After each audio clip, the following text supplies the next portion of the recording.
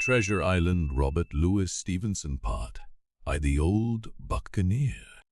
Chapter 1 At the Admiral Benbow, Squire Trelawney, Dr. Livesey, and the rest of these gentlemen, having asked me to write down the whole particulars about Treasure Island, from the beginning to the end, keeping nothing back but the bearings of the island, and that only because there is still treasure not yet lifted, I take up my pen in the year of grace 17, and go back to the time when my father kept the Admiral Benbow Inn, and the brown old seaman with the sabre cut first took up his lodging under our roof. I remember him as if it were yesterday, as he came plodding to the inn door, his sea chest following behind him in a hand barrow, a tall, strong, heavy, nut-brown man, his tarry pig tail falling over the shoulders of his soiled blue coat, his hands ragged and scarred, with black broken nails, and the sabre cut across one cheek, a dirty, livid white.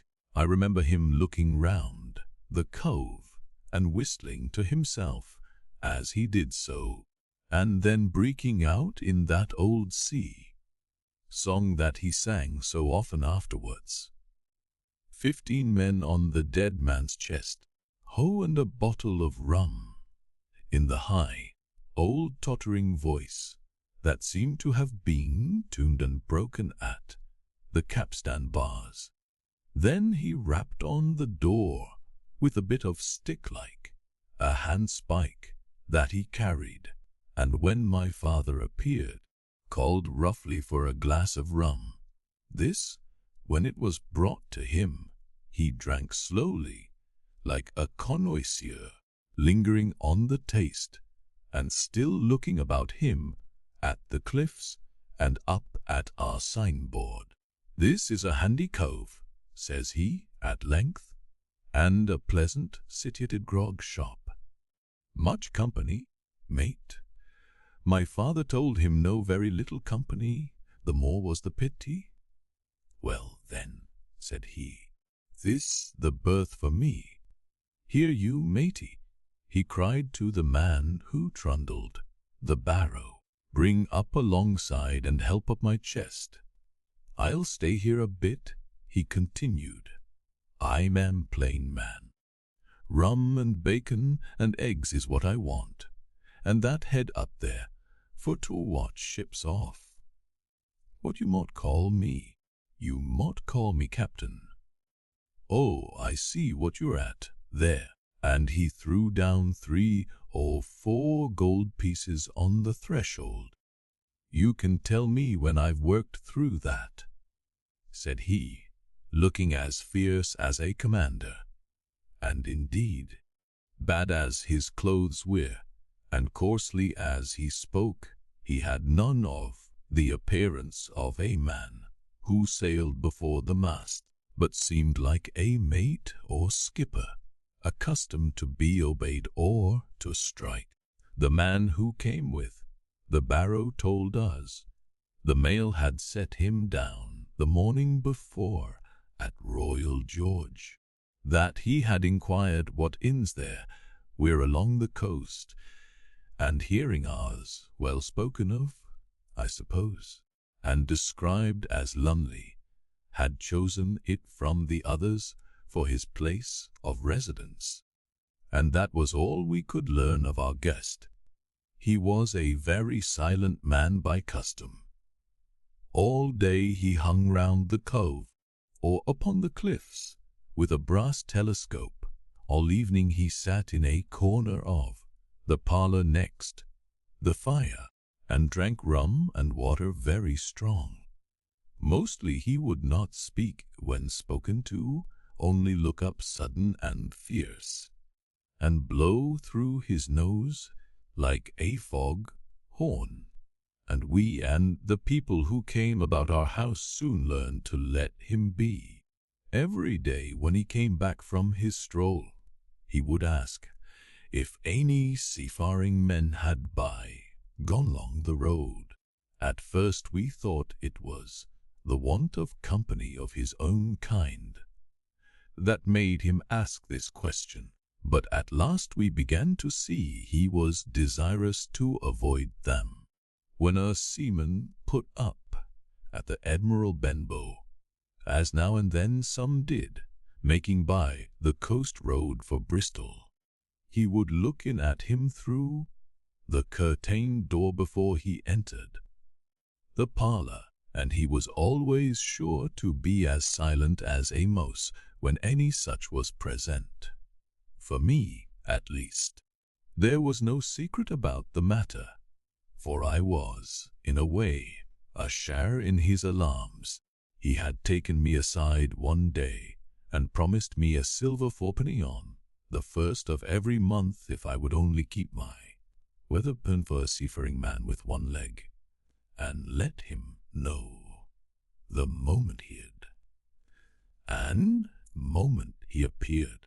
Often enough, when the first of the month came round, and I applied to him for my wage, he would only blow through his nose at me and stare me down.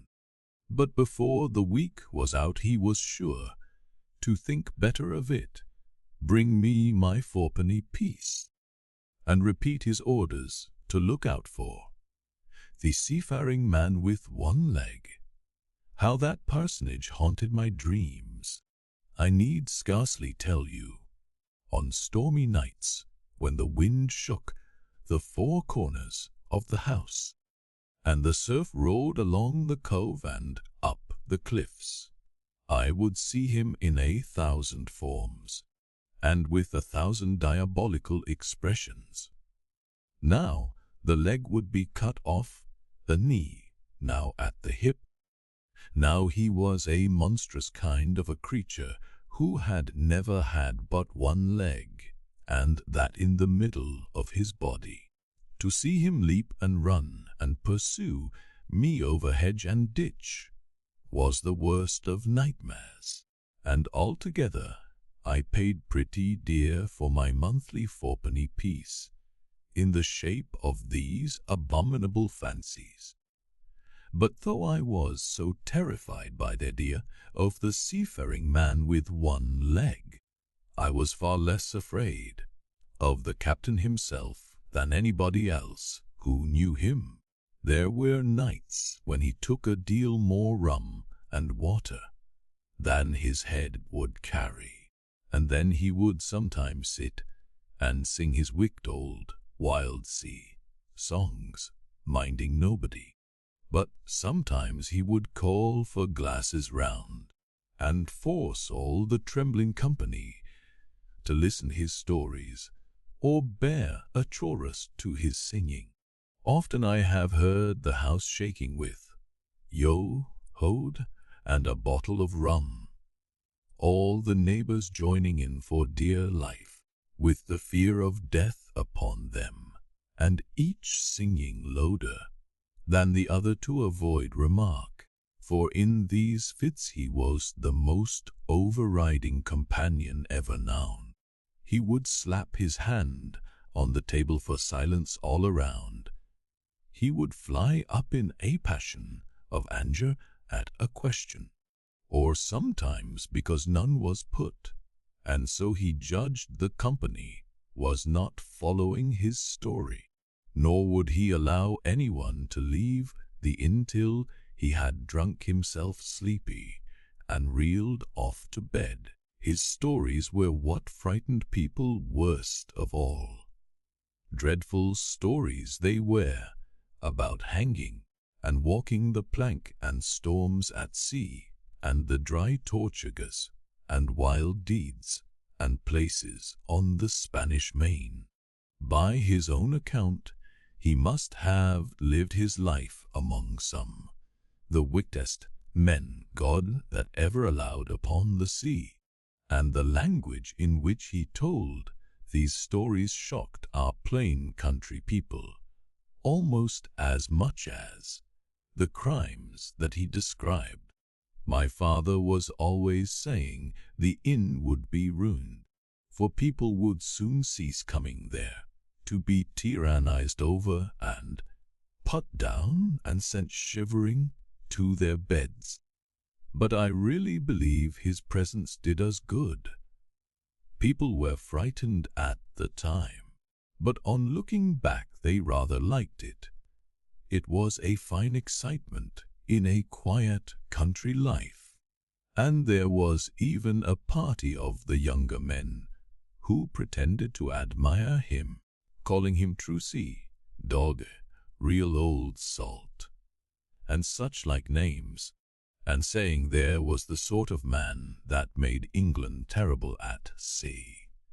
In one way, indeed, he bade fair to ruin use, for he kept on staying week after week, and at last month after month, so that all the money had been long exhausted, and still my father never plucked up the heart to insist on having more. If ever he mentioned it, the captain blew through his nose, so loudly that you might say he roared, and stared my poor father out of the room. I have seen him wringing his hands after such a rebuff, and I am sure the annoyance and the terror he lived in must have greatly hastened his early and unhappy death. All the time he lived with us, the captain made no change whatever in his dress, but to buy some stockings from a hawker. One of the cocks of his hat having fallen down, he let it hang from that day forth, though it was a great annoyance when it blew. I remember the appearance of his coat, which he patched himself upstairs in his room, and which, before the end, was nothing but patches. He never wrote or received a letter, and he never spoke with any but the neighbors, and with these, for the most part, only when drunk on rum. The great sea chest none of us had ever seen open. He was only once crossed, and that was toward the end, when my poor father was far gone in a decline that took him off.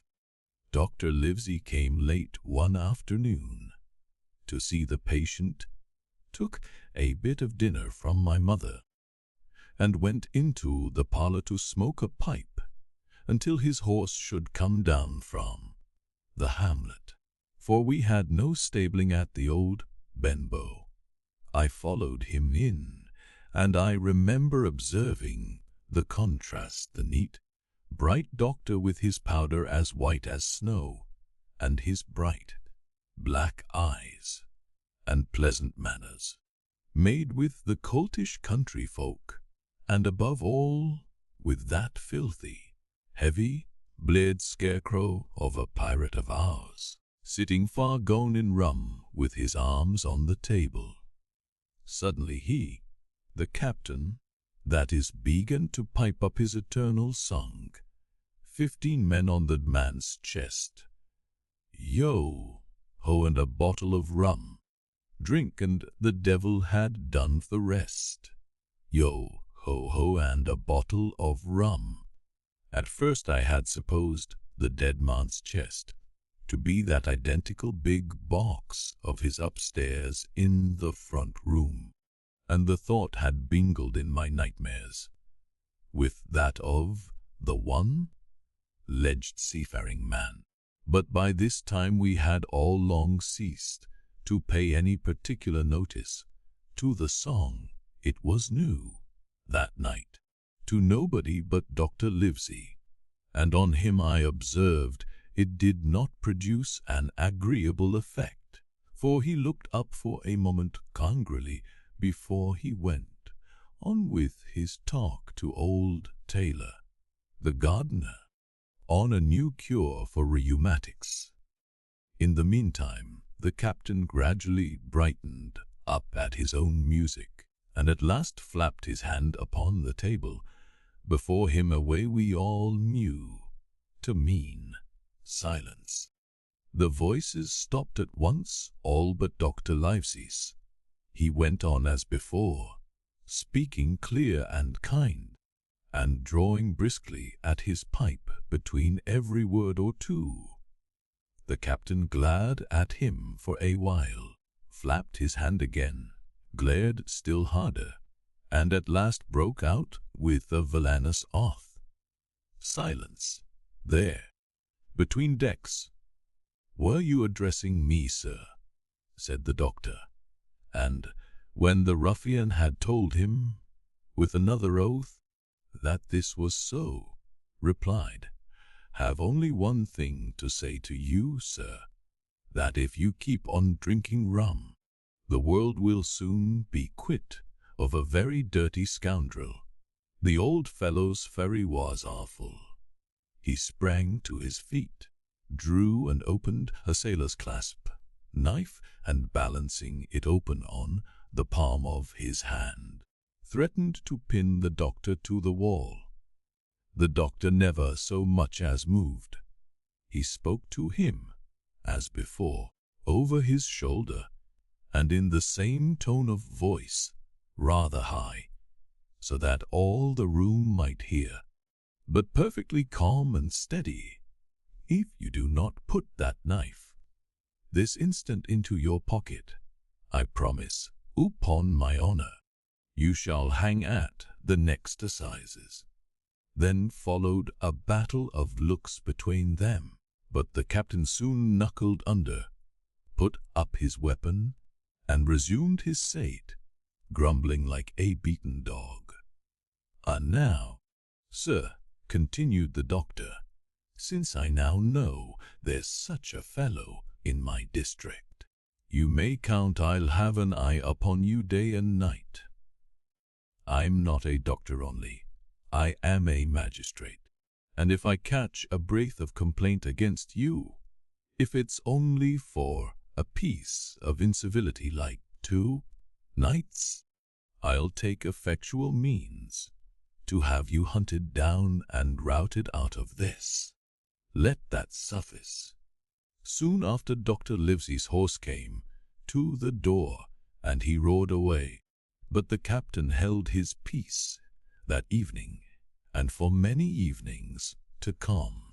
Chapter 2. Black Dog appears and disappears. It was not very long after this that there occurred the first of the mysterious events that rid yous at last of the captain, though not, as you will see, of his affairs. It was a bitter cold winter, with long, hard frosts and heavy gales, and it was plain from the first that my poor father was little likely to see the spring. He sank daily, and my mother and I had all the inn upon our hands, and were kept busy enough without paying much regard to our unpleasant guest. It was one January morning, very early, a pinching, frosty morning, the cove all grey with hoar frost, the ripple lapping softly on the stones, the sun still low, and only touching the hilltops and shining far to southward. The captain had risen earlier than usual and set out down the beach, his cutlass swinging under the broad skirts of the old blue coat, his brass telescope under his arm, his hat tilted back upon his head. I remember his breath hanging like smoke in his wake as he strode off, and the last sound I heard of him as he turned the big rock was a loud snort of indignation, as though his mind was still running upon Dr. Livesey. Well, mother was upstairs with father, and I was laying the breakfast table against the captain's return, when the parlor door opened and a man stepped in on whom I had never set my eyes before. He was a pale, tallowy creature, wanting 2 fingers of the left hand, and though he wore a cutlass He did not look much like a fighter. I had always my eyes open for seafaring men, with one leg or two, and I remember this one puzzled me. He was not sailorly, and yet he had a smack of the sea about him too. I asked him what was for his service, and he said he would take rum. But as I was going out of the room to fetch it, he sat down upon a table and motioned to me to draw near. I paused where I was with my napkin in my hand. "Come here, Sonny," said he. "Come nearer here." I took a step nearer. "Is this here table for my mate Bill?" he asked, with a kind of leer. I told him I did not know his mate Bill, and this was for a person who stayed at our house, whom we called Captain. "Well," said he, "my mate Bill would be called the Captain, as like as not. He has a cut on one cheek, and a mighty pleasant way with him, particularly in drink, has my mate Bill. We'll put it, for argument like, that your captain has a cut on one cheek, and we'll put it, if you like, that that cheek's the right one. Oh well, I told you.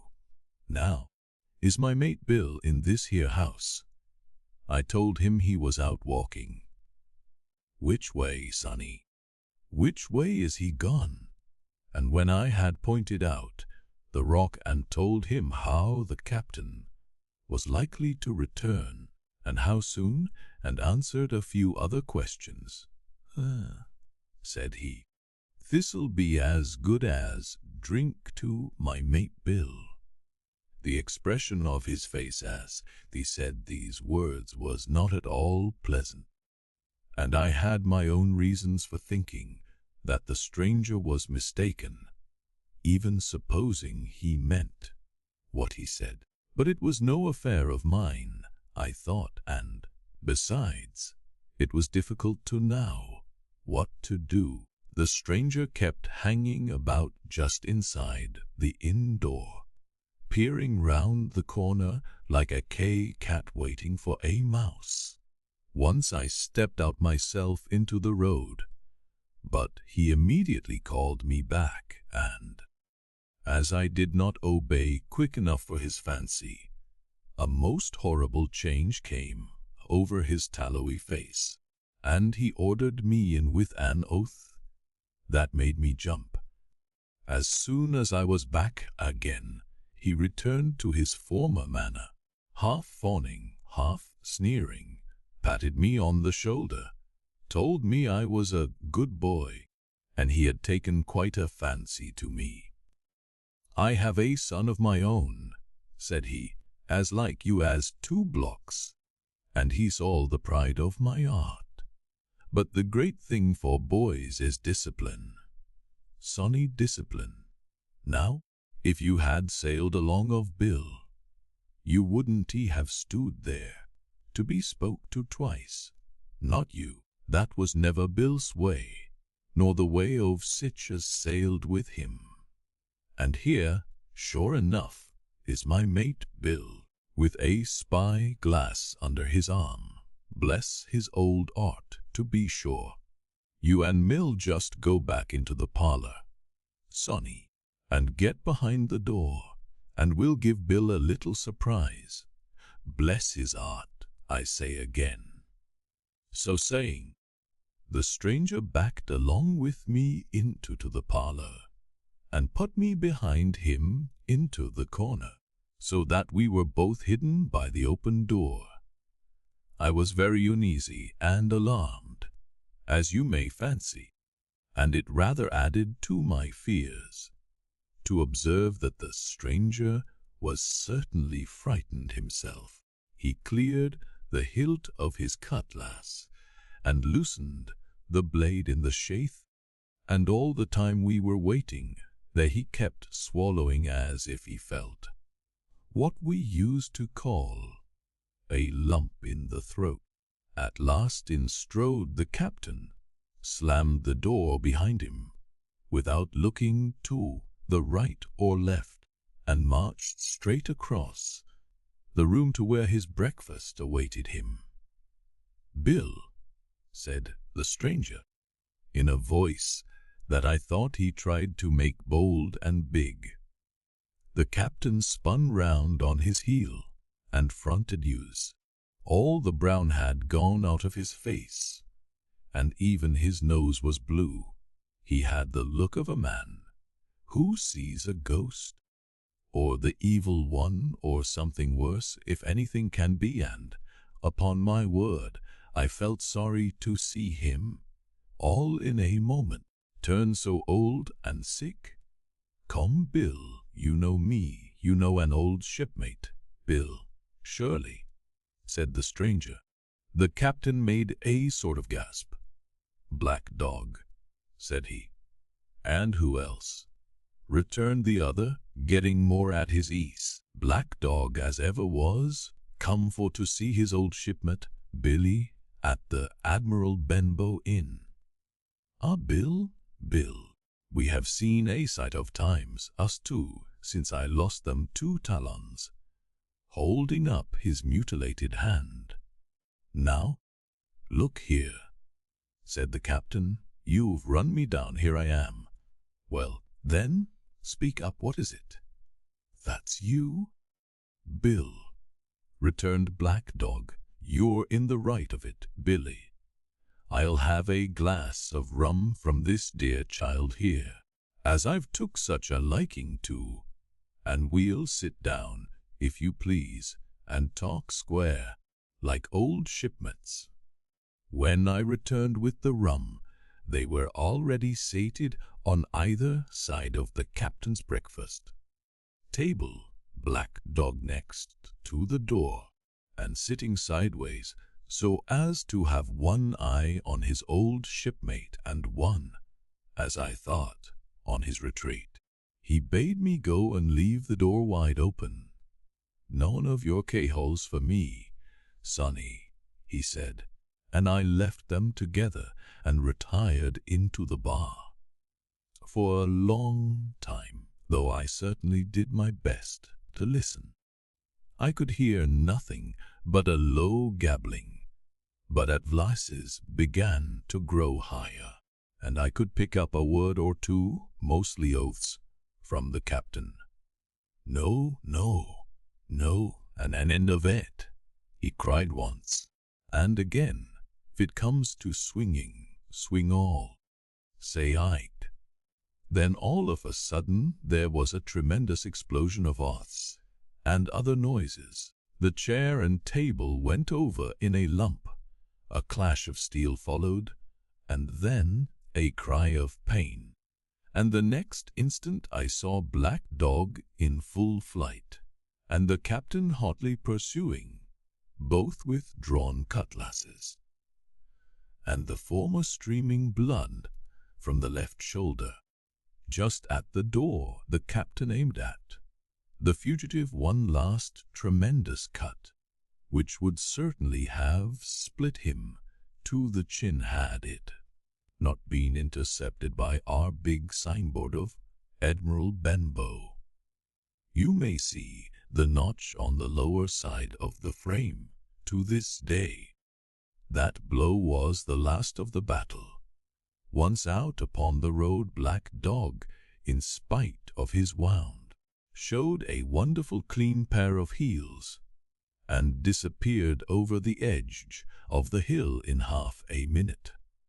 The captain, for his part, stood staring at the signboard like a bewildered man. Then he passed his hand over his eyes several times, and at last turned back into the house. "Jim," says he, "rum." And as he spoke he reeled a little, and caught himself with one hand against the wall.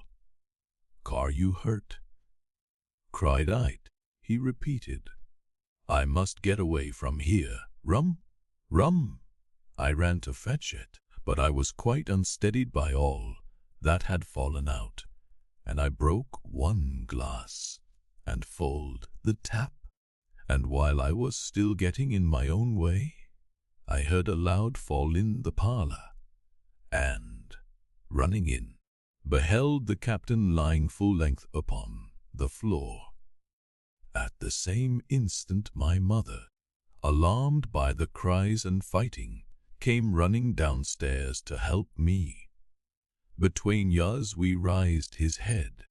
He was breathing very low and hard, but his eyes were closed and his face was a horrible color.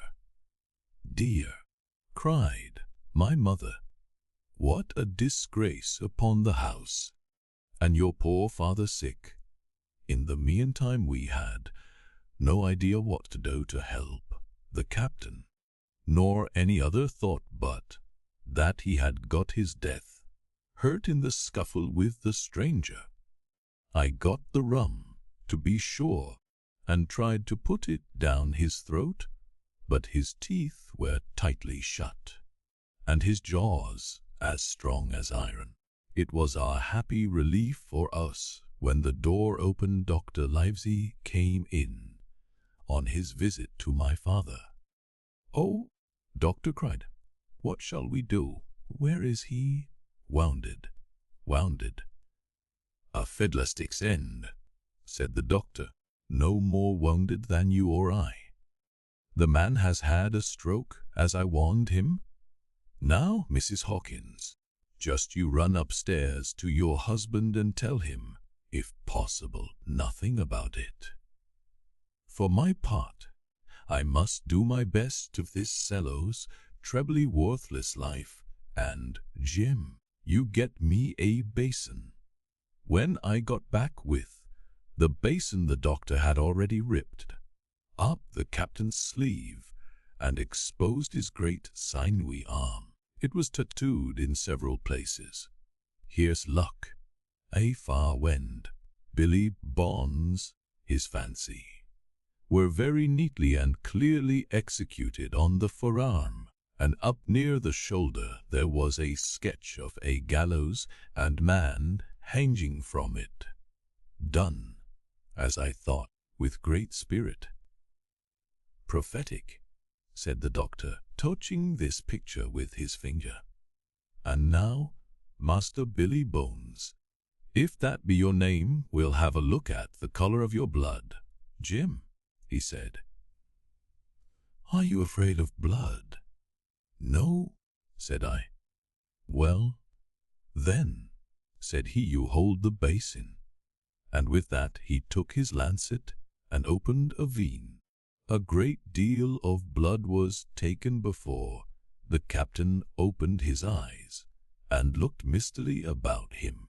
First he recognized the doctor with an unmistakable frown. Then his glance fell upon me, and he looked relieved. But suddenly his color changed, and he tried to raise himself, crying, "Where's black dog?" "There is no black dog here," said the doctor, "except what you have on your own back. You have been drinking rum. You have had a stroke precisely as I told you, and I have just, very much against my own will, dragged you headforemost out of the grave. Now, Miss Sat, that's not my name," he interrupted. "Much I care," returned the doctor. "It's the name of Buccaneer of my acquaintance, and I call you by it for the sake of shortness. And what I have to say to you is this: one glass of rum won't kill you, but if you take one you'll take other, and another, and I stake my wig if you don't break off short, you'll die. Do you understand that? Die and go to your own place, like the man in the Bible. Come now, make an effort. I'll help you to your bed for once." Between us, with much trouble, we managed to hoist him upstairs and laid him on his bed, where his head fell back on the pillow, as if he were almost fainting. "Now, mind you," said Doctor, "I clear my conscience. The name of rum for you is death.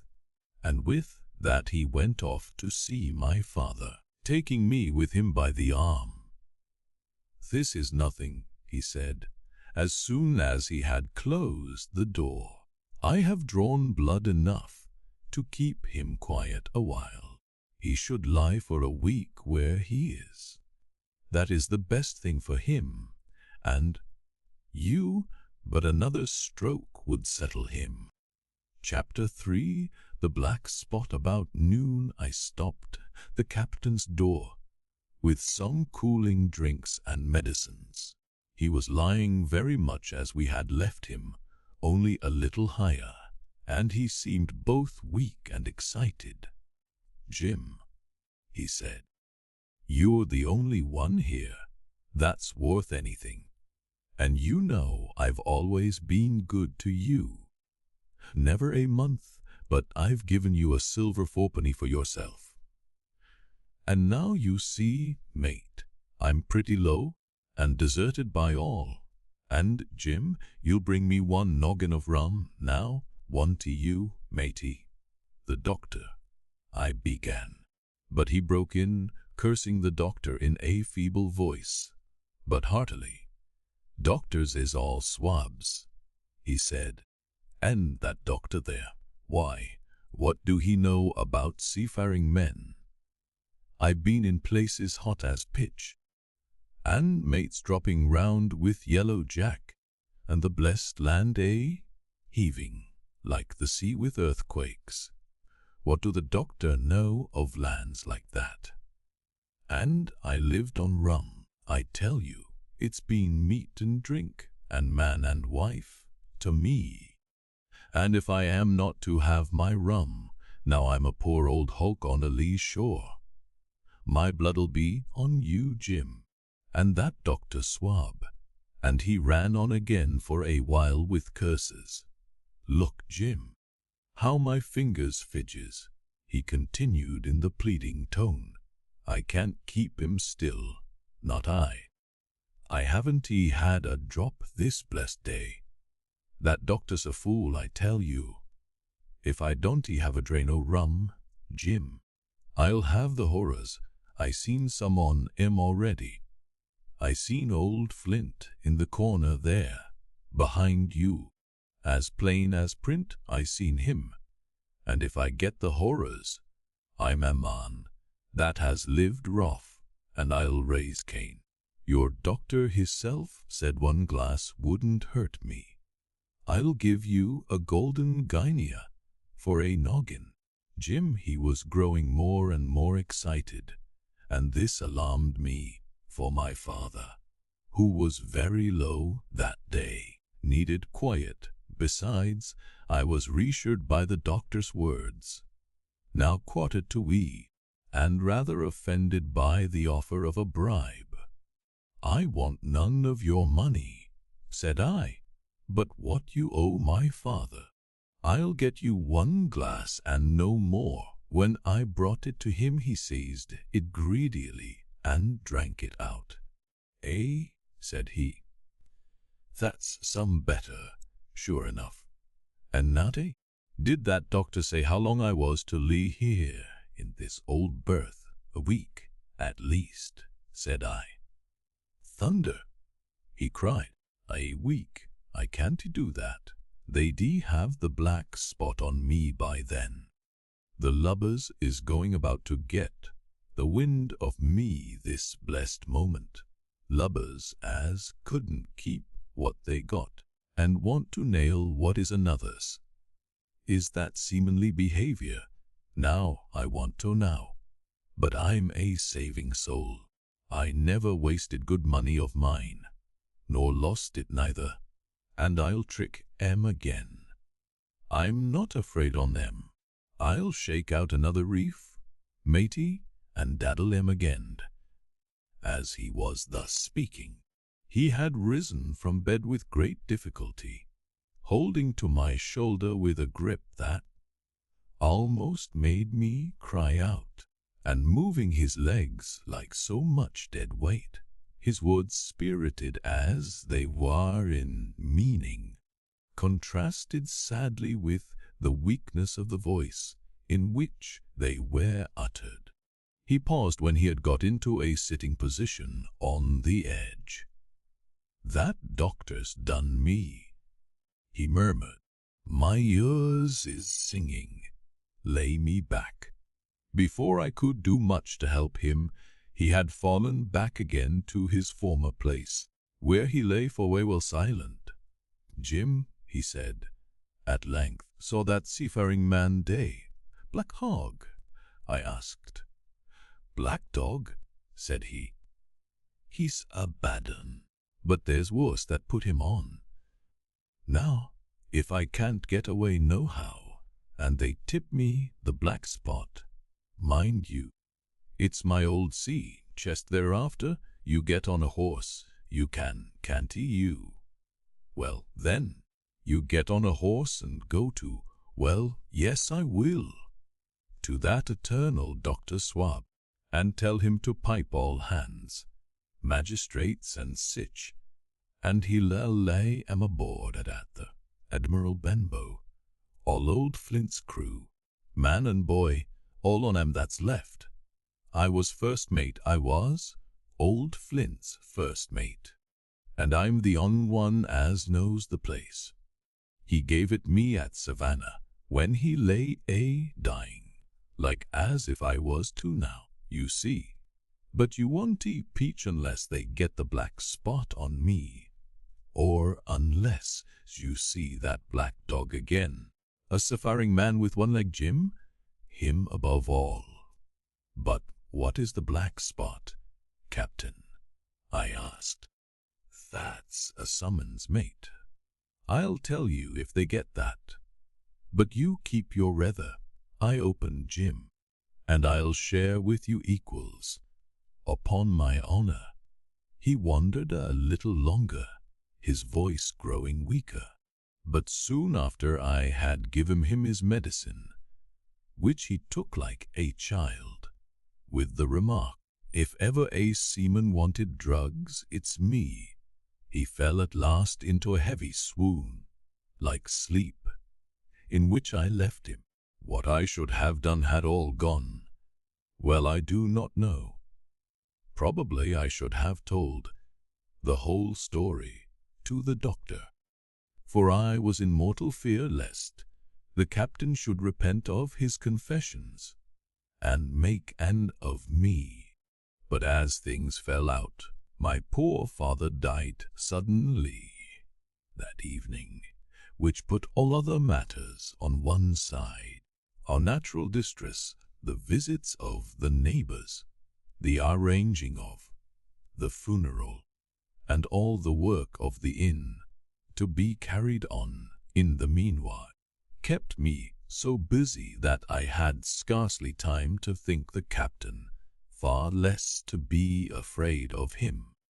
He got downstairs next morning, to be sure, and had his meals as usual, though he ate little, and had more, I am afraid, than his usual supply of rum, for he helped himself out of the bar, scowling and blowing through his nose, and no one dared to cross him.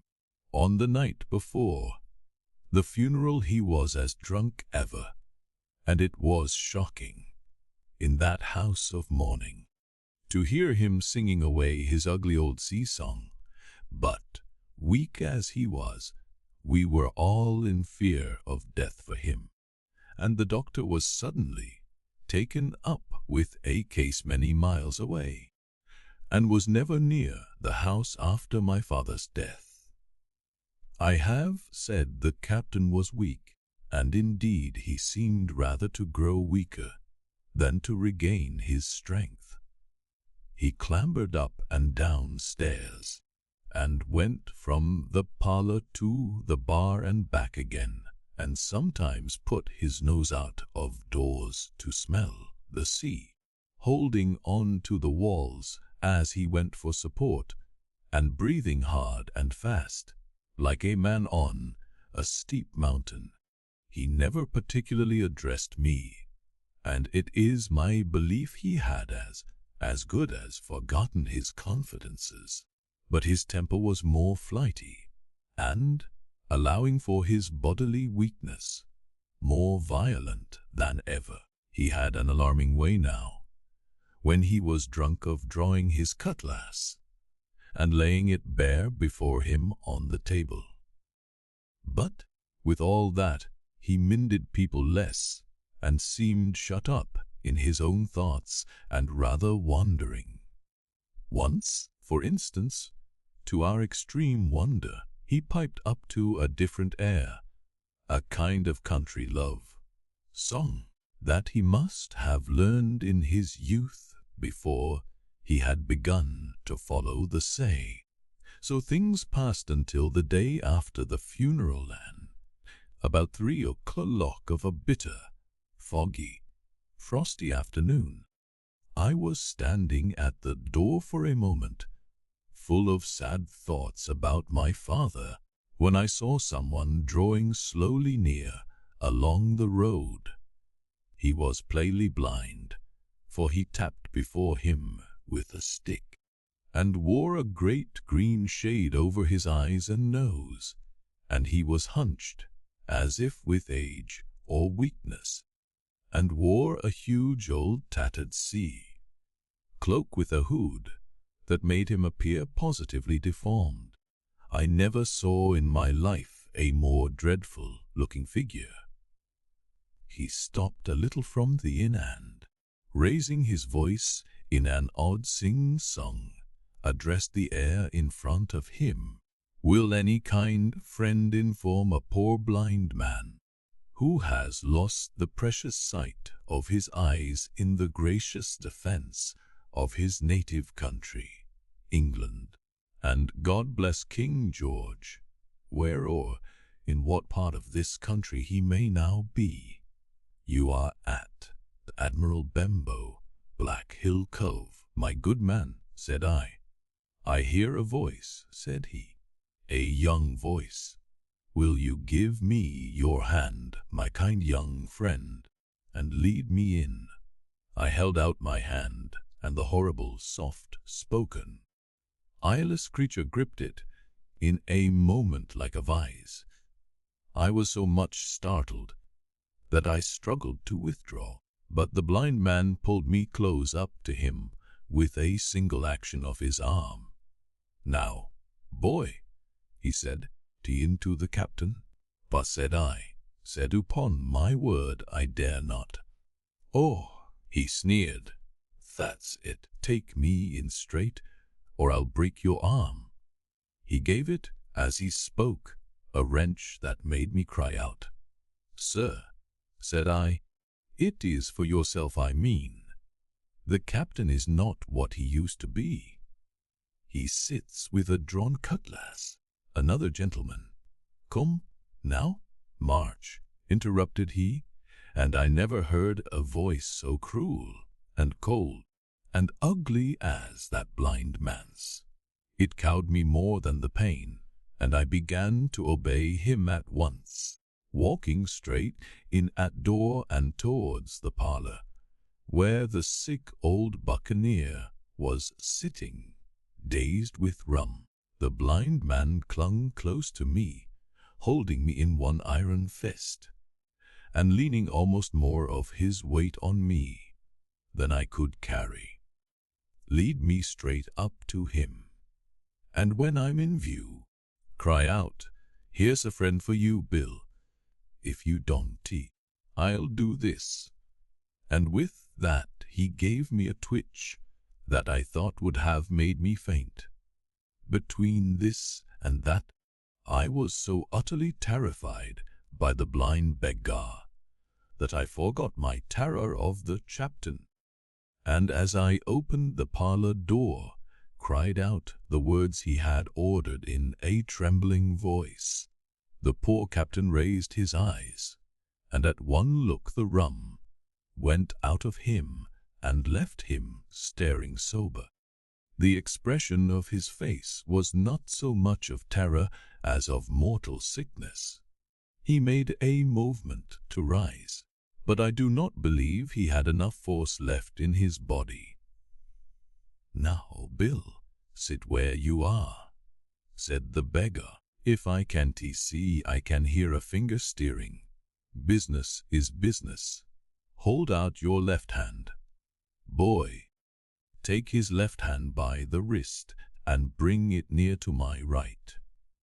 We both obeyed him to the letter, and I saw him pass something from the hollow of the hand that held his stick into the palm of the captain's, which closed upon it instantly. "And now that's done," said the blind man, and at the words he suddenly left hold of me, and with incredible accuracy and nimbleness skipped out of the parlor and into the road, where, as I stood motionless, I could hear his stick go tap, tap, tapping into the distance. It was some time before either I or the captain seemed to gather our senses, but at length, and about the same moment, I released his wrist, which I was still holding, and he drew in his hand and looked sharply into the palm. 10 o'clock, he cried. 6 hours. We'll do them yet. And he sprang to his feet. Even as he did so, he reeled, put his hand to his throat, stood swaying for a moment, and then, with a peculiar sound, fell from his whole height face foremost to the floor. I ran to him at once, calling to my mother. But haste was all in vain. The captain had been struck dead by thundering apoplexy. It is a curious thing to understand, for I had certainly never liked the man, though of late I had begun to pity him. But as soon as I saw that he was dead, I burst into a flood of tears. It was the second death I had known, and the sorrow of the first was still fresh in my heart. Chapter 4. The Sea Chest. I lost no time, of course, in telling my mother all that I knew, and perhaps should have told her long before, and we saw ourselves at once in a difficult and dangerous position. Some of the man's money, if he had any, was certainly due to us, but it was not likely that our captain's shipmates, above all the 2 specimens seen by me, Black Dog and the blind beggar, would be inclined to give booty in payment of the dead man's debts. The captain's order to mount at once and ride for Dr. Livesey would have left my mother alone and unprotected, which was not to be thought of. Indeed, it seemed impossible for either of us to remain much longer in the house. The fall of coals in the kitchen grate, the very ticking of the clock, filled us with alarm. The neighborhood, to our ears, seemed haunted by approaching footsteps, and what between the dead body of the captain on the parlor floor and the thought of that detestable blind beggar hovering near at hand and ready to return, there were moments when, as the saying goes, I jumped in my skin for terror. Something must speedily be resolved upon, and it occurred to us at last to go forth together and seek help in the neighboring hamlet. No sooner said than done. Bareheaded as we were, we ran out at once in the gathering evening and the frosty fog. The hamlet lay not many 100 yards away, though out of view, on the other side of the next cove, and what greatly encouraged me, it was in an opposite direction from that whence the blind man had made his appearance, and whither he had presumably returned. We were not many minutes on the road, though we sometimes stopped to lay hold of each other and hearken. But there was no unusual sound, nothing but the low wash of the ripple, and the croaking of the inmates of the wood. It was already candle light when we reached the hamlet, and I shall never forget how much I was cheered to see the yellow shine in doors and windows. But that, as it proved, was the best of the help we were likely to get in that quarter, for you would have thought men would have been ashamed of themselves. No soul would consent to return with use to the Admiral Benbow. The more we told of our troubles, the more man, woman, and child they clung to the shelter of their houses. The name of Captain Flint, though it was strange to me, was well enough known to some there, and carried a great weight of terror. Some of the men who had been to field work on the far side, the Admiral Benbow remembered, besides, to have seen several strangers on the road and, taking them to be smugglers, to have bolted away, and one at least had seen a little lugger in what we called Kit's Hall. For that matter, anyone who was a comrade of the captain's was enough to frighten them to death.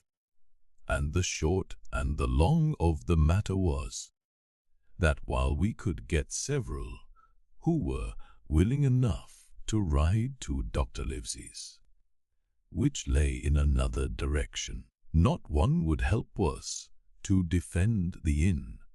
They say cowardice is infectious, but then argument is, on the other hand, a great emboldener.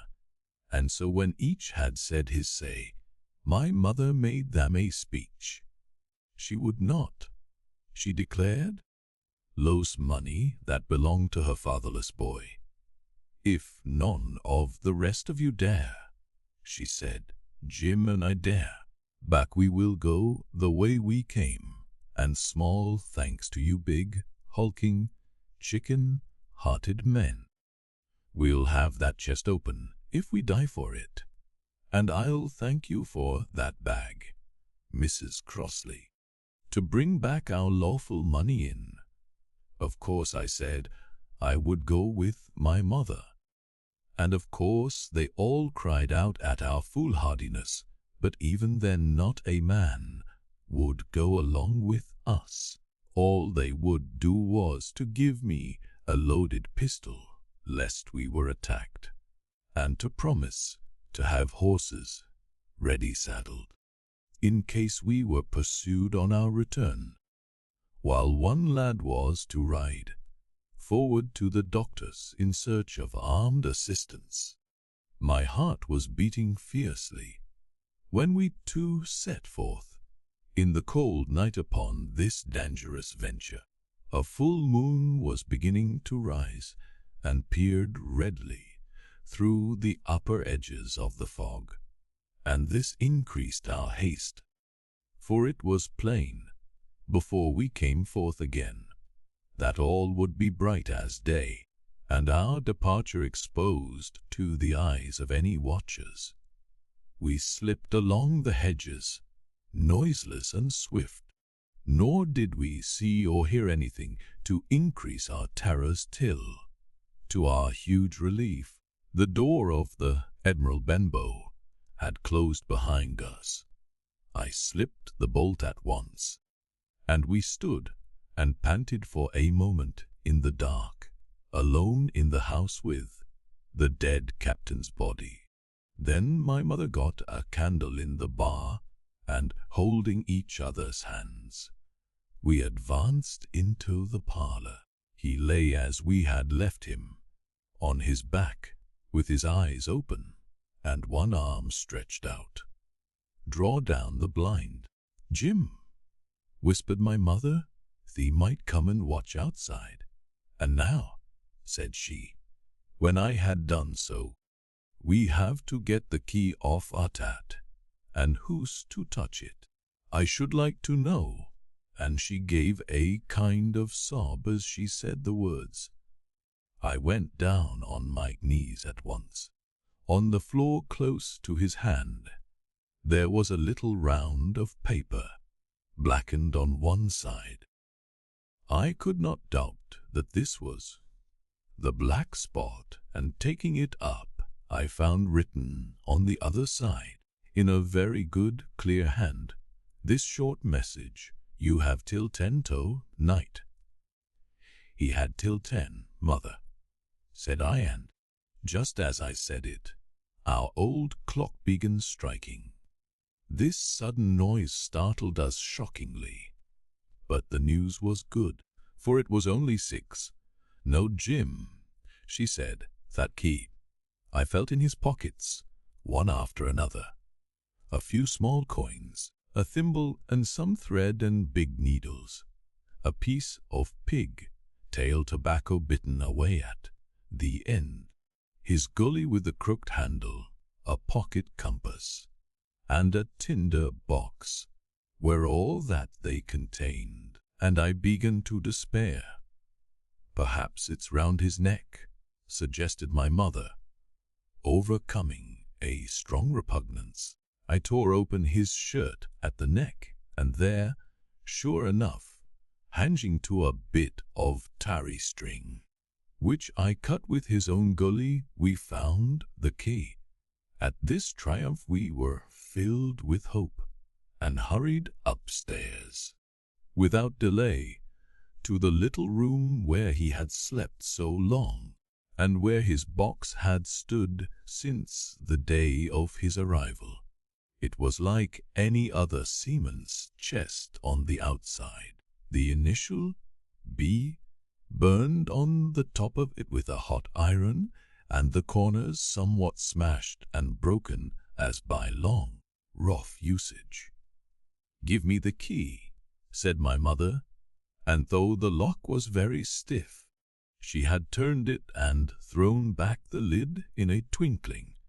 A strong smell of tobacco and tar rose from the interior, but nothing was to be seen on the top except a suite of very good clothes, carefully brushed and folded.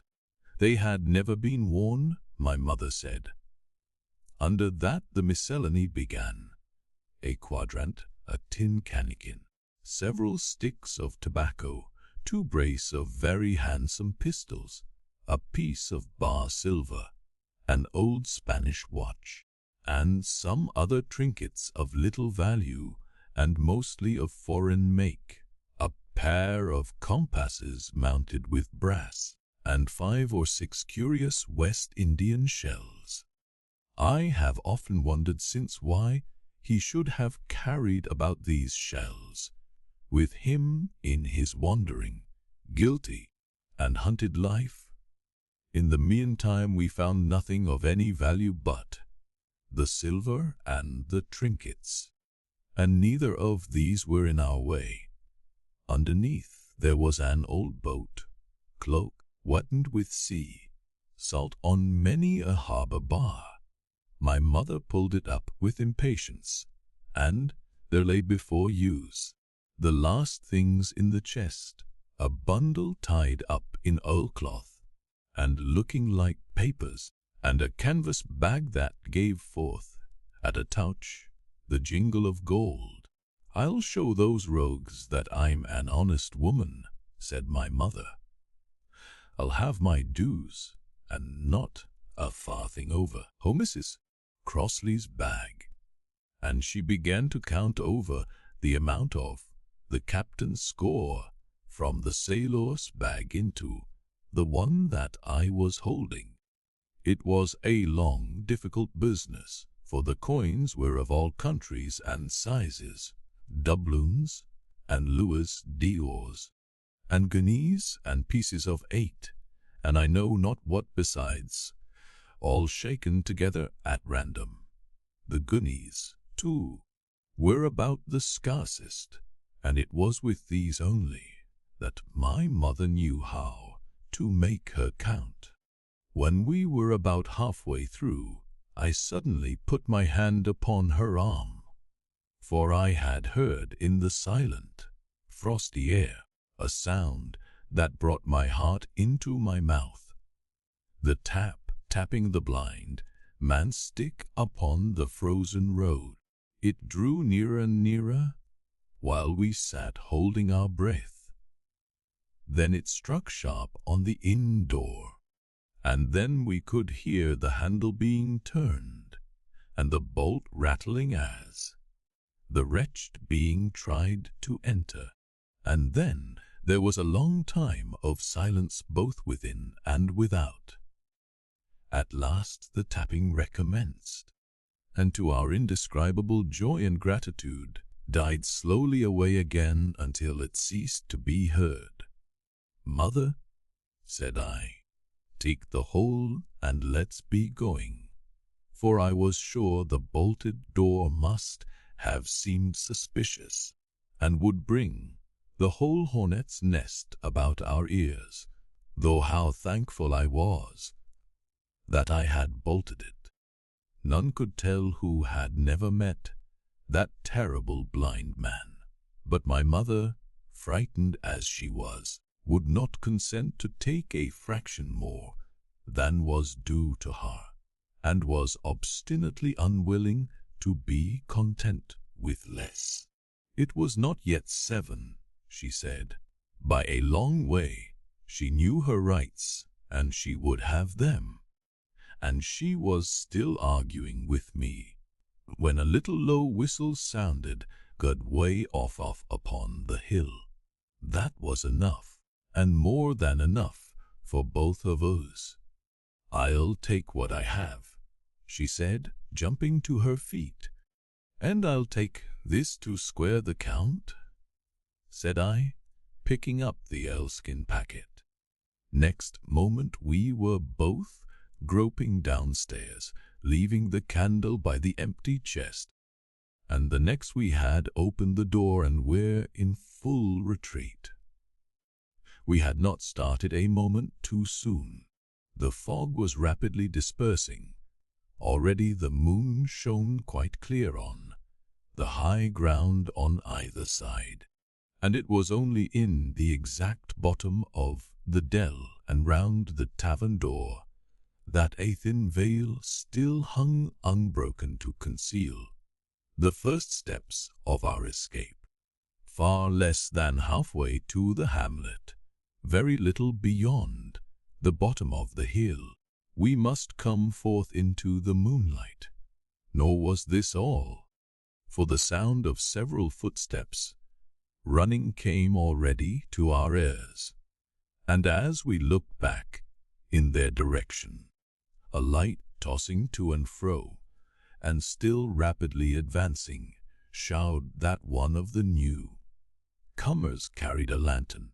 "My dear," said my mother suddenly, "take the money and run on. I am going to faint." This was certainly the end for both of us, I thought. How I cursed the cowardice of the neighbors!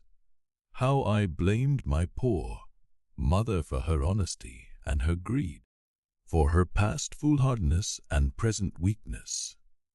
We were just at the little bridge, by good fortune, and I helped her, tottering as she was, to the edge of the bank, where, sure enough, she gave a sigh and fell on my shoulder. I do not know how I found the strength to do it all, and I am afraid it was roughly done. But I managed to drag her down the bank a little way under the arch. Farther I could not move her, for the bridge was too low to let me do more than crawl below it. So there we had to stay, my mother almost entirely exposed, and both of us within earshot of the inn. Chapter 5. The last of the blind man. My curiosity, in a sense, was stronger than my fear, for I could not remain where I was, but crept back to the bank again, whence, sheltering my head behind a bush of broom, I might command the road before our door. I was scarcely in position ere my enemies began to arrive. 7 or 8 of them, running hard, their feet beating out of time along the road, and the man with the lantern some paces in front. 3 men ran together, hand in hand, and I made out, even through the mist, that the middleman of this trio was the blind beggar. The next moment his voice showed me that I was right. He cried, sir," answered 2 or 3, and a rush was made upon the Admiral Benbow, the lantern-bearer following, and then I could see them pause, and hear speeches passed in a lower key, as if they were surprised to find the door open. But the pause was brief, for the blind man again issued his commands. His voice sounded louder and higher, as if he were afire with eagerness and rage. In, he shouted and cursed them for their delay. 4 or 5 of them obeyed at once, 2 remaining on the road with the formidable beggar. There was a pause, then a cry of surprise, and then a voice shouting from the house, "Bill's dead." But the blind man swore at them again for their delay. "Search him, some of you shirking lubbers, and the rest of you aloft, and get the chest," he cried. I could hear their feet rattling up our old stairs, so that the house must have shook with it. Promptly afterward fresh sounds of astonishment arose. The window of the captain's room was thrown open with a slam and a jingle of broken glass, and a man leaned out into the moonlight, head and shoulders, and addressed the blind beggar on the road below him. "Pew," he cried, "they've been before ooze. Someone's turned the chest out alow and aloft." "Is it there?" roared Pew. "The money's there." The blind man cursed the money. "Flint's fist, I'm in," he cried. "We don't see it here." "No how," returned the man. "Here, you below there, is it on Bill?" cried the blind man again. At that, another fellow, probably he who had remained below to search the captain's body, came to the door of the inn. "Bill's been overhauled already," said he. "Nothing left. It's these people of the inn, it's that boy." "I wish I had put his eyes out," cried the blind man Pew. "They were here no time ago. They had the door bolted when I tried it. Scatter, lads, and find him." "Sure enough, they left their glim here," said the fellow from the window. "Scatter and find them," wrote the house out, reiterated Pew, striking with his stick upon the road. Then there followed a great do through all our old inn, heavy feet pounding to and fro, furniture all thrown over, doors kick in until the very rocks re-echoed, and the men came out again, one after another, on the road, and declared that we were nowhere to be found. And just then, the same whistle that had alarmed my mother and myself over the dead captain's money was once more clearly audible through the night, but this time twice repeated. I had thought it to be the blind man's trumpet, so to speak, summoning his crew to the assault, but I now found that it was a signal from the hillside toward the hamlet, and, from its effect upon the buccaneers, a signal to warn them of approaching danger. "There's Dirk again," said one. "We'll have to budge, mates." "Budge, you skulk," cried Pew. Dirk was a fool and a coward from the first. You wouldn't mind him. They must be close by. They can't be far. You have your hands on it. Scatter and look for them, dogs. Oh, shiver my soul, he cried. If I had eyes. This appeal seemed to produce some effect, for two of the fellows began to look here and there among the lumber, but half-heartedly, I thought, and with half an eye to their own danger all the time, while the rest stood irresolute on the road. You have your hands on thousands, you fools, and you hang a leg. You'd be as rich as kings if you could find it, and you know it's here, and you stand there skulking.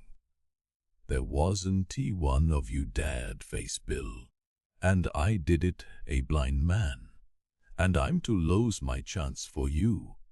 I'm to be a poor, crawling beggar sponging for rum, when I might be rolling in a coach. If you had the pluck of a evil in a biscuit, you would catch them still. Hang it, Pew, we've got the doubloons, grumbled one. Thee might have hid the blessed thing, said another. Take the Georges. Puh. And don't stand here squalling. Squalling was the word for it.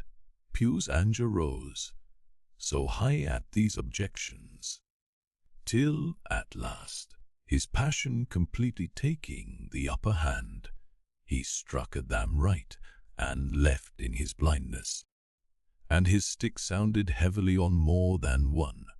These, in their turn, cursed back at the blind miscreant, threatened him in horrid terms, and tried in vain to catch the stick and wrest it from his grasp. This quarrel was the saving of's, for while it was still raging, another sound came from the top of the hill on the side of the hamlet, the tramp of horses galloping. Almost at the same time a pistol shot, flash, and report came from the hedge side, and that was plainly the last signal of danger, for the buccaneers turned at once and ran, separating in every direction, one seaward along the cove, one slant across the hill, and so on, so that in half a minute not a sign of them remained but Pew. Him they had deserted, whether in sheer panic or out of revenge for his ill words and blows, I know not. But there he remained behind, tapping up and down the road in a frenzy, and groping and calling for his comrades. Finally he took the wrong turn, and ran a few steps to me, towards the hamlet, crying, "Johnny Black Dog Dirk," and other names. "You won't leave old Pew, mates, not old Pew." Just then the noise of horses topped the rise, and 4 or 5 riders came in sight in the moonlight, and swept at full gallop down the slope. At this Pew saw his error, turned with a scream, and ran straight for the ditch, into which he rolled. But he was on his feet again in a second, and made another dash, now utterly bewildered, right under the nearest of the coming horses. The rider tried to save him, but in vain. Down went Pew with a cry that rang high into the night, and the 4 hoofs trampled and spurned him and passed by. He fell on his side, then gently collapsed upon his face, and moved no more. I leaped to my feet and hailed the riders. They were pulling up, at any rate, horrified at the accident, and I soon saw what they were. One, tailing out behind the rest, was a lad that had gone from the hamlet to Dr. Livesey's. The rest were revenue officers, whom he had met by the way, and with whom he had had the intelligence to return at once. Some news of the lugger in Kit's Hole had found its way to Supervisor Dance, and set him forth that night in our direction, and to that circumstance my mother and I owed our preservation from death. Pugh was dead, stone dead. As for my mother, when we had carried her up to the hamlet, a little cold water and salts very soon brought her back again, and she was none the worse for her terror, though she still continued to deplore the balance of the money. In the meantime, the supervisor rode on as fast as he could to Kit's Hole, but his men had to dismount and grope down the dingle, leading and sometimes supporting their horses, and in continual fear of ambushes. So it was no great matter for surprise. When they got down to the hole, the lugger was already under way, though still close in. He hailed her. A voice replied, telling him to keep out of the moonlight, or he would get some lead in him, and at the same time a bubblet whistled close by his arm. Soon after, the lugger doubled the point and disappeared. Mr. Dance stood there, as he said, like a fish out of water, and all he could do was to dispatch a man to warn the cutter, and that, said he, is just about as good as nothing. They've got off clean, and there's an end. Only, he added, I'm glad I trod on Master Pugh's corns, for by this time he had heard my story. I went back with him to the Admiral Benbow, and you cannot imagine a house in such state of smash. The very clock had been thrown down by these fellows in their furious hunt after my mother and myself, and though nothing had actually been taken away except the captain's money bag and a little silver from the till, I could see at once that we were ruined. Mr. Dance could make nothing of the scene. They got the money, you say. Well then, Hawkins, what in fortune were they after? More money, I suppose. No, sir, not money, replied I. In fact, sir, I believe I have the thing in my breast pocket, and, to tell you the truth, I should like to get it put in safety. To be sure, boy, quite right, said he. I'll take it, if you like. Perhaps, Dr. Livesey, I began. Perfectly right, he interrupted very cheerily. Perfectly right, a gentleman and a magistrate. And now I come to think of it, I might as well ride round there myself and report to him or Squire. Master Pugh's dead, when all's done.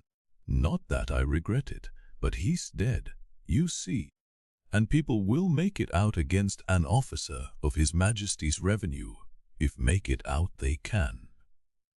Now, I'll tell you, Hawkins, if you like, I'll take you along. I thanked him heartily for the offer, and we walked back to the hamlet where the horses were. By the time I had told Mother of my purpose, they were all in the saddle.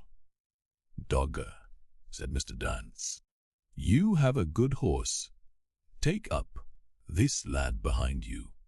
As soon as I was mounted, holding on to Dogger's belt, the supervisor gave the word, and the party struck out at bouncing trot on the road to Dr. Livesey's house.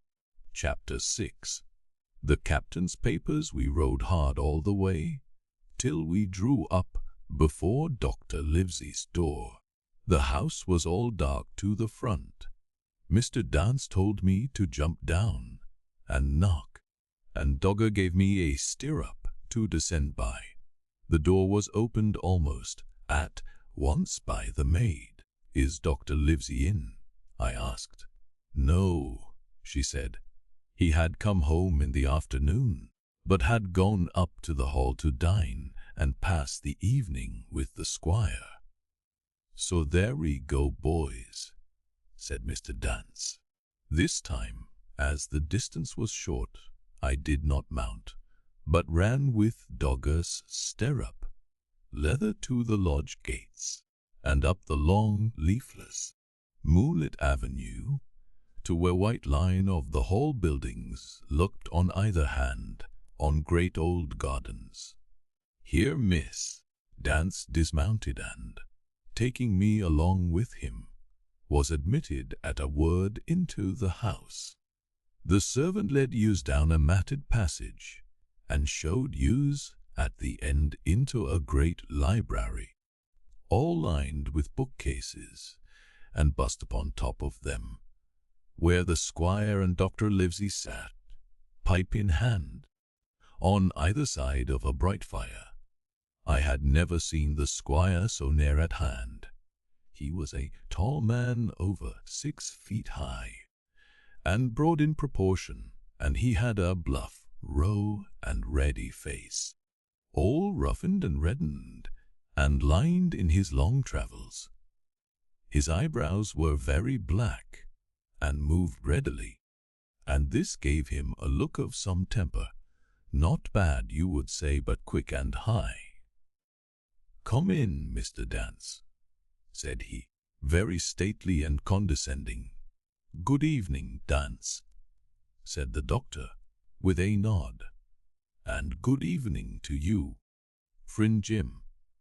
What good wind brings you here?"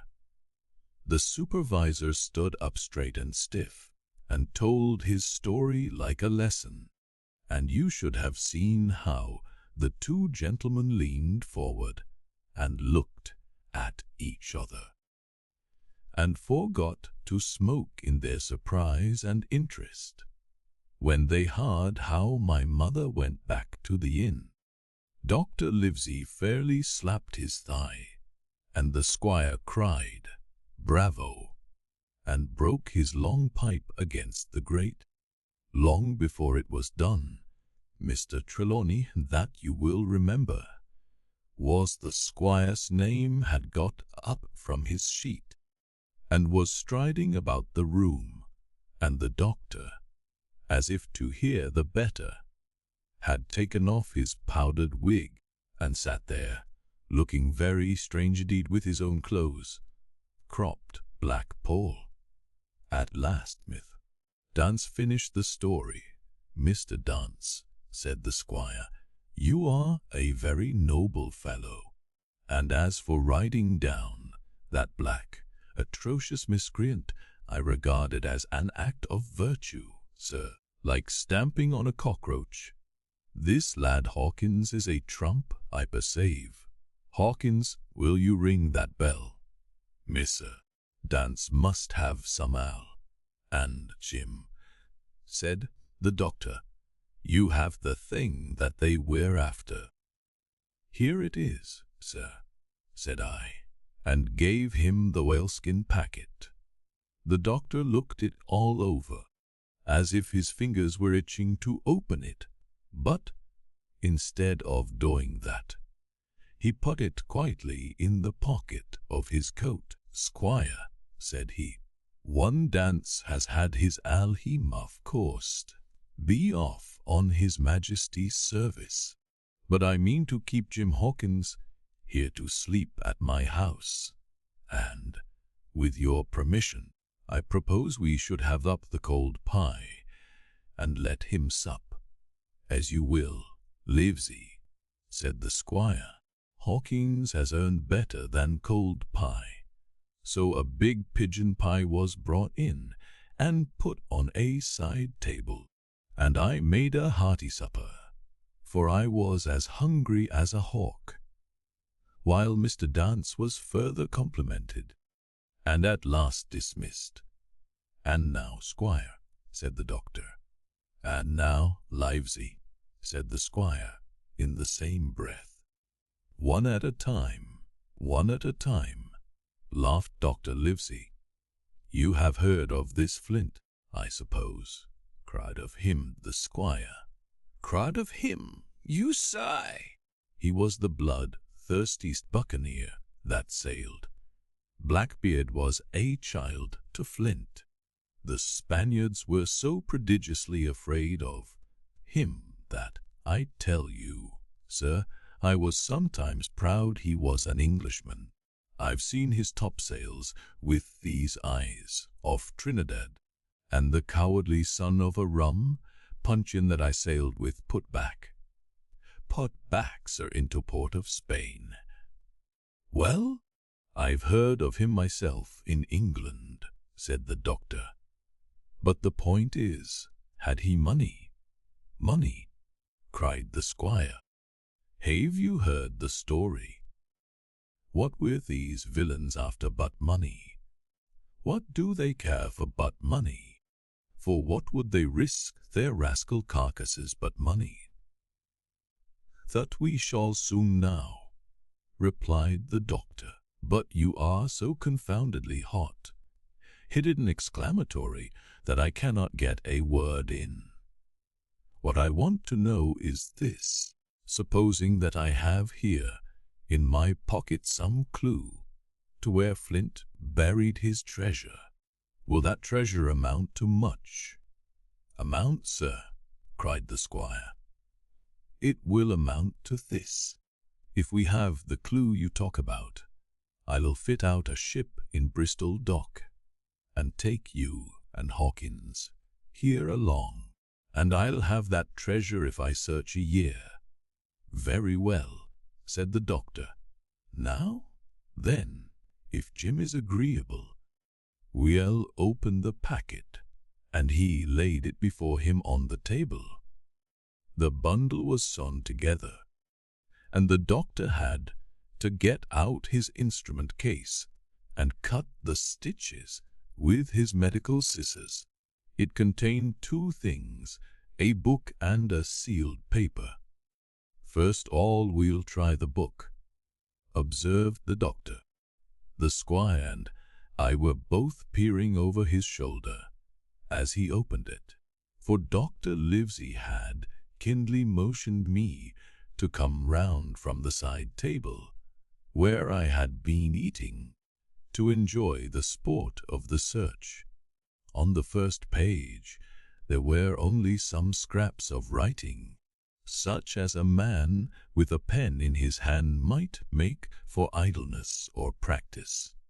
One was the same as the tattoo mark, Billy Bones his fancy.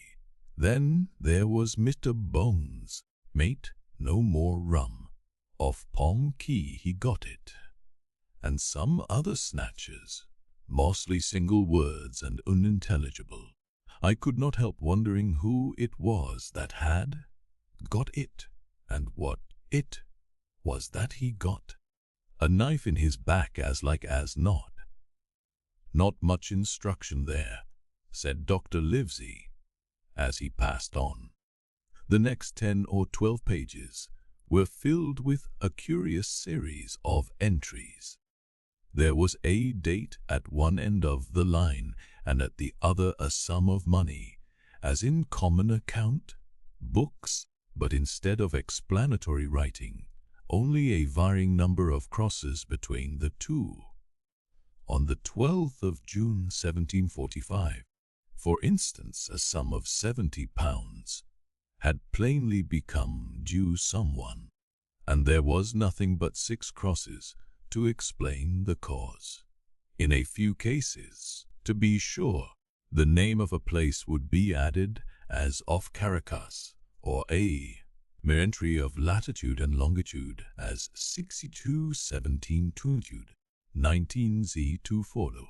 The record lasted over nearly 20 years, the amount of the separate entries growing larger as time went on, and at the end a grand total had been made out. After 5 or 6 wrong additions, and these words appended, Bonds, his pile, "I can't make head or tail of this," said Dr. Livesey. "The thing is as clear as noonday," cried the squire. "This is the Black-Hearted Hound's account book. These crosses stand for the names of ships or towns that they sank or plundered. The sums are the scoundrel's share, and where he feared an ambiguity, you see he added something clearer. Off Caracas? Now, you see, here was some unhappy vessel boarded off that coast. God help the poor souls that marrow long ago. Right, said the doctor. See what it is to be a traveler. Right, and the amounts increase, you see, as he rose in rank. There was little else in the volume but a few bearings of places noted in the blank leaves toward the end, and a table for reducing French, English, and Spanish moneys to a common value. Thrifty man, cried the doctor. He wasn't the one to be cheated. And now, said the squire, for the other.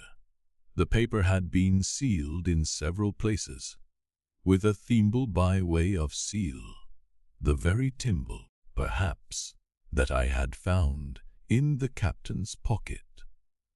The doctor opened the seals with great care, and there fell out the map of an island, with latitude and longitude, soundings, names of hills and bayed inlets, and every particular that would be needed to bring a ship to a safe anchorage upon its shores.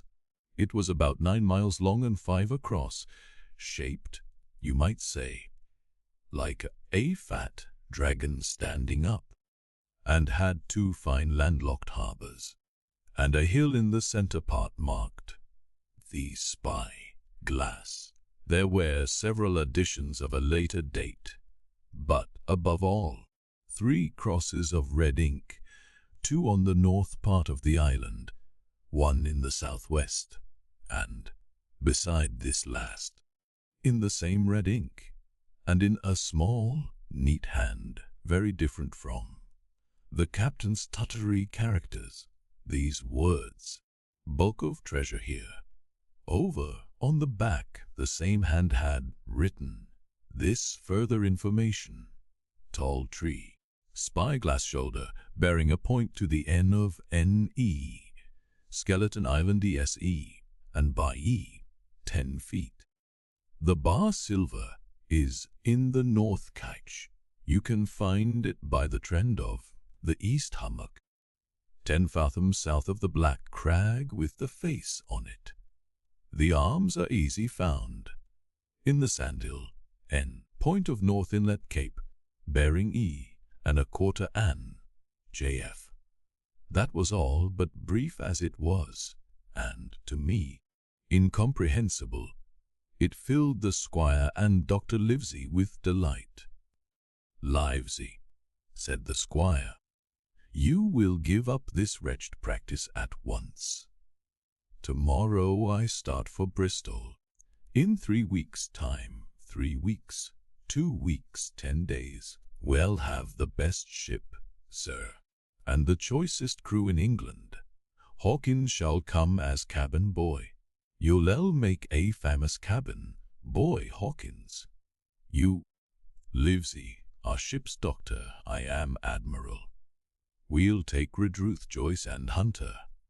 We'll have favorable winds, a quick passage, and not the least difficulty in finding the spot, and money to eat, to roll in, to play duck and drake with ever after." "Trelawney," said the doctor, "I'll go with you, and I'll go bail for it. So will Jim, and be a credit to the undertaking. There's only one man I'm afraid of." "And who's that?" cried the squire. "Lem the dog." "Sir, you," replied the doctor, "for you cannot hold your tongue.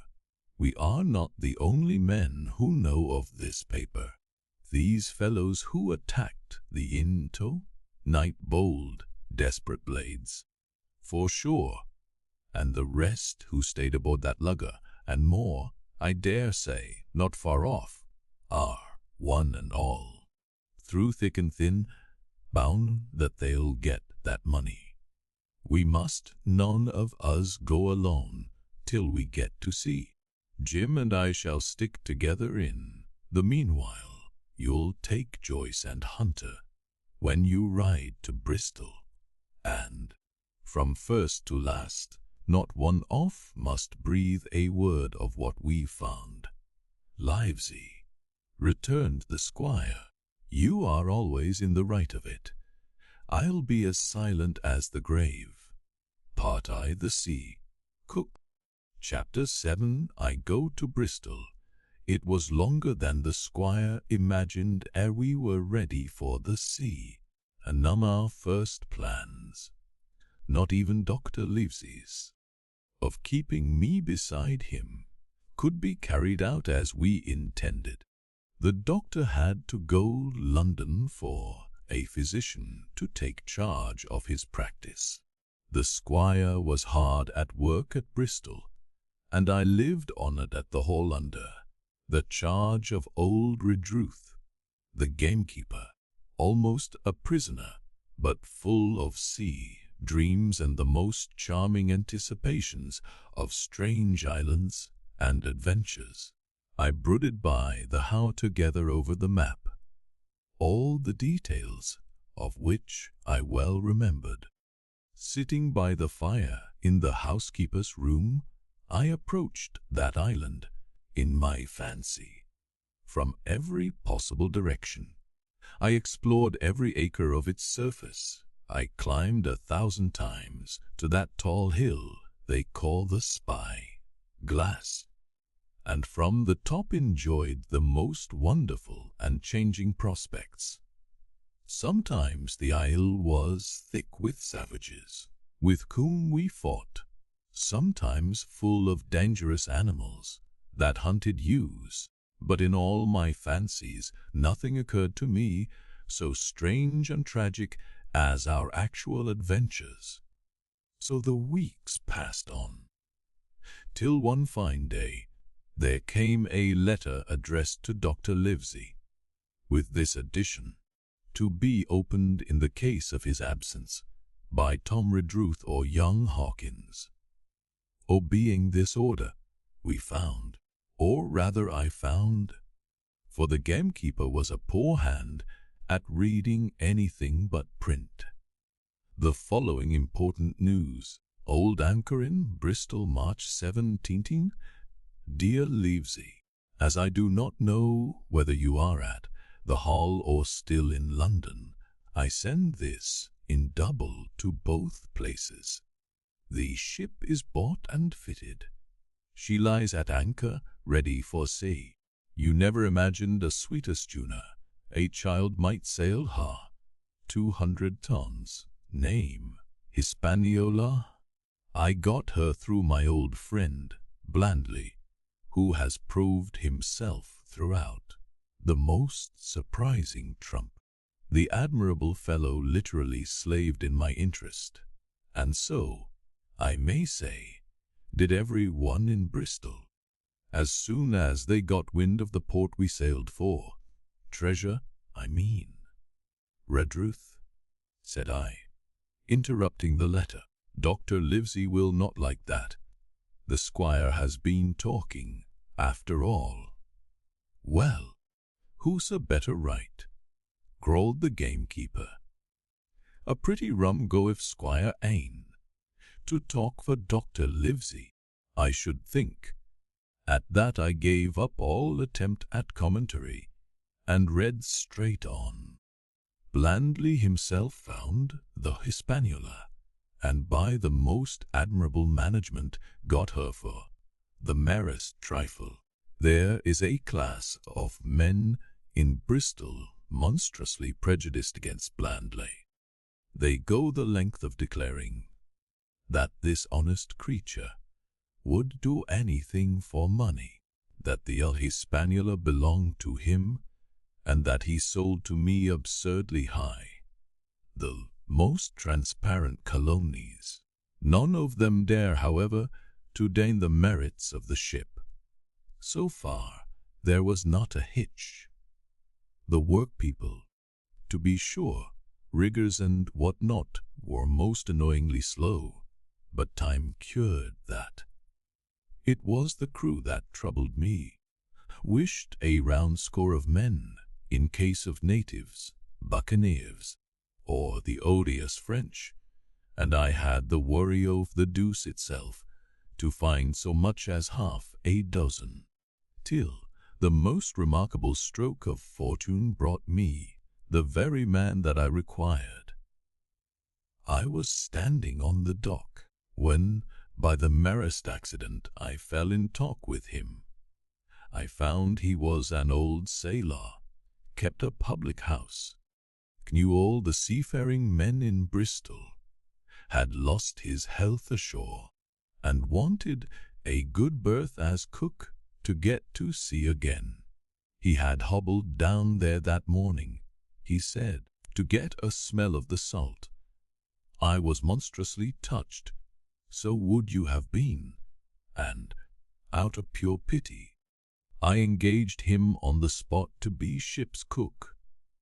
Long John Silver he is called, and has lost a leg, but that I regarded as a recommendation, since he lost it in his country's service. Under the immortal hawk, he has no pension, lives he. Imagine the abominable age we live in. Well, sir, I thought I had only found a cook, but it was a crew I had discovered. Between Silver and myself we got together in a few days a company of the toughest old salts imaginable. Not pretty to look at, but fellows, by their faces, of the most indomitable spirit. I declare we could fight a frigate. Long John even got rid of 2 out of the 6 or 7 I had already engaged. He showed me in a moment that they were just the sort of fresh water swabs we had to fear in an adventure of importance.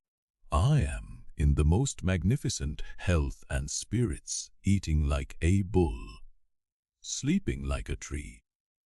Yet I shall not enjoy a moment till my hair old tarpaulins, tramping round the capstan. Seaward ho, hang the treasure. It's the glory of the sea that has turned my head. So now, Livesey, come post. Do not lose an hour if you respect me. Let young Hawkins go at once to see his mother, with Redruth for a guard, and then both come full speed to Bristol. John Trelawney. P.S.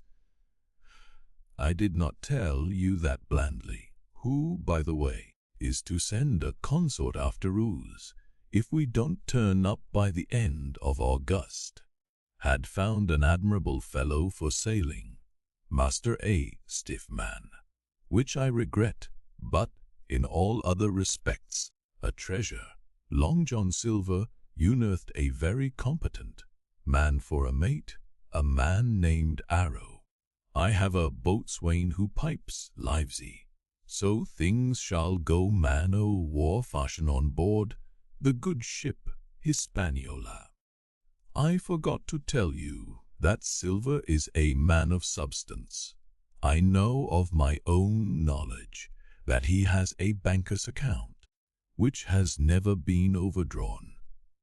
He leaves his wife to manage the inn, and as she is a woman of color, a pair of old bachelors like you and I may be excused for guessing that it is the wife, quite as much as the health, that sends him back to roving.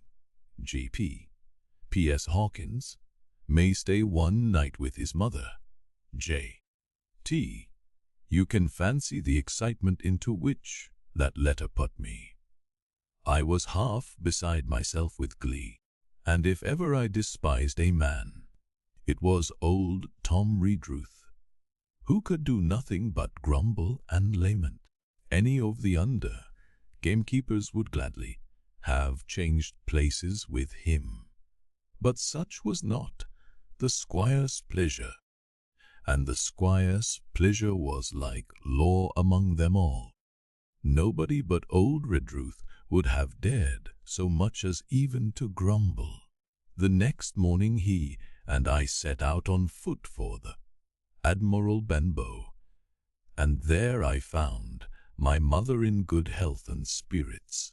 The captain, who had so long been a cause of so much discomfort, was gone where the wicked cease from troubling.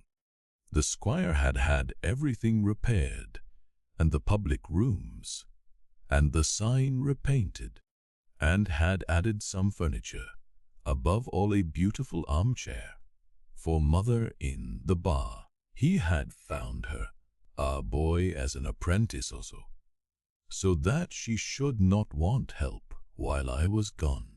It was on seeing that boy that I understood for the first time my situation. I had thought up to that moment of the adventures before me, not at all of the home that I was leaving, and now at sight of this clumsy stranger who was to stay here in my place beside my mother, I had my first attack of tears. I am afraid I led that boy a dog's life, for as he was new to the work, I had 100 opportunities of setting him right and putting him down, and I was not slow to profit by them. The night passed, and the next day, after dinner, Redruth and I were afoot again and on the road.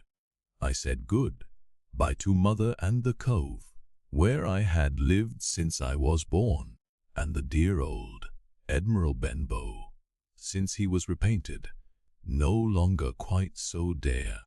One of my last thoughts was of the captain, who had so often strode along the beach with his cocked hat, his saber-cut cheek, and his old brass telescope. Next moment we had turned the corner, and my home was out of sight.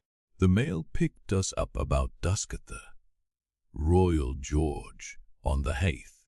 I was wedged in between Redruth and a stout old gentleman, and in spite of the swift motion and the cold night air, I must have dozed a great deal from the very first, and then slept like a log up hill and down dale, through stage after stage, for when I was awakened at last, it was by a punch in the ribs, and I opened my eyes to find that we were standing still before a large building in a city street, that the day had already brought a long time.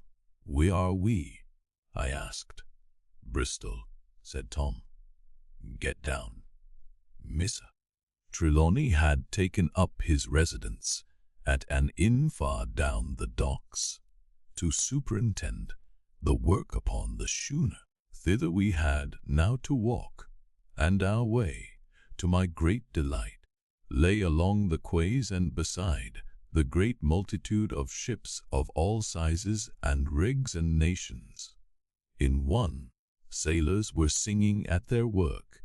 In another, there were men aloft, high over my head, hanging to threads that seemed no thicker than a spider's. Though I had lived by the shore all my life, I seemed never to have been near the sea till then. The smell of tar and salt was something new. I saw the most wonderful figureheads that had all been far over the ocean. I saw, besides, many old sailors with rings in their ears, and whiskers curled in ringlets, and tarry pig tails, and their swaggering, clumsy sea walk. And if I had seen as many kings or archbishops, I could not have been more delighted. And I was going to see myself, to sea in a schooner, with a piping boatswain and pig black-tailed singing seaman, to sea, bound for an unknown island, and to seek for buried treasure. While I was still in this delightful dream, we came suddenly in front of a large inn, and met Squire Trelawney, all dressed out like a sea officer, in stout blue cloth, coming of the door with a smile on his face, and at capital imitation of a sailor's walk. "Here you are," he cried. "The doctor came last night from London. Bravo, the ship's company complete." "Oh," cried I, "when do we sail?" says he.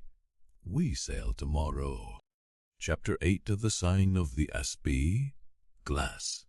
When I had done breakfasting, the squire gave me a note addressed to John Silver, at the sign of the Asby Glass, and told me I should easily find the place by following the line of the docks, and keeping a bright lookout for a little tavern with a large brass telescope for a sign.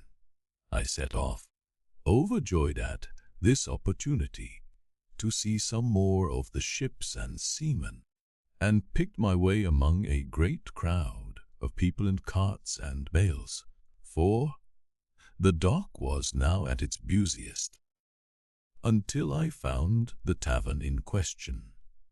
It was a bright enough little place of entertainment. The sign was newly painted, the windows had neat red curtains, the floor was cleanly sanded.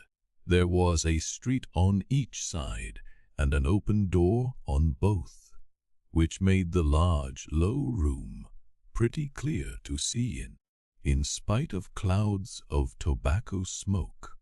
The customers were mostly seafaring men, and they talked so loudly that I hung at the door, almost afraid to enter. As I was waiting, a man came out of a side room, and at a glance I was sure he must be Long John. His left leg was cut close by the hip, and under the left shoulder he carried a crutch, which he managed with wonderful dexterity, hopping about upon it like a bird.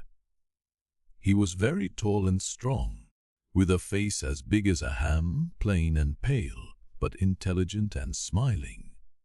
Indeed, he seemed in the most cheerful spirits, whistling as he moved about among the tables, with a merry word or a slap on the shoulder for the more favored of his guests.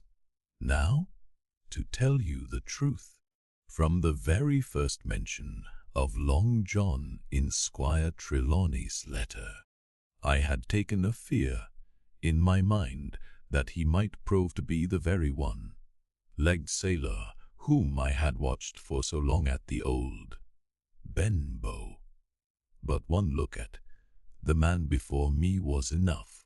I had seen the captain and Black Dog and the blind man Pew, and I thought I knew what a buccaneer was like, a very different creature, according to me, from this clean and pleasant-tempered landlord. I plucked up courage at once, crossed the threshold, and walked right up to the man where he stood, propped on his crutch, talking to a customer. "Mr. Silver?" I asked, holding out the note. "Oh, yes, my lad," said he. "Such is my name, to be sure. And who may you be?" And when he saw the squire's letter, he seemed to me to give something almost like a start. Said he, quite aloud, and offering his hand, "I see. You are our new Chebin boy. Pleased I am to see you." And he took my hand in his large firm grasp. Just then one of the customers at the far side rose suddenly and made for the door.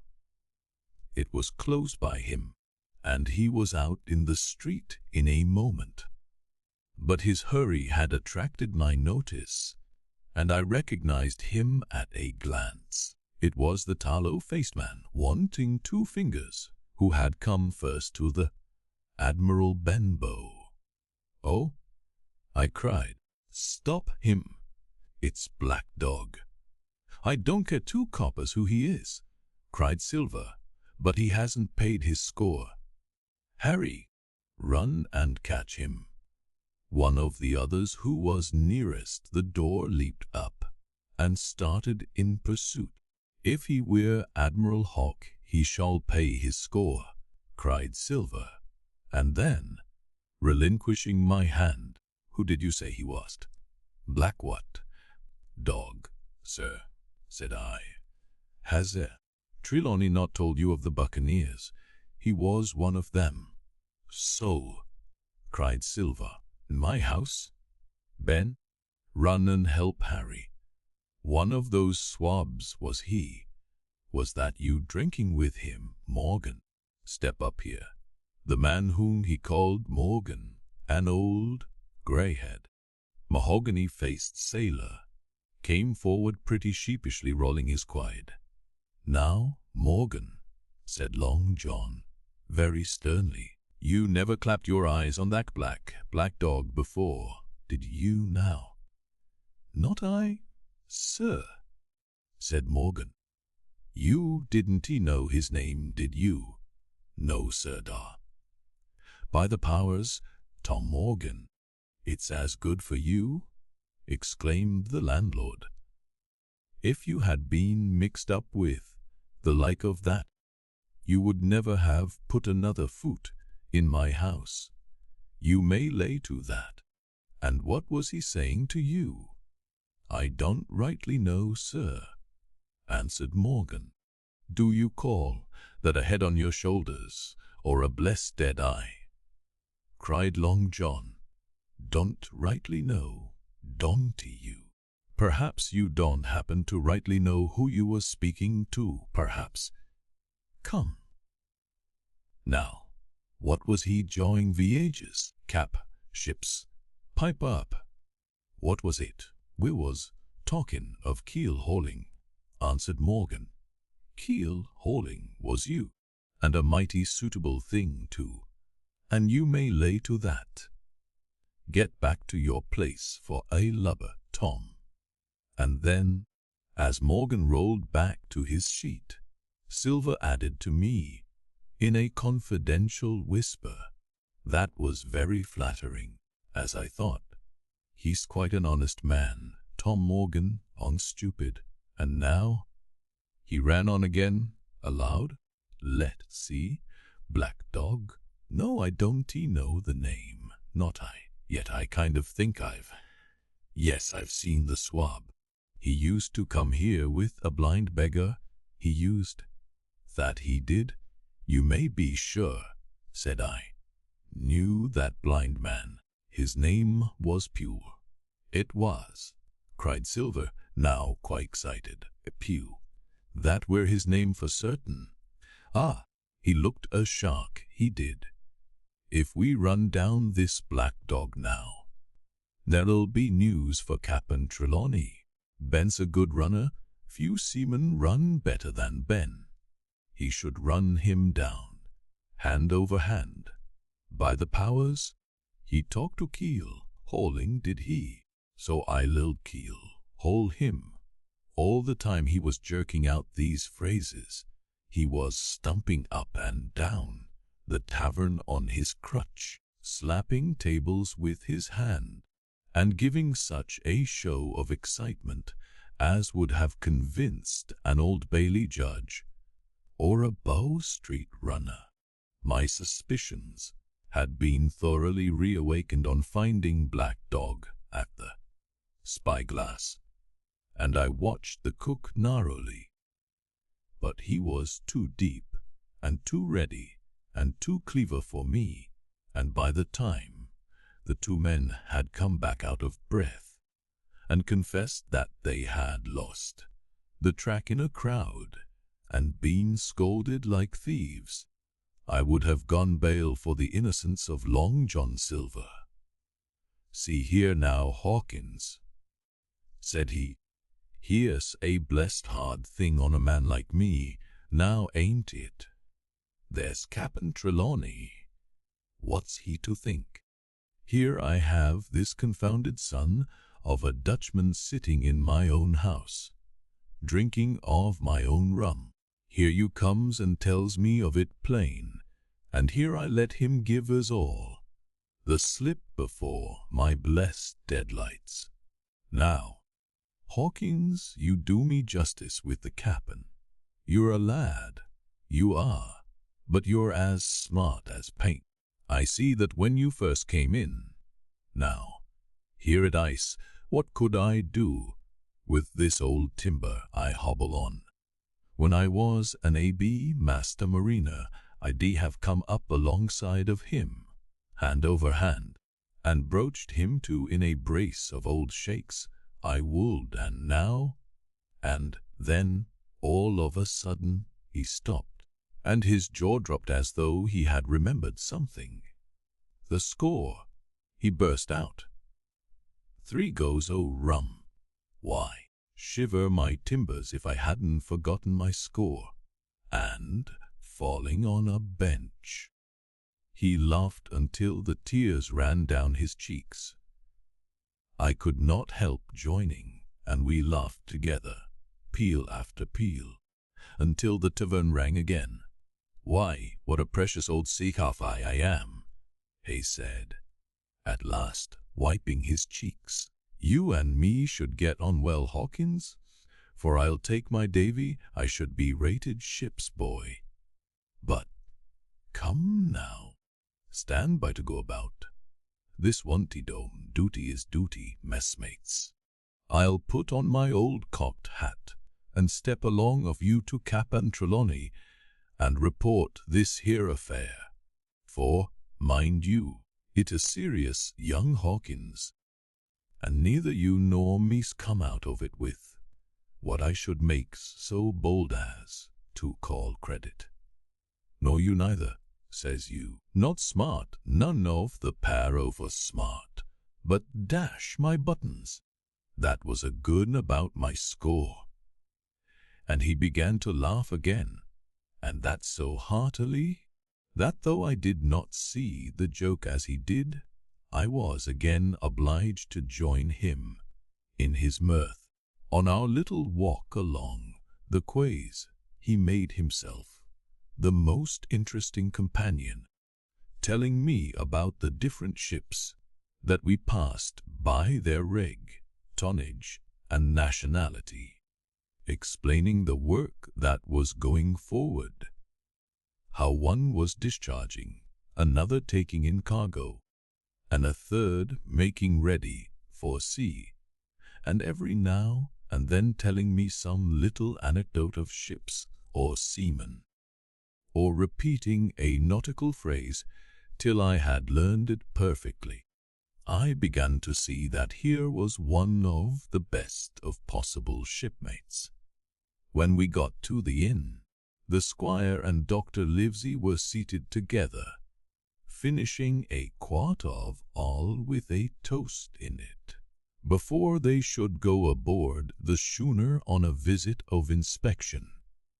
Long John told the story from first to last, with a great deal of spirit and the most perfect truth. That was how it were now, weren't it, Hawkins? He would say now and again, and I could always bear him entirely out. The 2 gentlemen regretted that Black Dog had got away, but we all agreed there was nothing to be done. And after he had been complimented, Long John took up his crutch and departed. "All hands aboard by 4 this afternoon," shouted the squire after him. "Aye, sir," cried the cook in the passage. "Well, squire," said Dr. Livesey, "don't put much faith in your discoveries as a general thing, but I will say this, John Silver suits Mech." "That man's a perfect trump," declared the squire. "And now," added the doctor, may come on board with us, may he not?" "To be sure he may," said the squire. "Take your hat, Hawkins, and we'll see the ship." Chapter 9. Powder and Arms. The two Hispaniola lay some way out, and we went under the figureheads and around the sterns of many other ships, and the cables sometimes grated beneath our keel, and sometimes swung above views. At last, however, we swung alongside, and were met and saluted as we stepped aboard by the mate, Mr. Arrow, a brown old sailor, with earrings in his ears and a squint. He and the squire were very thick and friendly, but I soon observed that things were not the same between Mr. Trelawney and the captain. This last was a sharp-looking man who seemed angry with everything on board, and was soon to tell us why, for we had hardly got down into the cabin when a sailor followed us. "Captain Smollett, sir, asking to speak with you," said he. "I am always at the captain's orders." "Show him in," said the squire. The captain, who was close behind his messenger, entered at once and shut the door behind him. "Well, Captain Smollett, what have you to say? All well, I hope, all shipshape and seaworthy?" "Well, sir," said the captain, "better speak plain, I believe, at the risk of offense. I don't like this cruise. I don't like the men, and I don't like my officer. That's short and sweet. Perhaps, sir, you don't like the ship?" inquired the squire, very angry, as I could see. "I can't speak as to that, sir, not having seen her tried," said the captain. "She seems a clever craft, more I can't say." "Possibly, sir, you may not like your employer," said the squire. But here Dr. Livesey cut in. "Stay a bit," said he. "Stay a bit. No use of such questions as that but to produce ill feeling.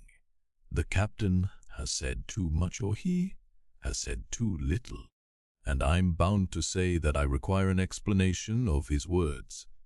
You don't, you say, like this cruise. Now, why was engaged, sir, on what we call sealed orders, to sail this ship for that gentleman where he should bid me," said the captain. "So far so good, but now I find that every man before mast knows more than I do. I don't call that fair. Now?" "No," said Dr. Livesey, "I don't. Next," said the captain, "I learn we are going after treasure. Hear it from my own hands, mind you. Now treasure is ticklish work.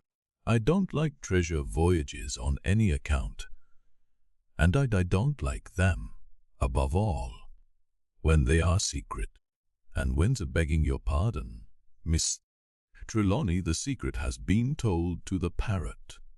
"Silver's parrot?" asked the squire. "It's a way of speaking," said the captain. "Blabbed, I mean. It's my belief neither of you gentlemen know what you are about, but I'll tell you my way of it. Life or death, and a close run, that is all clear, and I dare say true enough," replied Dr. Livesey. "We take the risk, but we are not so ignorant as you believe us. Next, you say you don't like the crew. Are they not good seamen?" "I don't like them, sir," returned Captain Smollett, "and I think I should have had the choosing of my own hands." "If you go to that, perhaps you should," replied the doctor. "My friend should, perhaps, have taken you along with him, but the slight, if there be one, was unintentional, and you don'ty like Misser. I don'ty, sir. I believe he's a good seaman, but he's too free with the crew to be a good officer. A mate should keep himself to himself, shouldn't drink with men before the mast." "Do you mean he drinks?" cried the squire. "No, sir," replied the captain, "only that he's too familiar da." "Well, now, and the short and long of it," asked the doctor. "Tell us what you want."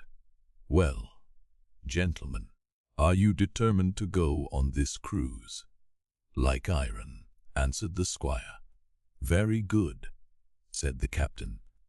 "Then, as you've heard me very patiently, saying things that I could not prove, hear me a few words more. They are putting the powder and the arms in the forehold.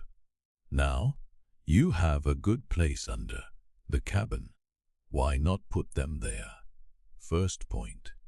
Then you are bringing 4 of your own people with you, and they tell me some of them are to be berthed forward.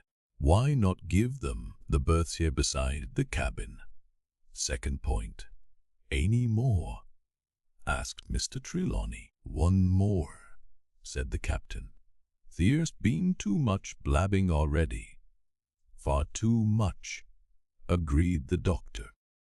"I'll tell you what I've heard myself," continued Captain Smollett, "that you have a map of an island, that there's crosses on the map to show where treasure is, and that the island lies."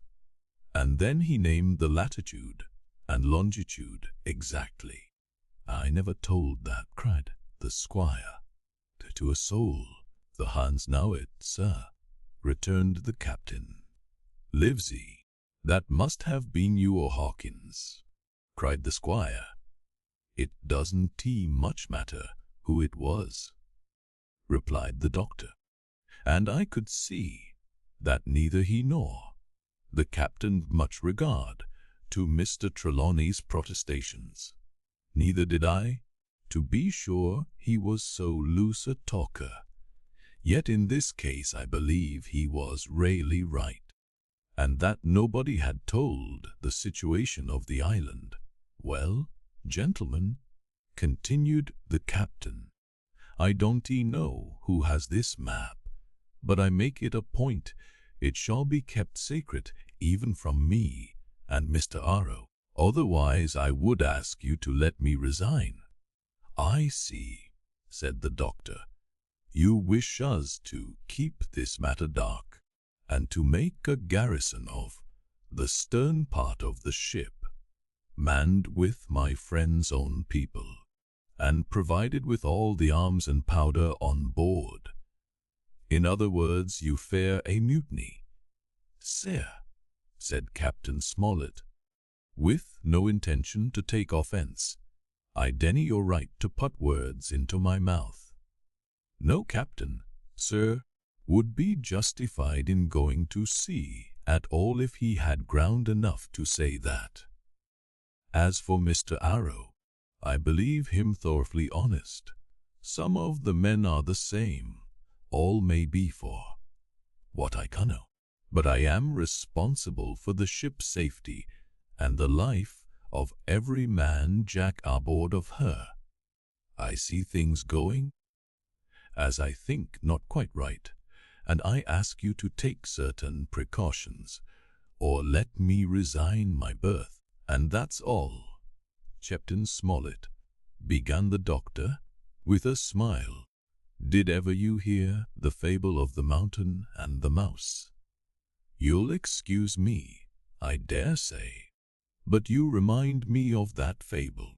When you came in here, I'll stake my wig you meant more than this." "Doctor," said the captain, "you are smart. When I came in here, I meant to get discharged. I had no thought that Mr. Trelawney would hear a word." "No more I would," cried the squire, "had Livesey not been here. I should have seen you to the deuce. As it is, I have heard you. I will do as you desire, but I think the worse of you. That's as you please, sir. The captain, you'll find I do my duty. And with that he took his leave. Trelawney, said the doctor, contrary to all my notions, I believe you have managed to get 2 honest men on board with you. That man and John Silverbar. Silver, if you like, cried the squire, but as for that intolerable humbug, I declare I think his conduct unmanly, unsailorly, and downright un-English. Well, said the doctor, we shall see. When we came on deck, the men had begun already to take out the arms and powder, ing at their work, while the captain and Mr. Arrow stood by superintending. The new arrangement was quite to my liking. The whole schooner had been overhauled.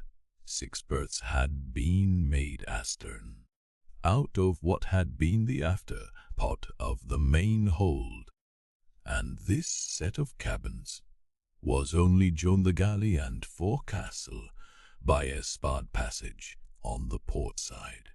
It had been originally meant the captain, Mr. R.O. Hunter, Joyce, the doctor, and the squire were to occupy these 6 berths.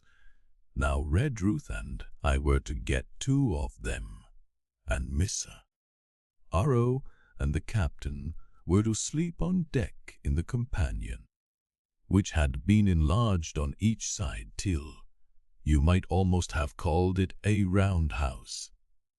Very low it was still, of course, but there was room to swing 2 hammocks, and even the mate seemed pleased with the arrangement.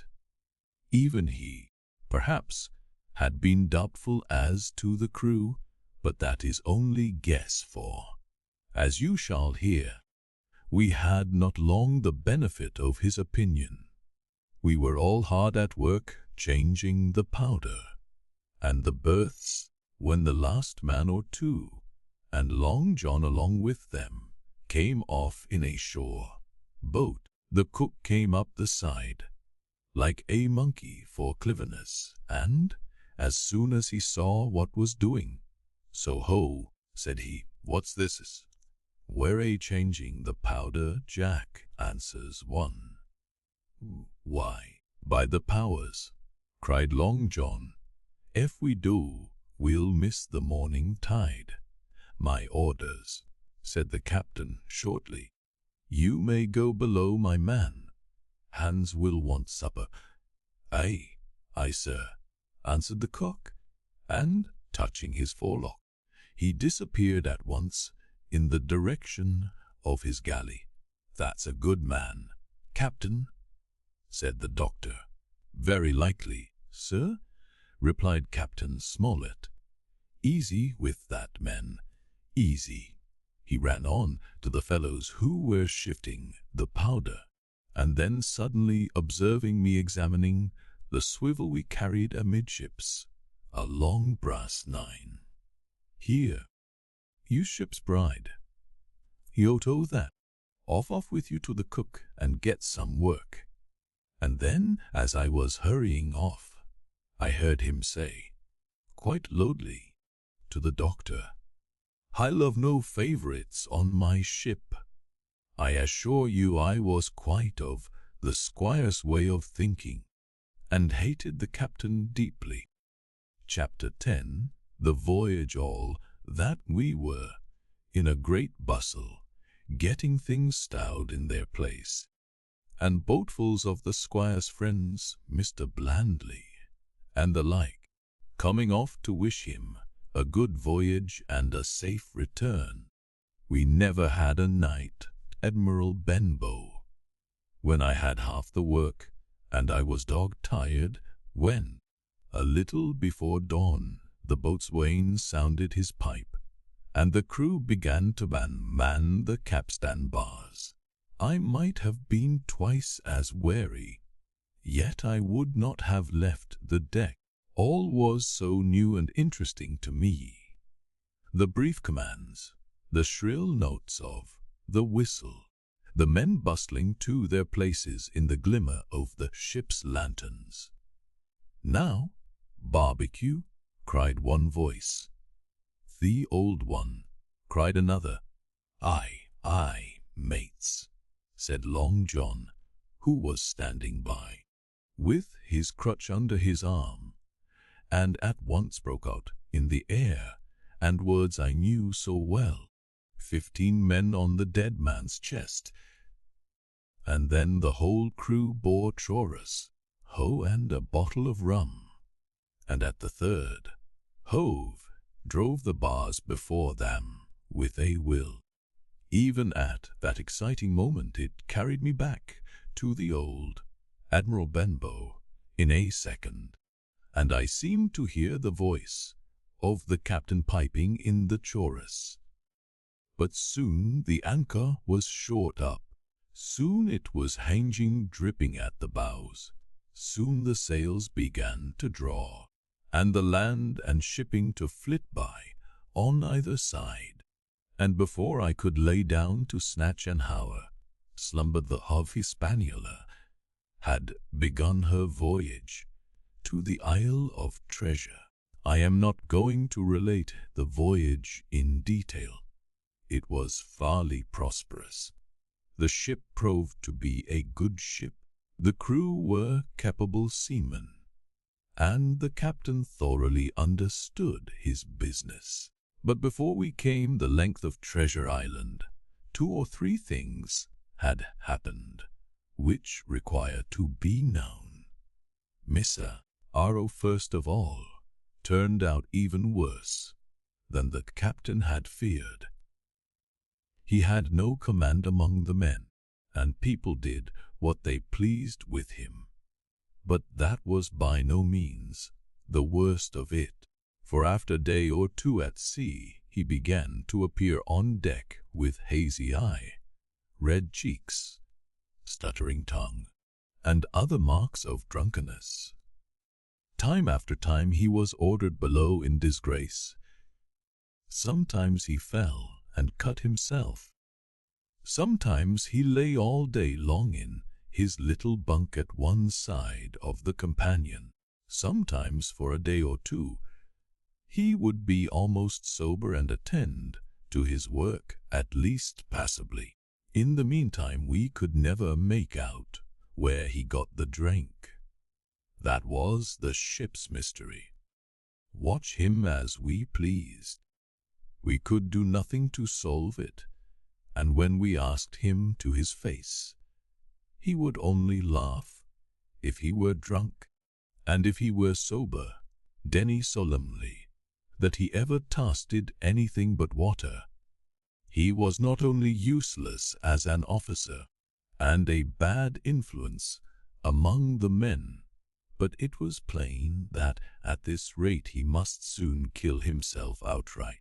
So nobody was much surprised nor very sorry when one dark night, with a head sea, he disappeared entirely and was seen no more. "Overboard," said the captain. "Well, gentlemen, that saves the trouble of putting him in irons." But there we were, without a mate, and it was necessary, of course, to advance one of the men. The boatswain, Job Anderson, was the likeliest man aboard, and though he kept his old title, he served in a way as mate. Mr. Trelawney had followed the sea, and his knowledge made him very useful, for he often took a watch himself in easy weather, and the coxswain, Israel Hands, was a careful, wily old, experienced seaman who could be trusted at a pinch with almost anything. He was a great confidant of Long John Silver, and so the mention of his name leads me on to speak of our ship's cook, Barbecue, as the men called him.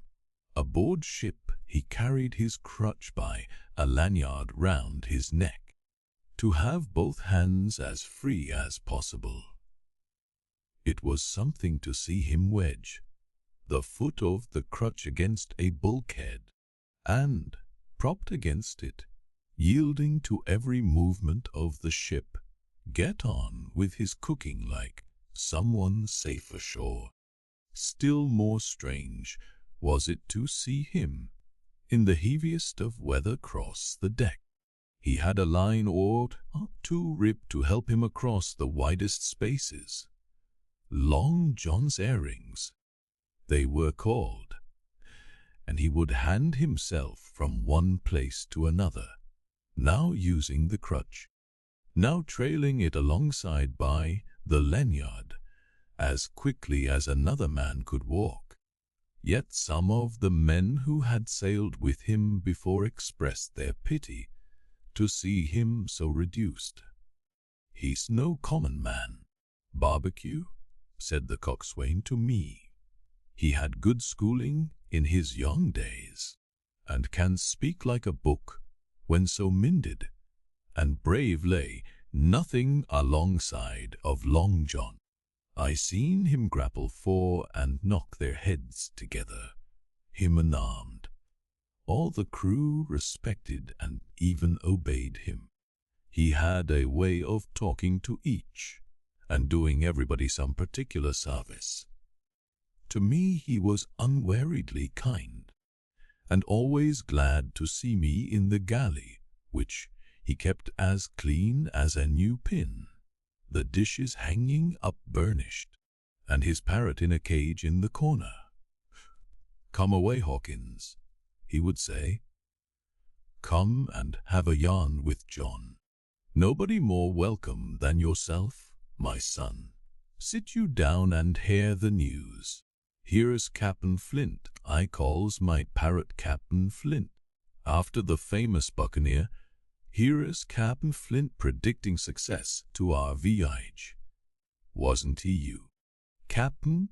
And the parrot would say with great rapidity, 'Pieces of 8, pieces of 8, pieces of 8, till you wondered that it was not out of breath, or till John threw his handkerchief over the cage. Now that bird, he would say's, may be 200 years old, Hawkins. They live forever mostly, and if anybody's seen more wickedness, it must be the devil himself.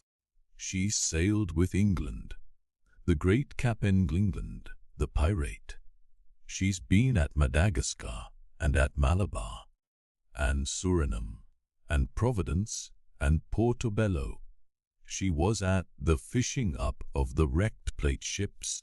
It's there she learned pieces of 8, and little wonder, 350,000 of 'em. Hawkins, she was at the boarding of the Viceroy of the Indies out of Gar. She was, and to look at her you would think she was a babby. But you smelt powder, didn't you, Cap'n? Stand by to go about. The parrot would scream, 'Ha! She's a handsome craft, she is,' the cook would say, and give her sugar from his pocket. And then the bird would peck at the bars and swear straight on, passing belief for wickedness. Thea, John would add, 'You can't touch pitch and not be mucked, lad. Here's this poor old innocent bird of mine swearing blue fire, and none the wiser. You may lay to that.' She would swear the same, in a manner of speaking, before the chaplain, and John would touch his forelock with a solemn way he had, that made me think he was the best of men. In the meantime, the squire and Captain Smollett were still on pretty distant terms with one another. The squire made no bones about the matter. He despised the captain. The captain, on his part, never spoke but when he was spoken to, and then sharp and short and dry, and not a word wasted. He owned, when driven into a corner, that he seemed to have been wrong about the crew, that some of them were as brisk as he wanted to see, and all had behaved fairly well. As for the ship, he had taken a downright fancy to her. She'll lee a point nearer the wind a man has a right to expect of his own married wife, sir. But, he would add, all I say is, we not home again, and I don't like the cruise. The squire, at this, would turn away and march up and down the deck, chin in air. A trifle more of that, man, he would say, and I should explode. We had some heavy weather, which only proved the qualities of the Hispaniola. Every man on board seemed well content, and they must have been hard to please, if they had been otherwise, for it is my belief there was never a ship's company so spoiled since no put to sea. Double grog was going on the least excuse.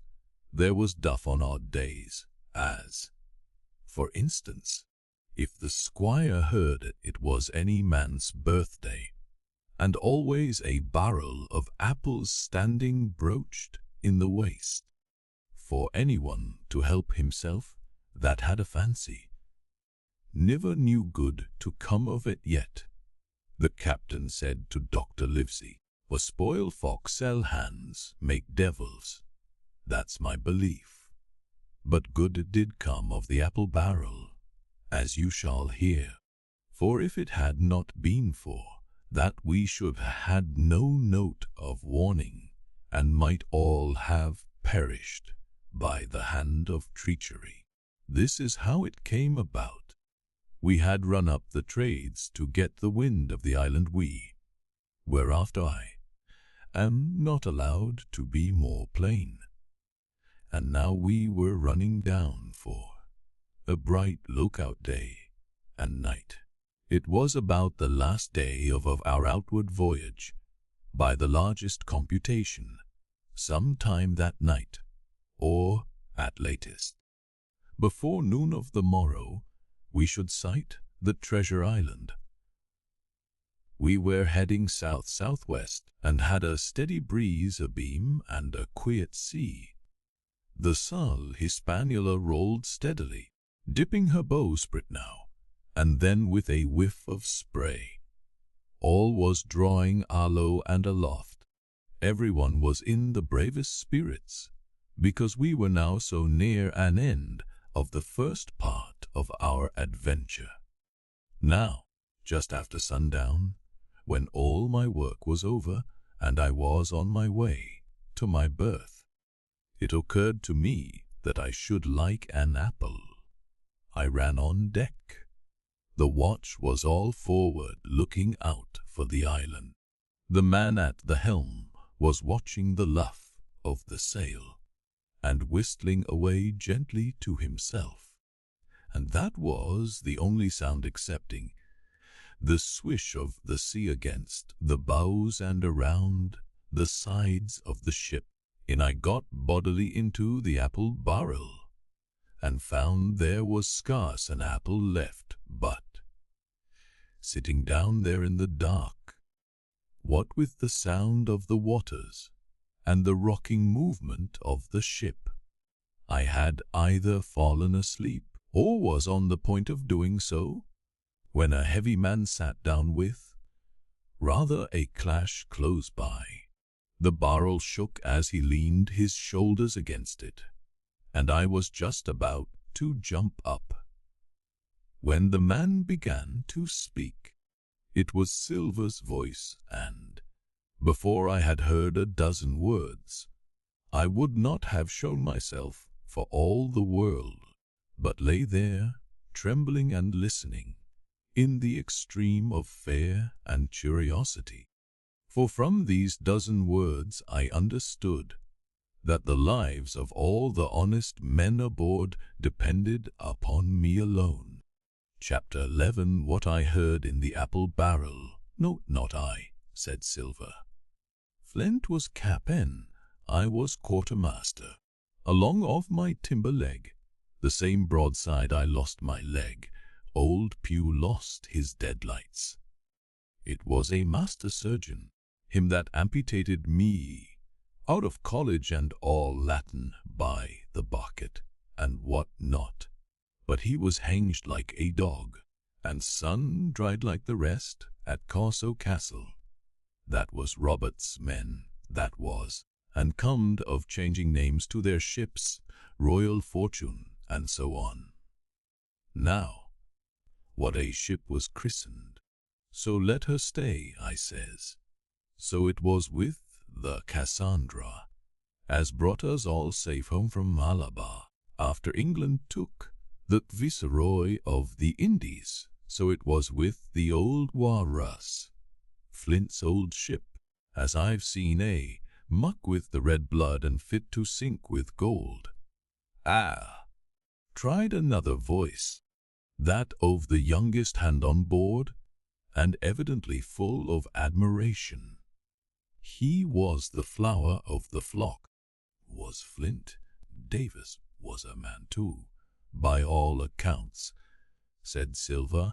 I never sailed along of him, first with England, then with Flint. That's my story, and now here on my own account, in a manner of speaking.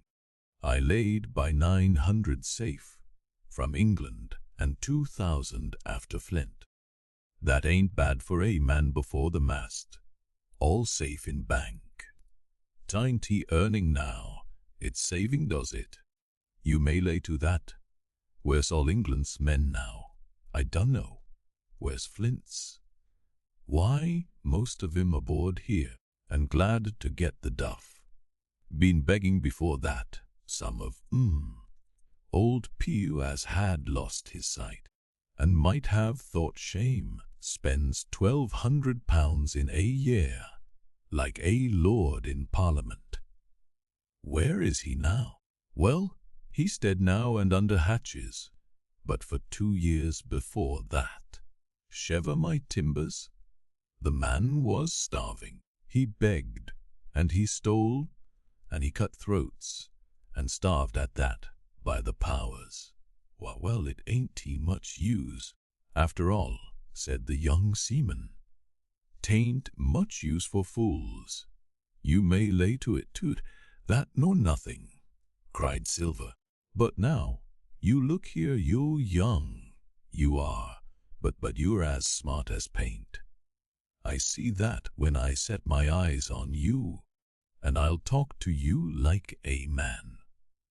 You can imagine how I felt when I heard this abominable old rogue addressing another in the very same words of flattery had as he. You hid to myself. I think, if I had been able, that I would have killed him through the barrel.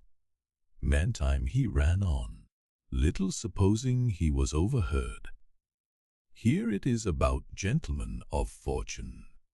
They lives rough, and they risk swinging, but they eat and drink like fighting cocks, and when a cruise is done, why it's hundreds of pounds, instead of 100 farthings, in their pockets. Now, the most goes for rum and a good fling, and to sea again in their shirts. But that's not the course I lay.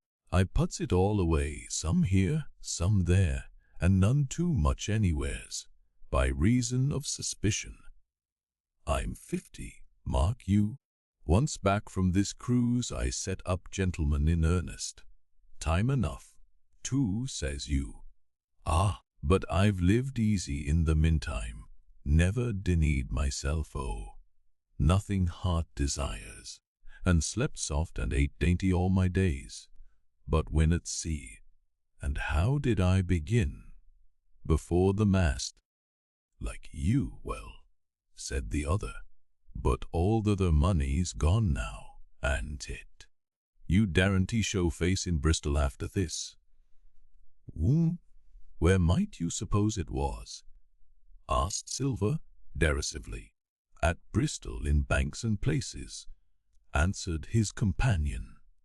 Were, said the cook, it were when we weighed anchor, but my old missus has it all by now, and the spy-glass is sold, lees and goodwill and rigging, and the old girl's off to meet me. I would tell you where, for I trust you, but it dould make jealousy among the mates. And you can trust your missus? Asked the other. Gentlemen of fortune, returned the cook, usually trust little among themselves, and right they are. You may lay to it, but I have a way with me, I have, when a mate brings a slip on his cable, one as knows me. I mean it won't be in the same whirl with old John. There was some that was feared of Pew, and some that was feared of Flint, but Flint his own self was feared of me. Feared he was, and proud. They was the roughest crew afloat, was Flint's. The devil himself would have been feared to go to sea with them.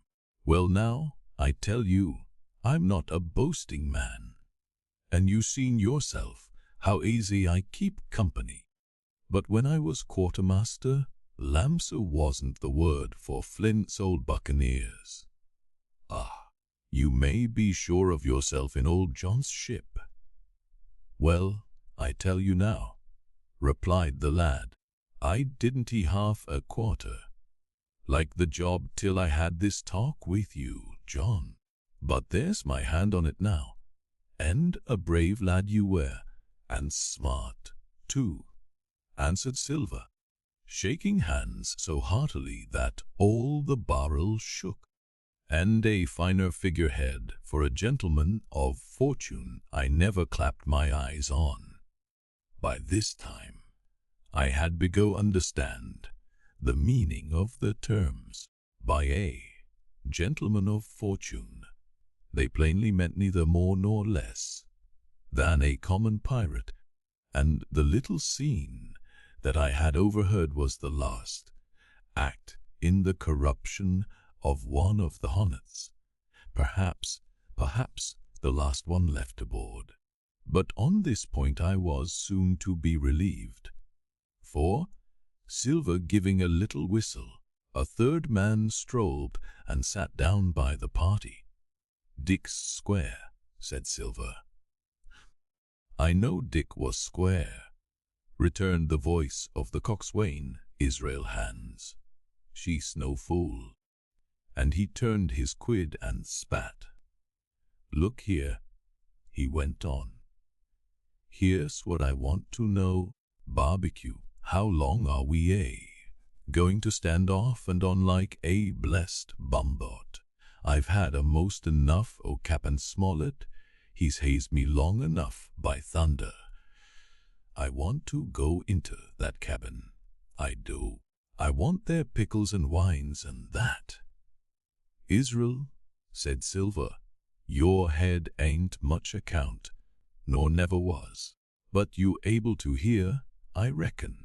Leastways your ears is big enough. Now, here's what I say. You'll berth forward, and you'll live hard, and you'll speak soft, and you'll keep sober, till I give the word, and you may lay to that. Well, I don't say no, do I? Growled the coxswain. What I say is when. That's what I say. One. By the powers, cried Silver. Well now, if you want to now, I'll tell you when. The last moment I can manage, and that's when. Here's a first-rate seaman, Cap'n Smollett, sails the blessed ship for use. Here's this squire and doctor with a map and such. I don't know where it is. Do I?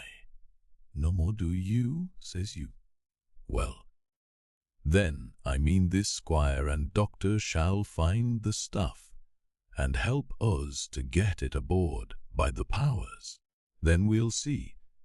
If I was sure of you all, sons of double Dutchmen, I'd have Cap and Smollett navigate us halfway back and before I struck.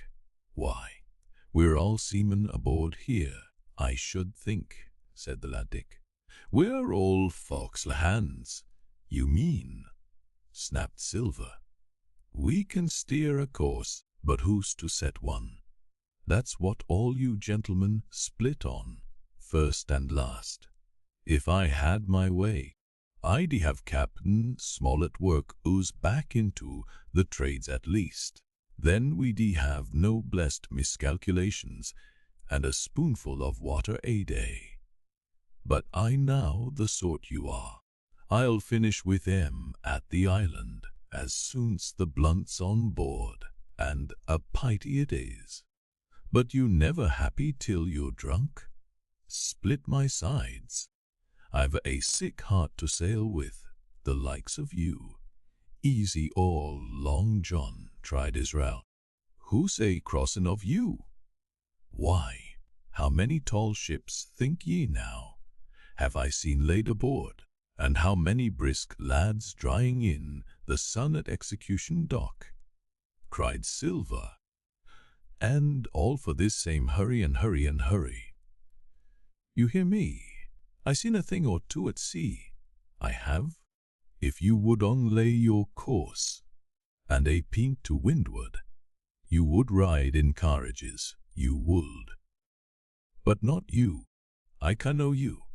You'll have your mouthful of rum tomorrow, and go hang. Everybody knowed you was a kind of a chaplain, John, but there's others as could hand and steer as well as you, said Israel. They liked a bit o' fun. They did. They wasn't so high and dry nohow, but took their fling like jolly companions, everyone. So, said Silver. Well, and where are they now? Pew was that sort, and he died a beggar man. Flint was, and he died of rum at Savannah. Ah, they was a sweet crew they was. Where are they? Asked Dick. One we do lay 'em athwart. What are we to do with 'em anyhow? There's the man for mail, cried the cook admiringly. That's what I call business. Well, what would you think? Put 'em ashore like maroons. That would have been England's way. Or cut 'em down like that much pork. That would have been Flint's or Billy Bones's. Billy was the man for that, said Israel. Dead men don't bite, says he. Well, he's dead now hisself. He knows the long and short on it now. And if ever a rough hand come to port, it was Billy. Right you are, said Silver, rough and ready. But mark you here, I'm an easy man. I'm quite the gentleman, says you, but this time it's serious. Duty is duty. Mates, I give my vote. Death. When I'm in Parliament and riding in my coach, I don't want none of these lawyers in the cabinet coming home unlooked for, like the devil at prayers. Wait is what I say, but when the time comes, why let her rip. John, cried the coxswain, you're a man. You'll say so, Israel? When you see, said Silver. Only one thing I claim Trelawney. I'll wring his calf's head off his body with these hands, Dick, he added, breaking off. You must jump up, like a sweet lad, and get me an apple to wet my pipe like. You may fancy the terror I was in. I should have leaped out and run for it if I had found the strength, but my limbs and heart alike misgave me. I heard Dick begin to rise, and then someone seemingly stopped him, and the voice of Hans exclaimed, "Oh, don't you get sucking of that bilge, John. Let's have a go of the rum." "Dick," said Silver, "I trust you. I've a gauge on the keg, mind. There's the key. You fill a pannikin and bring it up." Terrified as I was, I could not help thinking to myself that this must have been how Mr. Arrow got the strong waters that destroyed him. Dick was gone but a little while, and during his absence Israel spoke straight on in the cook's ear. It was but a word or two that I could catch, and yet I gathered some important news. For, besides other scraps that tended to the same purpose, this whole clause was audible, not another man of Thamulgine. Hence there were still faithful men on board. When Dick returned, one after another of the trio took the pannikin and drank one. "Toe luck," another with a "Here's to old Flint," and Silver himself saying in a kind of song, "Here's to ourselves, and hold your luff, plenty of prizes and plenty of duff." Just then a sort of brightness fell upon me in the barrel, and, looking up, I found the moon had risen, and was silvering the mizzen top and shining white on the luff, the foresail, and almost at the same time the voice on the lookout shouted, "Land how!" Chapter 12 Council of War. There was a great rush of feet across the deck. I could hear people tumbling up from the cabin and the forecastle, and slipping in an instant outside my barrel. I dived behind the foresail, made a double towards the stern, and came out upon the open deck in time to join Hunter and Dr. Livesey in the rush for the weather bow. There all hands were already congregated. A belt of fog had lifted almost simultaneously with the appearance of the moon. Away to the southwest of us we saw two low hills, about a couple of miles apart, and rising behind one of them, a third and higher hill, whose peak was still buried in the fog. All three seemed sharp and conical in figure. So much I saw almost in a dream, for I had not yet recovered from my horrid fear of a minute or two before, and then I heard the voice of Captain Smollett issuing orders. The El Hispaniola was laid a couple of points nearer the wind, and now sailed a course that would just clear the island on the east. "And now, men," said the captain, when all was sheeted home, "has any one of you ever seen that land ahead?" "I have, sir," said Silver. "I've whited there with a trader I was cook in. The anchorage is on the south, behind an islet, I fancy?" asked the captain. "Yes, sir. Skeleton Island they calls it. It were a main place for pirates once, and a hand we had on board knowed their names for it. That hill to the nor'ard they calls the foremast hill. There are 3 hills in a row running southward, 4 main and mizzen, sir. But the main, that's the big with the cloud on it, they usually calls the spy glass, by reason of a lookout they kept when they was in the anchorage cleaning, for it's there they cleaned their ships. Sir, asking your pardon, I've a chart here," said Captain Smollett. "See if that's the place." Long John's eyes burned in his head as he took the chart, but by the fresh look of the paper, I knew he was doomed to disappointment. This was not the map we found in Billy Bones's chest, but an accurate copy, complete in all things, names and heights and soundings, with the single exception of the red crosses and the written notes. Sharp as must have been his annoyance, Silver had the strength mind to hide it. "Wes, sir," said he, "this is the spot, to be sure, and very prettily drawed out. Who might have done that, I wonder? The pirates were too ignorant, I reckon. Aye, here it is. Captain Kidd's anchorage. Just the name my shipmate called it. There's a strong current runs along the south, and then away north up the west coast. Right you was, sir," said he, "to haul your wind and keep the weather of the island.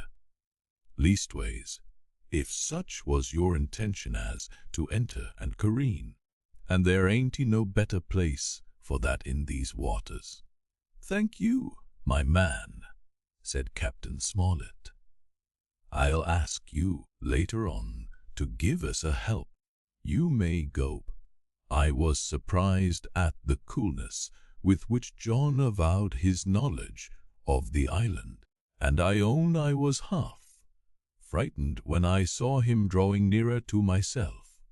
He did not know, to be sure, that I had overheard his counsel from the apple barrel, and yet I had, by this time, taken such a horror of his cruelty, duplicity, and power that I could scarce conceal a shudder when he laid his hand upon my arm. "Huh?" said he. "This here is a sweet spot, this island, a sweet spot for a lad to get ashore on. You'll bathe, and you'll climb trees, and you'll hunt goats. You will, and you'll get aloft on them hills like a goat yourself. Why, it makes me young again. I was going to forget my timber leg. I was. It's a pleasant thing to be young and have 10 toes, and you may lay to that. When you want to go a bit of exploring, you just ask old John, and he'll put up a snack for you to take along." And clapping me in the friendliest way upon the shoulder, he hobbled off forward and went below. Captain Smollett, the squire, and Dr. Livesey were talking together on the quarter deck, and anxious as I was to tell them my story, I durst not interrupt them openly, while I was still casting about in my thoughts to find some probable excuse.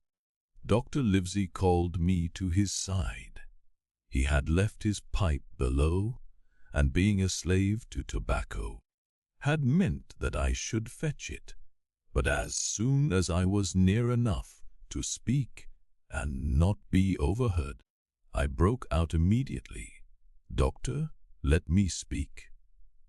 Get the captain and squire down to the cabin, and then make some pretense to send for me. I have terrible news." The doctor changed countenance a little, but next moment he was master of himself. "Thank you, Jim," said he, quite loudly. That was all I wanted to know, as if he had asked me a question, and with that he turned on his heel and rejoined the other two. They spoke together for a little, and though none of them started or raised his voice, or so much as whistled, it was plain enough that Dr. Livesey had communicated my request. For the next thing that I heard was the captain giving an order to Job Anderson, and all hands were piped on deck. "My lads," said Captain Smollett, "I've a word to say to you. This land that we have sighted is the place we have been sailing to. Mr. Trelawney, being a very open-handed gentleman, as we all know, has just asked me a word or two, and as I was able to tell him that every man on board had done his duty alow and aloft, as I never ask to see it done better, Why?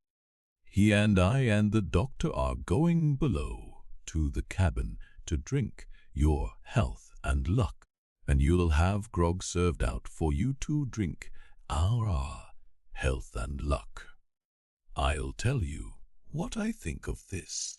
I think it handsome, and if you think as I do, you'll give a good sea cheer for the gentleman that does eight.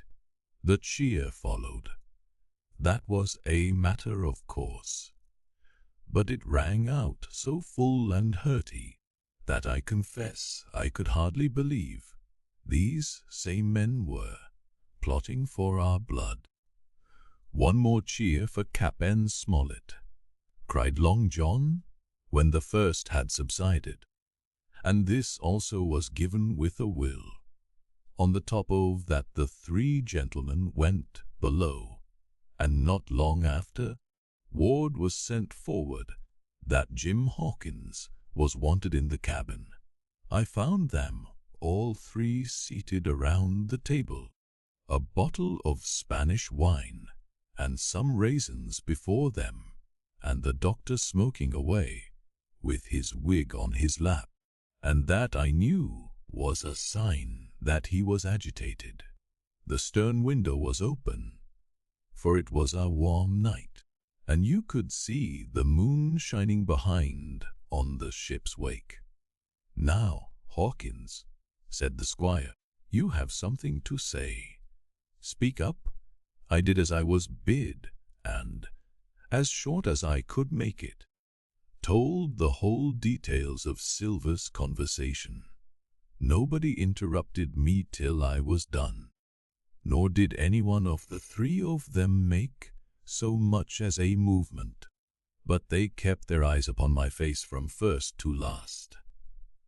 "Jim," said Dr. Livesey, "take a seat," and they made me sit down at a table beside them, poured me out a glass of wine, filled my hands with raisins, and all three, one after the other, and each with a bow, drank my good health, and their service to me for my luck and courage. "No, Captain," said the squire, "you were right, and I was wrong. I own myself an ass, and I wait your orders." "No more an ass than I, sir," returned the captain. "I never heard of a crew that meant to mutiny, but what showed signs before, for any man that had an eye in his head to see the mischief and take steps according. But this crew," he added, "beat eats." "Captain," said the doctor, "with your permission, that's Silver, a very remarkable man." "He'd look remarkably well from a yardarm, sir," returned the captain. "But this is talk. This don't lead to anything. I see 3 or 4 points, and with Mr. Trelawney's permission I'll name them." "You, sir, are the captain. It is for you to speak," said Mr. Trelawney grandly. "First point," began Mr. Smollett. "Thou must go on because we can't turn back. If I gave the word to turn about, they would rise at once. Second point, we have time before us, at least until this treasure's found. Third point, there are faithful hands. Now, sir, it's got to come to blows sooner or later, and what I propose, to take time by the forelock, as the saying is, and come to blows some fine day when they least expect it. We can count, I take it, on your own home servants." "Mr. A's upon myself," declared the squire. 3, reckoned the captain. "Ourselves make 7, counting Hawkins here. Now, about the honest hands. Most likely Trelawney's own men," said the doctor. "Those he picked up for himself before he lit on Silver." "Lay," replied the squire. "Hans was one of mine. I did think I could have trusted Hans. added the Chieftain. "And to think that they're all Englishmen," broke out the squire. "Sir, I could find it in my heart to blow the ship up." "Well, gentlemen," said the captain, "the best that I can say is not much. We must lay to, if you please, and keep a bright lookout. It's trying on a man. I know it would be pleasanter to come to blows, but there's no help for it till we know our men. Lay to and whistle for a wind, that's my view." "Jim here," said the doctor. "San helped us more than anyone. The men are not shy with him, and Jim is a noticing lad. Hawkins, I put prodigious faith in you," added the squire. I began to feel pretty desperate at this, for I felt altogether helpless, and yet, by an odd train of circumstances, it was indeed through me that safety came. In the meantime, talk as we pleased.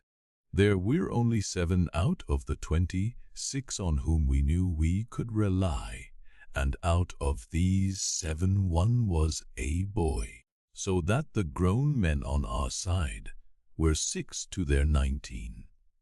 Part I. My Shore Adventure.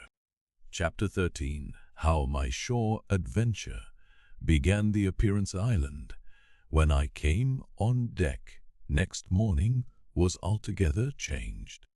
Although the breeze had now utterly ceased, we had made a great deal of during the night, and now, lying becalmed about half a mile to the southeast of the low eastern coast, gray-colored woods covered a large part of the surface. This even tint was indeed broken up by streaks of yellow sand, break in the lower lands, and by many tall trees of the pine family, out-topping the others, some singly, some in clumps, but the general coloring was uniform and sad. The hills ran up clear above the vegetation in spires of naked rock. All were strangely shaped, and the spy-glass, which was by 300 or 400 feet, the tallest on the island, was likewise the strangest in configuration, running up sheer from almost every side and then suddenly cut off at the top like a pedestal to put a statue on. The tall Hispaniola was rolling scuppers under in the ocean swell. The booms were tearing at the blocks. The rudder was banging to and fro, and the whole ship creaking, groaning, and jumping like a manufactory. I had to cling tight to the backstay, and the world turned giddily before my eyes. For though I was a good enough sailor, when there was way on, this standing still and being rolled about like a bottle was a thing I never learned to stand without a qualm or so, above all in the morning, on an empty stomach. Perhaps it was this. Perhaps it was the look of the island, with its grey, melancholy woods and wild stone spires, and the surf that we could both see and hear foaming and thundering on the steep beach. At least, although the sun shone bright and hot, and the shoreswards were fishing and crying all around us, and you would have thought anyone would have been glad to get to land after being so long at sea, my heart sank, as the saying is, into my boots, and from that first look onward I hated the very thought of Treasure Island. We had a dreary morning before us, for there was no sign of any wind, and the boats had to be got out and manned, and the ship warped 3 or 4 miles round of the island and up the narrow passage to the haven behind Skeleton Island. I volunteered for one of the boats, where I had, of course, no business. The heat was sweltering, and the men grumbled fiercely over their work. Anderson was in command of my boat, and instead of keeping the crew in order, he grumbled as loud as the worst. "Well," he said, with an oath, "it's not forever." I thought this was a very bad sign, for, up to that day, the men had gone briskly and willingly about their business. But the very sight of the island had relaxed the cords of discipline. All the way in, Long John stood by the steersman and conned the ship. He knew the passage like the palm of his hand, and though the man in the chains got everywhere more water than was down in the chart, John never hesitated once.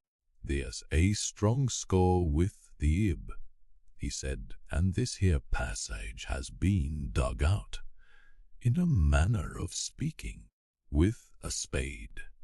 We brought up just where the anchor was in the chart, about 1/3 of a mile from each shore, the mainland on one side and Skeleton Island on the other. The bottom was clean sand. The plunge of our anchor scent of clouds of birds wheeling and crying over the woods, but in less than a minute they were down again, and all was once more silent. The place was entirely landlocked, buried in woods, the trees coming right down to high water mark, the shores mostly flat, and the hilltops standing round at a distance in a sort of amphitheatre, one here, one there. 2 little rivers, or rather 2 swamps, emptied out into this pond, as you might call it, and the foliage round that part of the shore had kind of poisonous brightness. From the ship we could see nothing of the house or stockade, for they were quite buried among trees, and if it had not been for the chart on the companion, we might have been the first that had ever anchored there since the islands arose out of the seas. There was not a breath of air moving, nor a sound but that of the surf booming half a mile away along the beaches and against the rocks outside. A peculiar stagnant smell hung over the anchorage, a smell of sodden leaves and rotting tree trunks. I observed the doctor sniffing and sniffing, like someone tasting a bad egg. "I don't know about treasure," he said, "but I'll stake my wig there's fever here." If the conduct of the men had been alarming in the boat, it became truly threatening when they had come aboard. They lay about the deck, growling together in talk.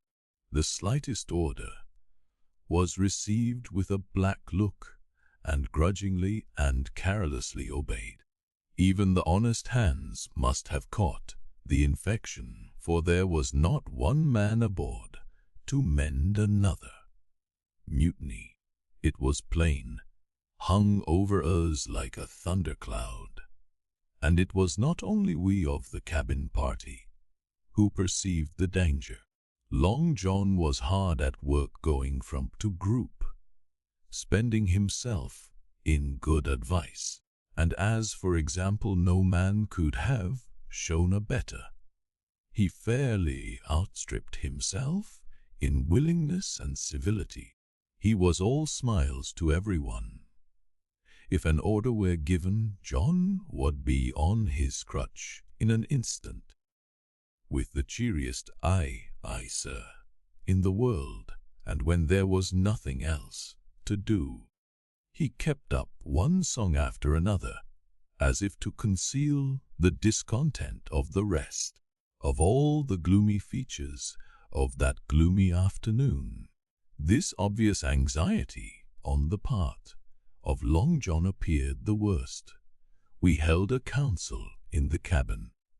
"Sire," said the captain, "if I risk another order, the whole ship'll come about our ears by the run. You see, sir, here it is. I get a rough answer, do I not? Well, if I speak back, Pikes will be going in 2 shakes. If I don't, Silver will see there's something under that, and the game's up. Now, we've only one man to rally on." "And who is that?" asked the squire. "Silver, sir," returned the captain. "He's anxious as you and I to smother things up. This is a tiff. He'd soon talk out of it if he had the chance, and what I propose to do is to give him the chance. Let's allow the men an afternoon ashore. If they all go, why, we'll fight the ship. If they none of them go, well, then we hold the cabin and God defend the right. If some go, you mark my words, sir, Silver'll bring aboard again as mild as lambs." It was so decided. Loaded pistols were served out to all the shore men. Hunter, Joyce, and Redruth were taken into our confidence, and received the news with less surprise and a better spirit than we had looked for. And then the captain went on deck and addressed the crew. "My lads," said he, "we've had a hot day, and are all tired and out of sorts. A turn ashore'll hurt nobody. The boats are still in the water.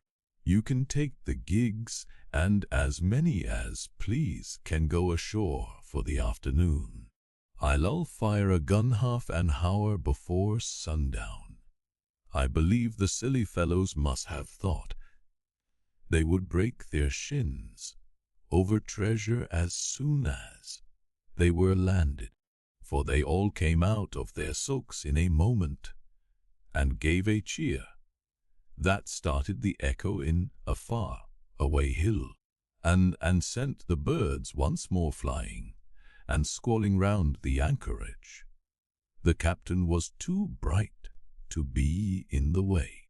He whipped out of sight in a moment, leaving Silver to arrange the party, and I fancy it was as well he did so.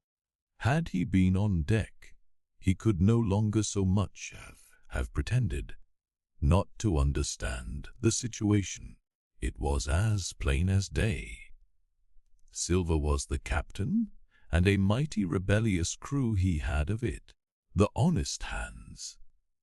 And I was soon to see it proved that there were such on board must have been very stupid fellows. Rather, I suppose the truth was this, that all hands were disaffected by the example of the ringleaders, only some more, some less, and a few, being good fellows in the main, could neither led nor driven any farther. It is one thing to be idle and skulk, and quite another to take a ship and murder a number of innocent men. At last, however, the party was made up. 6 fellows were to stay on board, and the remaining 13, including Silver, began to embark. Then it was that there came into my head the first of the mad notions that contributed so much to save our lives. If 6 men were left by Silver, it was plain our party could not take and fight the ship, and since only 6 were left, it was equally plain the cabin party had no present need of my assistance. It occurred to me at once to go ashore. In a jiffy I had slipped over the side and curled up in the foresheets of the nearest boat, and almost at the same moment she shoved off. No one took notice of me, only the bow oar saying, "Is that you, Jim? Keep your head down." But Silver, from the other boat, looked sharply over and called out to know if that were me. And from that moment I began to regret what I had done.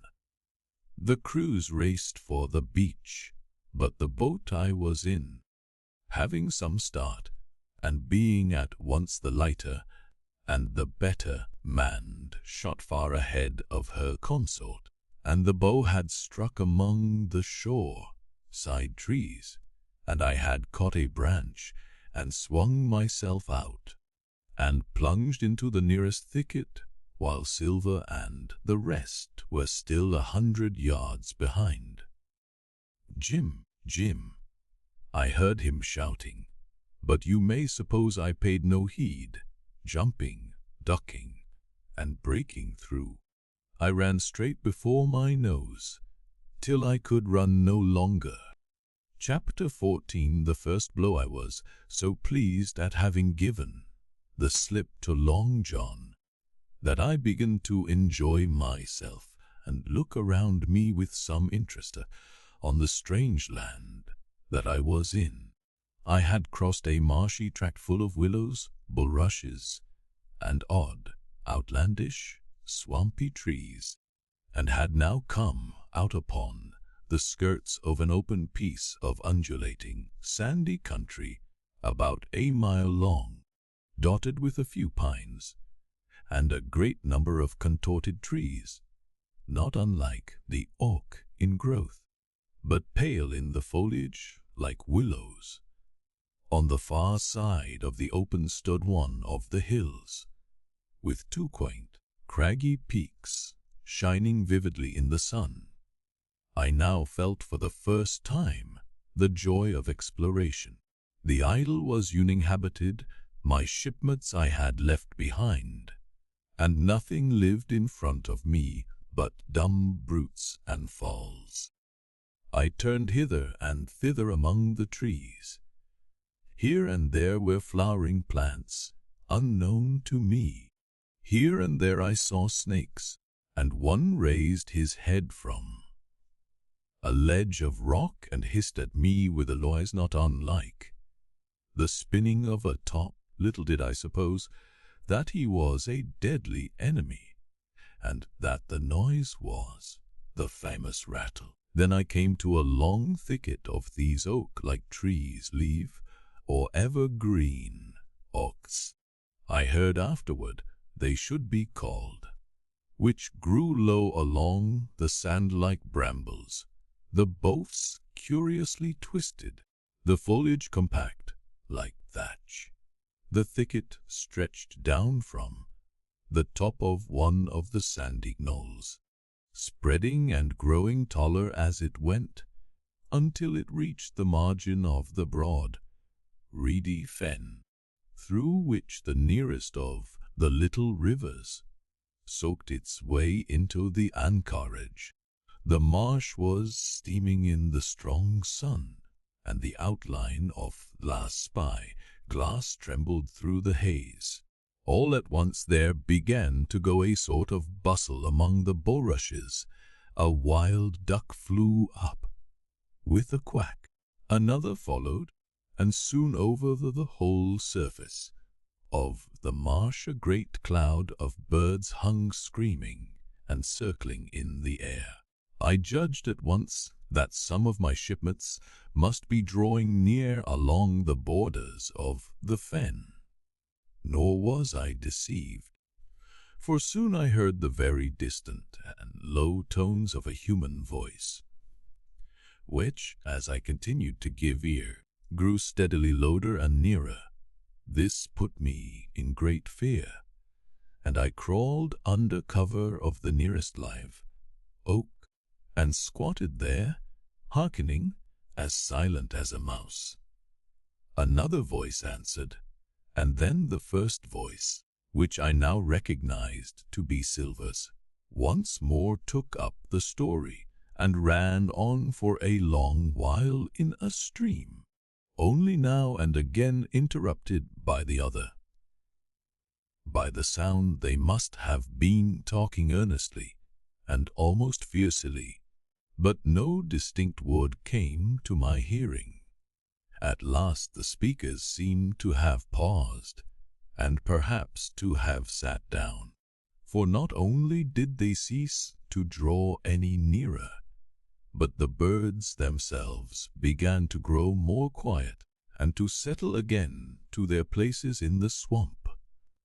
And now I began to feel that I was neglecting my business, that since I had been so foolhardy as to come ashore with these desperadoes, the least I could do was to overhear them at their councils, and that my plain and obvious duty was to draw as close as I could manage, under the favorable ambush of the crouching trees. I could tell the direction of the speakers pretty exactly, not only by the sound of their voices, but by the behavior of the few birds that still hung in alarm above the heads of the intruders.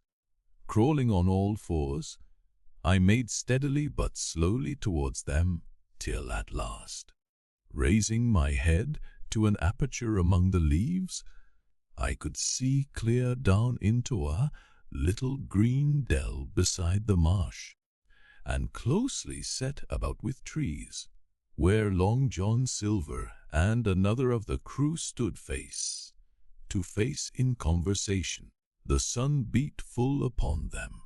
Silver had thrown his hat beside him on the ground, and his great, smooth, blond face, all shining with heat, was lifted to the other man's in a kind of appeal. "Mate," he was saying, "it's because I thinks gold dust of you, gold dust, and you may lay to that. If I hadn't he took to you like pitch, do you think I'd have been here, warning of you? All's up. You can't make nor mend. It's to save your neck that I'm speaking, and if one of the wild uns knew it, where 'd I be, Tom? Now tell me, where'd I be?" "Silver," said the other man, and I observed he was not only red in the face, but spoke as hoarse as a crow, and his voice shook too, like a taut rope. "Silver," says he, "you're old, and you're honest, or has the name for it, and you've money too, which lots of poor sailors hasn't he, and you're brave, or I'm mistook, and will you tell me you'll let yourself be led away with that kind of a mess of swabs? Not you. As sure as God sees me, I'd sooner lose my hand if I turn agin my duty." And then all of a sudden he was interrupted by a noise. I had found one of the honest hands. Well, here, at that same moment, came news of another. Far away out in the marsh there arose, all of a sudden, a sound like the cry of anger, then another on the back of it, and then one horrid long-drawn scream. The rocks of the spy-glass re-echoed it a score of times. The whole troop of marsh birds rose again, darkening heaven with a simultaneous whir, and long after that death yell was still ringing in my brain. Silence had re-established its empire, and only the rustle of the redescending birds and the boom of the distant surges disturbed the languor of the afternoon. Tom had leaped at the sound, like a horse at the spur, but Silver had not winked an eye. He stood where he was, resting lightly on his crutch, watching his companion like a snake about to spring. "John," said the sailor, stretching out his hand. "Hands off," cried Silver, leaping back a yard, as it seemed to me, with the speed and security of a trained gymnast. "Hands off, if you like, John Silver," said the other. "It's a black conscience that can make you feared of me. But, in heaven's name, tell me what was that? That, returned Silver, smiling away, but warier than ever, his eye a mere pin, point in his big face, but gleaming like a crumb of glass. That, oh, I reckon that'll be Alan. And at this poor Tom flashed out like a hero. Alan, he cried, thin rest his soul for a true seaman. And as for you, John Silver, long you've been a mate of mine. But you're mate of mine no more. If I die like dog, I'll die in my duty. You've killed Alan, have you? Kill me, if you can, but I defies you. And with this brave fellow turned his back directly on the cook, and set off walking for the beach. But he was not destined to go far. With a cry, John seized the branch of a tree, whipped the crutch out of his armpit, and sent that uncouth missile hurling through the air. It struck poor Tom, point foremost, and with stunning violence, right between the shoulders in the middle of his back. His hands flew up. He gave a sort of gasp and fell. Whether he was injured much or little, none could ever tell. Like enough, to judge from the sound, his back was broken on the spot, but he had no time given him to recover. Silver, agile as a monkey, even without leg or crutch, was on the top of him next moment, and had twice buried his knife up to the hilt in that defenseless body. From my place of ambush I could hear him pant aloud as he struck the blows. I do not know what it rightly is to faint, but I do know that for the next little, while the whole world swam away from before me in a whirling mist, Silver and the birds and the tall spy glass hilltop going round and topsy-turvy before my eyes, and all manner of bells ringing, and distant voices shouting in my ear. When I came again to myself, the monster had pulled himself together, his crutch under his arm, his hat upon his head. Just before him Tom lay motionless upon the sward, but the murderer minded him not a whit, cleansing his blood-stained knife the while upon a wisp of grass. Everything else was unchanged, the sun still shining mercilessly upon the steaming marsh and the tall pinnacle of the mountain, and I could scarce persuade myself that murder had actually been done and a human life cruelly cut short a moment since before my eyes. But now John put his hand into his pocket, brought out our wrestle, and blew upon it several modulated blasts that rang far across the heated air. I could not tell, of course, the meaning of the signal, but it instantly awoke my fears. More men would be coming. I might be discovered. They had already slain 2 of the honest people. After Tom and Alan, might not I come next? Instantly I began to extricate myself and crawl back again, with what speed and silence I could manage, to the more open portion of the wood. As I did so I could hear hails coming and going between the Old Buccaneer and his comrades, and this sound of danger lent me wings.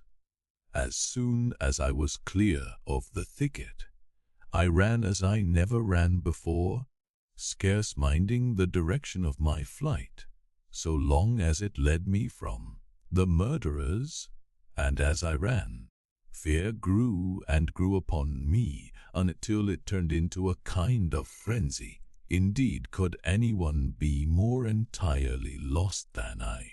When the gun fired, how should I dare to go down to the boats among those fiends, still smoking from their crime. Would not the first of them, who saw me, wring my neck like a snipe's? Would not my absence itself be an evidence to them of my alarm, and therefore of my fatal knowledge? It was all over, I thought. Goodbye to Hispaniola, goodbye to the squire, the doctor, and the captain. There was nothing left for me but death by starvation, or death by the hands of the mutineers. All this while, as I say, I was still running, and without taking any notice. I had drawn near to the foot of the little hill with the 2 peaks, and had got into a part of the island where the wild oaks grew more widely apart, and seemed more like forest trees in their bearing and dimensions. Mingled with these were a few scattered pines, some 50, some nearer 70 feet high. The air, too, smelled more fresh than down beside the marsh, and here a fresh alarm brought me to a standstill with a thumping heart. Chapter 15. The man of the island from the side of the hill, which was here steep and stony. A spout of gravel was dislodged, and fell rattling and bounding through the trees. My eyes turned instinctively in that direction, and I saw a figure leap with rapidity behind the trunk of a pine. What it was, whether bear or man or monkey, I could in no wise tell. It seemed dark and shaggy, more I knew not. But the terror of this new apparition brought me to a stand. I was now, it seemed, cut off upon both sides. Behind me the murderers, before me this lurking nondescript, and immediately I began to prefer the dangers that I knew to those I knew not.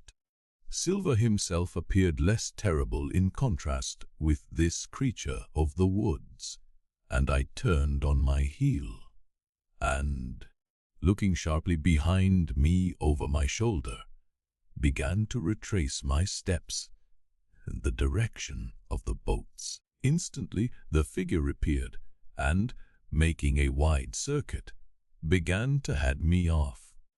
I was tired, at any rate, but had I been as fresh as when I rose, I could see it was in vain for me to contend in speed with such an adversary.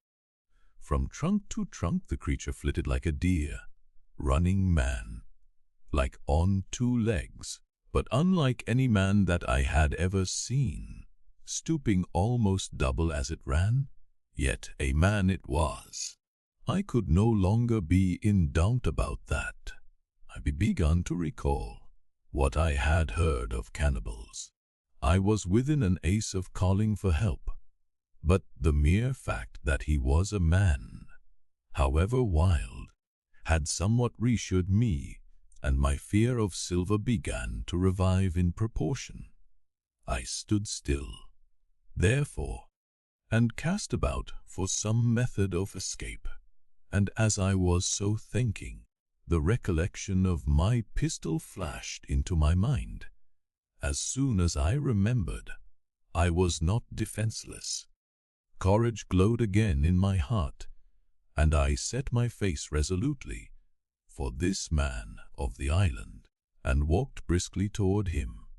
He was concealed by this time behind another tree trunk, but he must have been watching me closely, for as soon as I began to move in his direction he reappeared and took a step to meet me.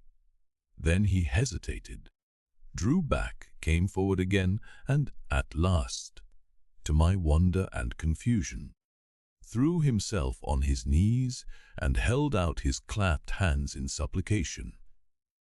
At that I once more stopped. "Are you?" I asked. "Ben Gunn," he answered, and his voice sounded hoarse and awkward, like a rusty lock. I'm poor Ben Gunn, I am, and I haven't spoke with a Christian these 3 years. I could now see that he was a white man like myself, and that his features were even pleasing. His skin, wherever it was exposed, was burned by the sun. Even his lips were black, and his fair eyes looked quite startling in so dark a face. Of all the beggar men that I had seen or fancied, he was the chief for raggedness. He was clothed with tatters of old ships, canvas, and old sea cloth, and this extraordinary patchwork was all held together by a system of the most various and incongruous fastenings, brass buttons, bits of stick, and loops of tarry gaskin. About his waist he wore an old brass, buckled leather belt, which was the one thing solid in his whole accoutrement. 3 years, I cried. Were you shipwrecked? Nay, said he, marooned. I heard the word, and I knew it stood for a horrible kind of punishment common enough among the buccaneers, in which the offender is put ashore with a little powder and shot, and left behind on some desolate and distant island. Marooned 3 years agone, he continued, and lived on goats since then, and berries and oysters. Wherever a man is, says, a man can do for himself. But, mate, my heart is sore for Christian diet. You might happen to have a piece of cheese about you now. No. Well, many's the long night I've dreamed of cheese, toasted, mostly, and woke of up again, and here I were. If ever I can get aboard again, said I, you shall have cheese by the stone. All this time he had been feeling the stuff of my jacket, smoothing my hands, looking at my boots, and generally, in the intervals of his speech, showing a childish pleasure in the presence of a fellow creature. But at my last words he perked up into a kind of startled slyness. If ever you get aboard again, says you, he repeated. Why now, who's to hinder you? Not you, I know, was my reply. Right you was. He cried, what do you call yourself? Mate. Jim, I told him. Jim, says he, quite pleased, apparently. Well, now Jim, I've lived thereof as you be ashamed to hear of. Now, for instance, you wouldn't think I had had a pious mother to look at me, he asked. Why, no, not in particular, I answered, said he, but I had remarkable pious, and I was a civil, pious boy, and could rattle off my catechism that fast as you couldn't tell one word from another. And here's what it come to, Jim, and it begun with Chuck, fathen on the blessed gravestones. That's what it begun with, but it went further that, and so my mother told me, and predict the whole, she did, the pious woman, but it were Providence that put me here. I've thought it all out in this here lonely island, and I'm back on piety. You can't catch me tasting rum so much, but just a thimbleful for luck. Of course, the first chance I have, I'm bound I'll be good, and I see the way too. And Jim, looking all round him and lowering his voice to a whisper, I'm rich. I now felt sure that the poor fellow had gone crazy in his solitude, and I suppose I must have shown the feeling in my face, for he repeated the statement hotly. Rich, I says, and I'll tell you what, I a man of you, Jim. Ah, Jim, you'll bless your stars, you will.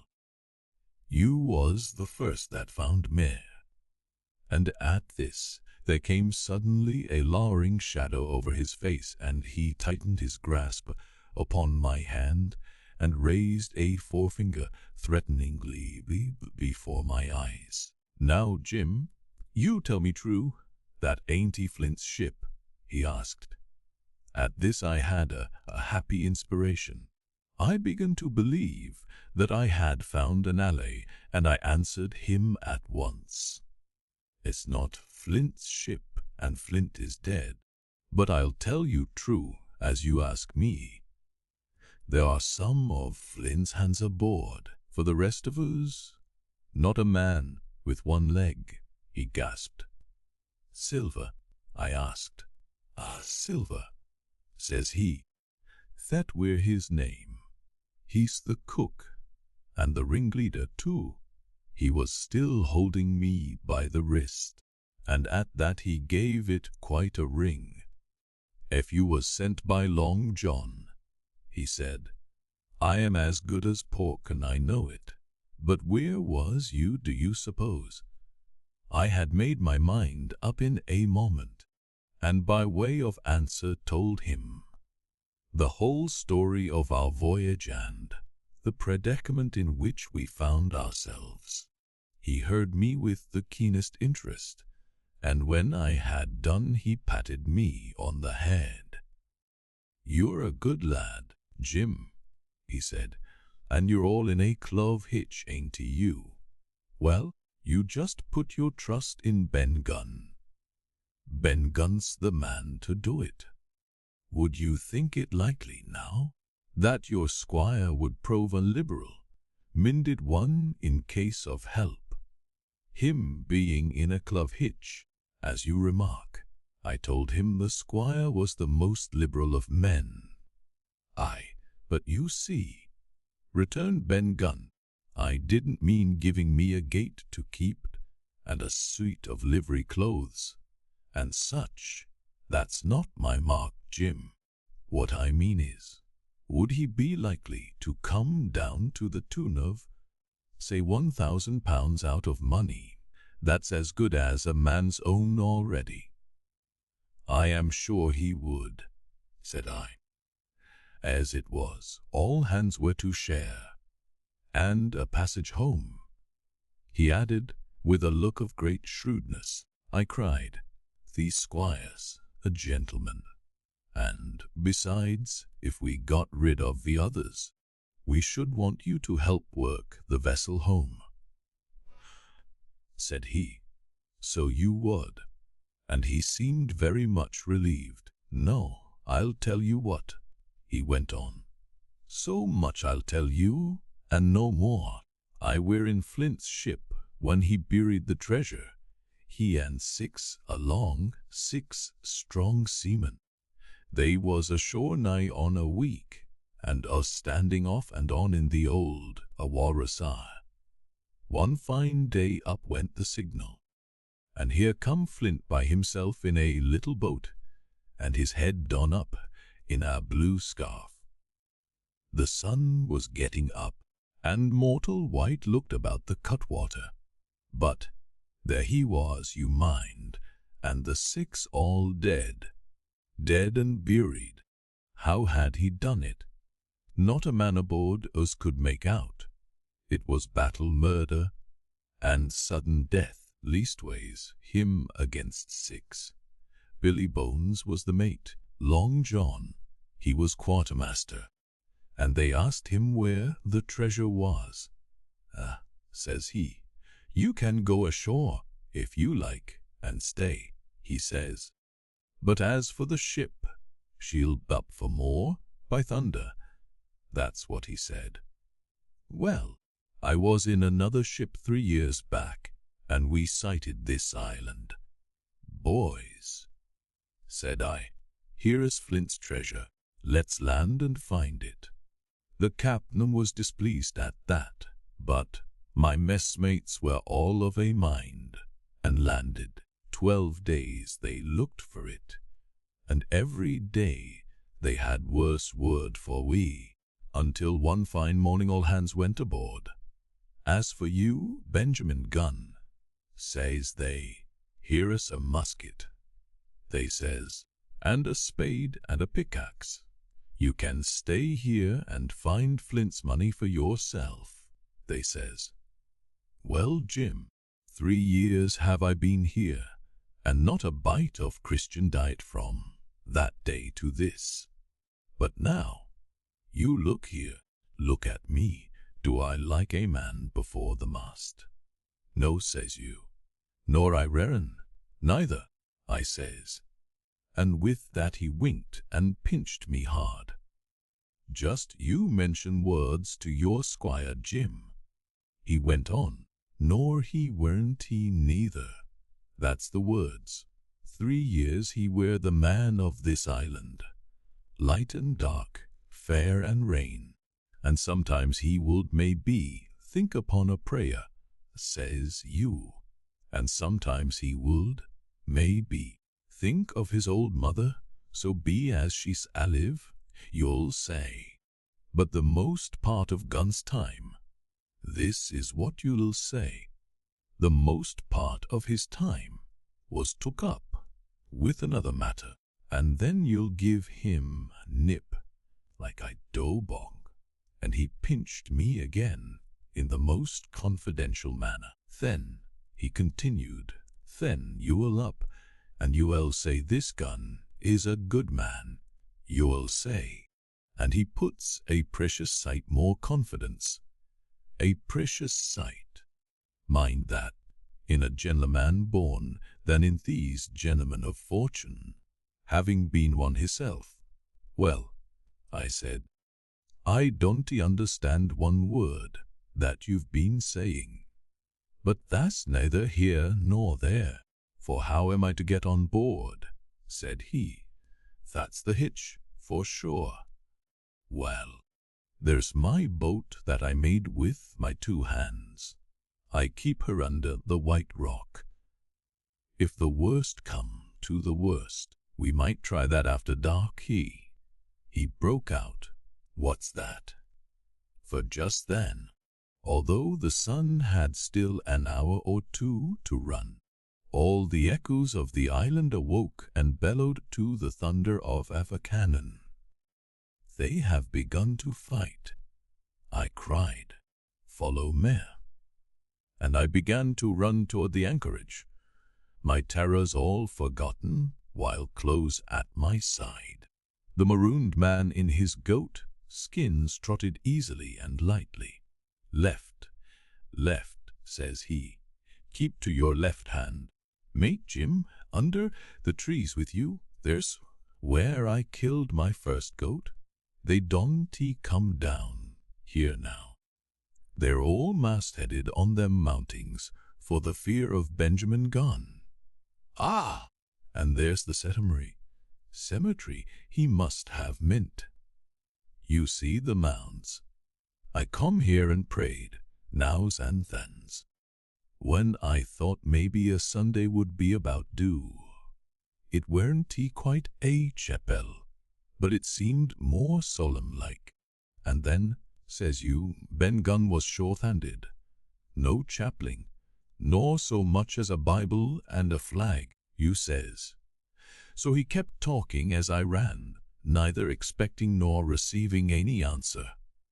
The cannon shot was followed, after a considerable interval, by a volley of small arms. Another pause, and then, not a quarter of a mile in front of me, I beheld the Union Jack flutter in the air above a wood. Part IV, the Stockade. Chapter 16, narrative continued by the Doctor. How the ship was abandoned. It was about *1, 3 bells in the sea phrase, that the 2 boats went ashore from the Court Espanol. The captain, the squire, and I were talking matters over in the cabin. Had there been a breath of wind, we should have fallen on the 6 mutineers, who were left aboard with us, slipped our cable, and away to sea. But the wind was wanting, and, to complete our helplessness, down came Hunter with the news that Jim Hawkins had slipped into a boat and was gone ashore with the rest. It had never occurred to us to doubt Jim Hawkins, but we were alarmed for his safety. With the men in the temper they were in, it seemed an even chance if we should see the lad again. We ran on deck. The pitch was bubbling in the seams. The nasty stench of the place turned me sick. If ever a man smelled fever and dysentery, it was in that abominable anchorage. The 6 scoundrels were sitting grumbling under a sail in the forecastle.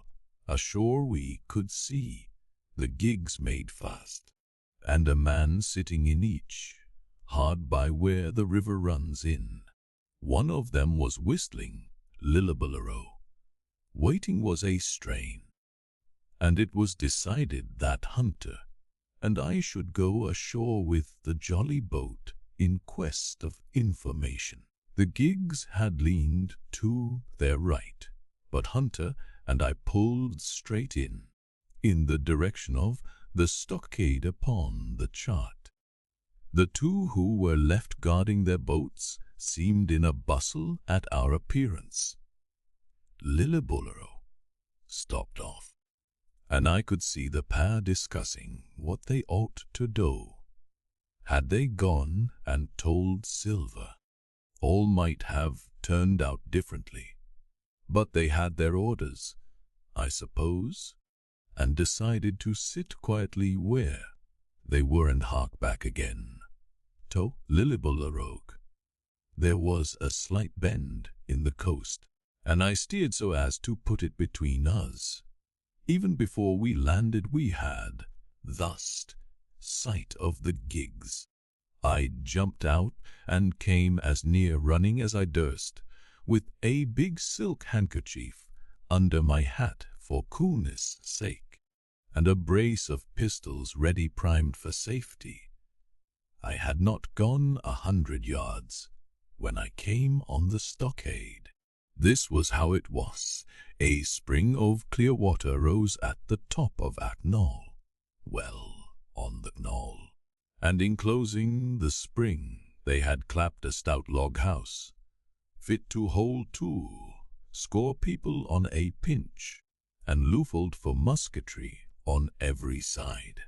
All around this they had cleared eye-wide space, and then the thing was completed by a paling 6 feet high, without door or opening, too strong to pull down without time and labor, and too open to shelter the besiegers. The people in the log house had them in every way. They stood quiet in the shelter and shot the others like partridges.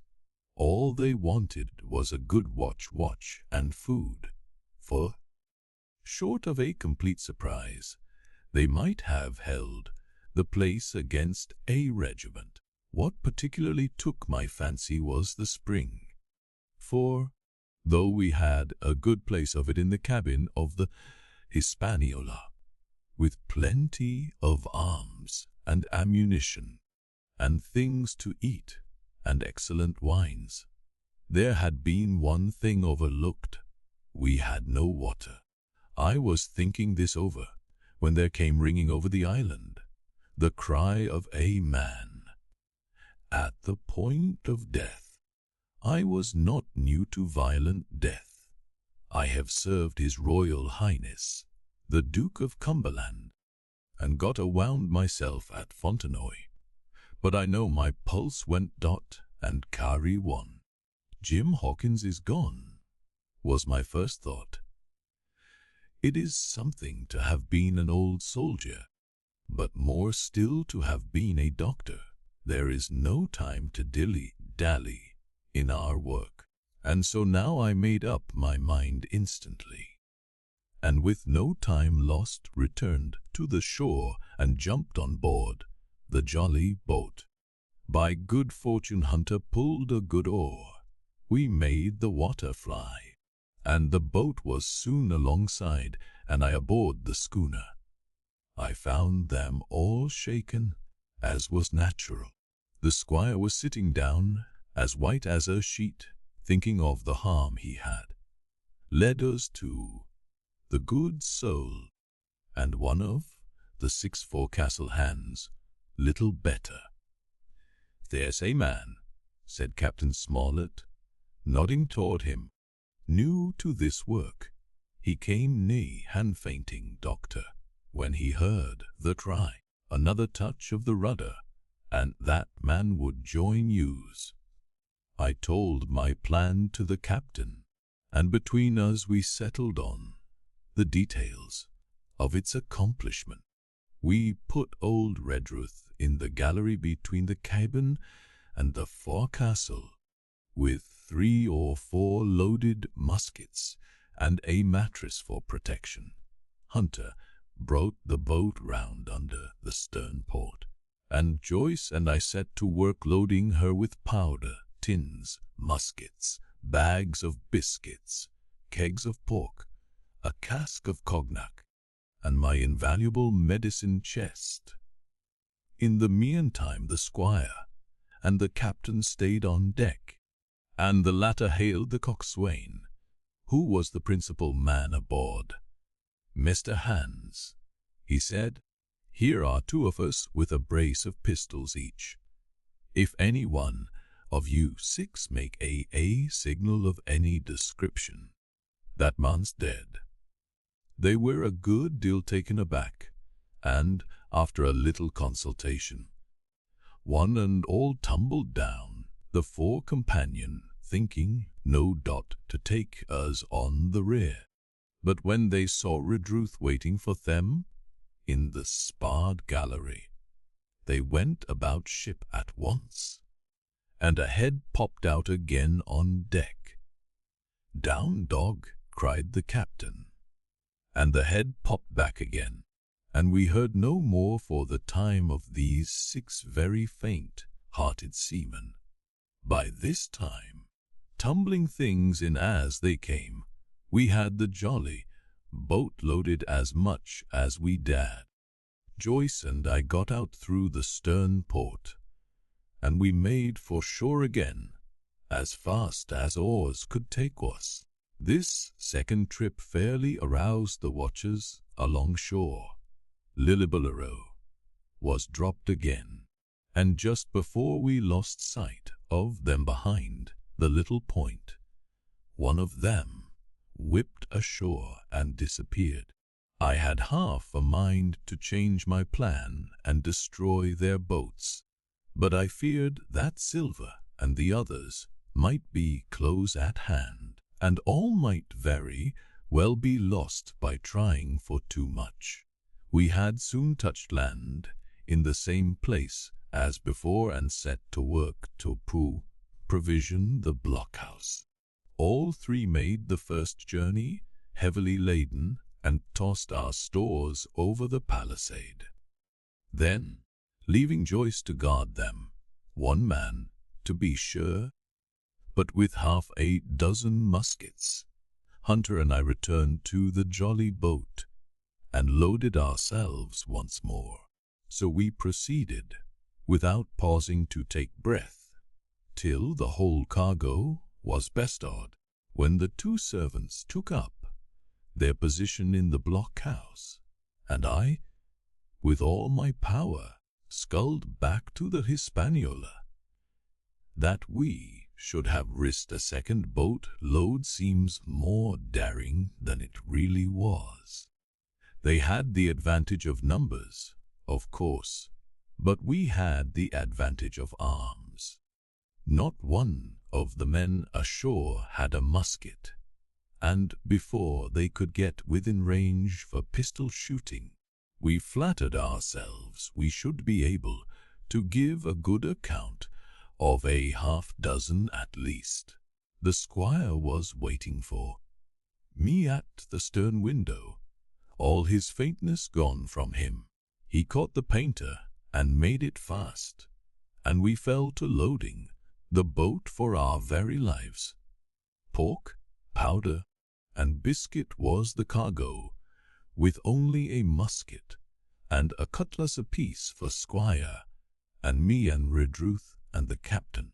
The rest of the arms and powder we dropped overboard in 2 fathoms and a half of water, so that we could see the bright steel shining far below us in the sun on the clean, sandy bottom.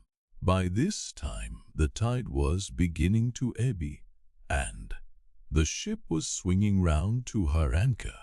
Voices were heard faintly hallooing in the direction of the 2 jigs, and though this reassured us for Joyce and Hunter, who were well to the eastward, it warned our party to be off.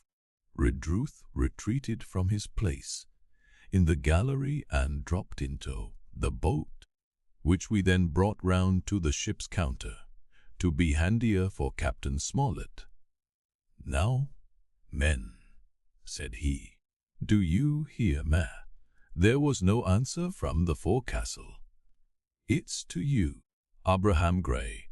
It's to you I am speaking." Still no reply. "Gray," resumed Mr. Smollett, a little louder, "I am leaving this ship, and I order you to follow your captain. I know you are a good man at bottom, and I dare say not one of the love-use as bad as he makes out. I have my watch here in my hand. I give you 30 seconds to join me in." There was a pause. "Come, my fine fellow," continued the captain, "don't he hang so long in stays. I'm risking my life and the lives of these good gentlemen every second." There was a sudden scuffle, a sound of blows, and out burst Abraham Gray with a knife, cut on the side of the cheek, and came running to the captain like a dog to the whistle. "I'm with you, sir," said he, and the next moment he and the captain had dropped aboard of us, and we had shoved off and given way. We were clear out of the ship, but not yet ashore in our Stockade. Chapter 17. Narrative continued by the Doctor. The jolly boat's last trip, this 5th trip, was quite different from any of the others. In the first place, the little gallipot of a boat that we were in was gravely overloaded. 5 grown men, and 3 of them, Trelawney, Redruth, and the captain, over 6 feet high, was already more than she was meant to carry. Add to that the powder, pork, and the bread bags. The gunwale was lipping Aston. Several times we shipped a little water, and my breeches and the tails of my coat were all soaking wet before we had gone 100 yards. The captain made us trim the boat, and we got her to lay a little more evenly. All the same, we were afraid to breathe. In the second place, the ebb was now making a strong, rippling current running westward through the basin, and then southward and seaward down the straits by which we had entered in the morning. Even the ripples were a danger to our overloaded craft, but the worst of it was that we were swept out of our true course and away from our proper landing place behind the point. If we let the current have its way, we should come ashore beside the jigs, where the pirates might appear at any moment. "I cannot keep her head for the Stockade, sir," said I to the captain. I was steering, while he and Redruth, 2 fresh men, were at the oars.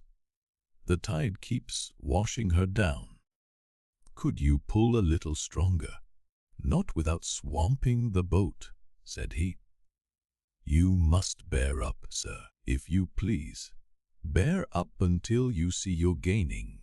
I tried, and found by experiment that the tide kept sweeping you westward until I had laid her head due east, or just about right angles to the way we ought to go. Well, never get ashore at this rate, said I. If it's the only course that we can lee, sir, we must even lie it, returned the captain. We must keep upstream. You see, sir, he went on, if once we dropped to leeward of the landing place, it's hard to say where we should get ashore, besides the chance of being boarded by the gigs. Whereas, the way we go the current must slacken, and then we can dodge back along the shore. The current's less ready. Sir, said the man Grey, who was sitting in the foresheets, you can ease her off a bit.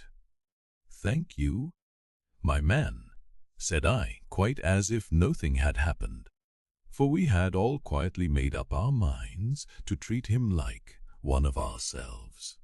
Suddenly, the captain spoke up again, and I thought his voice was a little changed. The gun, said he. I have thought of that, said I, for I made sure he was thinking of a bombardment of the fort. They could never get the gun ashore, and if they did, they could never haul it through the woods. Look astern, doctor, replied the captain. We had entirely forgotten the long nine, and there, to our horror, were the 5 rogues busy about her, getting off her jacket, as they called the stout tarpaulin cover under which she sailed. Not only that, but it flashed into my mind at the same moment that the round shot and the powder for the gun had been left behind, and a stroke with an axe would put it all into the possession of the evil ones aboard. Israel was Flint's gunner, said Grey hoarsely. At any risk we put the boat's head direct for the landing place. By this time we had got so far out the run of the current that we kept steerage way even at our necessarily gentle rate of rowing, and I could keep her steady for the goal. But the worst of it was that with the course I now held, we turned our broadside instead of our stern to the Hispaniola and offered a target like a barn door. I could hear, as well as see, that brandy-faced rascal Israel Hands plumping down a round shot on the deck. Who's the best shot? Asked the captain. Mr. Trelawney out and away, said I. Mr. Trelawney, will you please pick me off one of those men, sir? Hands, if possible, said the captain. Trelawney was as cold as steel. He looked to the priming of his gun. Now, cried the captain, easy with that gun, sir, or you'll swamp the boat. All hands stand by to trim her when he aims. The squire raised his gun. The rowing ceased, and we leaned over to the other side to keep the balance, and all was so nicely contrived that we did not ship a drop.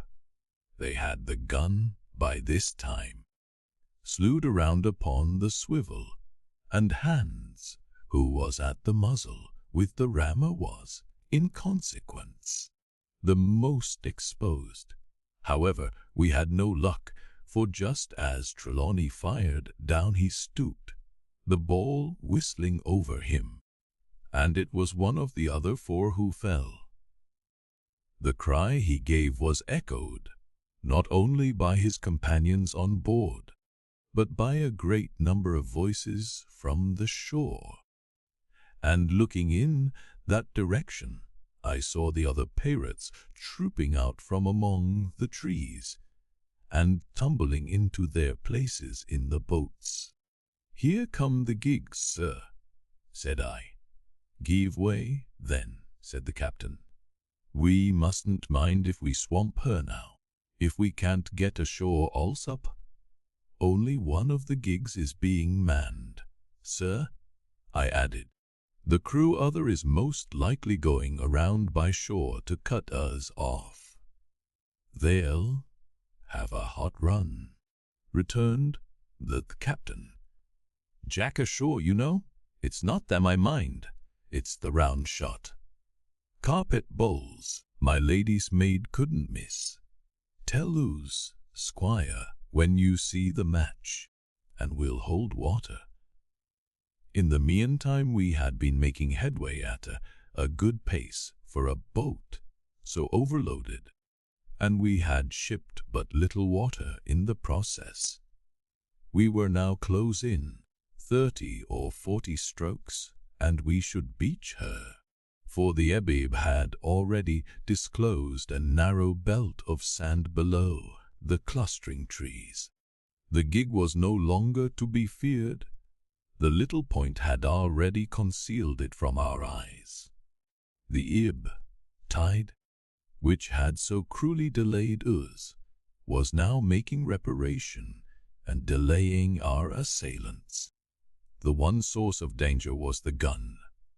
"If I durst," said the captain, "I'd stop and pick off another man." But it was plain that they meant nothing should delay their shot. They had never so much as looked at their fallen comrade, though he was not dead, and I could see him trying to crawl away. "Ready," cried the squire. "Hold," cried the captain, quick as an echo. And he and Redruth backed with a great heave that sent us bodily under water. The report fell in at the same instant of time. This was the first that Jim heard, the sound of the squire's shot not having reached him. When the ball passed, not one of us precisely knew, but I fancy it must have been over our heads, and that the wind above may have contributed to our disaster. At any rate, the boat sunk by the stern quite gently in 3 feet of water, leaving the captain and myself facing each other on our feet. The other 3 took complete headers and came up again, drenched and bubbling. So far there was no great harm. No lives were lost, and we could wade ashore in safety. But there were all our stores at the bottom, and, to make things worse, only 2 guns out of 5 remained in a state for service. Mine I had snatched from my knees and held over my head by a sort of instinct. As for the captain, he had carried his over his shoulder by a bandolier and, like a wise man, lock uppermost. The other 3 had gone down with the boat. To add to our concern, we heard voices already drawing near us in the woods along the shore, and we had not only the danger of being cut off from the stockade in our half-crippled state, but the fear before us whether, if Hunter and Joyce were attacked by half a dozen, they would have the sense and conduct to stand firm. Hunter was steady, that we knew. Joyce was a doubtful case, a pleasant, polite man for a valet, and to brush one's clothes, but not entirely fitted for a man of war. With all this in our minds, we waded ashore as fast as we could, leaving behind us the poor jolly boat and a good half of all our powder and provisions. Chapter 18 Narrative continued by the Doctor. End of the first day's fighting.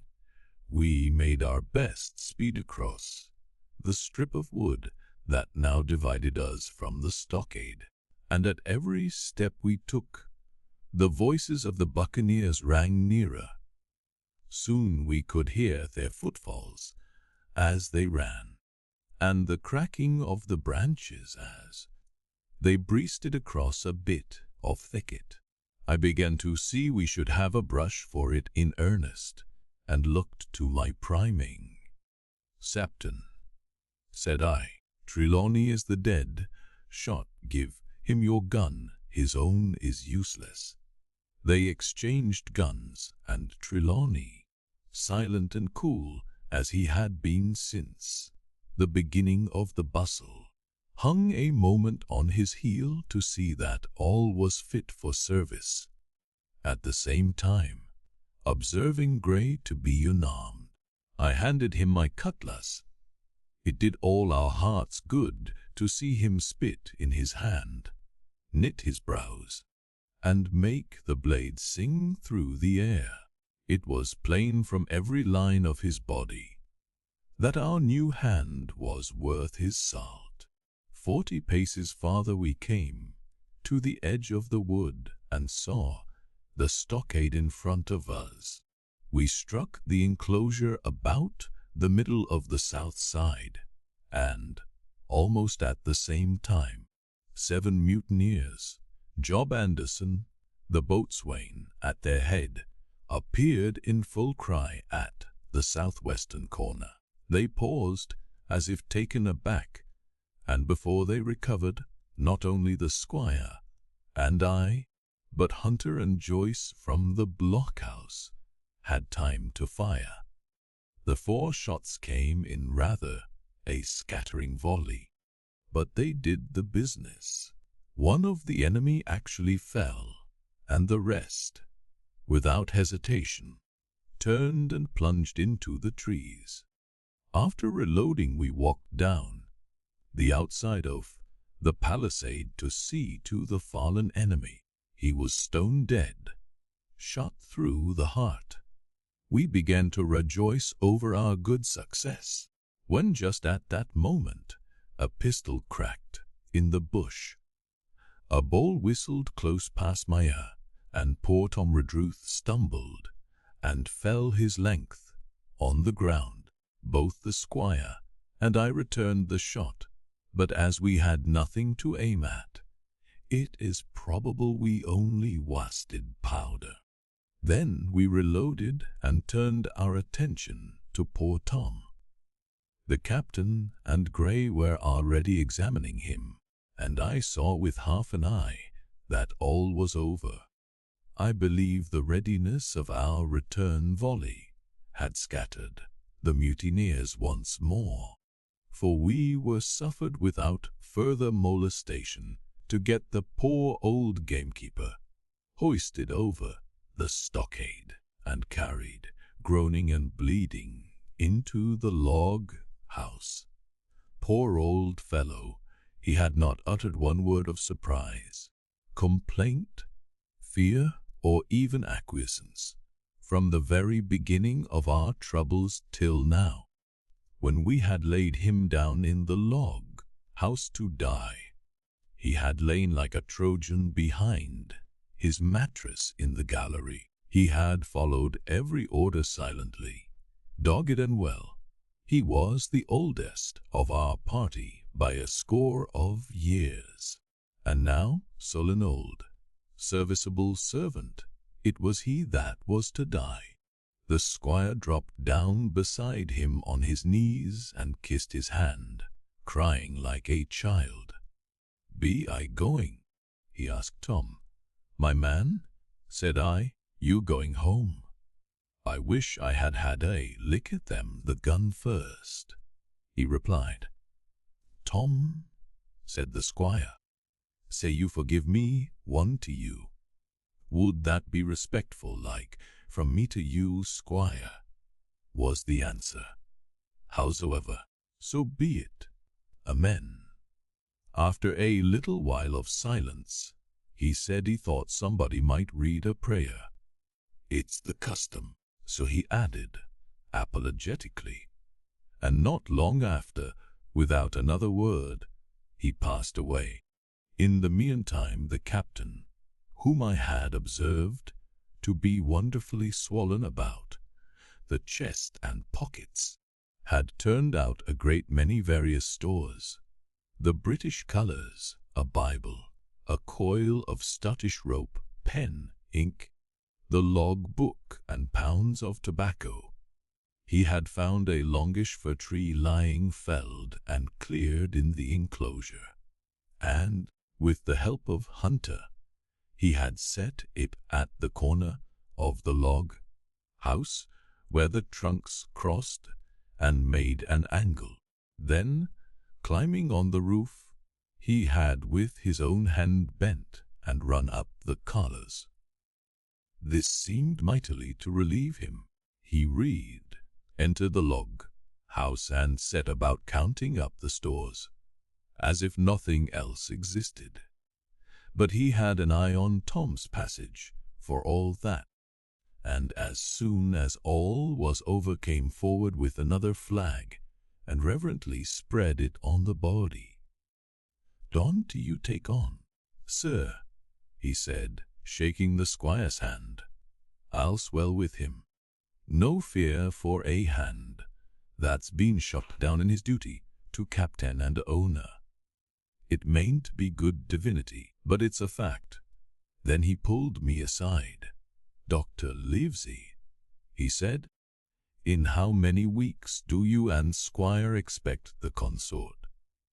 I told him it was a question, not of weeks, but of months, that if we were not brought back by the end of August, Blandly was to send to find us, but neither sooner nor later.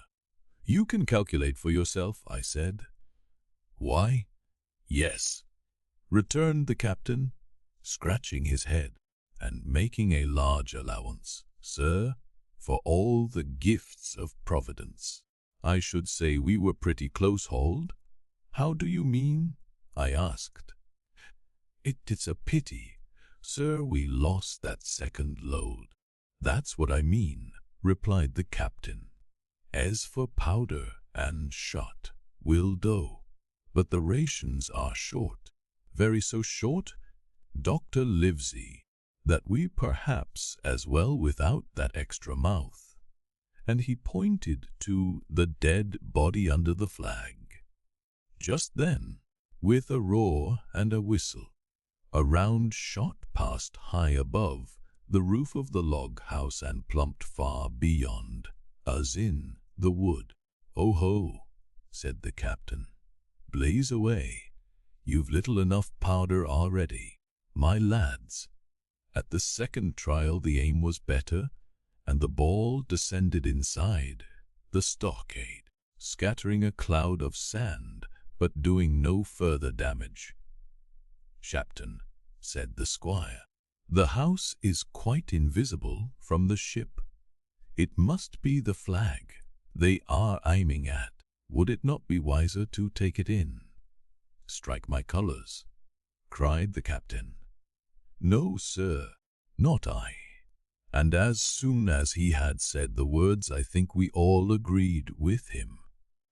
For it was not only a piece of stout, seamanly good feeling, it was good policy besides, and showed our enemies that we despised their cannonade. All through the evening they kept thundering away. Ball after ball flew over, or fell short, or kicked up the sand in the enclosure.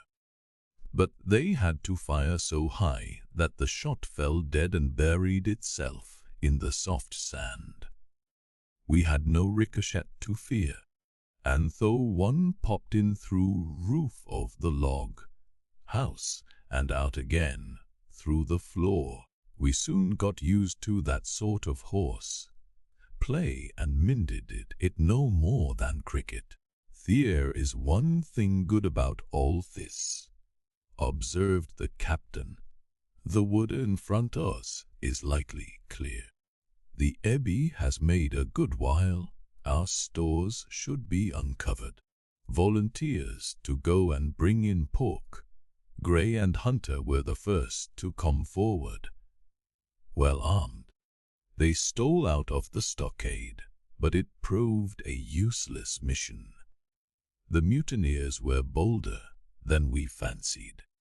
Or they put more trust in Israel's gunnery, for 4 or 5 of them were busy carrying off our stores and wading out with them to one of the gigs that lay close by, pulling an oar or so to hold her steady against the current. Silver was in the stern, Sheets in command, and every man of them was now provided with a musket from some secret magazine of their own. The captain sat down to his log, and here is the beginning of the entry. Alexander Smollett, Master David Livesey, Ship's Doctor Abraham Gray, Carpenter's Mate John Trelawney, Owner John Hunter and Richard Joyce, Owner's servants, landsmen, being all that is left faithful of the ship's company, with stores for 10 days at short rations, came ashore this day and flew British colours on the log house in Treasure Island. Thomas Redruth, owner's servant, landsman, shot by the mutineers, James Hawkins, cabin boy, and at the same time I was wondering over poor Jim Hawkins' fate. A hail on the land side. Somebody hailing you, said Hunter, who was on guard. Doctor! Squire! Captain, hello, Hunter! Is that you? Came the cries, and I ran to the door in time to see Jim Hawkins, safe and sound, come climbing over the stockade. Chapter 19, narrative resumed by Jim Hawkins. The garrison in the Stockaders, as soon as Ben Gunn saw the colours, he came to a halt, stopped me by the arm and sat down. Now, said he, there's your friends. Far more likely it's the mutinies, I answered. That, he cried. Why, in a place like this, where nobody puts in but gentlemen of fortune, Silver would fly the Jolly Roger? You don't make no doubt of that. No, that's your friends. There's been blows too, and I reckon your friends has had the best of it. And here they are ashore in the old stockade, as was made years and years ago by Flint. Ah, he was the man to have a headpiece, was Flint. Barring rum, his match was never sheen. He were afraid of none, not he. A Silver was that genteel. Well, said I, that may be so, and so be it. All the more reason that I should hurry on and join my friends. Nay, mate, returned Ben, not you. You're a good boy, or I mistook, but you're on a boy, all told. Now Ben Gunn is fly. Rum wouldn't he bring me there, where you're going? Not rum wouldn't he, till I see you're born gentleman, and gets it on his word of honour. And you won't he forget my words. A precious sight. That's what you'll say. A precious sight more confidence. And then nips him. And he pinched me the 3rd time, with the same air of cleverness. And when Ben Gunn is wanted, you know where to find him, Jim. Just where you found him today. And him that comes is to have a white thing in his hand, and he's to come alone. Oh, and you'll say this, Ben Gunn, says you, as reasons of his own. Well, said I, believe I understand. You have something to propose, and you wish to see the squire or the doctor, and you're to be found where I found you. Is that all? And when? says you, he added. Why? From about noon observation to about 6 bells. Good, says I. And now may I go? You won't forget, he inquired anxiously. Precious sight, and reasons of his own, says you. Reasons of his own, that's the mainstay. As between man and man, well then, still holding me, I reckon you can go, Jim. And, Jim, if you was to see silver, you wouldn't go for to sell Ben gun. Wild horses wouldn't draw it from you. No, says you. And if them pirates came ashore, Jim, what would you say but there'd be widows in the morning? Here he was interrupted by a loud report, and a cannonball came tearing through the trees and pitched in the sand, not 100 yards from where we two were talking. The next moment each of us had taken to our heels in a different direction. For a good hour to come frequent reports shook the island, and balls kept crashing through the woods. I moved from hiding place to hiding place, always pursued, or so it seemed to me, by these terrifying missiles. But toward the end of the bombardment, though still I durst not venture in the direction of the stockade, where the balls fell oftenest, I had begun, in a manner, to pluck up my heart again, and after a long detour to the east, crept down among the shore-side trees. The sun had just set. The sea breeze was rustling and tumbling in the woods, and ruffling the grey surface of the anchorage. The tide, too, was far out, and great tracts of sand lay uncovered. The air, after the heat of the day, chilled me through my jacket. The Il Hispaniola still lay where she had anchored, but, sure enough, there was the Jolly Roger, the black flag of piracy, flying from her peak. Even as I looked, there came another red flash, and another report that sent the echoes clattering, and one more round shot whistled through the air. It was the last of the cannonade. I lay for some time, watching the bustle which succeeded the attack. Men were demolishing something with axes on the beach near the stockade.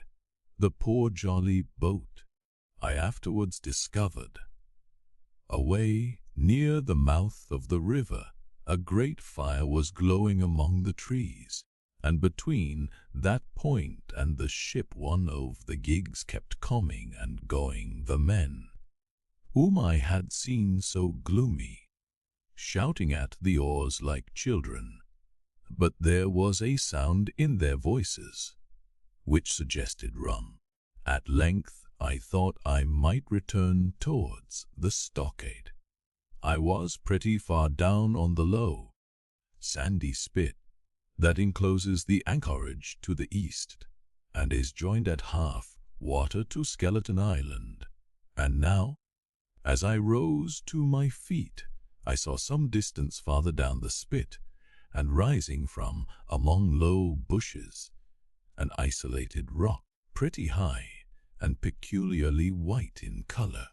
It occurred to me that this might be the White Rock of which Ben Gunn had spoken, and that some day or other boat might be wanted, and I should know where to look for one.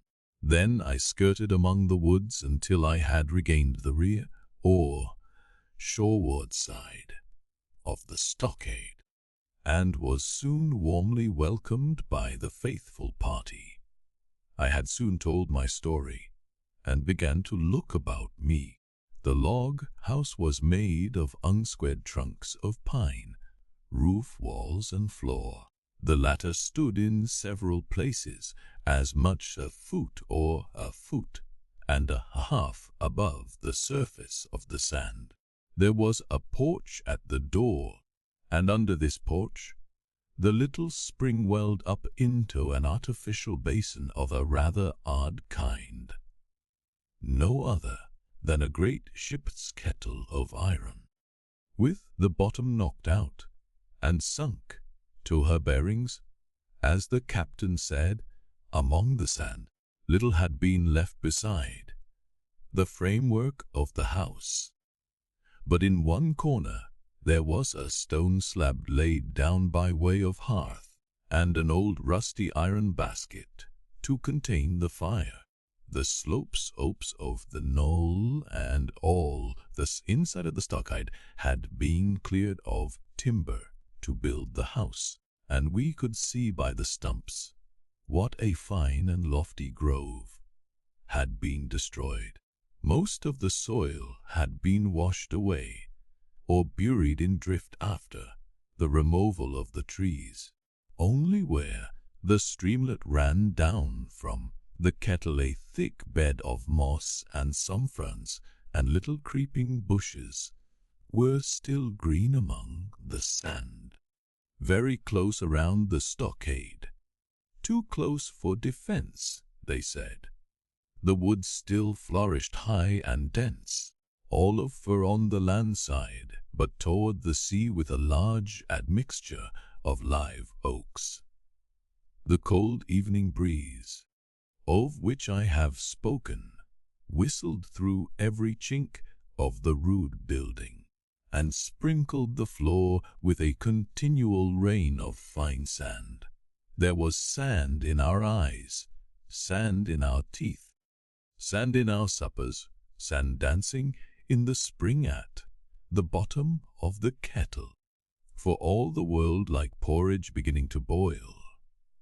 Our chimney was a square hole in the roof. It was but a little part of the smoke that found its way out, and the rest eddied about the house and kept us coughing and piping the eye. Add to this that Gray, the new man, had his face tied up in a bandage for a cut he had got in breaking away from the mutineers, and that poor old Tom Redruth, still unburied, lay along the wall, stiff and stark, under the Union Jack. If we had been allowed to sit idle, we should all have fallen in the blues.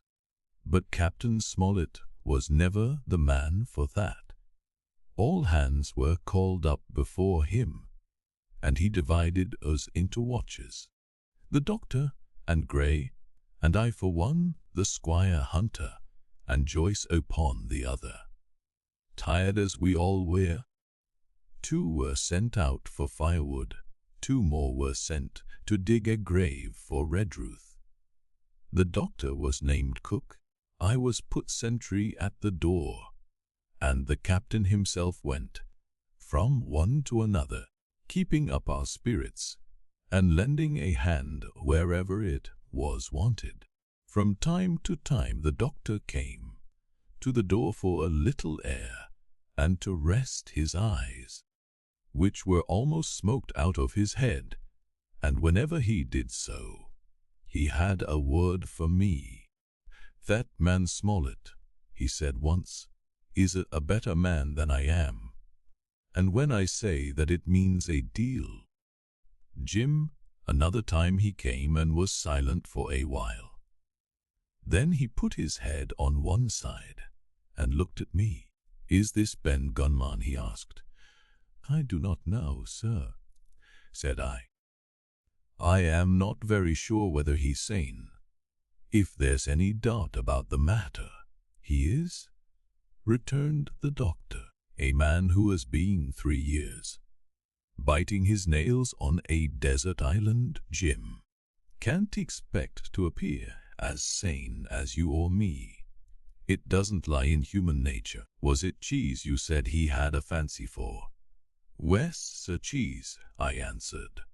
"Well, Jim," says he, "just see the good that comes of being dainty in your food. You've seen my snuff box, haven't you? and you never saw me take snuff. The reason being that in my snuff box I carry a piece of Parmesan cheese, a cheese made in Italy, very nutritious. Well, that's for Ben Gunn. Before supper was eaten we buried old Tom in the sand, and stood round him for while bare, hid in the breeze. A good deal of firewood had been got in, but not enough for the captain's fancy, and he shook his head over it, and told us we must get back to this to-morrow rather livelier. Then, when we had eaten our pork, and each had a good stiff glass of brandy grog, the three chiefs got together in a corner to discuss our prospects. It appears they were at their wits' end what to do, the stores being so low that we must have been starved into surrender long before help came. But our best hope, it was decided, was to kill off the buccaneers until they either hauled down their flag or ran away with the Hispaniola. From 19, they were already reduced to 15. 2 others were wounded, and one, at least, the man shot beside the gun severely wounded, if he were not dead. Every time we had a crack at them, we were to take it, saving our own lives, with the extremest care, and, beside that, we had 2 able allies, rum and the climate. As for the first, though we were about half a mile away, we could hear them roaring and singing late into the night, and as for the second, the doctor staked his wig, that camped where they were in the marsh, and unprovided with remedies, the half of them would be on their backs before a week. So, he added, if we are not all shot down first, they'll be glad to be packing in the schooner. It's always a ship, and they can get to buccaneering again. Her first ship that I ever lost, said Captain Smollett. I was dead tired, as you may fancy, and when I got to sleep, which was not till after a great deal of tossing, I slept like a log of wood. The rest had long been up, and had already breakfasted, and increased the pile of firewood by about half as much again, when I was awakened by a bustle and the sound of voices. Flag of truce, I heard someone say, and then, immediately after, with a cry of surprise, Silver himself, and, at that, up I jumped, and, rubbing my eyes, ran to a loophole in the wall. Chapter 20. Silver's embassy. Sure enough, there were 2 men just outside the stockade, one of them waving a white cloth, the other, no less a person than Silver himself, standing placidly by. It was still quite early, and the coldest morning that I think I ever was abroad in, a chill that pierced into the marrow. The sky was bright and cloudless overhead, and the tops of the trees shone rosily in the sun. But where Silver stood with his lieutenant all was still in shadow, and they waded knee-deep in a low, white vapor that had crawled during the night out of the morass. The chill and the vapor taken together told a poor tale of the island. It was plainly a damp, feverish, unhealthy spot. Keep indoors, men, said the captain. 10 to 1 this is a trick. Then he hailed the Buccaneer. Who goes, stand or we fire? Flag of truce, cried Silver. The captain was in the porch, keeping himself carefully out the way of a treacherous shot, should any be intended. He turned and spoke to us. Doctor's watch on the lookout. Dr. Livesey, take the north side. If you please. Jim the east. Grey west. The watch below, all hands to load muskets. Lively men and careful. And then he turned again to the mutineers. "And what do you want with your flag of truce?" he cried. This time it was the other man who replied. "Cap'n Silver, sir, to come on board and make terms," he shouted. "And Silver, don't he now him?" "Who's he?" cried the captain, and we could hear him adding to himself, "Cap'n, is it? My heart, and here's promotion." Long John answered for himself, "Me, sir, these poor lads have chosen me cap'n. After your desertion, sir," laying a particular emphasis upon the word desertion, "we're willing to submit, if we can come to terms, and no bones about it. All I ask is your word, Cap'n Smollett, to let me safe and sound out of this here stockade, and 1 minute to get out o' shot before a gun is fired." "My man," said Captain Smollett, "I have not the slightest desire to talk to you. If you wish to talk to me, you can come. That's all. If there's any treachery, it'll be on your side, and the Lord help you." "That's enough," Cap'n shouted Long John cheerily. "A word from you's enough. I now a gentleman, and you may lay to that." We could see the man who carried the flag of truce attempting to hold Silver back, nor was that wonderful, seeing how cavalier had been the captain's answer. But Silver laughed at him aloud, and slapped him on the back, as if the idea of alarm had been absurd.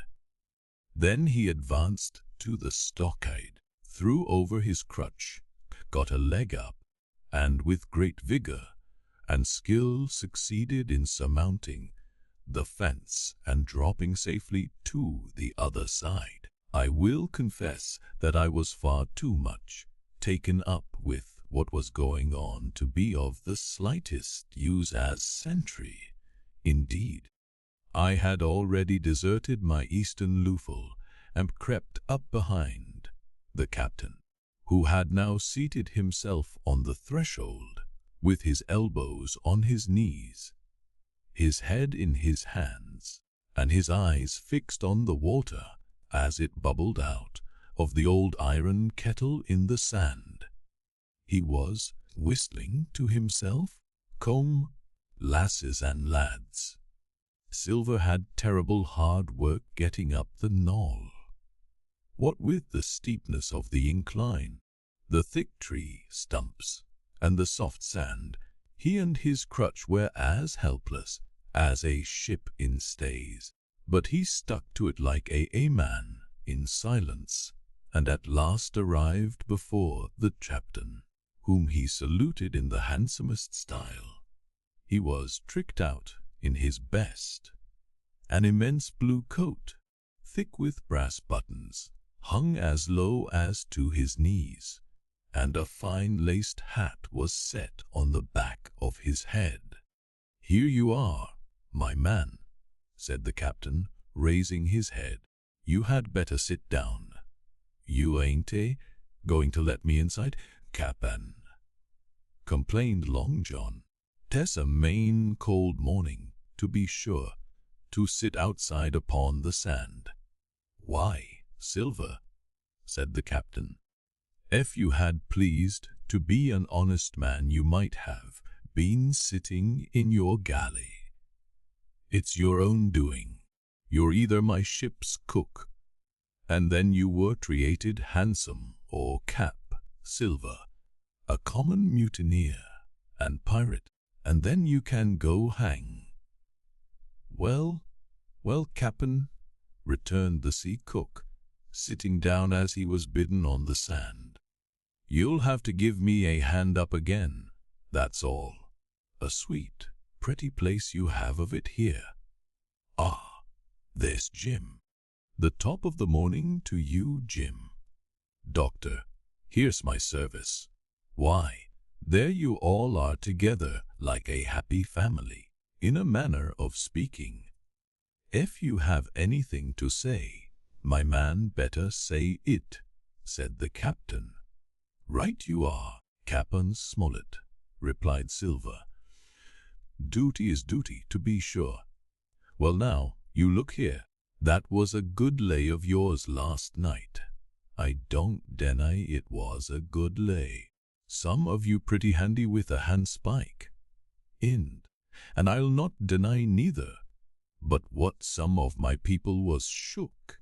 Maybe all was shook. Maybe I was shook myself. Maybe that's why I'm here for terms. But you mark me, Cap'n, it won't he do twice. By thunder, we'll have to do sentry go, and ease off a point or so on the run. Maybe you think we were all a sheet in the wind's eye. But I'll tell you I was sober. I was on dog tired. And if I woke a second sooner I caught you at the act I would. He wasn't he dead. When I got round to him, well, says Captain Smollett, as cool as can be. All that Silver said was a riddle to him. But you would never have guessed it from his tone. As for me, I began to have an inkling. Ben Gunn's last words came back to my mind. I began to suppose that he had paid the Buccaneers a visit, while they all lay drunk together round their fire, and I reckoned up with glee that we had only 14 enemies to deal with. Well, here it is, said Silver. We want that treasure, and we'll have it. That's our point. You would just as soon save your lives, I reckon, and that's yours.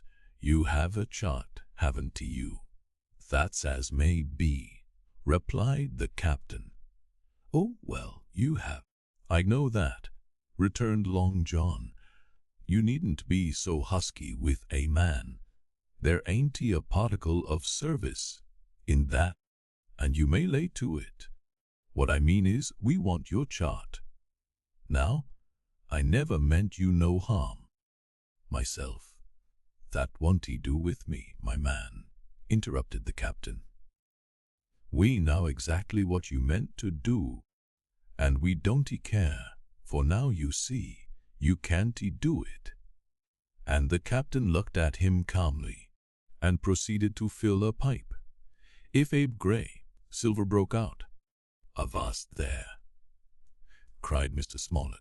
Gray told me nothing, and I asked him nothing, and what's more, I would see you and him and this whole island blown clean out, the water into blazes first.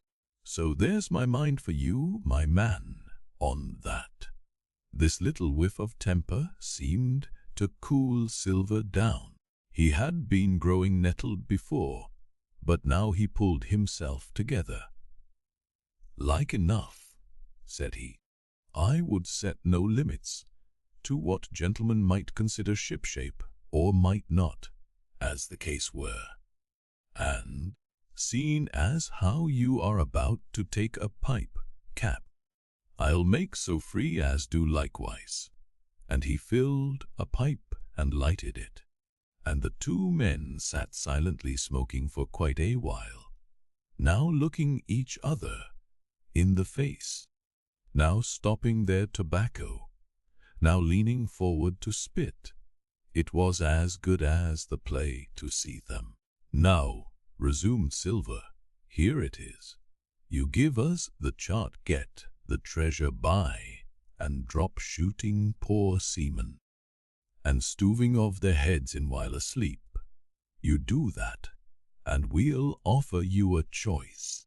Either you come aboard along of us, once the treasure's shipped, and then I'll give you my affidavy, upon my word of honor, to clap you somewhere safe ashore.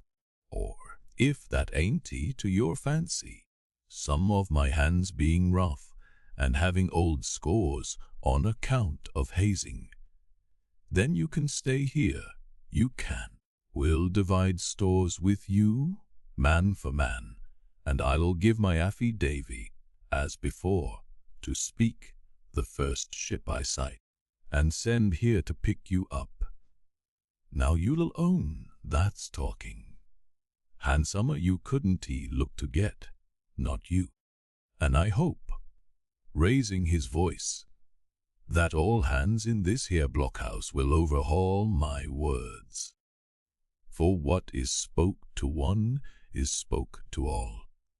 Captain Smollett rose from his seat and knocked out the ashes of his pipe in the palm of his left hand. Is that all? He asked. Every last word, by thunder, answered John. Refuse that, and you've seen the last of me but musket balls. Very good, said the captain. Now you'll hear me. If you'll come up one by one, unarmed, I'll engage to clap you all in irons, and to take you home to our trial in England. If you want tea, my name is Alexander Smollett. I've flown my sovereign's colours, and I'll see you all to Davy Jones. You can't find the treasure. You can't sail the ship. There's not a man among you fit to sail the ship. You can't fight us. Grey, there, got away from 5 of you. Your ship's in irons, Master Silver. You're on a lee shore, and so you'll find. I stand here and tell you so, and they the last good words you'll get from me. For, in the name of heaven, I'll put a bullet in your back when next I meet you. Tramp, my lad, bundle out of this, please, hand over hand, and double quick. Silver's face was a picture. His eyes started in his head with wrath. He shook the fire out of his pipe. Give me a hand up, he cried. Not I, returned the captain. Who'll give me a hand up? He roared. Not a man among us moved. Growling the fullest imprecations, he crawled along the sand till he got hold of the porch and could hoist himself again upon his crutch. Then he spat into the spring. Thea, he cried, that's what I think of ye. Before and house out, I'll stove in your old blockhouse like a rum puncheon. Laugh, by thunder, laugh. Before and house out, ye'll laugh upon the other side. Them that'll be the lucky ones. And with a dreadful oath, he stumbled off, plowed down the sand, was helped across the stockade, after 4 or 5 failures, by the man with the flag of truce, and disappeared in an instant afterward among the trees. Chapter 21. The attack. As soon as Silver disappeared, the captain, who had been closely watching him, turned toward the interior of the house, and found not man-ofs at his post, but Grey. It was the first time we had ever seen him angry. Quarters, he roared, and then, as we slunk back to our places, Grey, he said, I'll put your name in the log. You've stood by your duty like a seaman. Mr. Trelawney, I'm surprised at you, sir.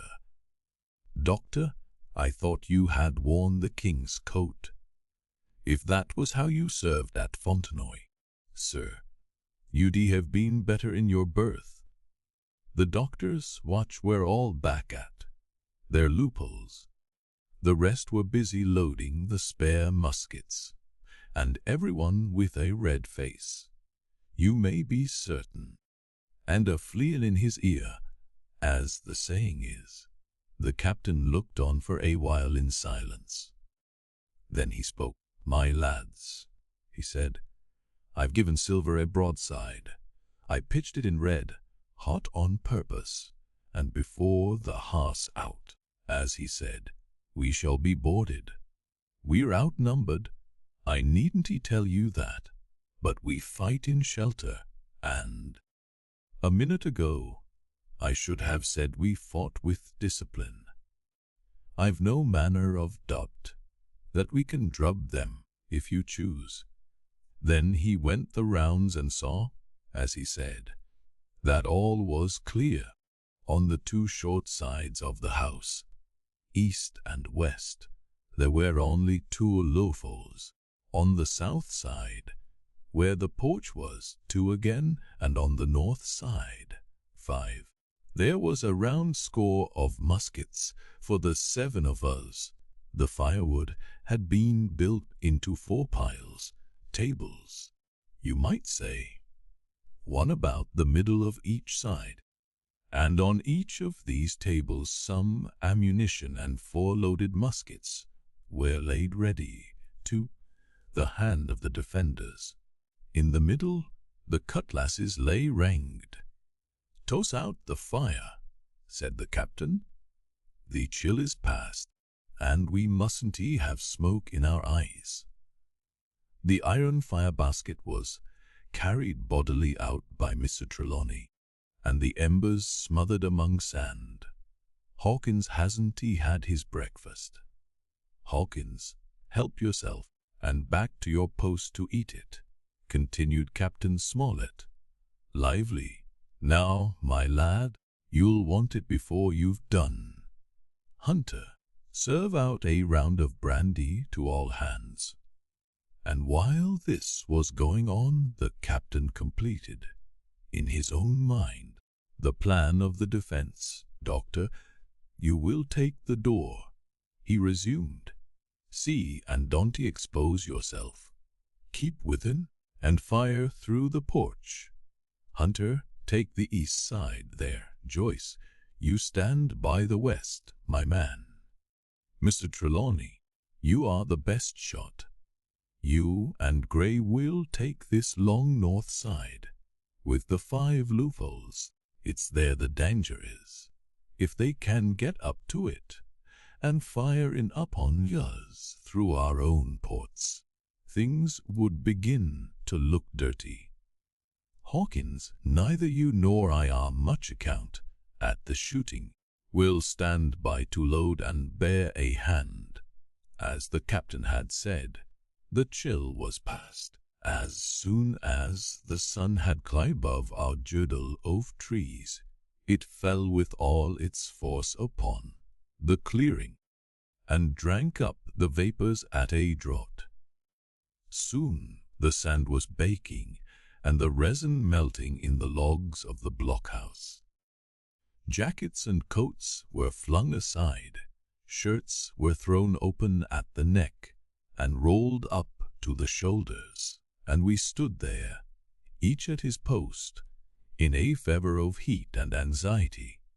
"An hour passed away," said the captain. "This is as dull as the doldrums. Gray, whistle for a wind." And just at that moment came the first news of the attack. "If you please, sir," said Joyce, "if I see anyone, am I to fire?" "I told you so," cried the captain. "Thank you, sir," returned Joyce, with the same quiet civility. Nothing followed for a time, but the remark had set us all on the alert, straining ears and eyes.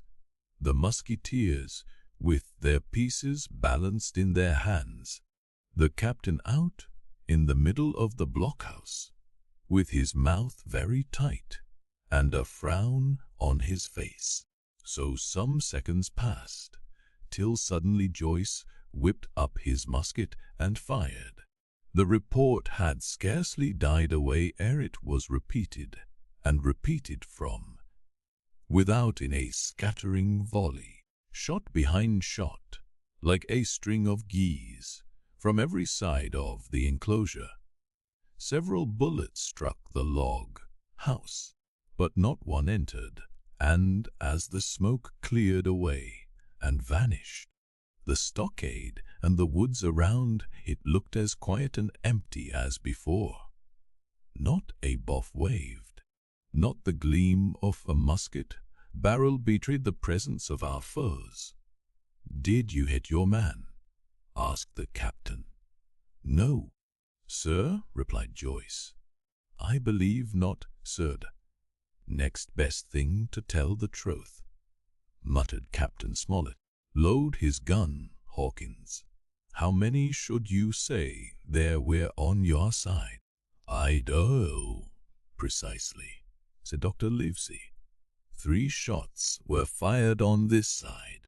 I saw the 3 flashes, 2 close together, 1 farther the west." "3," repeated the captain. "And how many on yours, Mr. Trelawney?" But this was not so easily answered. There had come many from the north. 7, by the squire's computation, 8 or 9, according to Gray. From the east, and only a single shot had been fired. It was plain, therefore, that the attack would be developed from the north, and that on the other 3 sides we were only to be annoyed by a show of hostilities.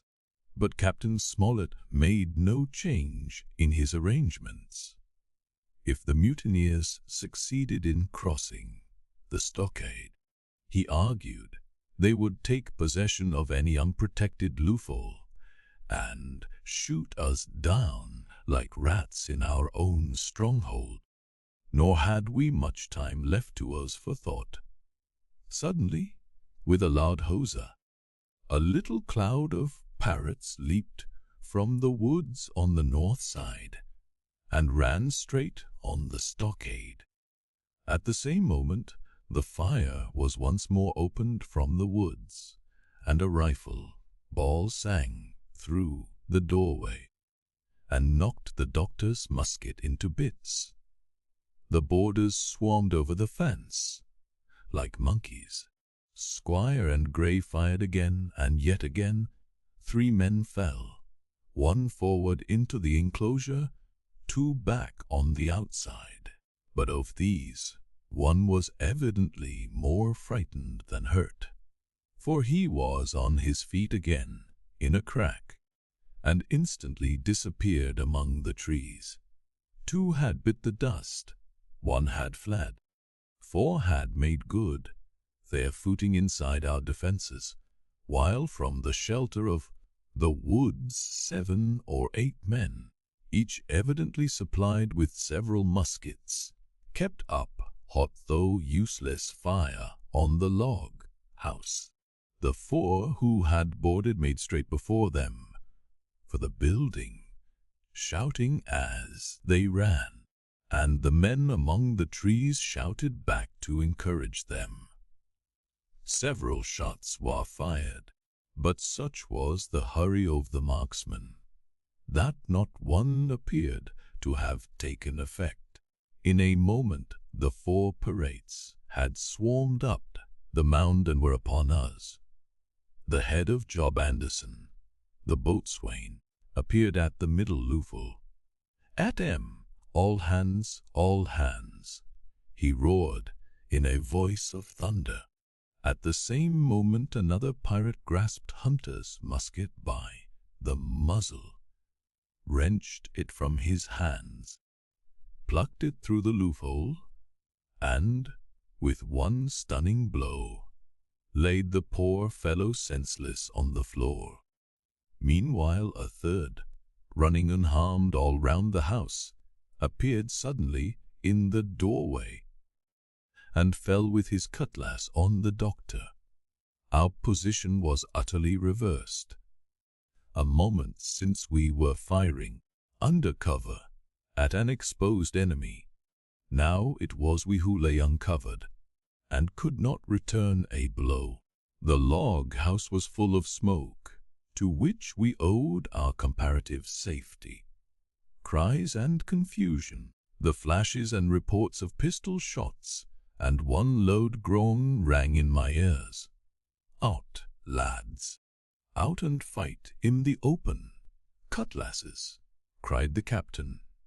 I snatched a cutlass from the pile, and someone, at the same time snatching another, gave me a cut across the knuckles, which I hardly felt.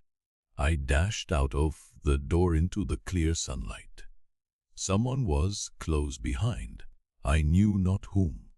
Right in front, the doctor was pursuing his assailant down the hill, and, just as my eyes fell upon him, beat down his guard, and sent him sprawling on his back, with a great slash across his face. "Round the house, lads, round the house!" cried the captain, and even in the hurly-burly I perceived a change in his voice. Mechanically I obeyed, turned eastward, and, with my cutlass raised, ran round the corner of the house. Next moment I was face to face with Anderson. He roared aloud, and his hanger went up above his head, flashing in the sunlight. I had not time to be afraid, but, as the blow still hung impending, leaped in a trice upon one side, and missing my footing in the soft sand, rolled headlong down the slope. When I had first sallied from the door, the other mutineers had been already swarming up the palisade to make an end of ours. One man, in a red nightcap, with his cutlass in his mouth, had even got upon the top and thrown a leg across. Well, so short had been the interval, that when I found my feet again all was in the same posture. The fellow with the red nightcap still halfway over, another still just showing his head above the top of the stockade. And yet, in this breath of time, the fight was over and the victory ours. Gray, following close behind me, had cut down the big boatswain ere he had time to recover from his lost blow. Another had been shot at a loophole in the very act of firing into the house, and now lay in agony, the pistol still smoking in his hand. A third, as I had seen, the doctor had disposed of a blow. Of the 4 who had scaled the palisade, one only remained unaccounted for, and he, having left his cutlass on the field, was now clambering out again with the fear of death upon him. "Fire, fire from the house," cried the doctor, "and you lads back into cover." But his words were unheeded. No shot was fired, and the last boarder made good his escape and disappeared with the rest into the wood. In 3 seconds nothing remained of the attacking party but the 5 who had fallen, 4 on the inside and 1 on the outside of the palisade. The doctor and Gray and I ran full speed for shelter. The survivors would soon be back where they had left their muskets, and at any moment the fire might recommence. The house was by this time somewhat cleared of smoke, and we saw at a glance the price we had paid for victory. Hunter lay beside his loophole, stunned, Joyce by his, shot through the head, never to move again, while right in the center, the squire was supporting the captain, one as pale as the other. "The captain's wounded," said Mr. Trelawney. "Have they run?" asked Mr. Smollett. "That cooled, you may be bound," returned the doctor. "But there's 5 of them will never run again." "5," cried the captain. "Come, that's better. 5 against 3 leaves us 4 to 9. That's better odds than we had at starting. We were 7 to 19 then, or thought we were, and that's as bad to bear. The mutineers were soon only 8 in number, for the man shot by Mr. Trelawney on board the schooner died that same evening of his wound. But this was, of course, not known till after by the faithful party. Part V. My Sea Adventure. Chapter 22. How my sea adventure began. There was no return of the mutineers, not so much as another shot out of the woods. They had got their rations for that day, as the captain put it, and we had the place to ourselves and a quiet time to overhaul the wounded and get dinner. Squire and I cooked outside, in spite of the danger, and even outside we could hardly tell what we were at, for the horror of the loud groans that reached us from the doctor's patients. Out of the 8 men who had fallen in the action, only 3 still breathed. That one of the pirates who had been shot at the Loophole, Hunter and Captain Smollett, and of these the first 2 were as good as dead. The mutineer, indeed, died under the doctor's knife, and Hunter, do what we could, never recovered consciousness in this world. He lingered all day, breathing loudly like the old Buccaneer, at home in his apoplectic fit, but the bones of his chest had been crushed by the blow and his skull fractured in falling, and some time in the following night, without sign or sound, he went to his Maker. As for the captain, his wounds were grievous indeed, but not dangerous. No organ was fatally injured.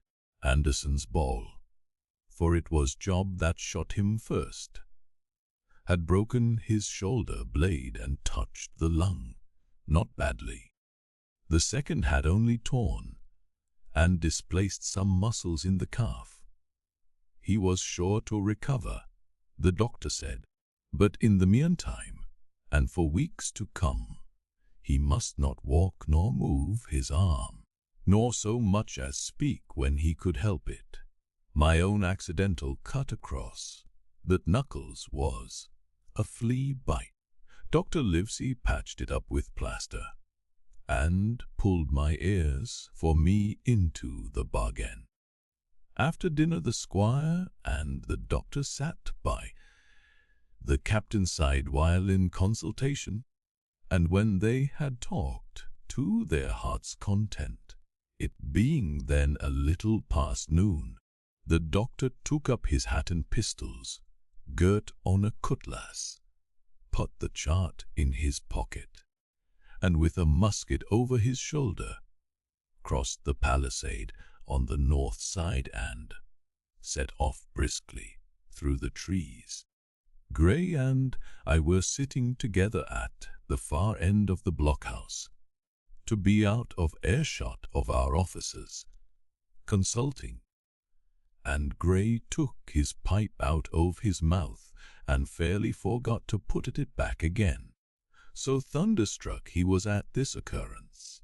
"Why, in the name of Davy Jones," said he, "is Dr. Livesey mad?"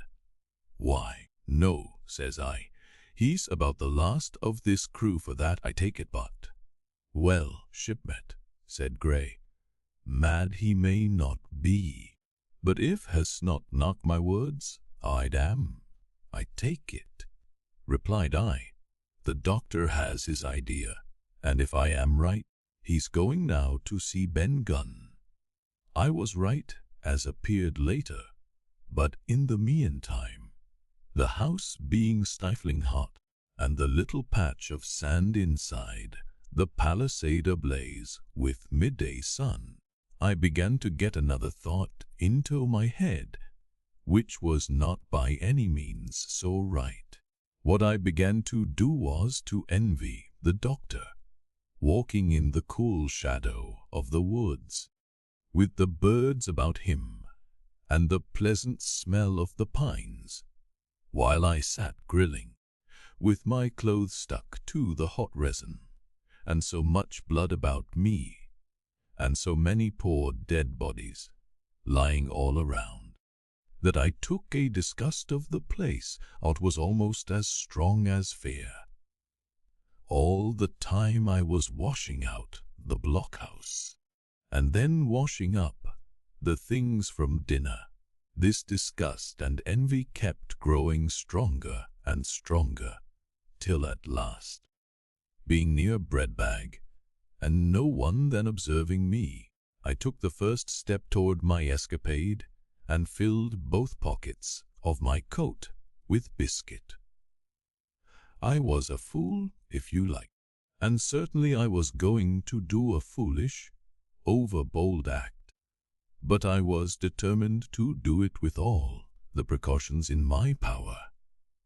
These biscuits, should anything befall me, would keep me at least from starving till far on in the next day. The next thing I laid hold of was a brace of pistols, and as I already had a powder, horn and bullets, I felt myself well supplied with arms.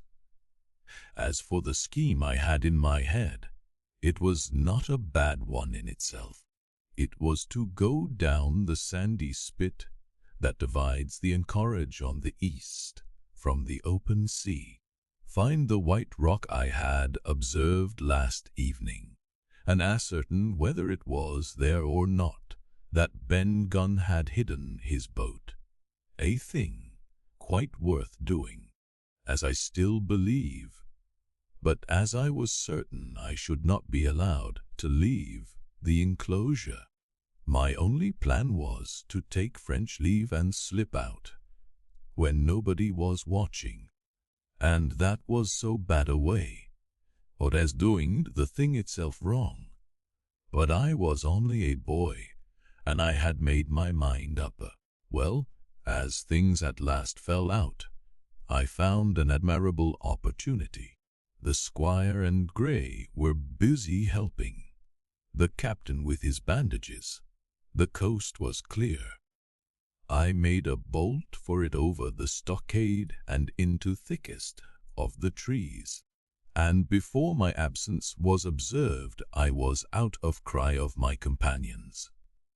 This was my second folly, far worse than the first, as I left but 2 sound men to guard the house. But, like the first, it was a help toward saving all of us. I took my way straight for the east coast of the island, for I was determined to go down the seaside of the spit to avoid all chance of observation from the anchorage.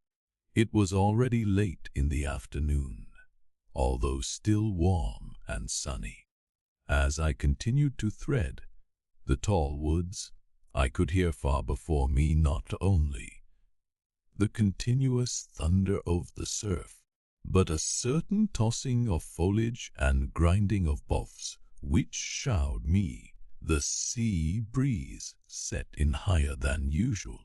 Soon cool draughts of air began to reach me, and a few steps farther I came forth into the open borders of the grove and saw the sea lying blue and sunny to the horizon, and the surf tumbling and tossing its foam along the beach. I have never seen the sea quiet round Treasure Island. The sun might blaze overhead, the air be without a breath, the surface smooth and blue, but still these great rollers would be running along all the external coast, thundering and thundering by day and night. And I scarce believe there is one spot in the island where a man would be out of earshot of their noise. I walked along beside the surf with great enjoyment till, thinking I was now got far enough to the south, I took the cover of some thick bushes and crept warily up to the ridge of the spit. Behind me was the sea. In front, the anchorage. The sea breeze, as though it had the sooner blown itself out by its unusual violence, was already at an end. It had been succeeded by light, variable airs from the south and southeast, carrying great banks of fog, and the anchorage, under lee of Skeleton Island, lay still and leaden as when first we entered it. The tar Hispaniola, in that unbroken mirror, was exactly portrayed from the truck to the water line, the Jolly Roger hanging from her peak. Alongside lay one of the gigs, silver in the stern sheets.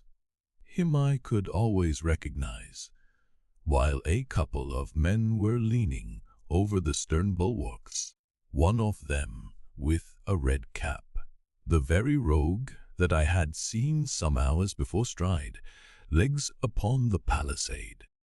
Apparently they were talking and laughing, though at that distance, upward of a mile, I could of course hear no word of what was said.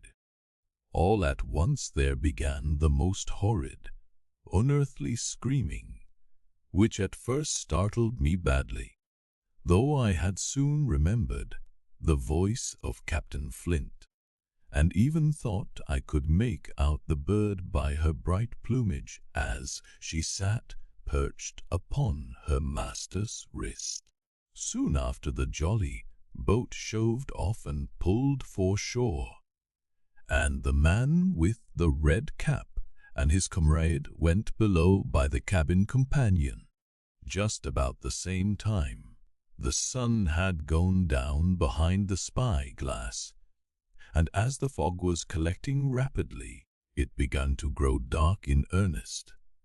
I saw I must lose no time if I were to find the boat that evening. The white rock, visible enough above the brush, was still some eighth of a mile farther down the spit, and it took me a goodish while to get up with it, crawling often on fours among the scrub. Night had almost come when I laid my hand on its rough sides. Right below it there was an exceedingly small hollow of green turf, hidden by banks and a thick underwood about knee deep that grew there very plentifully. And in the center of the delve, sure enough, a little tent of goat skins, like what the gypsies carry about with them in England. I dropped into the hollow, lifted the side of the tent, and there was Ben Gunn's boat, homemade if ever anything was homemade, a rude, lopsided framework of tough wood, and stretched upon that a covering of goat skin with the hair inside. The thing was extremely small, even for me, and I can hardly imagine that it could have floated with a full-sized man. There was one thwart set as low as possible, a kind of stretcher in the bows, and a double paddle for propulsion. I had not then seen a coracle, such as the ancient Britons made, but I have seen one since, and I can give you no fairer idea of Ben Gunn's boat than by saying it was like the first and the worst coracle ever made by man. But the great advantage of the coracle it certainly possessed, for it was exceedingly light and portable. Well, now that I had found the boat, you would have thought I had enough of truantry for once. But in the meantime I had taken another notion, and become so obstinately fond of it, that I would have carried it out, I believe, in the teeth of Captain Smollett himself. This was to slip out under cover of the night, cut the Hispaniola adrift, and let her go ashore where she fancied. I had quite made up my mind that the mutineers, after their repulse of the morning, had nothing nearer their hearts than to up anchor and away to sea. This, I thought, it would be a fine thing to prevent. And now that I had seen how they left their watchman unprovided with a boat, I thought it might be done with little risk. Down I sat to wait for darkness, and made a hearty meal of biscuit. It was a night out of 10,000 for my purpose. The fog had now buried all heaven. As the last rays of daylight dwindled and disappeared, absolute blackness settled down on Treasure Island, and when, at last, I shouldered the Coracle and groped my way stumblingly out of the hollow where I had supped, there were but 2 points visible on the whole anchorage. One was the great fire on shore, by which the defeated pirates lay carousing in the swamp. The other, a mere blur of light upon the darkness, indicated the position of the anchored ship. She had swung round to the ebb. Her bow was now toward me. The only lights on board were in the cabin, and what I saw was merely a reflection on the fog of the strong rays that flowed from the stern window.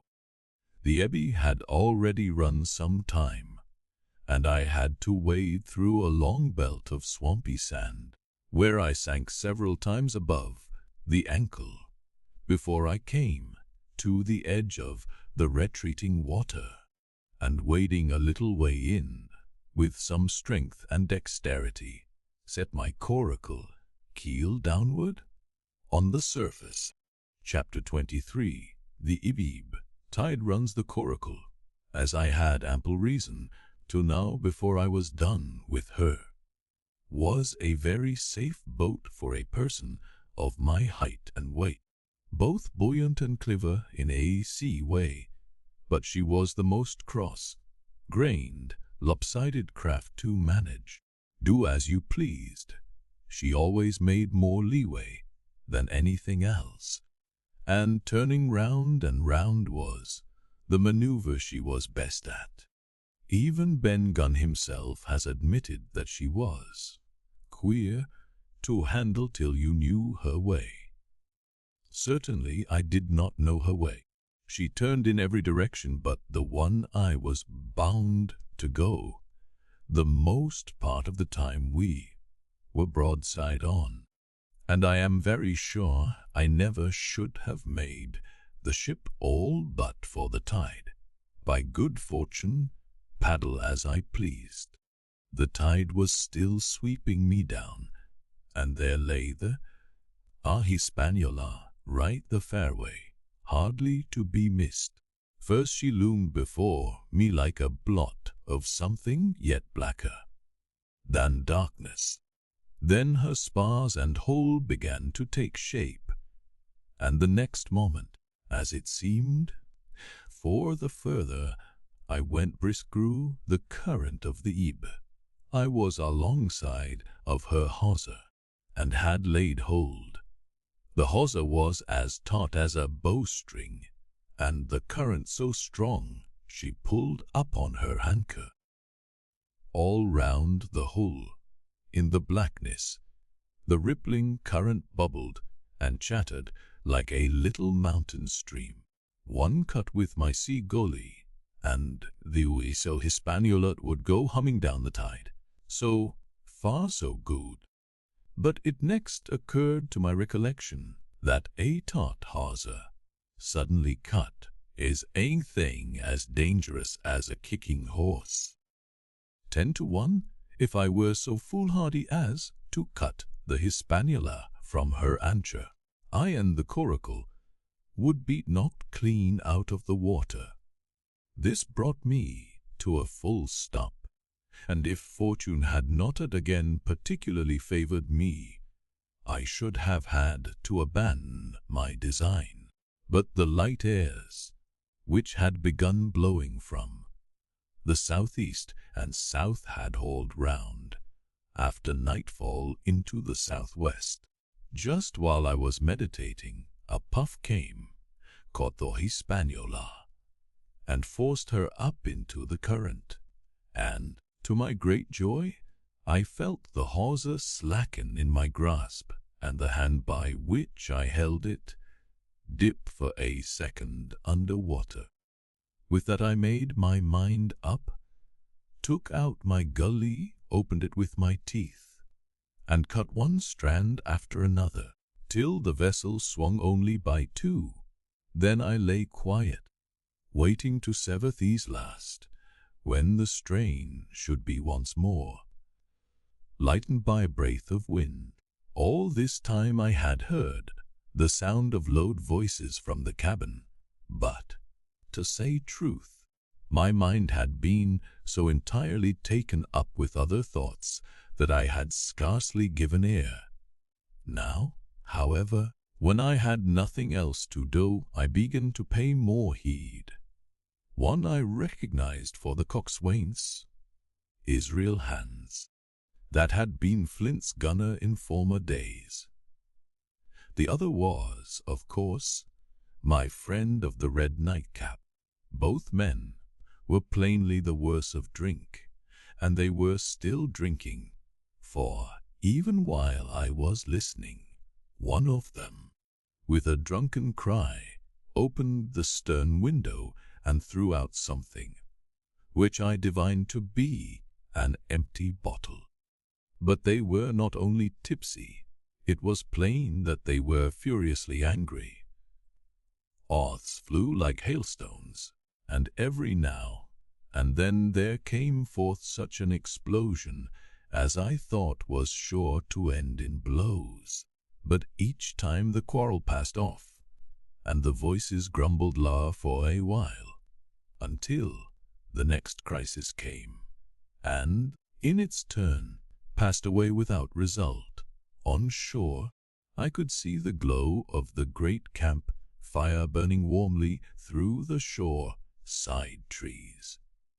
Someone was singing a dull, old droning sailor's song, with a droop and a quaver at the end of every verse, and seemingly no end to it at all but the patience of the singer. I had heard it on the voyage more than once, and remembered these words, but one man of the crew alive, what put to sea with 75, and I thought it was a ditty rather too dolefully appropriate for a company had met such cruel losses in the morning. But indeed, from what I saw, all these buccaneers were as callous as the sea they sailed on. At last the breeze came. The schooner sidled and drew nearer in the dark. I felt the hawser slacken once more, and with a good, tough effort, cut the last fibers through. The breeze had but little action on the Coracle, and I was almost instantly swept against the bows of the Spaniola. At the same time, the schooner began to turn upon her heel, spinning slowly, end for end, across the current. I wrought like a fiend, for I expected every moment to be swamped, and since I found I could not push the Coracle directly off, I now shoved straight astern. At length I was clear of my dangerous neighbor, and just as I gave the last impulsion, my hands came across a light cord that was trailing overboard across the stern bulwarks. Instantly I grasped it. Why I should have done so I can hardly say. It was at first mere instinct, but once I had it in my hands and found it fast, curiosity began to get the upper hand, and I determined I should have one look through the cabin window. I pulled in hand over hand on the cord, and, when I judged myself near enough, rose at infinite risk to about half my height, and thus commanded the roof, a slice of the interior of the cabin. By this time, the schooner and her little consort were gliding pretty swiftly through the water. Indeed, we had already fetched up level with the campfire. The ship was talking, as sailors say, loudly, treating the innumerable ripples with an incessant weltering splash, and until I got my eye above the window-sill I could not comprehend why the watchman had taken no alarm. One glance, however, was sufficient, and it was only one glance that I durst take from that unsteady skiff. It showed me Hans and his companion locked together in deadly wrestle, each with a hand upon the other's throat. I dropped upon the thwart again none too soon, for I was near overboard. I could see nothing for the moment but these two furious and crimsoned faces swaying together under the smoky lamp, and I shut my eyes to let them grow once more familiar with the darkness. The endless ballad had come to an end at last, and the whole diminished company about the campfire had broken into the chorus I had heard so often. 15 men on the dead man's chest. Yo, ho, and a bottle of rum, and drink the devil had done for the rest. Yo, ho, and a bottle of rum. I was just thinking how busy drink and the devil were at that very moment in the cabin the Hispaniola, when I was surprised by a sudden lurch of the Coracle. At the same moment she yawed sharply and seemed to change her course. The speed in the meantime had strangely increased.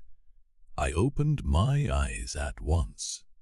All around me were little ripples, combing over with a sharp, bristling sound and slightly phosphorescent.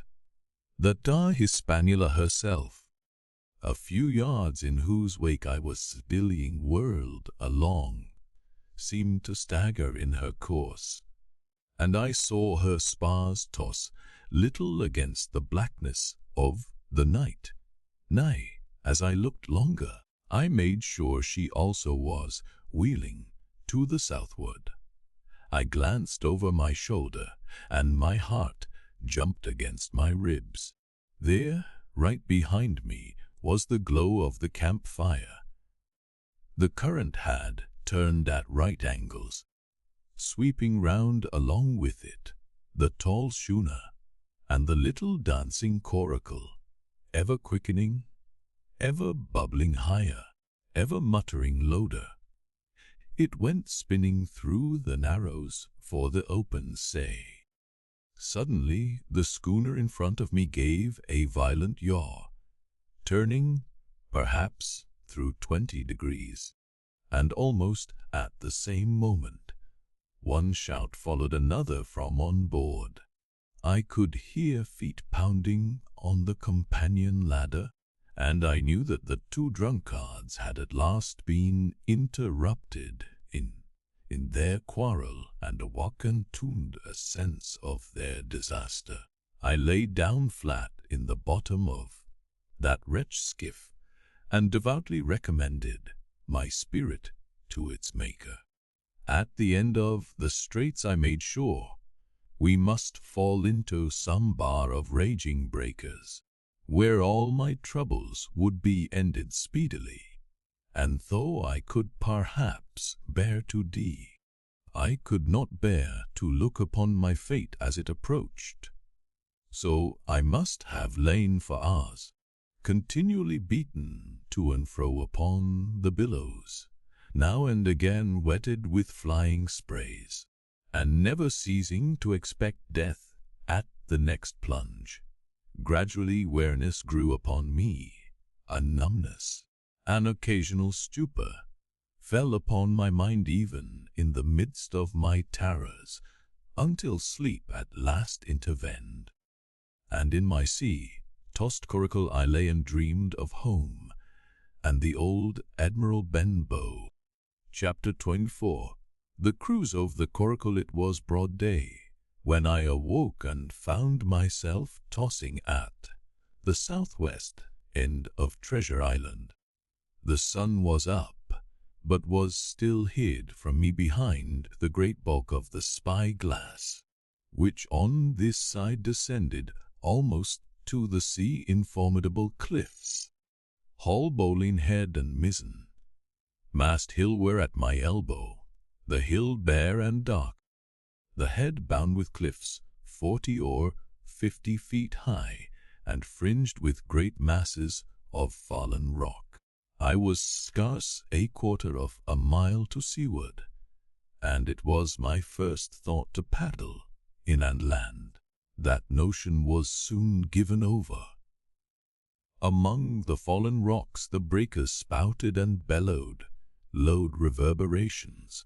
Heavy sprays, flying and falling, succeeded one another from second to second, and I saw myself, if I ventured nearer, dashed to death upon the rough shore, or spending my strength in vain to scale the beetling crags.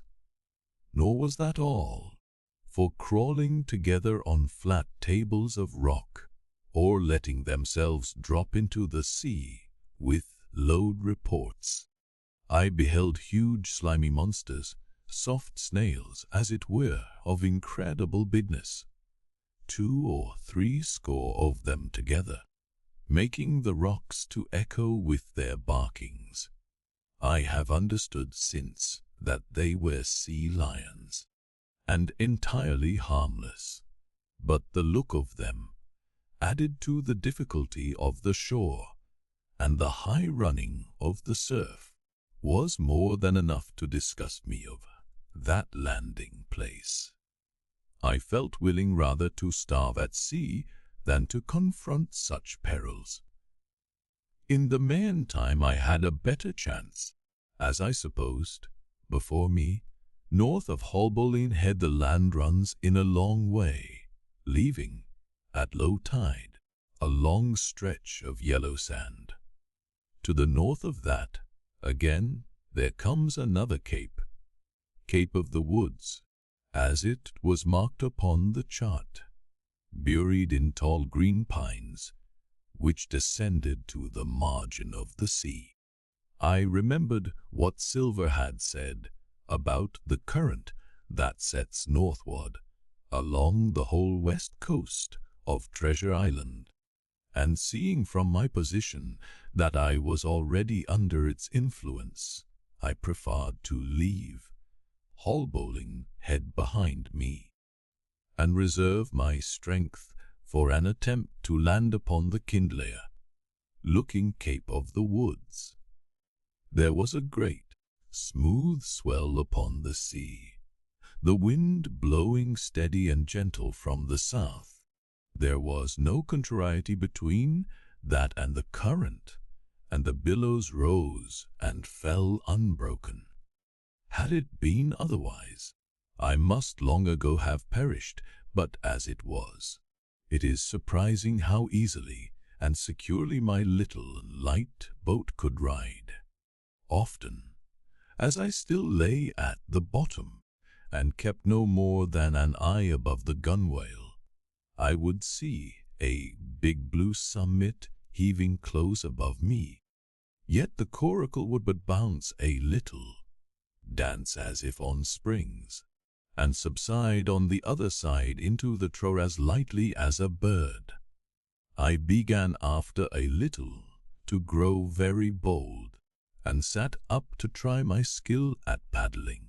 But even a small change in the disposition of the weight will produce violent changes in the behavior of a coracle, and I had hardly moved before the boat, giving up at once her gentle, dancing movement, ran straight down a slope of water so steep that it made me giddy and struck her nose with a spout of spray deep into the side of the next wave. I was drenched and terrified, and fell instantly back into my old position, whereupon the Coracle seemed to find her head again, and led me softly as before among the billows.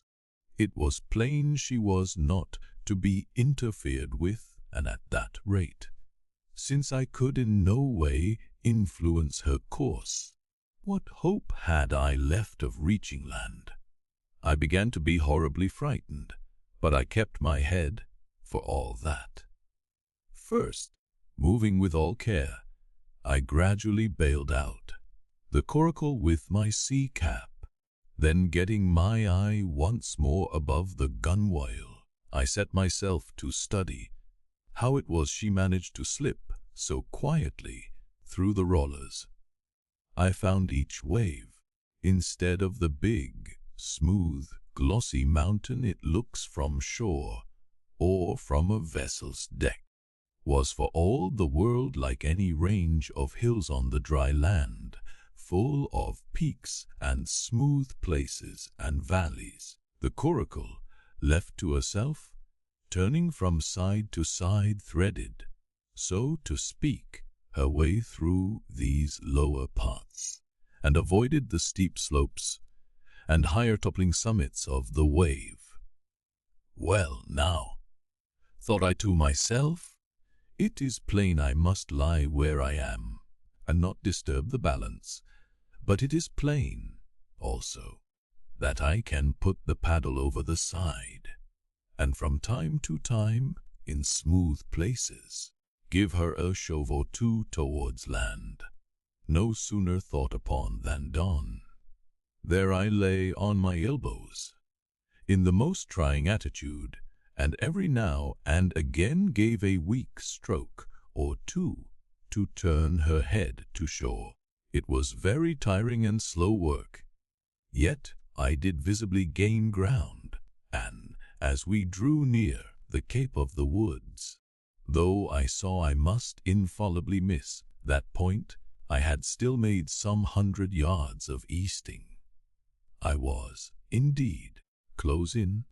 I could see the cool, green tree tops swaying together in the breeze, and I felt sure I should make the next promontory without fail. It was high time, for I now began to be tortured with thirst. The glow of the sun from above, its thousand-fold reflection from the waves, the sea water that fell and dried upon me, caking my very lips with salt, combined to make rote burn and my brain ash. The sight of the trees so near at hand had almost made me sick with longing, but the current had soon carried me past the point, and as the next reach of sea opened out, I beheld a sight that changed the nature of my thoughts. Right in front of me, not half a mile away, I beheld the Hispaniola under sail. I made sure, of course, that I should be taken, but I was so distressed for want of water that I scarce knew whether to be glad or sorry at the thought, and long before I had come to a conclusion, surprise had taken possession of my mind, and I could do nothing but stare and wonder.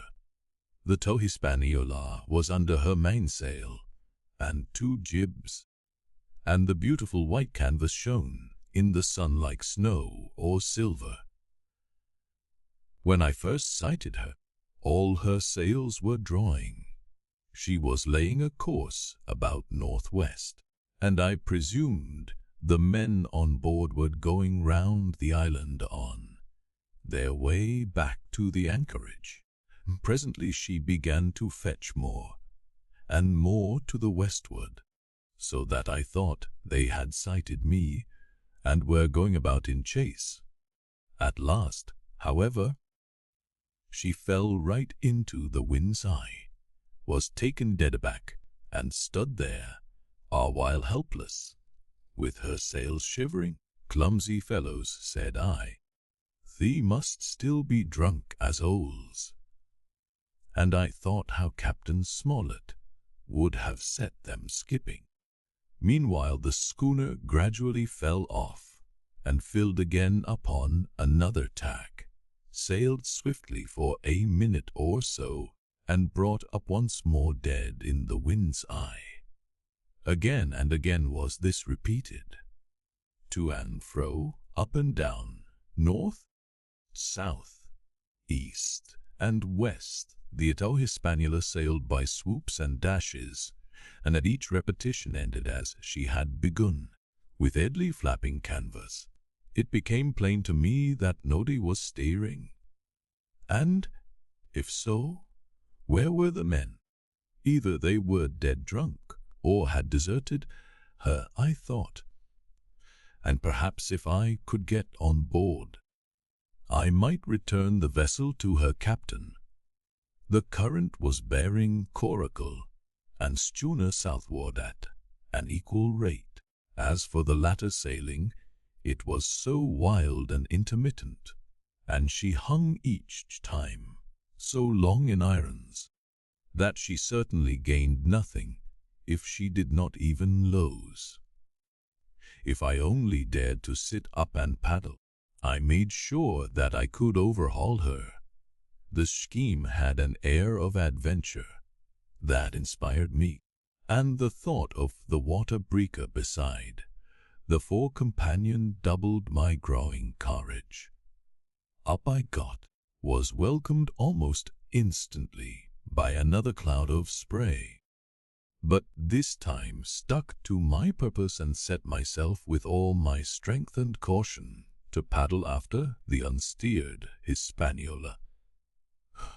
Once I shipped a sea so heavy that I had to stop and bail, with my heart fluttering like a bird.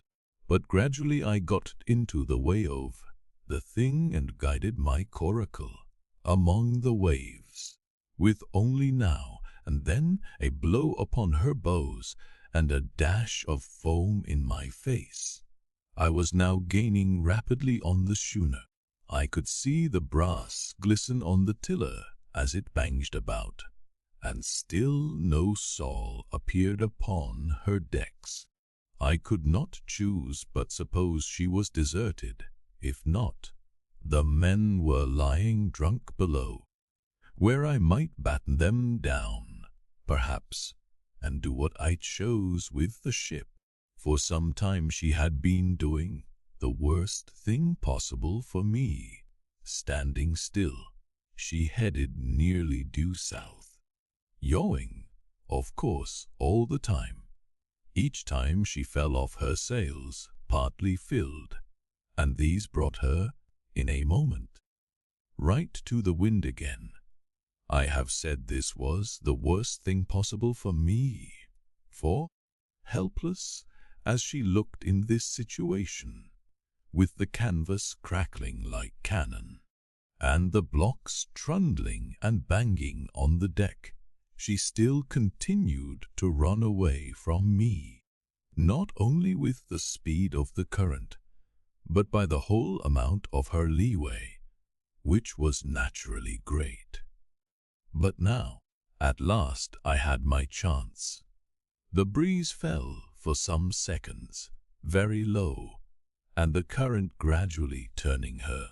The Hispaniola revolved slowly round her center, and at last presented me her stern, with the cabin window still gaping open, and lamp that over the still burning on into the day. The mainsail hung drooped like a banner.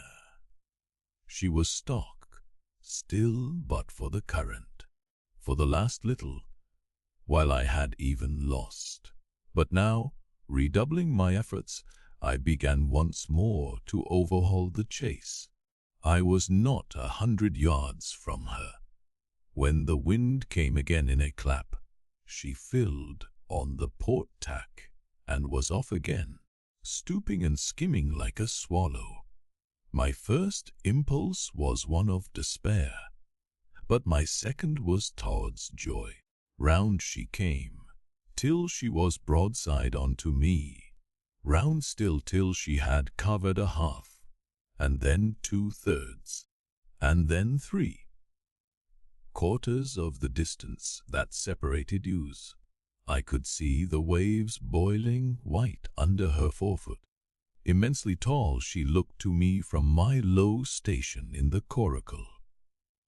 And then, of a sudden, I began to comprehend. I had scarce time to think, scarce time to act and save myself. I was on the summit of one swell, when the schooner came stooping over the next. The bowsprit was over my head. I sprang to my feet and leaped, stamping the Coracle under water.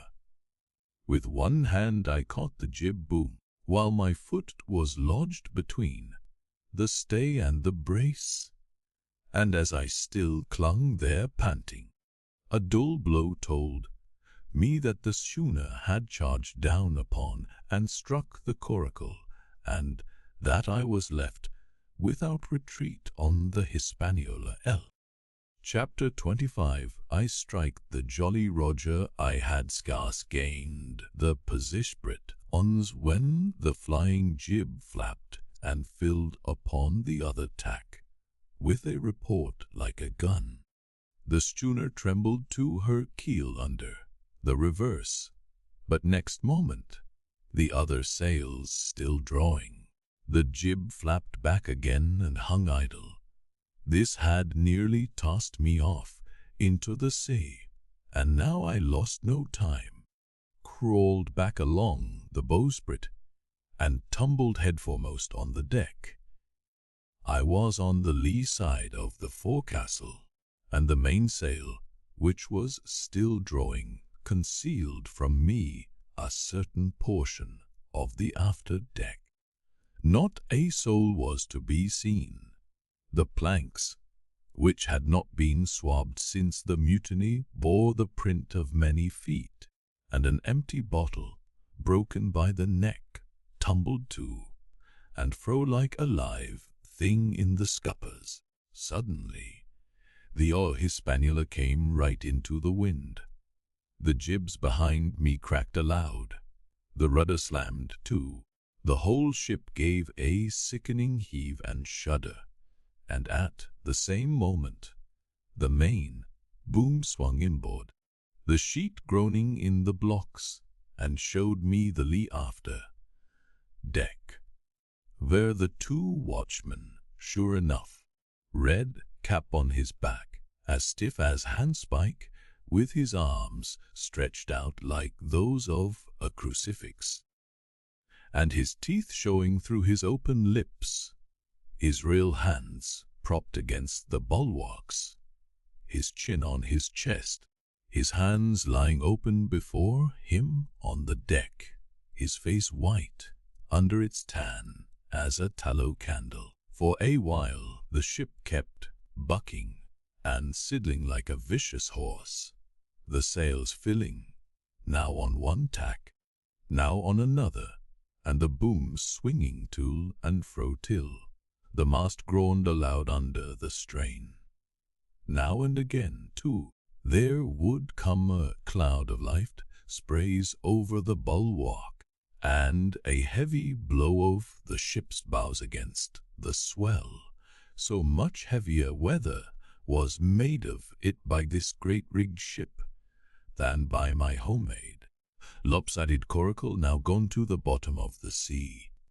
At every jump of the schooner, red cap slipped to and fro, but what was ghastly to behold, neither his attitude nor his fixed teeth, disclosing grin, was in any way disturbed by usage. At every jump, too, hands appeared still more to sink into himself and settle down upon the deck, his feet sliding ever the farther out, and the whole body canting toward the stern, so that his face became, little by little, hid from me and at last I could see nothing beyond his hair and the frayed ringlet of one whisker.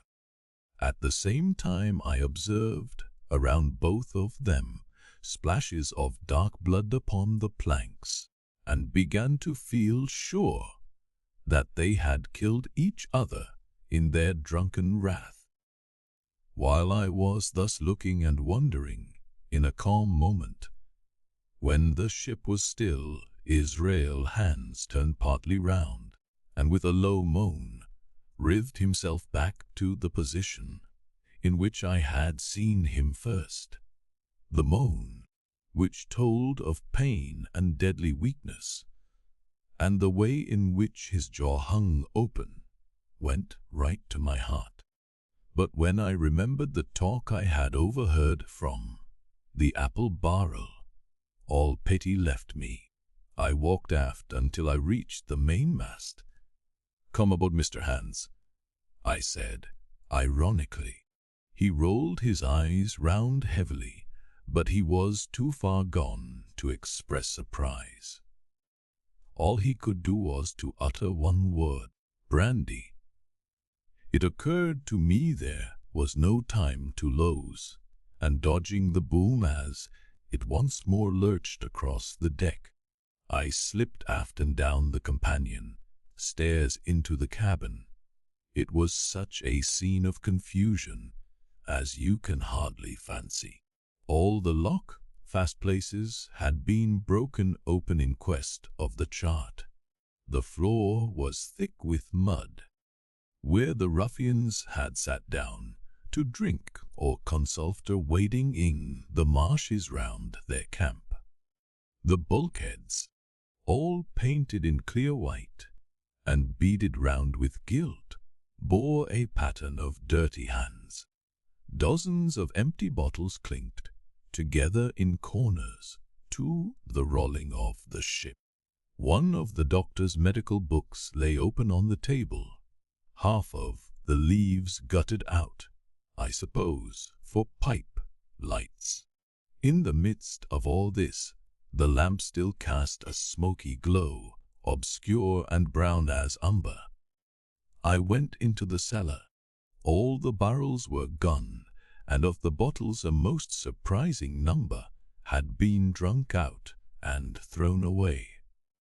Certainly, since the mutiny began, not a man of them could ever have been sober.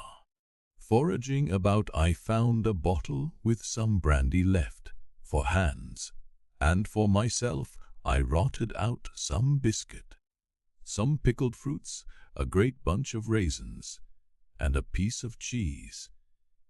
With these I came on deck, put down my own stock behind the rudder head, and well out of the coxswain's reach, went forward to the water breaker, and had a good, deep drink of water, and then, and not until then, gave Hands the brandy.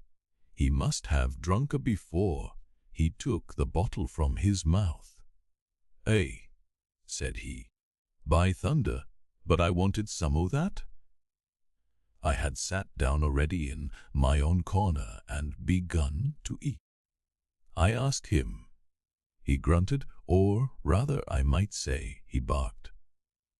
"If that doctor was aboard," he said, "I'd be right enough in a couple of turns, but I don't have no manner of luck, you see, and that's what's the matter with me.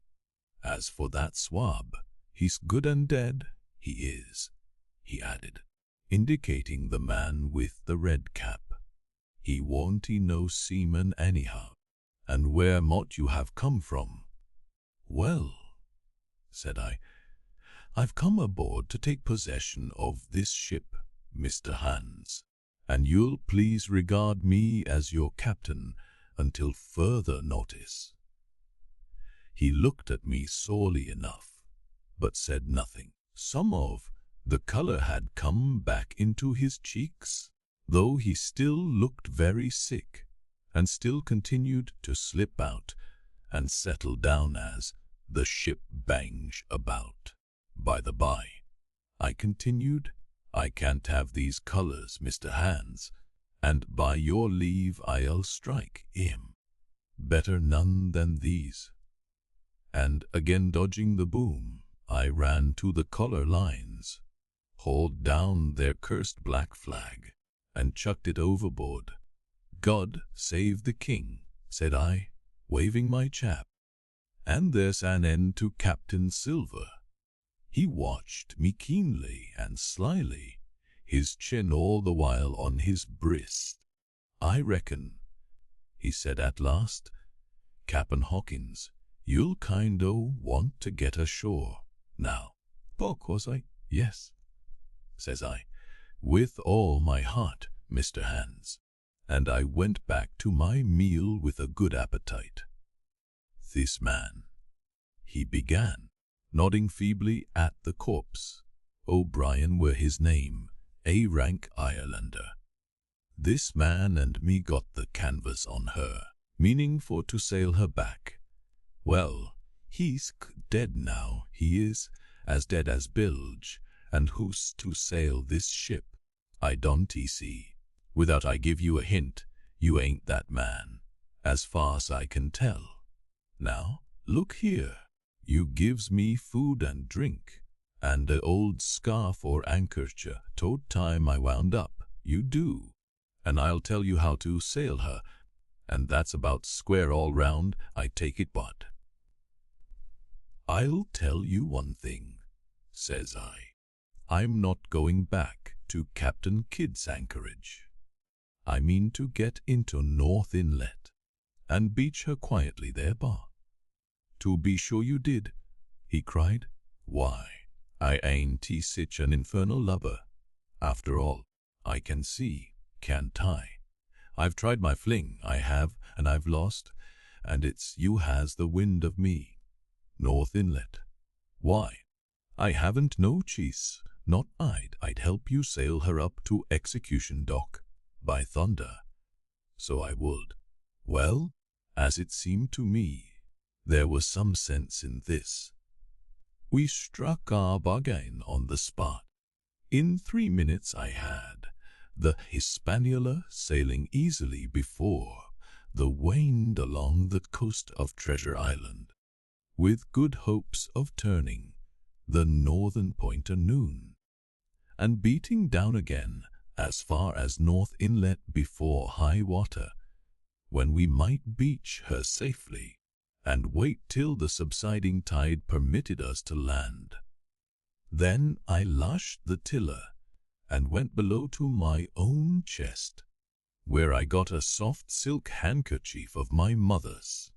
With this, and with my aid, Hans bound up the great bleeding stab he had received in the thigh, and after he had eaten a lit and had a swallow or two more of the brandy, he began to pick up visibly, sat straighter up, spoke louder and clearer, and looked in every way another man. The breeze served us admirably. We skimmed before it like a bird, the coast of the island flashing by, and the view changing every minute. Soon we were past the high lands and bowling beside low, sandy country, sparsely dotted with dwarf pines, and soon we were beyond that again, and had turned the corner of the rocky hill that ends the island on the north. I was greatly elated with my new command, and pleased with the bright, sunshiny weather and these different prospects of the coast. I had now plenty of water and good things to eat, and my conscience, which had smitten me hard for my desertion, was quieted by the great conquest I had made. I should, I think, have had nothing left me to desire but for the eyes of the coxswain as they followed me derisively about the deck, and the odd smile that appeared continually on his face. It was a smile that had in it something both of pain and weakness, a haggard, old man's smile, but there was, besides that, a grain of derision, a shadow of treachery in his expression as he craftily watched me at my work. Chapter 26. Israel hands the wind, serving us to a desire, now hauled into the west. We could run so much easier from the northeast corner of the island to the mouth of the north inlet. Only, as we had no power to anchor and dared not beach her until the tide flowed a good deal farther, time hung on our hands. The coxswain told me how to lay the ship to. After a good many trials, I succeeded, and we both sat in silence over another meal. "Cap'n," said he at length, with that same uncomfortable smile, "here's my old shipmate, O'Brien. S'pose you was to heave him overboard. I ain't particular, as a rule, and I don't take no blame for settling his hash, but I don't reckon him ornamental. Now, I'm not strong enough, and I don't like the job, and there he lies, for me," said I. "This here's an unlucky ship. The tall Hispaniola, Jim," he went on blinking. "There's a power of men been killed in this Hispaniola. A sight o' poor seamen dead and gone since you and me took ship to Bristol. I never seen such dirty luck, not I. There was this here O'Brien. Now, he's dead, ain't he? Well, now, I'm no scholar, and you're a lad as can read and figure. And, to put it straight, do you take it as a dead man is dead for good, or do he come alive again? You can kill the body, Mr. Hands, but not the spirit. You must know that already," I replied. "O'Brien, there is in another world, and may be watching yous." "Ah," says he. "Well, that's unfortunate. Appears as if killing parties was a waste of time. Howsomever, spirits don't reckon for much, by what I've seen. I'll chance it with the spirits, Jim, and now you've spoke up free, and I'll take it kind if you step down into that there cabin and get me a— well, shiver my timbers, I can't hit the name on't. Well, you get me a bottle of wine, Jim. This here brandy's too strong for my head." Now the coxswain's hesitation seemed to be unnatural, and as for the notion of his preferring wine to brandy, I entirely disbelieved it. The whole story was a pretext. He wanted me to leave the deck. So much was plain, but with what purpose I could in no way imagine. His eyes never met mine. They kept wandering to and fro, up and down, now with a look to the sky, now with a flitting glance upon the dead O'Brien. All the time he kept smiling and putting his tongue out in the most guilty, embarrassed manner, so that a child could have told that he was bent on some deception. I was prompt with my answer, however, for I saw where my advantage lay, and that with a fellow so densely stupid I could easily conceal my suspicions to the end. "Some wine," I said. "Far better. Will you have white or red?" "Well, I reckon it's about the blessed same to me, shipmate," he replied, "so it's strong, and plenty of it." "What's the odds?" "All right," I answered. "I'll bring you port, Mr. Hands, but I'll have to dig for it." With that, I scuttled down the companion with all the noise I could, slipped off my shoes, ran quietly along the sparred gallery, mounted the forecastle ladder, and popped my head out of the fore companion. I knew he would not expect to see me there, yet I took every precaution possible, and certainly the worst of my suspicions proved too true. He had risen from his position to his hands and knees, and though his leg obviously hurt him pretty sharply when he moved, for I could hear him stifle a groan, yet it was at a good, rattling rate that he trailed himself across the deck. In half a minute he had reached the port scuppers, and picked out of a coil of rope a long knife, or rather a short dirk, discolored to the hilt with blood. He looked upon it for a moment, thrusting forth his underjaw, tried the point upon his hand, and then, hastily concealing it in the bosom of his jacket, trundled back again into his old place against the bulwark. This was all that I required to know. Israel could move about. He was now armed, and if he had been at so much trouble to get rid of me, it was plain that I was meant to be the victim. What he would do afterward, whether he would try to crawl right across the island from North Inlet to the camp among the swamps, or whether he would fire Long Tom, trusting that his own comrades might come first to help him, was, of course, more than I could say. Yet I felt sure that I could trust him in one point, since in that our interests jumped together, and that was in the disposition of the schooner. We both desired to have her stranded safe enough in a sheltered place, and so that, when the time came, she could be got off again with as little labor and danger as might be. And until that was done, I considered that my life would certainly be spared. While I was thus turning the business over in my mind, I had not been idle with my body. I had stolen back to the cabin, slipped once into my shoes, and laid my hand at random on a bottle of wine. And now, with this for an excuse, I made my reappearance on the deck.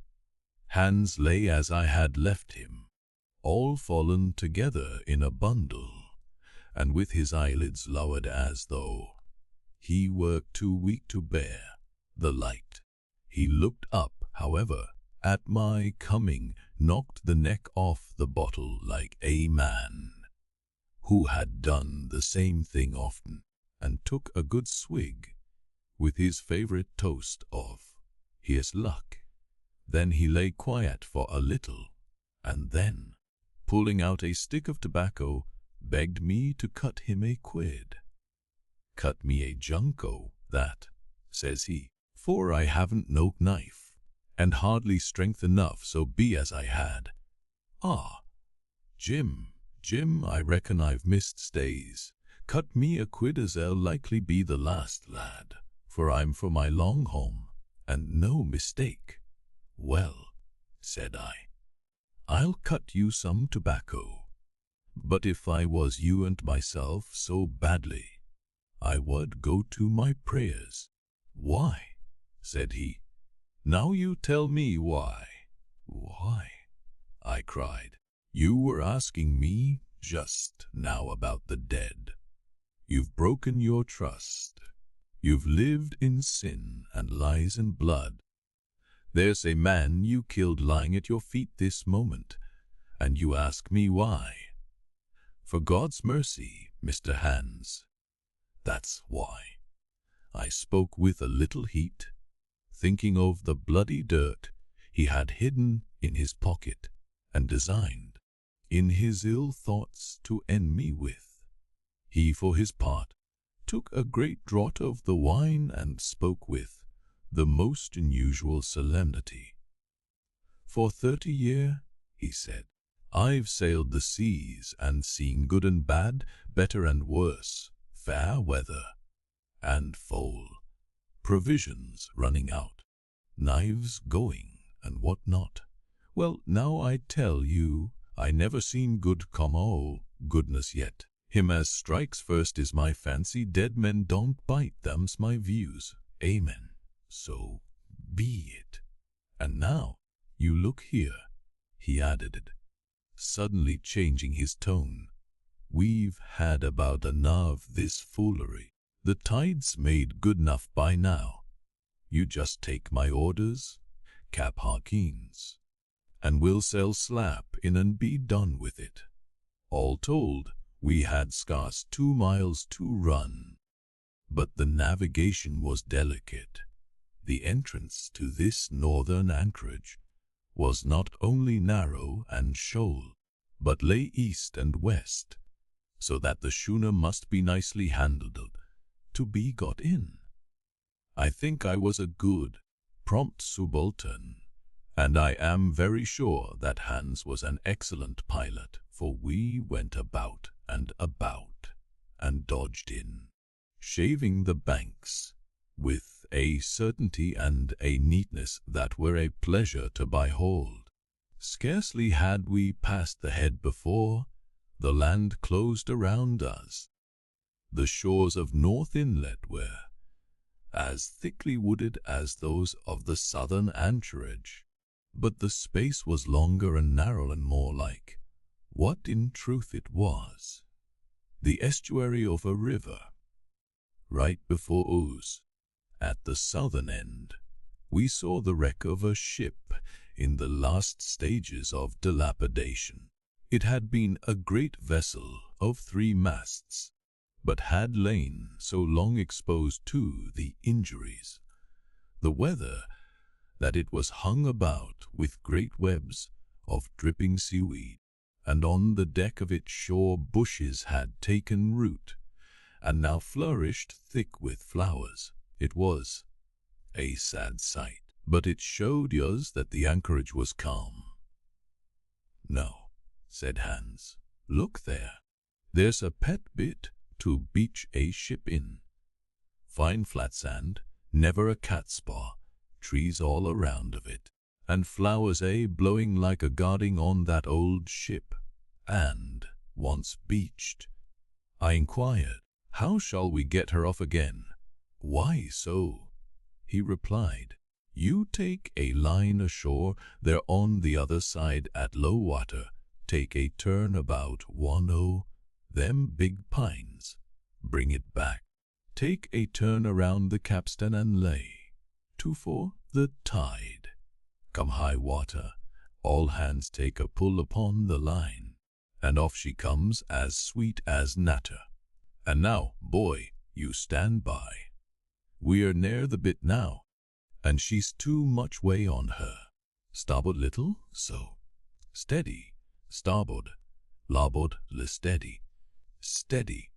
So he issued his commands, which I breathlessly obeyed, till all of a sudden he cried, "Now, my hearty luff," and I put the helm hard up, and the lee Hispaniola swung round rapidly and ran stem on for the low wooded shore. The excitement of these last maneuvers had somewhat interfered with the watch I had kept hitherto, sharply enough, upon the coxswain. Even then I was still so much interested, waiting for the ship to touch, that I had quite forgot the peril that hung over my head, and stood craning over the starboard bulwarks and watching the ripples spreading wide before the bows. I might have fallen without a struggle for my life, had not a sudden disquietude seized upon me and made me turn my head. Perhaps I had heard a creak or seen his shadow moving with the tail of my eye. Perhaps it was an instinct like a cat's. But, sure enough, when I looked round, there was Hans, already halfway toward me, with the dirk in his right hand. We must both have cried out aloud when our eyes met. But while mine was the shrill cry of terror, his was a roar of fury like a charging bull's. At the same instant he threw himself forward, and I leaped sideways toward the bows. As I did so, I let go of the tiller, which sprung sharp to leeward, and I think this saved my life, for it struck Hans across the chest and stopped him, for the moment, dead. Before he could recover, I was safe out of the corner, where he had me trapped, with all the deck to dodge about. Just forward of the mainmast, I stopped, drew a pistol from my pocket, took a cool aim, though he had already turned and was once more coming directly after me, and drew the trigger. The hammer fell, but there followed neither flash nor sound. The priming was useless with sear water. I cursed myself for my neglect. Why had not I long before reprimed and reloaded my only weapons? Then I should not have been as now, a mere fleeing sheep before this butcher. Wounded as he was, it was wonderful how fast he could move, his grizzled hair tumbling over his face, and his face itself as red ensign with his haste and fury. I had no time to try my other pistol, nor, indeed, much inclination, for I was sure it would be useless. One thing I saw plainly: I must not simply retreat before him, or he would speedily hold me boxed into the bows, as a moment since he had so nearly boxed me in the stern, once so caught, and 9 or 10 inches of the blood stained Dirk with my last experience on this side of eternity. I placed my palms against the mainmast, which was of a goodish bigness, and waited, every nerve upon the stretch. Seeing that I meant to dodge, he also paused, and a moment or two passed in feints on his part and corresponding movements upon mine. It was such a game as I had often played at home about the rocks of Black Hill Cove, but never before, you may be sure, with such a wildly beating heart as now. Still, as I say it, it was a boy's game, and I thought I could hold my own at it against an elderly seaman with a wounded thigh. Indeed, my courage had begun to rise, so high that I allowed myself a few darting thoughts on what would be the end of the affair, and while I saw certainly that I could spin it out for long, I saw no hope of any ultimate escape. Well, while things stood thus, suddenly the Hispaniola struck staggered ground for an instant in the sand, and then, swift as a blow, canted over to the port side, till the deck stood at an angle of 45 degrees, and about a puncheon of water splashed into the scupper holes, and lay in a pool between the deck and bulwark. We were both of us capsized in a second, and both of us rolled, almost together, into the scuppers. The dead red cap, with his arms still spread out, tumbling stiffly after us. So near were we, indeed, that my head came against the coxswain's foot with a crack that made my teeth rattle. Blow and all, I was the first afoot again, for Hans had got involved with the dead body. The sudden canting of the ship had made the deck no place for running on. I had to find some new way of escape, and that upon the instant, for my foe was almost touching me. Quick as thought, I sprang into the mizzen shrouds, rattled up hand over hand, and did not draw a breath till I was seated on the crosstrees. a quick as thought, I sprang into the mizzen shrouds. I had been saved by being prompt. The dirk had struck not half a foot below me as I pursued my upward flight, and there stood Israel Hands with his mouth open and his face upturned to mine, a perfect statue of surprise and disappointment. Now that I had a moment to myself, I lost no time in changing the priming of my pistol, and then, having one ready for service, and to make assurance doubly sure, I proceeded to draw the load of the other, and recharge it afresh from the beginning.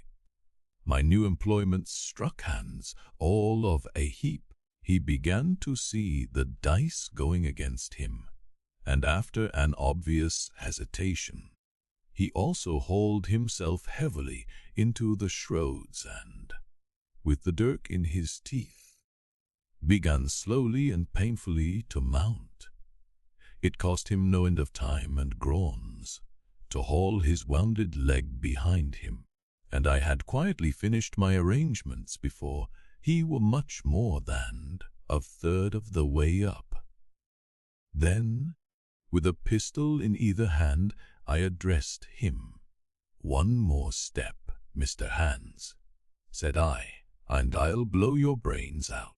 Dead men bite, you know," I added with a chuckle. He stopped instantly. I could see by the workings of his face that he was trying to think, and the process was so slow and laborious that, in my new-found security, I laughed aloud. At last, with a swallow or two, he spoke, his face still wearing the same expression of extreme perplexity. In order to speak, he had to take the dagger from his mouth, but in all else he remained unmoved. "Jim," says he, "I reckon we fooled, you and me, and we'll have to sign articles. I'd have had you but for that there lurch, but I don't have no luck, not I, and I reckon I'll have to strike, which comes hard, you see, for a master mariner to a ship's junker like you, Jim." I was drinking in his words and smiling away, as conceited as a cock upon a walk, when, all in a breath, back went his right hand over his shoulder. Something sang like an arrow through the air. I felt a blow, and then a sharp pang, and there I was pinned by the shoulder to the mast. In the horrid pain and surprise of the moment, I scarce can say it was by my own volition, and I am sure it was without a conscious aim. Both my pistols went off, and both escaped out of my hands. They did not fall alone. With a choked cry, the coxswain loosed his grasp upon the shrouds, and plunged head first into the water. Chapter 27. Pieces of 8. Owing to the cant of the vessel, the masts hung far out o' the water, and from my perch on the crosstrees I had nothing below me but the surface of the bay. Hans, who was not so far up, was in consequence nearer to the ship, and fell between me and the bulwarks. He rose once to the surface in a lather of foam and blood, and then sank again for good. As the water settled, I could see him lying huddled together on the clean, bright sand in the shadow of the vessel's sides. A fish or two whipped past his body, sometimes by the quivering of the water. He appeared to move a little, as if he were trying to rise, but he was dead enough for all that, being both shot and drowned, and was food for fish in the very place where he had designed my slaughter. I was no sooner certain of this than I began to feel sick, faint, and terrified. The hot blood was running over my back and chest. The dirk, where it had pinned my shoulder to the mast, seemed to burn like a hot iron, yet it was not so much these real sufferings that distressed me, for these, it seemed to me, I could bear without a murmur.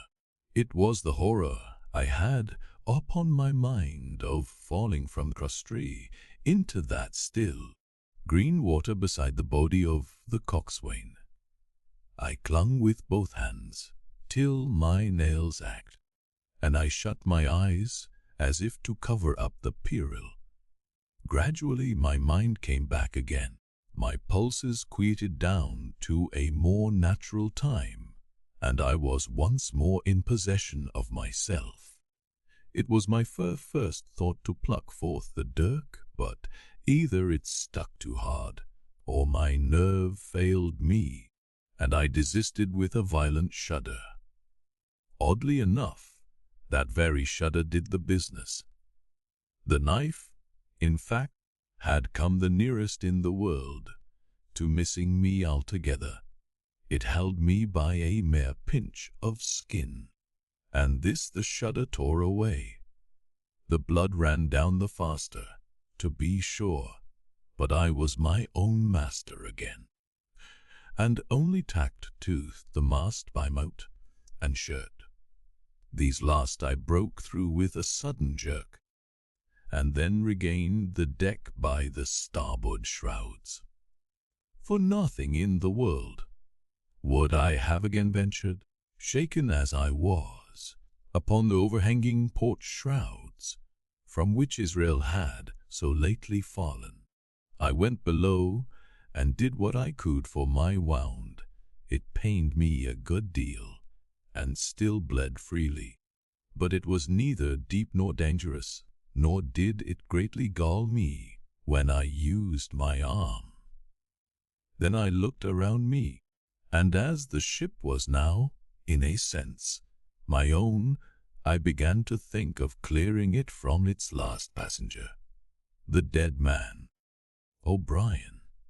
He had pitched, as I have said, against the bulwarks, where he lay like some horrid, ungainly sort of puppet, life. Size indeed, but how different from life's color or life's comeliness. In that position, I could easily have my way with him. And as the habit of tragical adventures had worn off almost all my terror for the dead, I took him by the waist as if he had been a sack of bran, and with one good heave, tumbled him overboard. He went in with a sounding plunge.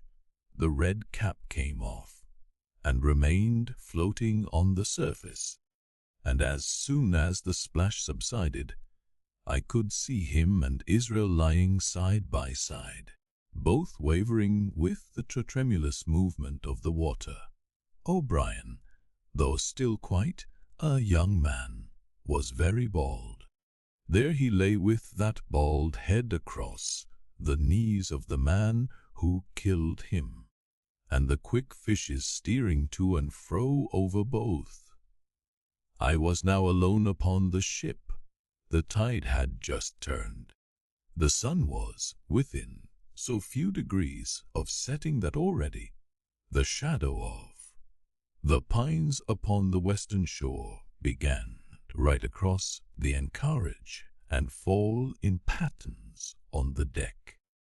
The evening breeze had sprung up, and though it was well warded off by the hill with the two peaks upon the east, the cordage had begun to sing a little softly to itself, and the idle sails to rattle to and fro.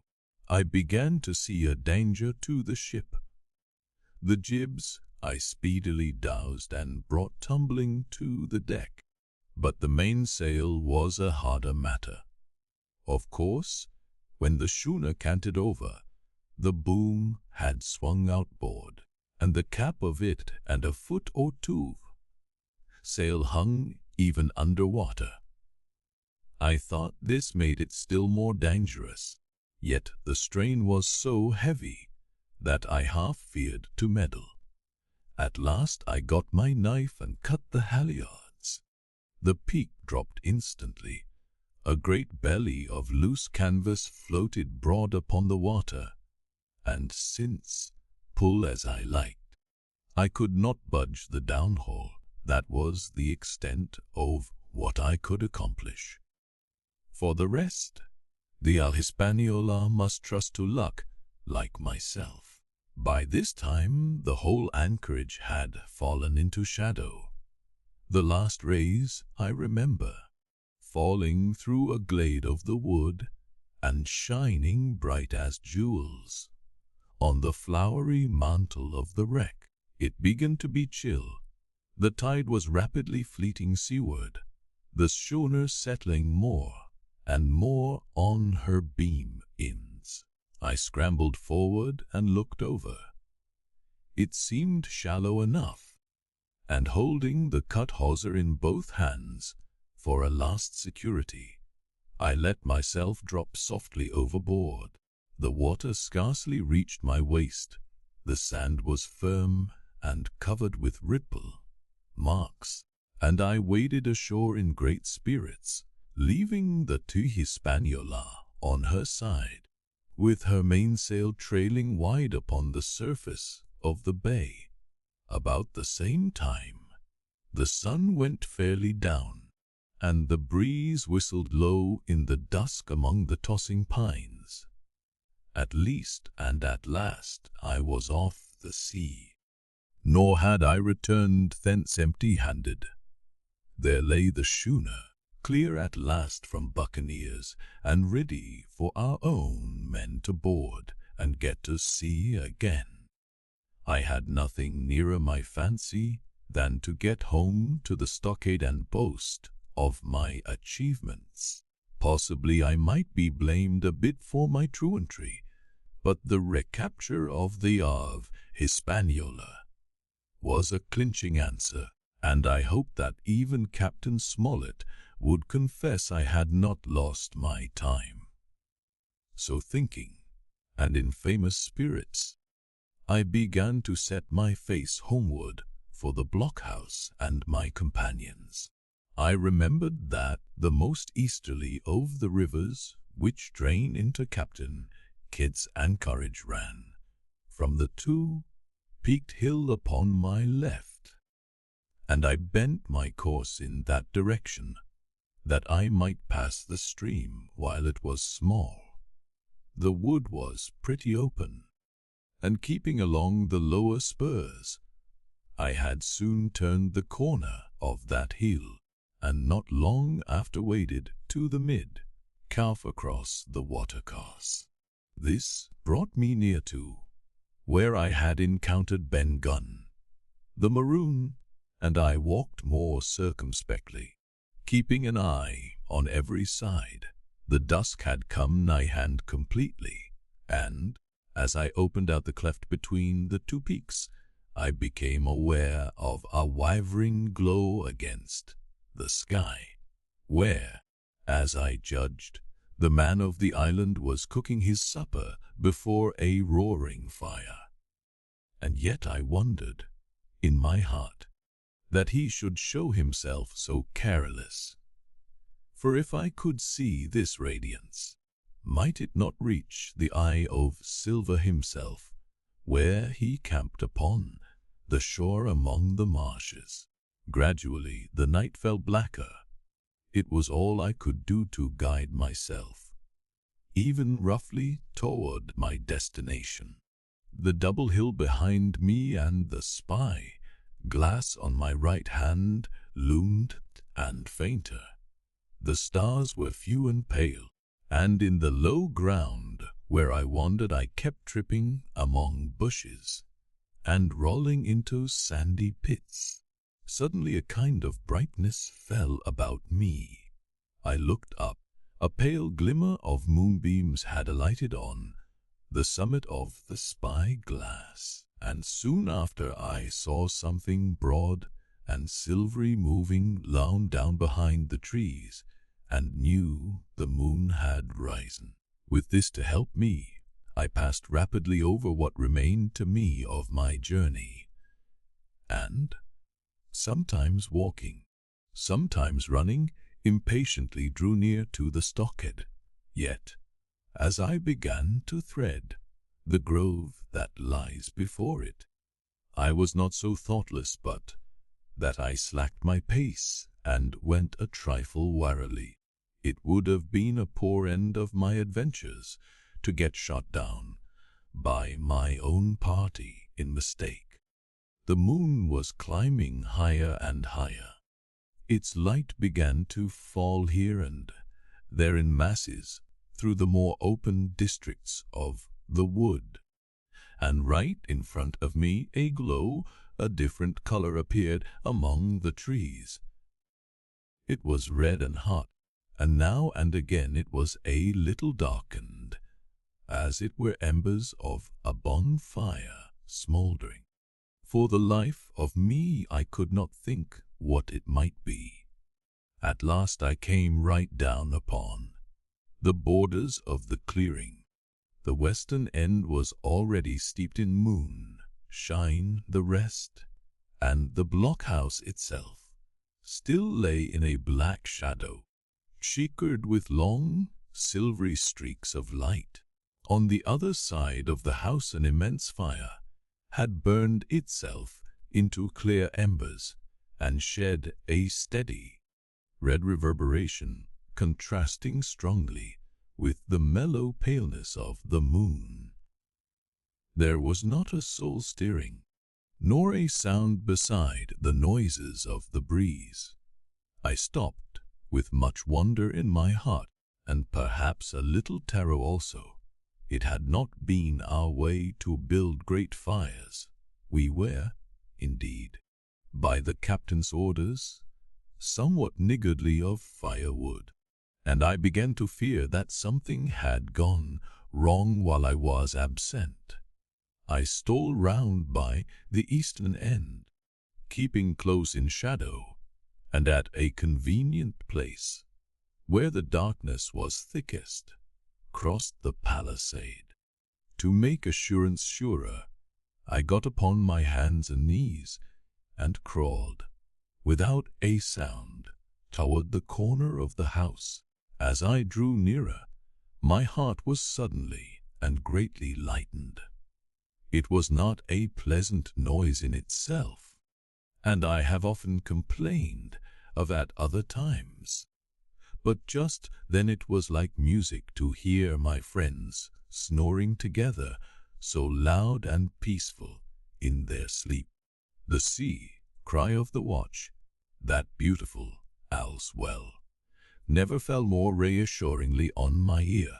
In the meantime there was no doubt of one thing: they kept an infamous bad watch. If it had been Silver and his lads that were now creeping in on them, not a soul would have seen daybreak. That was what it was, thought I, to have the captain wounded, and again I blamed myself sharply for leaving them that danger with so few to mount guard. By this time I had got to the door and stood up. All was dark within, so that I could distinguish nothing by the eye. As for sounds, there was the steady drone of the snorers, and a small occasional noise, a flickering or pecking that I could in no way account for. With my arms before me I walked steadily in. I should lie down in my own place, so I thought, with a silent chuckle, and enjoy their faces when they found in the morning. My foot struck something yielding. It was a sleeper's leg, and he turned and groaned, but without awaking. And then, all of a sudden, a shrill voice broke forth out of the darkness. Pieces of 8, pieces of 8, pieces of 8, pieces of 8, pieces of 8, and so forth without pause or change. like the clacking of a tiny mill. Silver's green parrot, Captain Flint. It was she whom I had heard pecking at a piece of bark. It was she, keeping better watch than any human being, who thus announced my arrival with her wearisome refrain. I had no time left me to recover. At the sharp clipping tone of the parrot, the sleepers awoke and sprang up, and with a mighty oath the voice of Silver cried, "Who goes?" I turned to run, struck violently against one person, recoiled and ran full into the arms of a second who, for his part, closed upon and held me tight. "Bring a torch, Dick," said Silver, when my capture was thus assured. And one of the men left the log house and presently returned with a lighted brand. Part V. Captain Silver. Chapter 28. In the enemy's camp, the red glare of the torch lighting up the interior of the blockhouse showed me the worst of my apprehensions realized. The pirates were in possession of the house and stores. There was the cask of cognac. There were the pork and bread. As before, and what tenfold increased my horror, not a sign of any prisoner. I could only judge that all had perished, and my heart smote me sorely that I had not been there to perish with them. There were 6 of the buccaneers, all told. Not another man was left alive. 5 of them were on their feet, flushed and swollen, suddenly called out of the first sleep of drunkenness. The 6th had only risen upon his elbow. He was deadly pale, and the blood-stained bandage round his head told that he had recently been wounded, and still more recently dressed. I remembered the man who had been shot and run back among the woods in the great attack, and doubted not that this was he. The parrot sat, preening her plumage, on Long John's shoulder. He himself, I thought, looked somewhat paler and more stern than I was used to. He still wore his fine broadcloth suit, in which he had fulfilled his mission, but it was bitterly the worse for wear, daubed with clay and torn with sharp briars of the wood. "So," said he, "here's Jim Hawkins, shiver my timbers, dropped in, like, eh? Well, come, I take that friendly." And thereupon he sat down across the brandy cask and began to fill a pipe. "Give me the loan of a link, Dick," said he. And then, when he had a good light, "That'll do, my lad," he added, "stick the glim in the wood heap, and you, gentlemen, bring yourselves too. You needn't stand up for Mr. Hawkins. I'll excuse you. You may lay to that. And so, Jim, stopping the tobacco, here you are, and quite a pleasant surprise for poor old John. I see you were smart when first I set my eyes on you, but this here gets away from me clean, it do. To all this, as may be well supposed, I made no answer. They had set me with my back against the wall, and I stood there, looking Silver in the face, pluckily enough, I hope, to all outward appearance, but with black despair in my heart. Silver took a whiff of his great composure, and then ran on again. "Now, you see, Jim, so be as you are here," says he. "I'll give you a piece of my mind. I've always liked you, I have, for a lad of spirit and the picture of my own self. When I was young and handsome, I always wanted you to join and take your share and die a gentleman. And now My cock, you've got to. Captain Smollett's a fine seaman, as I'll own up to any day, but stiff on discipline. Duty is duty, says he, and right he is. Just you keep clear of the captain. The doctor himself is gone dead again, you ungrateful scamp, was what he said. And the short and long of the whole story is about here. You can't go back to your own lot, for they won't have you. And without you start a third ship's company all by yourself, which might be lonely, you'll have to join with Captain Silver. So far so good, my friends, then, we're still alive. And though I partly believed the truth of Silver's statement, that the cabin party were incensed at me for my desertion, I was more relieved than distressed by what I heard. I don't say nothing as to your being in our hands, continued Silver, though there you are, and you may lay to it. I'm all for argument. I never seen good come out o' threatening. If you like the service, well, you'll join, and if you don't, Jim, why, you're free to answer no. Free and welcome, shipmate, and if fairer can be said by mortal seaman, shiver my sides. Am I to answer, then?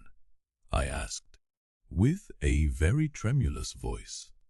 Through all this sneering talk I was made to feel the threat of death that overhung me, and my cheeks burned and my heart beat painfully in my breast.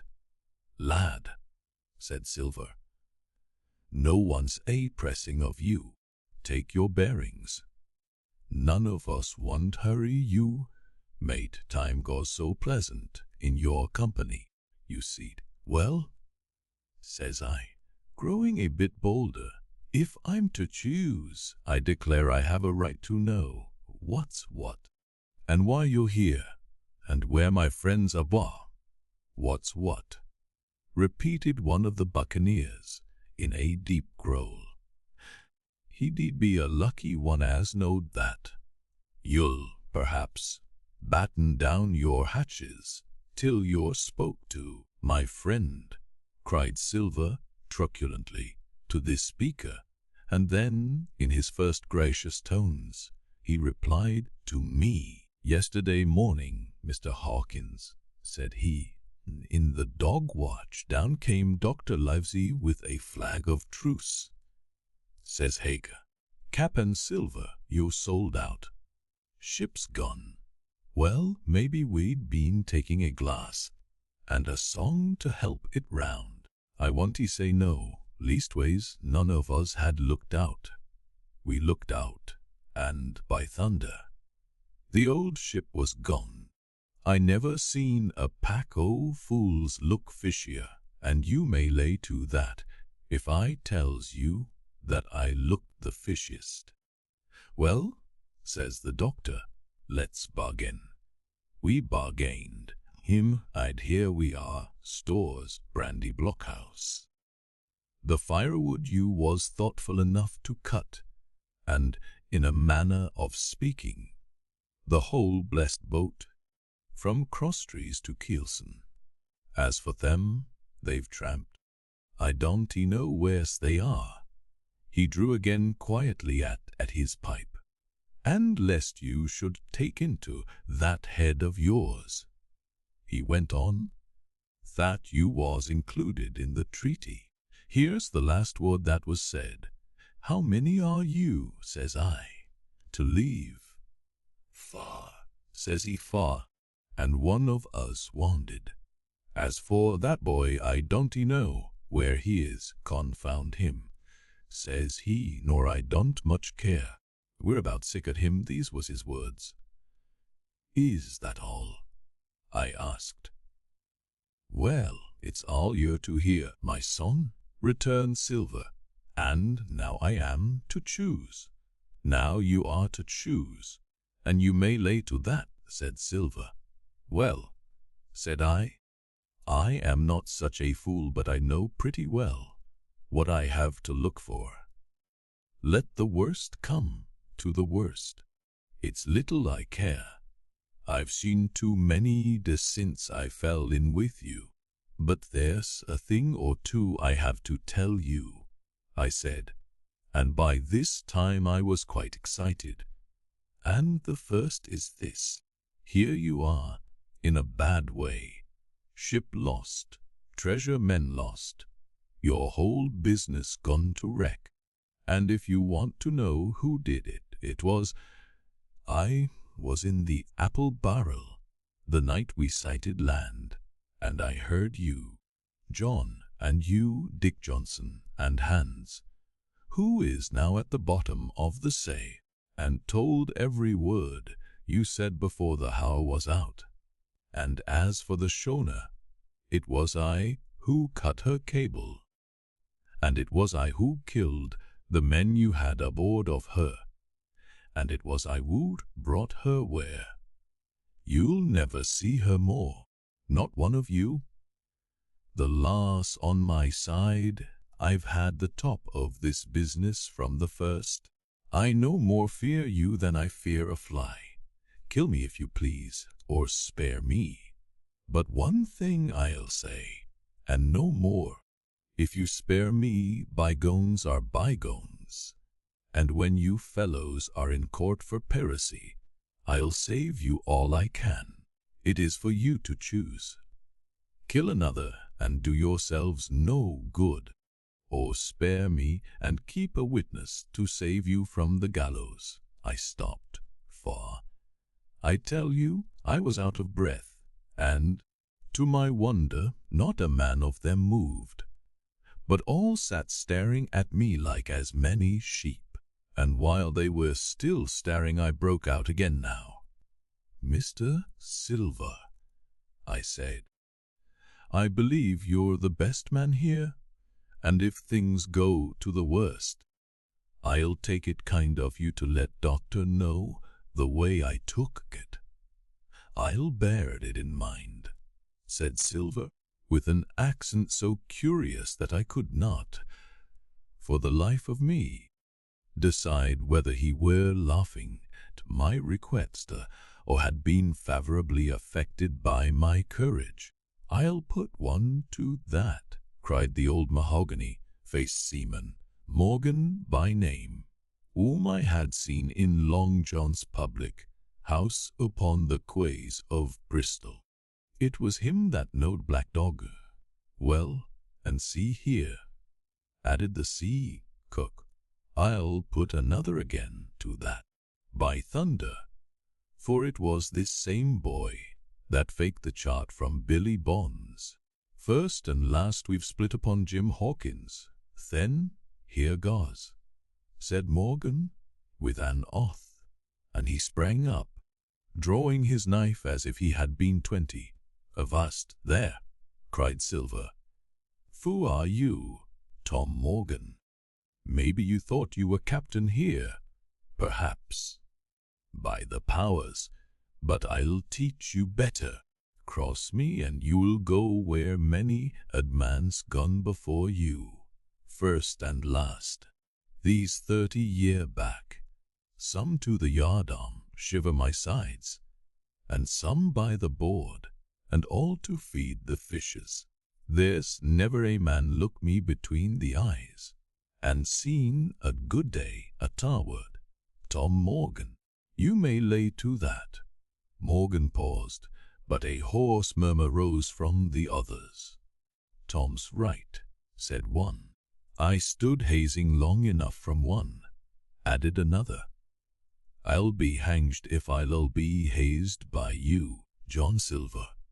But did any of you gentlemen want to have it out with me? Rod Silver, bending far forward from his position on the keg, with his pipe still glowing in his right hand. Put a name on what you're at. You ain't dumb, I reckon. Him that wants shall get it. Have I lived this many years to have a son of rum puncheon cock? his hat athwart my hawsard, the latter end of it. You know the way, you're all gentlemen owe fortune by your account. Well, I'm ready. Take a cutlass, him that dares, and I'll see the colour of his inside, crutch and all, before that pipe's empty. Not a man stirred, not a man answered. That's your sort, is it? He added, returning his pipe to his mouth. Well, you're a gay lot to look at, anyway. Not worth much to fight. You ain't pure apps you can understand King George's English. I'm cap here by 'lection. I'm cap here because I'm the best man by a long sea mile. You want-y fight, as gentlemen o' fortune should. Then, by thunder, you'll obey, and you may lay to ick. I like that boy. Now, I never seen a better boy than that. He's more a man than any pair of rats of you in this here house. And what I say is this. Let me see him that'll lay a hand on him. That's what I say, and you may lay to it. There was a long pause after this.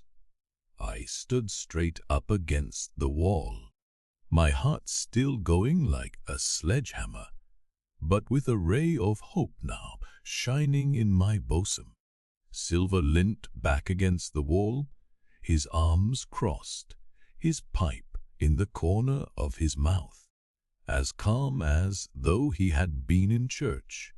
Yet his eye kept wandering furtively, and he kept the tail of it on his unruly followers. They, on their part, drew gradually together toward the far end of the blockhouse, and the low hiss of their whispering sounded in my ears continuously, like a stream. One after another, they would look up, and the red light of the torch would fall for a second on their nervous faces. But it was not toward me, it was toward Silver that they turned their eyes. You seem to have a lot to say, remarked Silver, spitting far into the air. Pipe up and let me hear it, or lay to. Ax your pardon, sir, returned one of the men. You're pretty free with some of the rules. Maybe you'll kindly keep an eye upon the rest. This crew's dissatisfied. This crew don't valley bulling a marlinspike. This crew has its rights like other crews.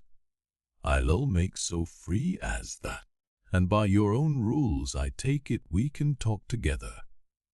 I ax your pardon, sir, acknowledging you for to be captain at this present, but I claim my right and steps outside for a council, and with an elaborate salute this fellow, a long, ill-looking, yellow-eyed man of 35, stepped coolly toward the door and disappeared out of the house.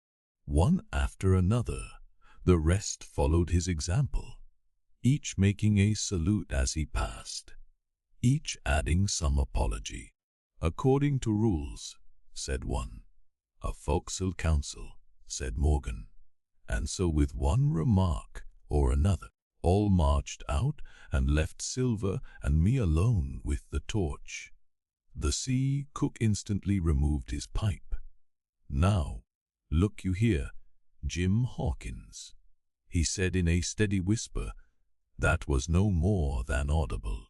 You within half a plank of death, and, what's a long sight worse, of torture.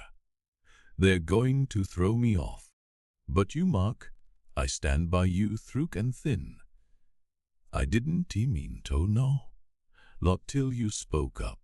I was about desperate to lose that much blunt, and be hanged into the bargain. But I see you was the right sort. I says to myself, you stand by Hawkins, John, and Hawkins'll stand by you. You're his last card, and by the living thunder, John, he's yours. Back to back, says I. You save your witness and he'll save your neck. I begin dimly to understand. You mean all's lost? I asked. Aye, by gum I do, he answered. Ship gone, neck gone, that's the size of it. Once I looked into that bay, Jim Hawkins, and seen no schooner. Well, I'm tough, but I gave out. As for that lot and their counsel, mark me, there are outright fools and cowards. I'll save your life, if so be as I can, from them. But see here, Jim, tit for tat, you save Long John from swinging. I was bewildered. It seemed a thing so hopeless he was asking. He, the old buccaneer, the ringleader, threw out. What I can do, that I'll do, I said. Is a bargain, cried Long John. You speak up plucky, and by thunder, I've a chance. He hobbled to the torch, where it stood propped among the firewood, and took a fresh light to his pipe. Understand me, Jim, he said, returning.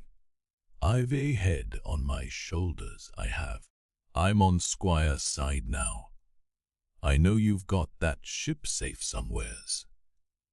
How you done it I don't know, but safe it is. I guess Hans and O'Brien turned soft. I never much believed in neither of them. Now you mark me. I ask no questions, nor I wantee let others. I know when a game's up, I dote and I know a lad that's stanch. Ah, you that's young. You and me might have done a power of good together. He drew some cognac from the cask into a tin cannikin. Will you taste me that? He asked. And when I had refused, well, I'll take a drain myself, Jim, said he. I need a corker, for there's trouble on hand. And talking o' trouble, why did that doctor give me the chart? Jim, my face expressed a wonder so unaffected that he saw the needlessness of further questions.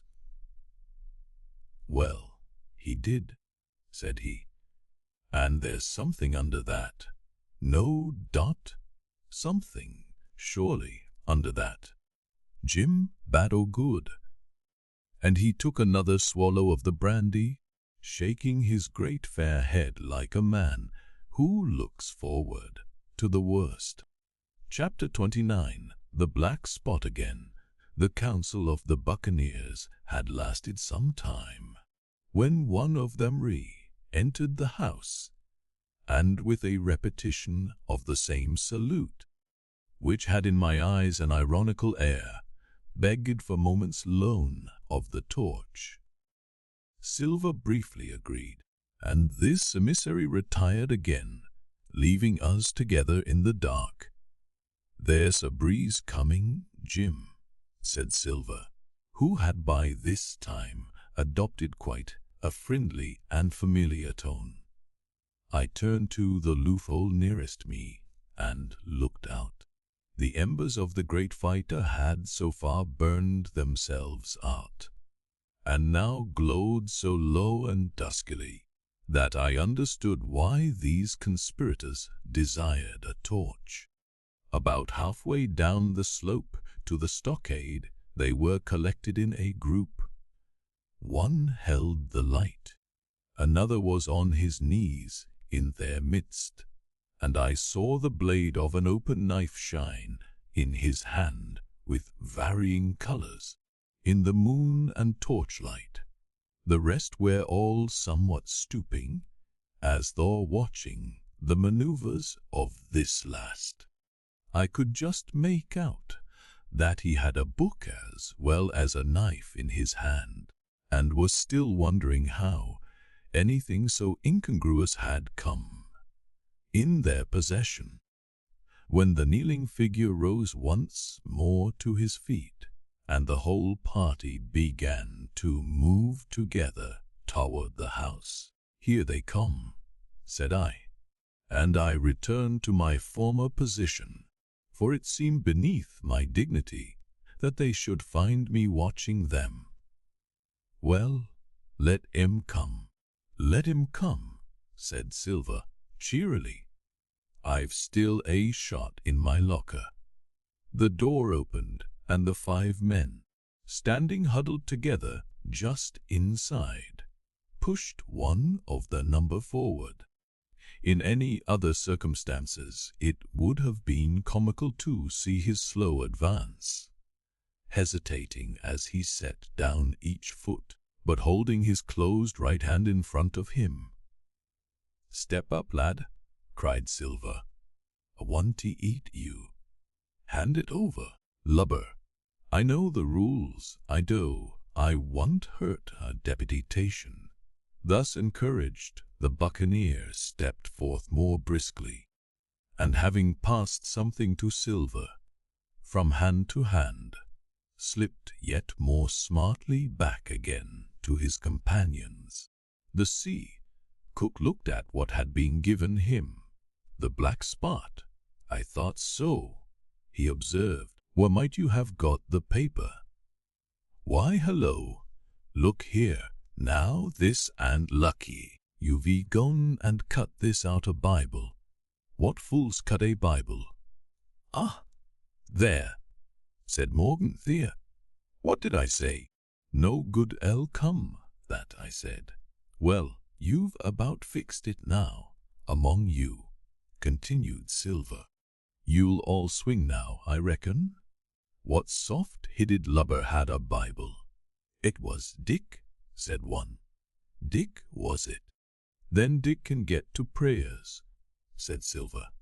"He's seen his slice of luck, has Dick, and you may lay to that."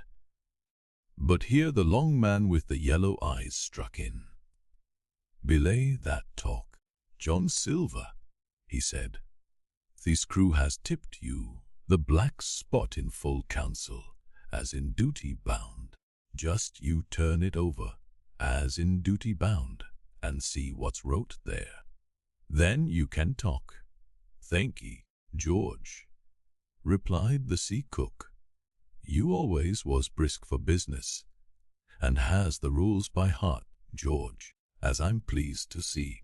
Well, what is it, anyway? Ah, deposed, that's it, is it? Very pretty wrote, to be sure. I swear. Your hand o' right, George. Why, you was gettin' quite a leaden man in this here crew. You'll be capped next, I shouldn't wonder. Just oblige me with that torch again, will you? This pipe don't draw, bar." "Come now," said George. "You don't fool this crew no more. You're a funny man, by your account, but you over now, and you'll maybe step down off that barrel and help vote." "I thought you said you knowed the rules," returned Silver contemptuously. "Leastways, if you don't I do, and I wait here, and I'm still your cap, mind, till you outs with your grievances, and I reply, in the meantime your black spot ain't worth a biscuit. After that we'll see." "Oh," replied George, "you don't be under no kind of apprehension.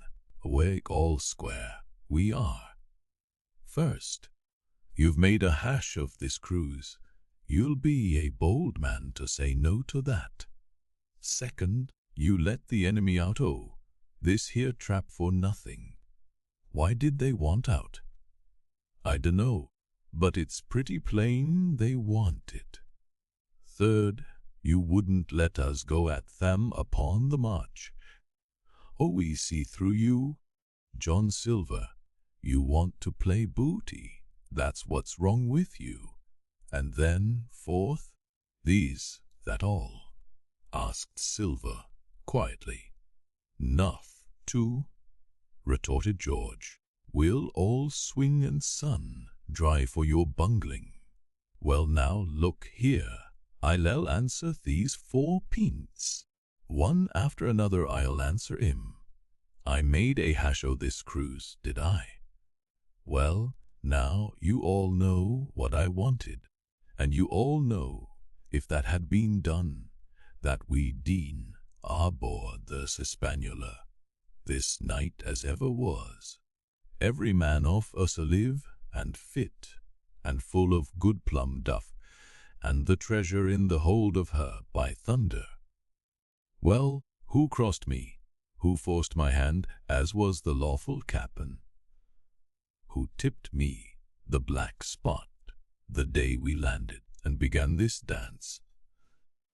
It's a fine dance, I'm with you there, and looks mighty like a hornpipe, a rope's end, at execution dock by London town. But who done it? Why, it was Anderson, and Hans, and you, George Merry, and you're the last above board of that same meddling crew, and you have the Davy Jones insolence to uphand, for cap and over me. You, that sunk the lot of us, by the powers, but this tops the stiffest yarn to nothing. Silver paused, and I could see by the faces of George and his late comrades that these words had not been said in vain. That's for number one, cried the accused, wiping the sweat from his brow, for he had been talking with a vehemence that shook the house. Why, I give you my word, I'm sick to speak to you. You've neither sense nor memory, and I leave it to fancy where your mother's was, that let you come to see. See, gentlemen o' fortune, I reckon tailors is your trade. Go on, John, said Morgan. Speak up to the others. Ah, returned John. They're a nice lot, ain't they? You say, this cruise is bungled. Ah, by gum, if you could understand how bad it's bungled, you would see. We're that near the gibbet that my neck's stiff with thinking on it. You've seen, maybe, hanged in chains, birds about seamen painting out as they go down with the tide. What's that? Says one. Why, that's John Silver. I knowed him well, says another. And you can hear the chains jangle as you go about and reach for the other boy. Now, that's about where we are. Every mother's son of whose, thanks to him and Hans and Anderson and other ruination fools of you. And if you want to know about number 4 and that boy, why, shiver my timbers, isn't he a hostage? Are we going to waste a hostage? No, not us. He might be our last chance, and I shouldn't wonder. Kill that boy. Not me, mates. And number 3. Ah, well, there's a deal to say to number 3. Maybe you don't count it nothing to have a real college doctor come to see you every day. You, John, with your head broke, or you, George Merry, that had the ag shakes upon you not 6 hours agone, and has your eyes the color of lemon peel to this same moment on the clock. And maybe, perhaps, you didn't know there was a consort coming, either. But there is, and not so long till then. And we'll see who'll be glad to have a hostage when it comes to that. And as for number 2, and why I made a bargain, well, you come crawling on your knees to me to make it. On your knees you came. You was that downhearted, and you'd have starved too if I hadn't tea.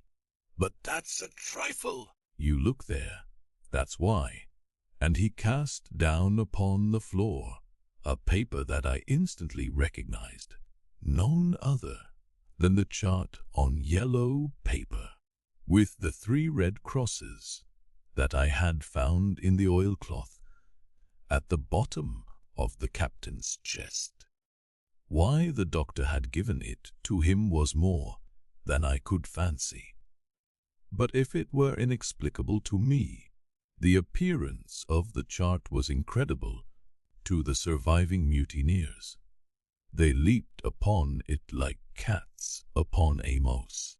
It went from hand to hand, one tearing it from another, and by the oaths and the cries and the childish laughter with which they accompanied their examination, you would have thought not only they were fingering the very gold, but were at sea with it, besides, in safety. "Wes," said one, "that's Flint sure enough, JF, and a score below, with a close hitch to it. So he done ever." "Mighty pretty," said George, "but how are we to get away with it? And us no ship." Silver suddenly sprang up, and supporting himself with a hand against the wall. "Now, I give you warning, George," he cried. "One more word of your sauce, and I'll call you down and fight you." "How? Why?" "How do I know? You had ought to tell me that. You and the rest, that lost me my schooner with your interference. But not you, you can't. You ain't got the invention of our cockroach. But civil you can speak, and shall. George Merry, you may lay to that." "That's fair, ye know," said the old man Morgan. "Fair? I reckon so," said the sea cook. "You lost the ship, I found the treasure. Who's the better man at that? And now I resign, by thunder. Elect whom you please to be your cap now. I'm done with it." "Silver," they cried. "Barbecue forever. Barbecue for cap'n." "So that's the tune, is it?" cried the cook. "George, I reckon you'll have to wait another turn, friend, and lucky for you as I'm not a revengeful man. But that was never my way.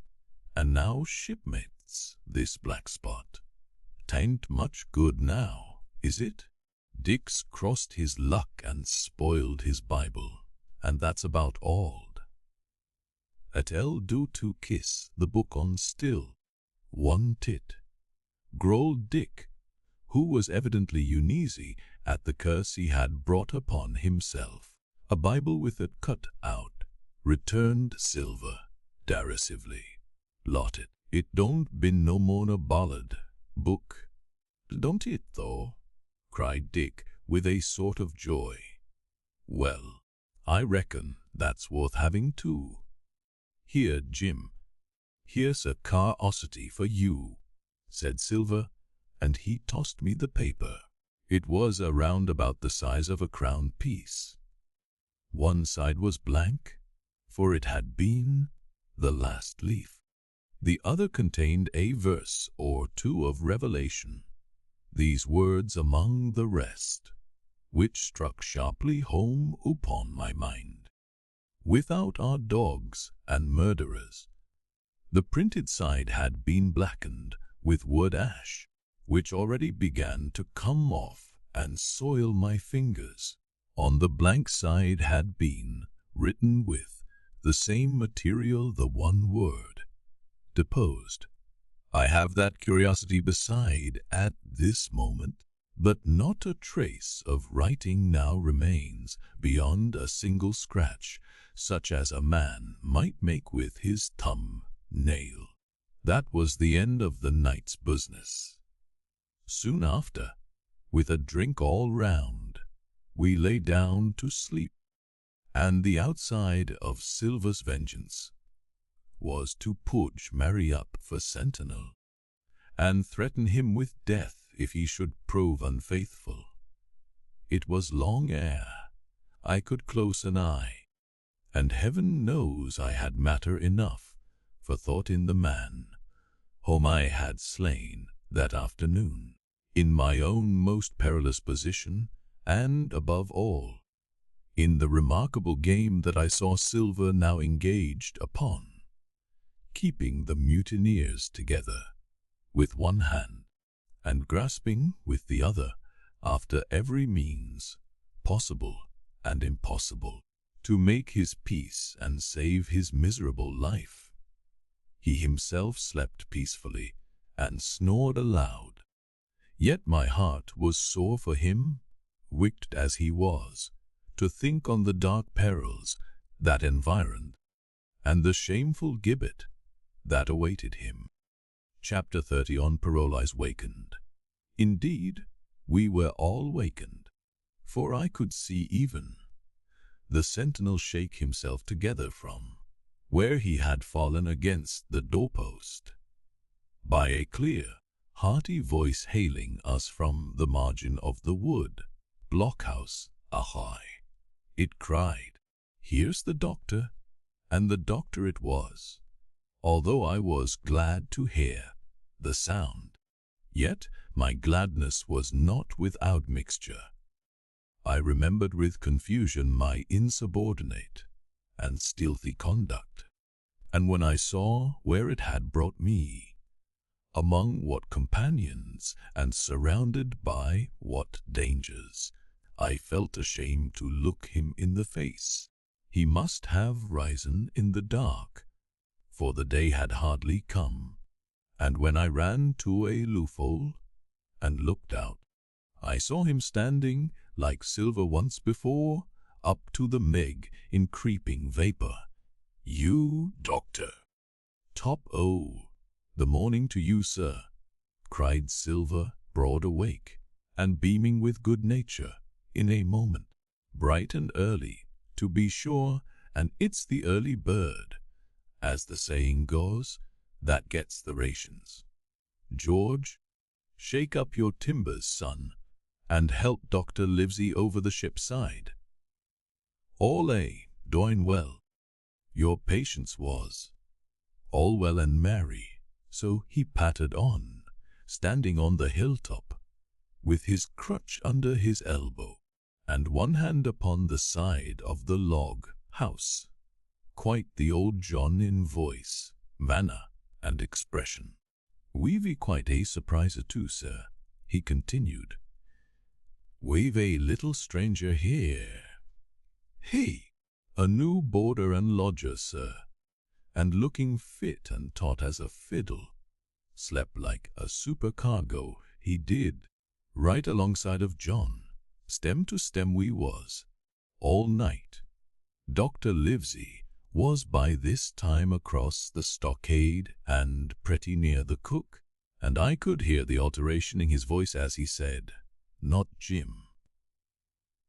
'The very same Jim as ever was,' says Silver.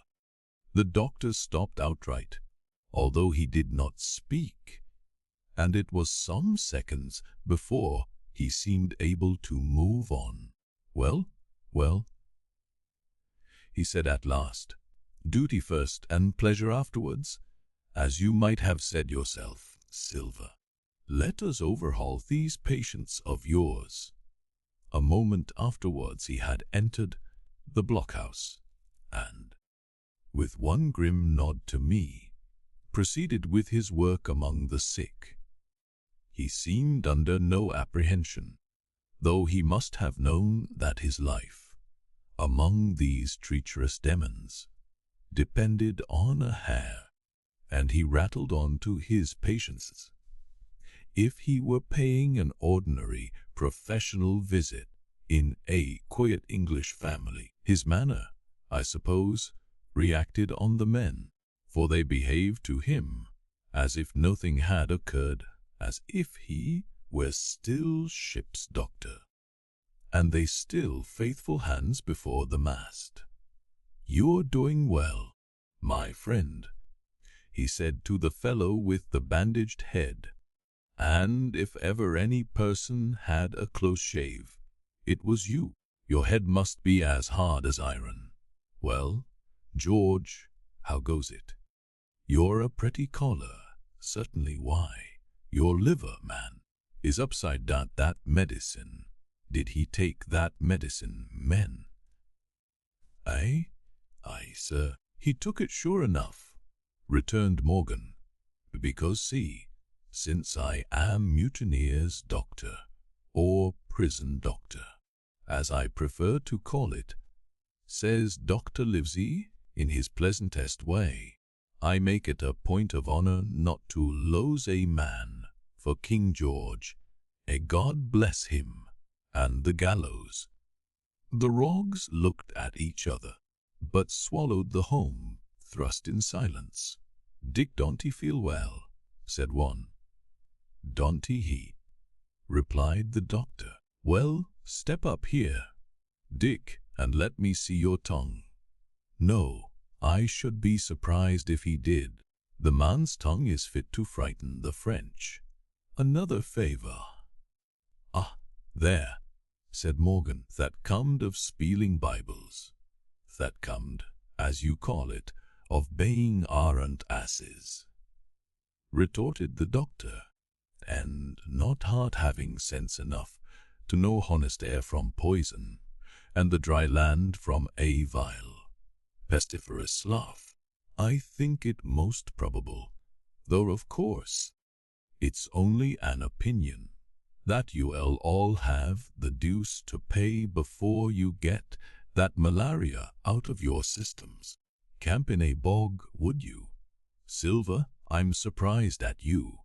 You're less of a fool than many, take you all round. But you don't appear to me to have rudiments of a notion of the rules of health. Well, he added, after he had dosed them round, and they had taken his prescriptions with really laughable humility, more like charity school children than blood guilty mutineers and pirates, well, that's done for today. And now I should wish to have a talk with that boy, please. And he nodded his head in my direction carelessly. George Merry was at the door, spitting and spluttering over some bad, tasted medicine. But at the first word of the doctor's proposal, he swung round with a deep flush, and cried, "No," and swore. Silver struck the barrel with his open hand. "See, Lentz," he roared, and looked about him positively like a lion. "Doctor," he went on in his usual tones, "I was thinking of that, knowing as how you had a fancy for the boy. We're all humbly grateful for your kindness, and, as you see, puts faith in you, and takes the drugs down like that much grog, and I take it I've found a way as'll suit all. Hawkins, will you give me your word of honor as a young gentleman? For a young gentleman you are, although poor-born, your word of honor not to slip your cable." I readily gave the pledge required. "Then, Doctor," said Silver, "you just step outside that stockade, and once you're there, I'll bring the boy down on the inside, and I reckon you can yarn through the spars. Good day to you, sir, and all our duties to the Squire and Captain Smollett." The explosion of disapproval, which nothing but Silver's black looks had restrained, broke out immediately. The doctor had left the house. Silver was roundly accused of playing double, of trying to make a separate peace for himself, of sacrificing the interests of his accomplices and victims, and, in one word, of the identical exact thing that he was doing. It seemed to me so obvious, in this case, that I could not imagine how he was to turn their anger. But he was twice the man the rest were, and his last night's victory had given him a huge preponderance on their minds. He called them all the fools and dolts you can imagine, said it was necessary I should talk to the doctor, fluttered the chart in their faces. asked them if they could afford to break treaty the very day they were bound a treasure hunting. No, he cried.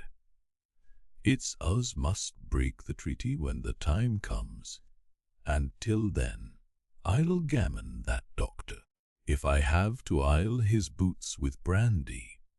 And then he bade them jet the fire let, and stalked out upon his crutch, with his hand on my shoulder, leaving them in a disarray, and silenced by his volubility, rather than convinced. Lad, slow, he said. "The might round upon us in a twinkle of an eye if we was seen to hurry." Very deliberately, then, did we advance across the sand to where the doctor awaited us on the other side of the stockade, and as soon as we were within easy speaking distance, Silver stopped.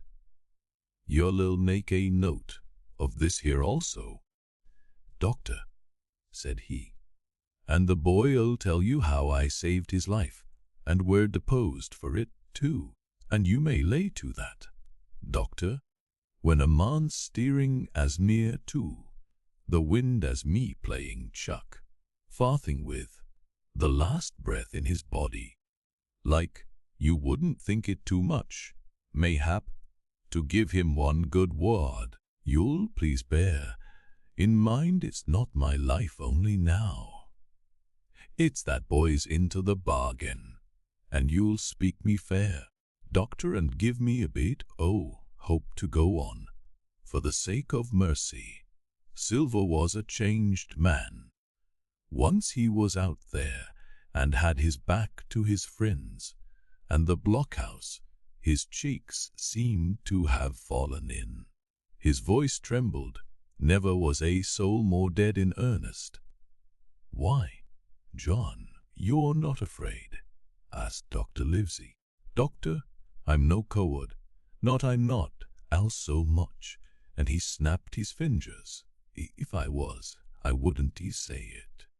But I'll own up fairly, I've the shakes upon me for the gallows. You're a good man and a true. I never seen a better man. And you'll not forget what I done good, not any more than you'll forget the bad, I know. And I step aside, see here, and leave you and Jim alone. And you'll put that down for me, too, for it's a long stretch is that." So saying, he stepped back a little way till he was out of earshot, and there sat down upon a tree stump and began to whistle, spinning round now and again upon his seat, so as to command a sight, sometimes of me and the doctor, and sometimes of his unruly ruffians, as they went to and fro in the sand, between the fire, which they were busy rekindling, and the house, from which they brought forth pork and bread to make breakfast. "So, Jim," said the doctor, sadly, "here you are. As you have brewed, so shall you drink, my boy. Heaven knows I cannot find it in my heart to blame you. But this much I will say, be it kind or unkind. When Captain Smollett was well, you dared not have gone off, and when he was ill, and couldn't he help it, by George, it was downright cowardly. I will own that I here began to weep. Doctor, I said, you might spare me. I have blamed myself enough. My life's forfeit anyway, and I should have been dead now, if Silver hadn't stood for me. And, Doctor, believe this, I can d, and I dare say I deserve it. But what I fear is torture. If they come to torture, Jim, the doctor interrupted, and his voice was quite changed. Jim, I can't have this. Whip over, and we'll run for it. Doctor, said I. I passed my word. I know, he cried. We can't help that, Jim, now. I'll take it on my shoulders, holus bolus, blame and shame, my boy. But stay here, I cannot let you. Jump. One jump and you're out. And we'll run for it like antelopes. No, I replied. You know right well you wouldn't tea. Do the thing yourself. Neither you nor squire nor captain, and no more will I. Silver trusted me. I passed my word, and back I go. But, Doctor, you did not let me finish. If they come to torture me, I might let slip a word of where the ship is. For I got the ship, part by luck and part by risking, and she lays in North Inlet, on the southern beach, and just below high water. At half tide she must be high and dry. The ship, exclaimed the doctor. Rapidly I described to him my adventures, and he heard me out in silence. There's a kind of fate in this, he observed when I had done. Every step it's you that save our lives, and do you suppose by any chance that we are going to let you lose yours? That would be a poor return, my boy. You found out the plot. You found Ben Gunn, the best deed that ever you did, or will do, though you live to ninety. Oh, by Jupiter! And talking of Ben Gunn, why, this is the mischief in person. Silver, he cried. Silver, I'll give you a piece of advice, he continued, as the cook drew near again. Don't you be in any great hurry after that treasure. Why, sir, I do my possible which. That ain't tea, said Silver. I can only, asking your pardon, save my life, and the boys by seeking for that treasure, and you may lay to that. Well, Silver, replied the doctor, if that is so, I'll go one step farther. Look out for squalls when you find it. Sir, said Silver, as between man and man, that's too much and too little. What you after? Why you left the blockhouse? Why you've given me that there chart? I don't know. Now do I? And yet I done your bidding with my eyes shut, and never a word of hope. But no, this here's too much. If you want, tell me what you mean plain out. Just say so, and I'll leave the helm. No, said the doctor, musingly. I've no right to say more. It's not my secret, you see, Silver, or I give you my word, I'd tell it you. But I'll go as far with you as I dare go, and a step beyond. For I'll have my wig sorted by the captain, or I'm mistaken. And first, I'll give you a bit hope. Silver, if we both get out alive of this wolf trap, I'll do my best to save you, short of perjury. Silver's face was radiant.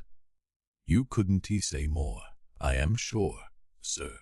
Not if you was my mother, he cried. Well, that's my first concession, added the doctor.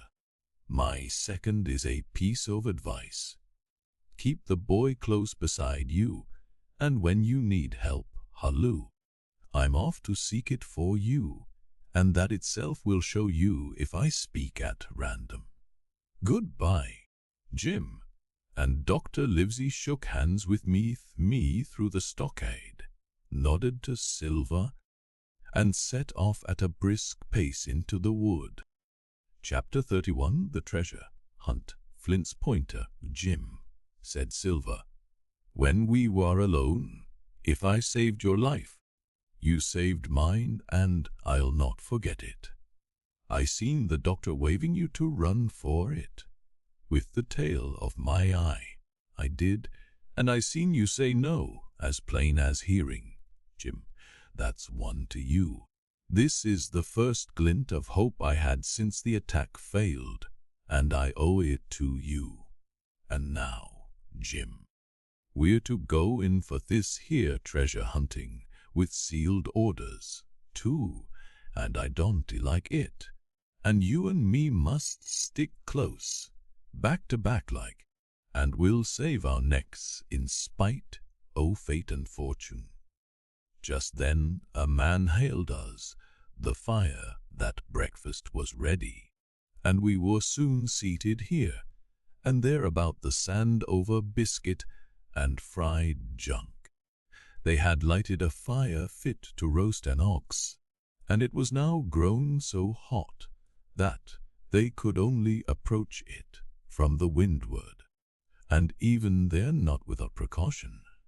In the same wasteful spirit, they had cooked, I suppose, 3 times more than we could eat, and one of them, with an empty laugh, threw what was left into the fire, which blazed and roared again over this unusual fuel.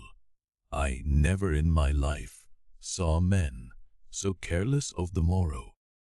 Hand to mouth is the only word that can describe their way of doing, and what with wasted food and sleeping sentries, though they were bold enough for a brush and be done with it. I could see their entire unfitness for anything like a prolonged campaign. Even Silver, eating away, with Captain Flint upon his shoulder, had not a word of blame for their recklessness. And this the more surprised me, for I thought he had never showed himself so cunning as he did then. "Aye, mates," said he, "it's lucky you have barbecue to think for you with this here head. I got what I wanted, I did. Sure enough, they have the ship. Where they have it, I don't know yet, but once we hit the treasure, we'll have to jump about and find out. And thence, mates, that has the boats, I reckon, has the upper hand." Thus he kept running on, with his mouth full of the hot bacon. Thus he restored their hope and confidence, and I more than suspect repaired his own at the same time. As for hostage, he continued, that's his last talk, I guess. With them he loves so dear. I've got my piece o' news, and thank ye to him for that. But it's over and done. I'll take him in a line when we go treasure hunting, for we'll keep him like so much gold in case of accidents. You mark, and in the meantime, once we got the ship and treasure both, and off to sea like jolly companions, why, then we'll talk Mr. Hawkins over, we will, and we'll give him his share, to be sure, for all his kindness. It was no wonder the men were in a good humor now. For my part, I was horribly cast down. Should the scheme he had now sketched prove feasible, Silver, already doubly a traitor, would not hesitate to adopt it. He had still a foot in either camp, and there was no doubt he would prefer wealth and freedom, with the pirates, to a bare escape from hanging, which the best he had to hope on our side. Nay, and even if things so fell out that he was forced to keep his faith with Dr. Livesey, even then what danger lay before us? What a moment that would be when the suspicions of his followers turned to certainty, and he and I should have to fight for dear life? He, a cripple, an iron boy, against 5 strong and active seamen. Add to this double apprehension the mystery that still hung over the behavior of my friends, their unexplained desertion of the Stockade, their inexplicable cession of the chart, or, harder still to understand, the doctor's last warning to Silver Look out for squalls when you find it, and you will readily believe how little taste I found in my breakfast, and with how uneasy a heart I set forth behind my captors on the quest for treasure. We made a curious figure. Had anyone been there to see us, all in soiled sailor clothes, and all but me armed to the teeth. Silver had 2 guns slung about him, one before and one behind, besides the great cutlass at his waist, and a pistol in each pocket of his square-tailed coat. To complete his strange appearance, Captain Flint sat perched upon his shoulder and gabbled odds and ends of purposeless sea talk. I had a line about my waist, and followed obediently after the sea cook, who held the loose end of the rope, now in his free hand, now between his powerful teeth. For all the world, I was led like a dancing bear. The other men were variously burdened, some carrying picks and shovels, for that had been the very first necessary they brought ashore from the Tel Hispaniola. Others laden with pork, bread, and brandy for the midday meal. All the stores, I observed, came from our stock, and I could see the truth of Silver's words the night before. Had he not struck a bargain with the doctor, he and his mutineers, deserted by the ship, must have been driven to subsist on clear water, and the proceeds of their hunting. Water would have been little to their taste. A sailor is not usually a good shot, and besides all that, when they were so short of eatables, it was not likely they would be very flush of powder.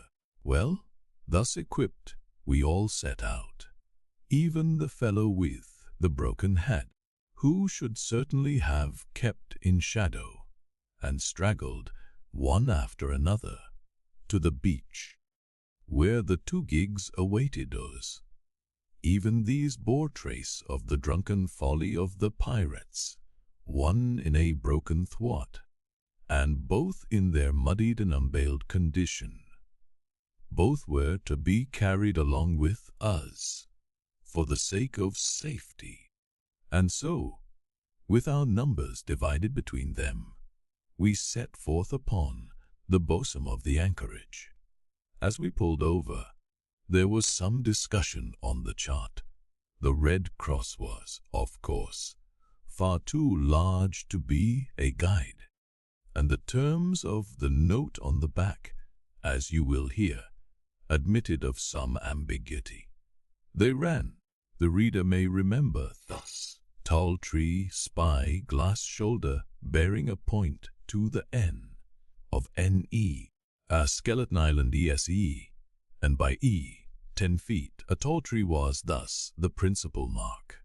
Now, right before us, the anchorage was bounded by a plateau from 200 to 300 feet high, adjoining on the north the sloping southern shoulder of the Spy Glass, and rising again toward the south into the rough, cliffy eminence called the Mizzen Mast Hill.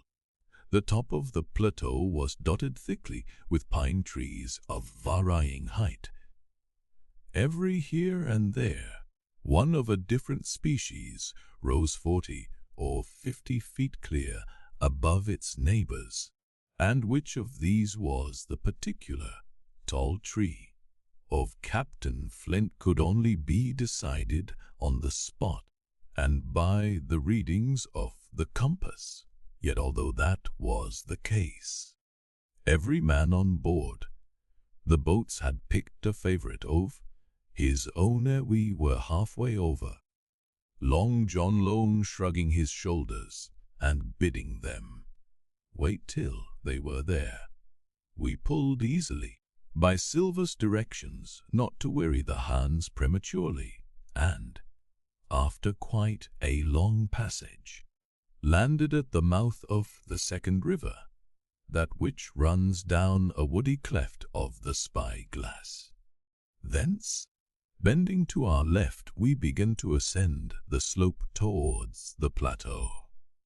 At the first outset, heavy, murry ground and a matted, marsh vegetation greatly delayed our progress, but by little until the hill began to steepen and become stony underfoot, and the wood to change its character and to grow in a more open order.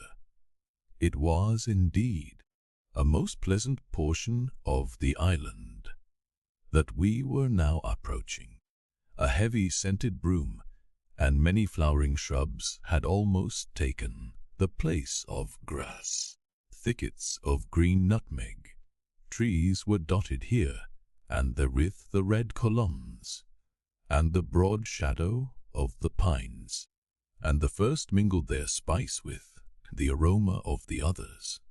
The air, besides, was fresh and stirring, and this, under the sheer sunbeams, was a wonderful refreshment to our senses. The party spread itself abroad in a fan shape, shouting and leaping to and fro about the center and a good way behind the rest. Silver and I followed, I tethered by my rope, he plowing with deep pants among the sliding gravel. From time to time, indeed, I had to lend him a hand, or he must have missed his footing and fallen backward down the hill. We had thus proceeded for about half a mile, and we're approaching the brow of the plateau, when the man upon the farthest left began to cry aloud, as if in terror. Shout after shout came from him, and the others began to run in his direction. "He can't found the treasure," said old Morgan, hurrying past us from the right, "for that's clean a top." Indeed, as we found, when we also reached the spot, it was something very different. At the foot of a pretty big pine, and involved in a green creeper, which had even partly lifted some of the smaller bones, a human skeleton lay, with a few shreds of clothing, on the ground. I believe a chill struck for a moment to every heart. "He was a seaman," said George Merry, who, bolder than the rest, had gone up close and was examining the rags of clothing. "Leastways, this is good sea cloth." "Aye," said Silver, "like enough. You wouldn't look to find a bishop here, I reckon. But what sort of a way is that for bones to lay? 'Tain't in nature." Indeed, on a second glance, it seemed impossible to fancy that the body was in a natural position, but for some disarray, the work, perhaps, of the birds that had fed upon him, or of the slow-growing creeper that had gradually enveloped his remains.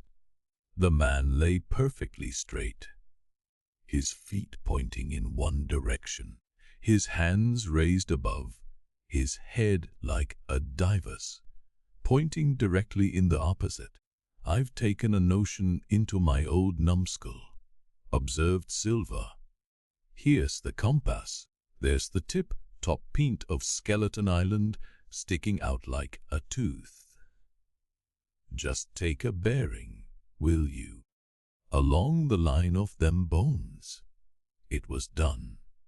The body pointed straight in the direction of the island, and the compass read duly ESE.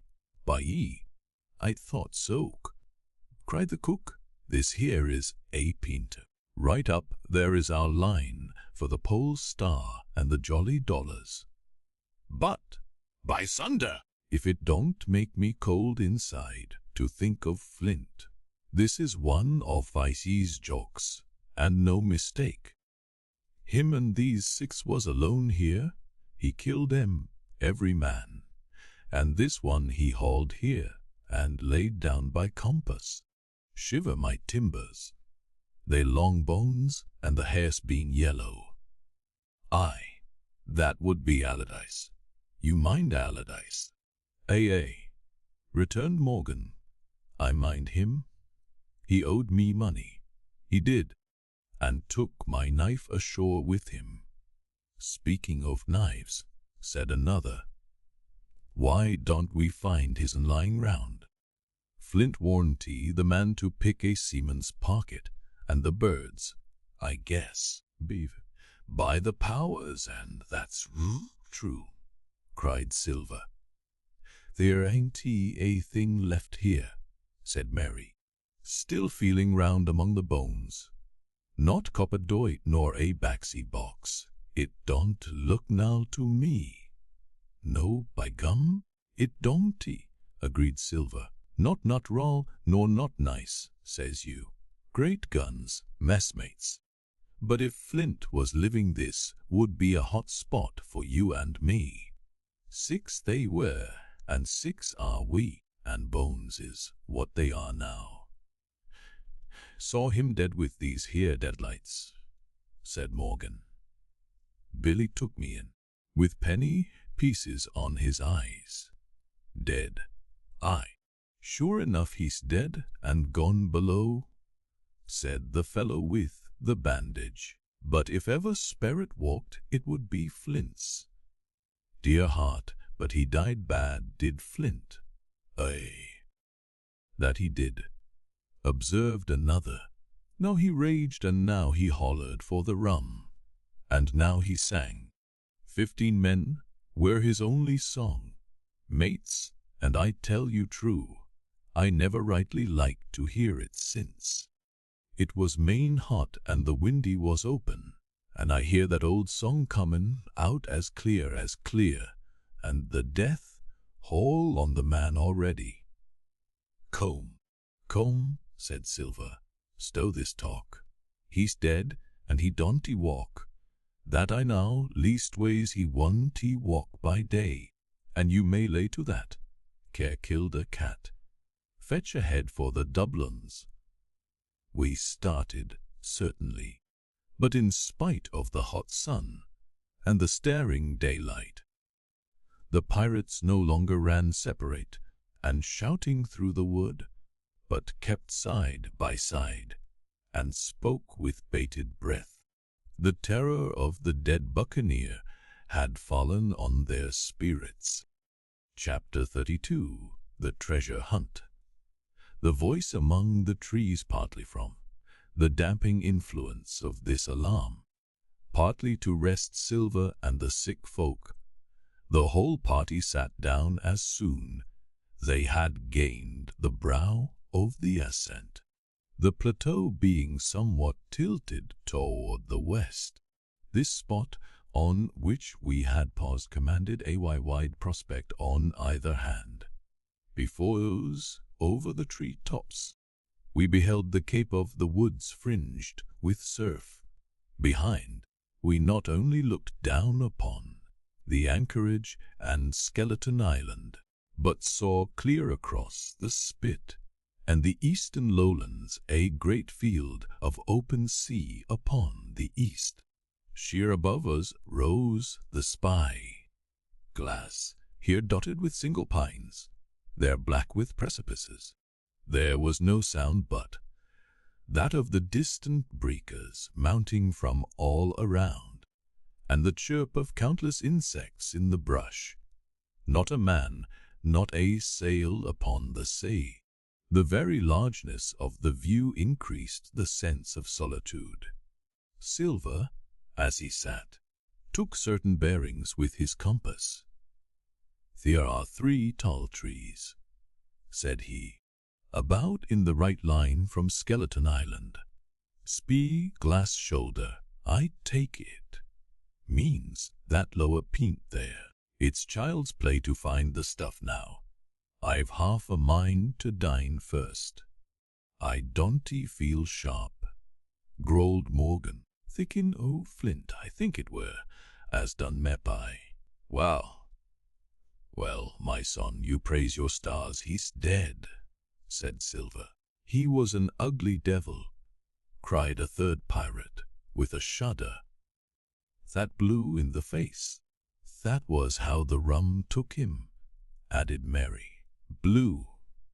Well, I reckon he was blue. That's a true word. Ever since they had found the skeleton and got upon this train of thought, they had spoken lower and lower, and they had almost got to whispering by now, so that the sound of their talk hardly interrupted the silence of the wood. All of a sudden, out of the middle of the trees in front of us, a thin, high, trembling voice struck up the well-known air and words. 15 men on the dead man's chest. Yo, ho, and a bottle of rum. I never have seen men more dreadfully affected than the pirates. The color went from their 6 faces like enchantment. Some leaped to their feet. Some clawed hold of others. Morgan grovelled on the ground.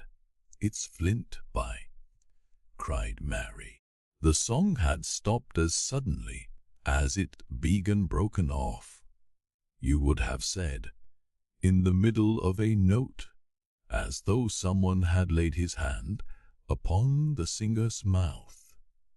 Coming so far through the clear, sunny atmosphere among the green tree tops, I thought it had sounded airily and sweetly, and the effect on my companions was the stranger.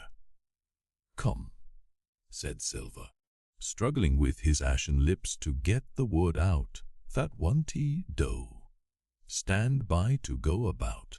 This is a rum start, and I can't name the voice, but it's someone skylarking, someone that's flesh and blood, and you may lay to that. His courage had come back as he spoke, and some of the color to his face along with it. Already the others had begun to lend an ear to this encouragement, and were coming a little to themselves, when the same voice broke out again, not this time singing, but in a faint, distant hail that echoed yet fainter among the clefts of the spy-glass. Darby Graw, it wailed, for that is the word that best describes the sound. Darby Graw, Darby Graw. Again and again and again, and then rising a little higher, and with an oath that I leave out. Fetch aft the rum, Darby. The buccaneers remained rooted to the ground, their eyes starting from their heads. Long after the voice had died away, they still stared in silence, dreadfully, before them. That fixes it, gasped one. Let's go, thee was his last words, moaned Morgan. His last words above board. Dick had his Bible out and was praying volubly. He had been well brought up, had Dick, before he came to sea and fell among bad companions. Still, Silver was unconquered. I could hear his teeth rattle in his head, but he had not yet surrendered. Nobody in this here island ever heard of Darby, he muttered. Not one but us that's here. And then, making a great effort, shipmates, he cried, I'm here to get that stuff, and I'll not be beat by man nor devil. I never was feared of Flint in his life, and by the powers I'll face him dead. There's 700,000 pound, not a quarter of a mile from here. When did ever a gentleman, o' fortune, show his stern to that much dollars for a boozy old seaman with a blue mug? And him dead, too. But there was no sign of reawakening courage in his followers. Rather, indeed, of growing terror at the irreverence of his words. "Belay there, John," said Mary. "Don't you cross a spirit." And the rest were all too terrified to reply. They would have run away severally had they dared, but fear kept them together, and kept them close by John, as if his daring helped them. He, on his part, had pretty well fought his weakness down. "Spirit? Well," he said, "but there's one thing not clear to me. There was an echo. Now, no man ever seen a spirit with a shadow. Well, then, what's he doing with an echo to him, I should like to know? That ain't nater, surely." This argument seemed weak enough to me, but you can never tell what will affect the superstitious, and, to my wonder, George Mary was greatly relieved. "That's so," he said. "You've a head upon your shoulders, John, and no mistake. 'Bout ship, mates! This here crew is on a wrong tack, I do believe." And come to think on it, it was like Flint's voice, I grant you, but not just so clear away like it, after all, somebody else's voice now. It was like a, "By the powers, Ben Gunn," roared Silver. "Hey, and so it were," cried Morgan, springing on his knees. "Ben Gunn it were. It don't make much odds, do it?" asked Dick. "Ben Gunn's not here in the body any more'n Flint." But the older hands greeted this remark with scorn. "Why, nobody minds Ben Gunn," cried Mary. "Dead or alive, nobody minds him." It was extraordinary how their spirits had returned, and how the natural color had revived in their faces. Soon they were chatting together, with intervals of listening, and not long after, hearing no further sound, they shouldered the tools and set forth again, Mary walking first with Silver's compass, to keep them on the right line with Skeleton Island. He had said the truth. Dead or alive, nobody minded Ben Gunn. Dick alone still held his Bible, and looked around him as he went, with fearful glances, but he found no sympathy, and Silver even joked him on his precautions. "I told you," said he, "I told you you had spieled your Bible. If it ain't no good to swear by, what do you suppose a spirit would give for it? Not that." And he snapped his big fingers, halting a moment on his crutch. But Dick was not to be comforted.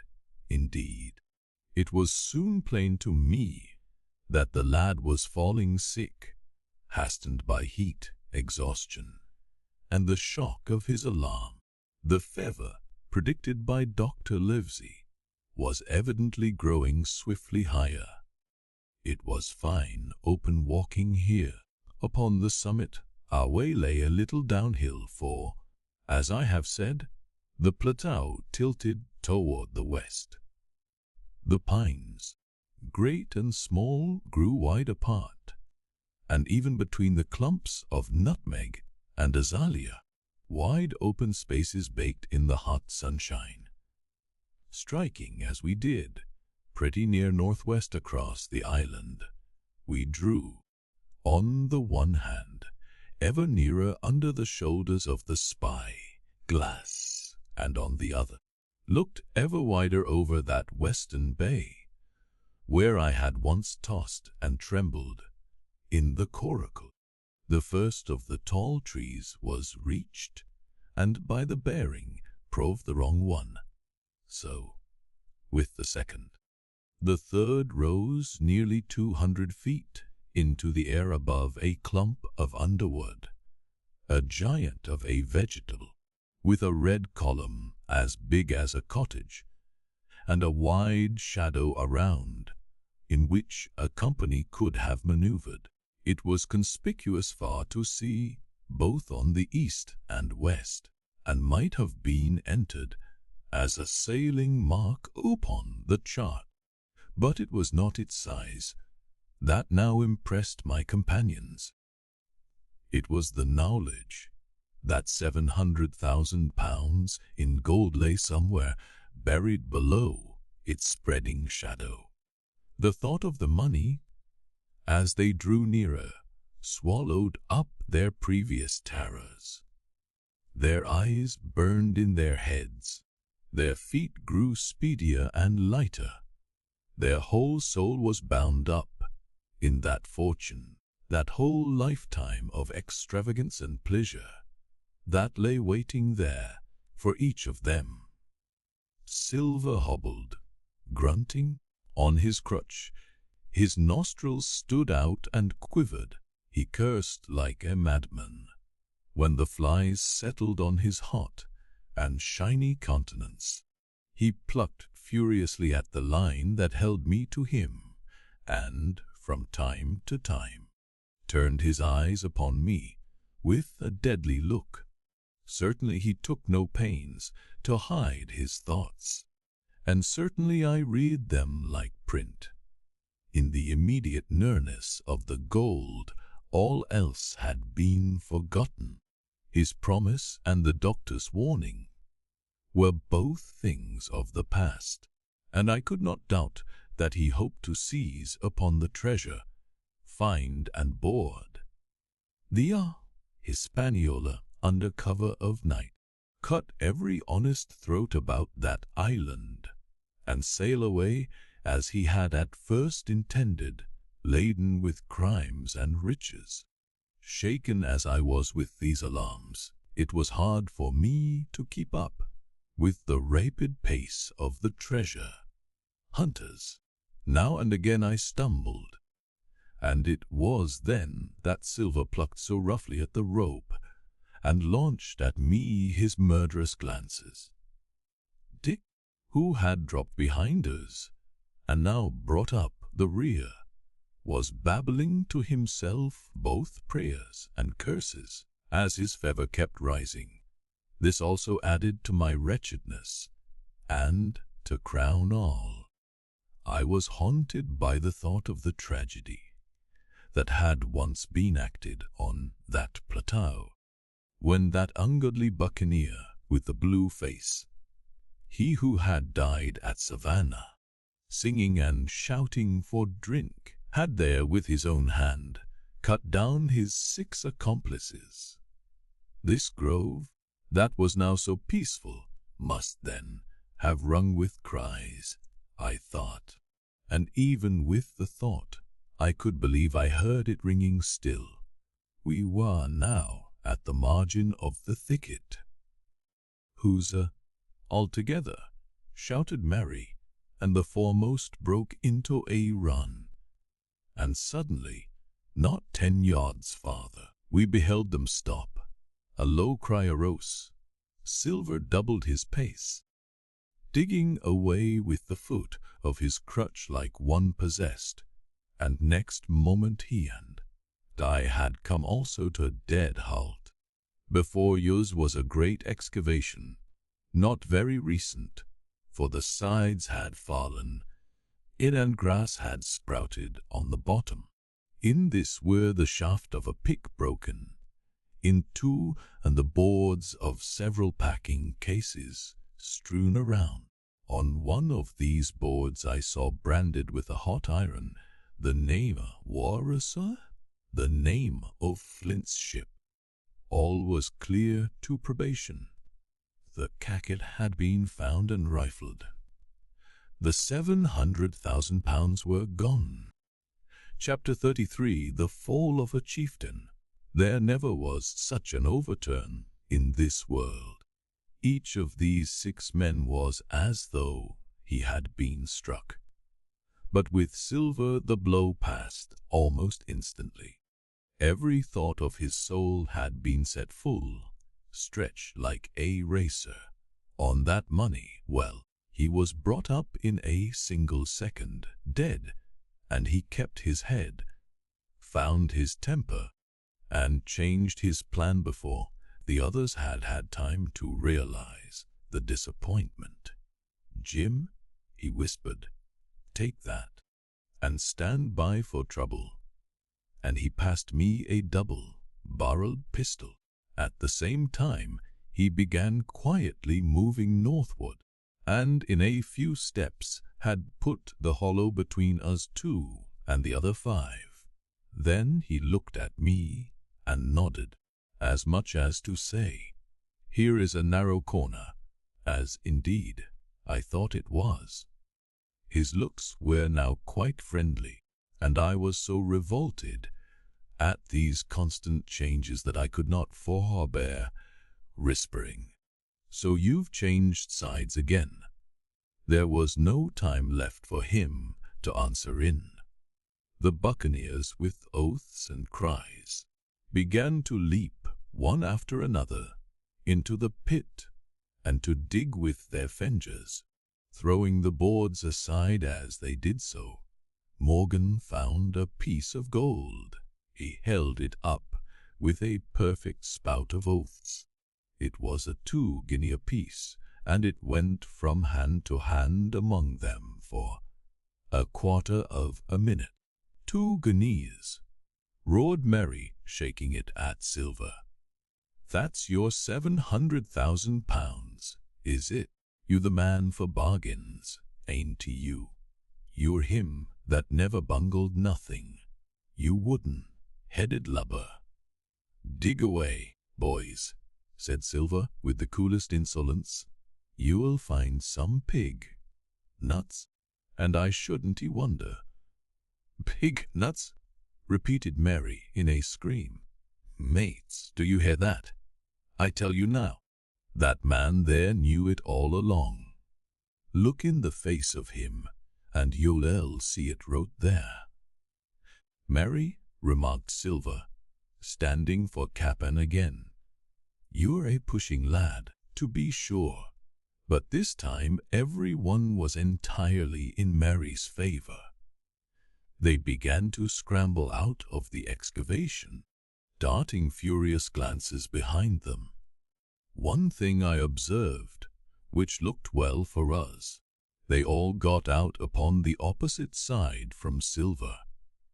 Well, there we stood, 2 on one side, 5 on the other. The pit between yous, and nobody screwed up high enough to offer the first blow. Silver never moved. He watched them, very upright on his crutch, and looked as cool as ever I saw him. He was brave and no mistake. At last, Mary seemed to think a speech might help matters. "Mates," says he, "there's 2 of them alone there.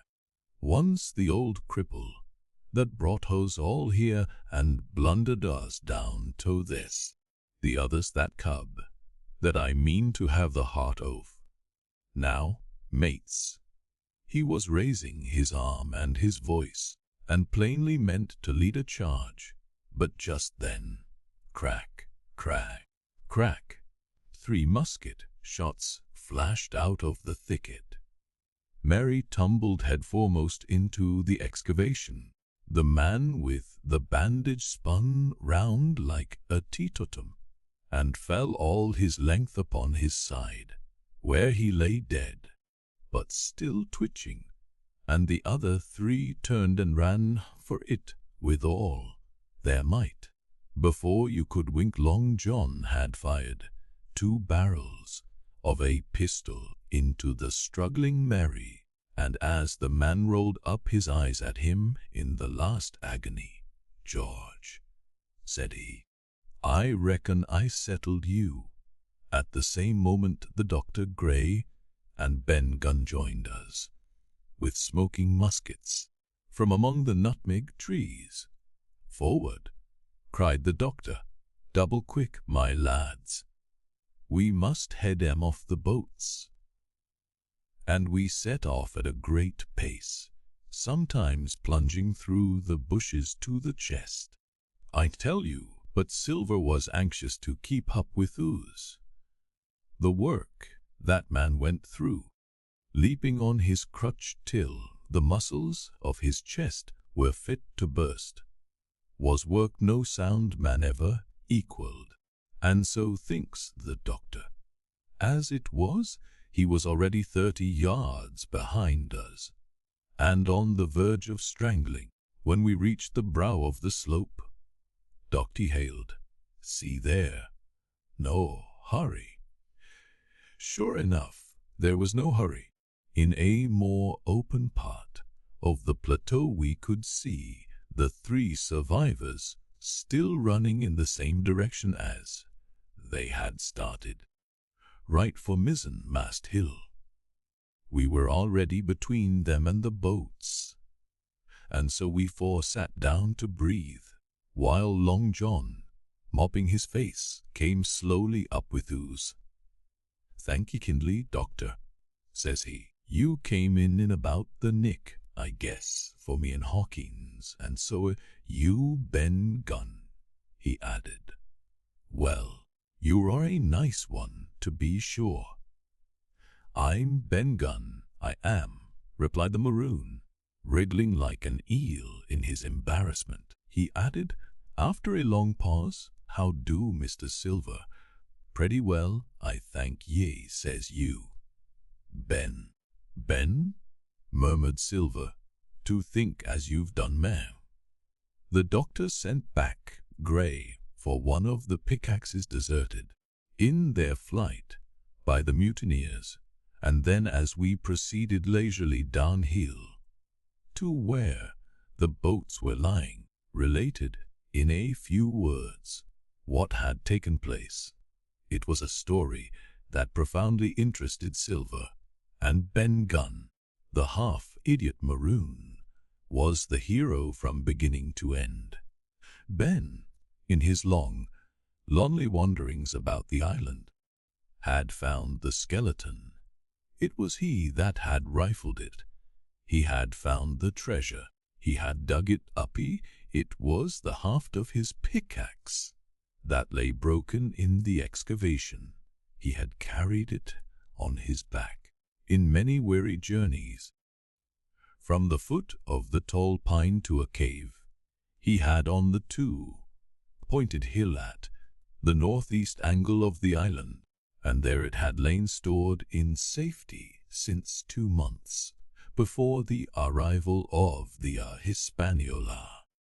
When the doctor had wormed this secret from him on the afternoon of the attack, and when, next morning, he saw the anchorage deserted, he had gone to Silver, given him the chart, which was now useless, given him the stores, for Ben Gunn's cave was well supplied with goats, meat salted by himself, given anything and everything to get a chance of moving in safety from the Stockade, the 2-pointed hill, there to be clear of malaria and keep a guard upon the money. "As for you, Jim," he said, "it went against my heart, but I did what I thought best for those who had stood by their duty, and if you were not one of these, whose fault was it?" That morning, finding that I was to be involved in the horrid disappointment he had prepared for the mutineers, he had run all the way to the cave and, leaving Squire to guard the captain, had taken Gray and the Maroon and started making the diagonal across the island to be at hand beside the pine soon. However, he saw that our party had the start of him, and Ben Gunn, being fleet of foot, had been dispatched in front to do his best alone. Then it had occurred to him to work upon the superstitions of his former shipmates, and he was so far successful that Gray and the doctor had come up and were already ambushed before the arrival of the treasure hunters, said Silver. It was fortunate for me that I had Hawkins here. You would have let old John be cut to bits and never given it a thought, Doctor." "Not a thought," replied Dr. Livesey cheerily, and by this time we had reached the gigs. The doctor with the pickaxe demolished one of them, and then we all got aboard the other and set out to go round by the sea for North Inlet. This was a run of 8 or 9 miles. Silver, though he was almost killed already with fatigue, was set to an oar like the rest of us, and we were soon skimming swiftly over a smooth sea. Soon we passed out of the straits and doubled the southeast corner of the island, round which, 4 days ago, we had towed the Hispaniola. As we passed the 2-pointed hill, we could see the black mouth of Ben Gun's cave, and a figure standing by it, leaning on a musket. It was the squire, and we waved a handkerchief and gave him 3 cheers, in which the voice of Silver joined as heartily as any. 3 miles farther, just inside the mouth of North Inlet, what should we meet but the Hispaniola, cruising by herself. The last flood had lifted her, and had there been much wind, or a strong tide current, as in the southern anchorage, we should never have found her more, or found her stranded beyond help. As it was, there was little amiss beyond the wreck of the mainsail. Another anchor was got ready, and dropped in 1.5 fathoms of water. We all pulled round again to Rum Cove, the nearest point for Ben Gun's treasure house, and then Gray, single-handed, returned with the gig to Hispaniola, where he was to pass the night on guard. A gentle slope ran up from the beach to the entrance of the cave. At the top, the squire met us.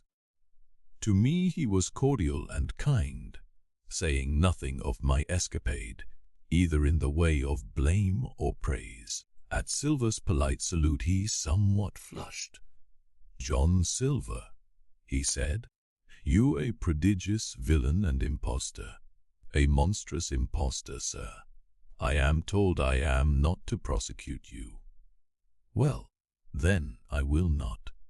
But the dead men, sir, hang about your neck like millstones, da." "Thank you kindly, sir," replied Long John, again saluting. "I dare you to thank me," cried the squire. "It is a gross dereliction of my duty. Stand back." And thereupon we all entered the cave.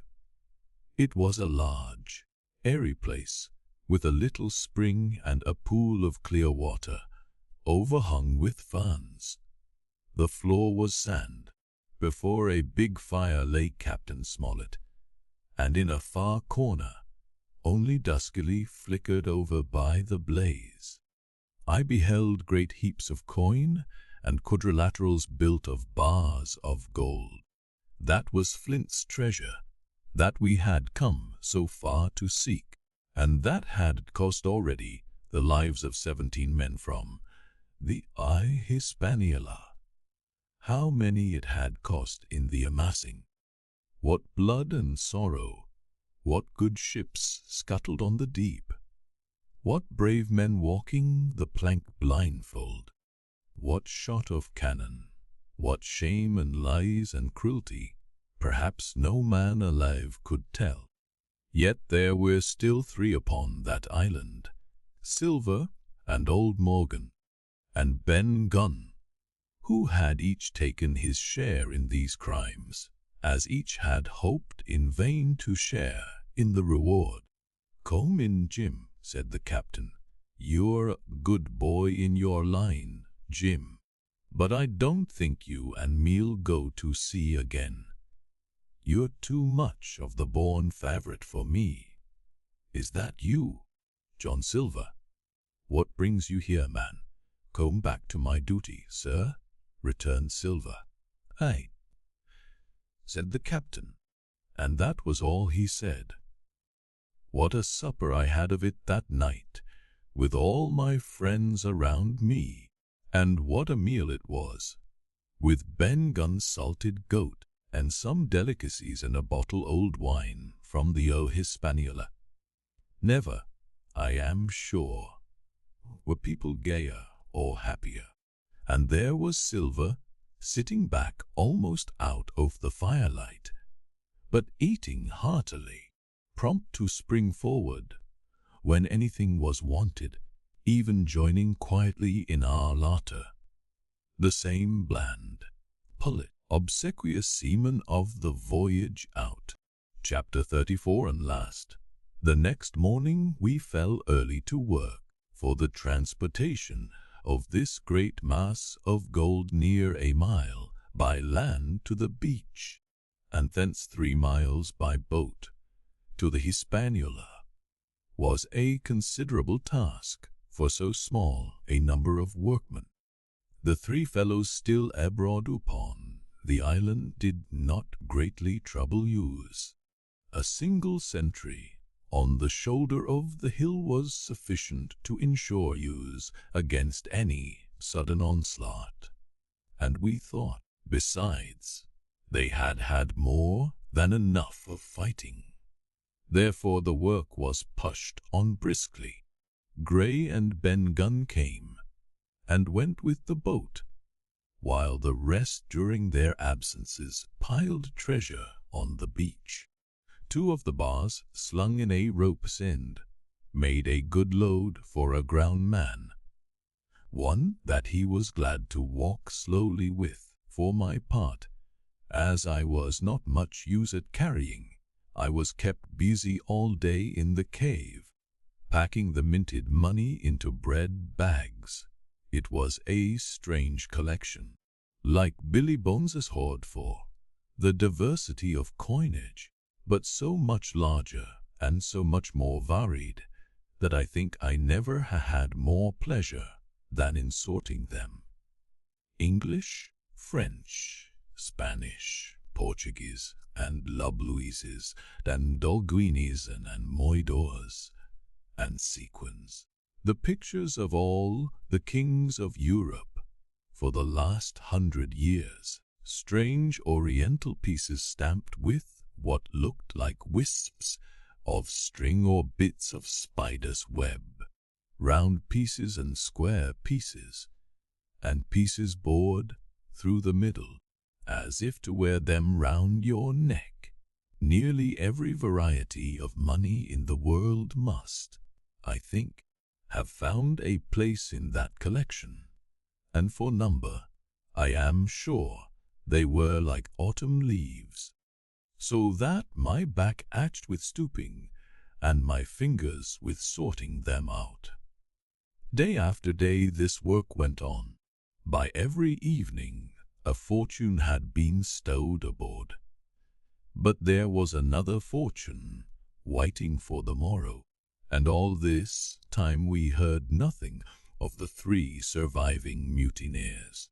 At last, I think it was on the 3rd night, the doctor and I were strolling on the shoulder of the hill where it overlooks the lowlands of the Isle, when, from out the thick darkness below, the wind brought us a noise between shrieking and singing. It was only a snatch that reached our ears, followed by the former silence. "Heaven forgive them," said the doctor. "'Tis the mutineers, all drunk, sir," struck in the voice of Silver from behind us.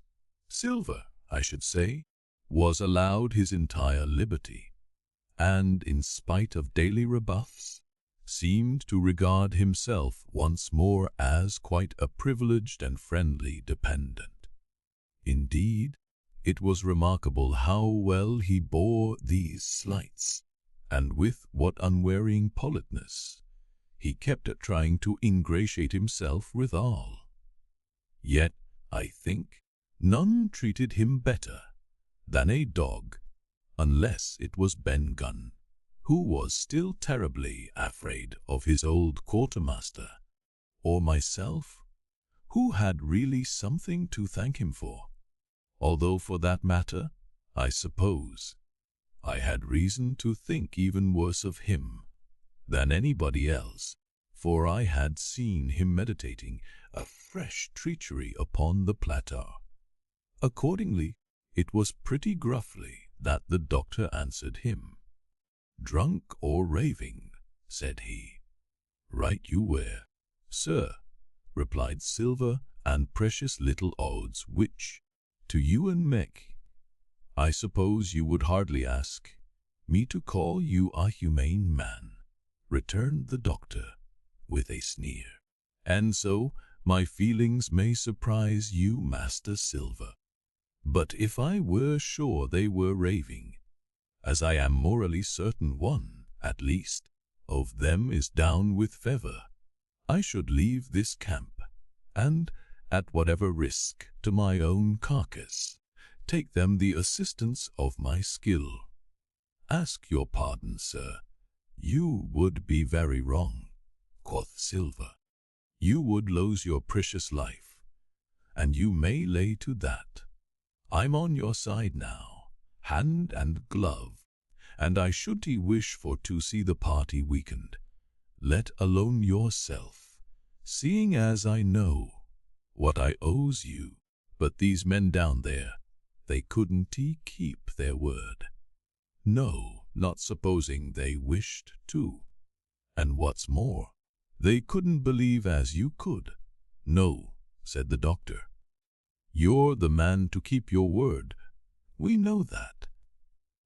Well, that was about the last news we had of the 3 pirates. Only once we heard a gunshot, a great way off, and supposed them to be hunting. A council was held, and it was decided that we must desert them on the island, to the huge glee, I must say, of Ben Gunn, and with the strong approval of Gray. We left a good stock of powder and shot, the bulk of the salt goat, a few medicines, and some other necessaries, tools, clothing, a spare sail, a fathom or 2 of rope, and, by the particular desire of the doctor, a handsome present of tobacco. That was about our last doing on the island. Before that we had got the treasure stowed and had shipped enough water, and the remainder of the goat meat, in case of any distress, and at last one fine morning we weighed anchor, which was about all that we could manage, and stood out of North Inlet, the same colors flying that the captain had flown and fought under at the palisade. The 3 fellows must have been watching us closer than we thought for, as we soon had proved. For, coming through the narrows, we had to lie very near the southern point, and there we saw all 3 of them kneeling together on a spit of sand with their arms raised in supplication. It went to all our hearts, I think, to leave them in that wretched state, but we could not risk another mutiny, and to take them home forward that give been a cruel sort of kindness.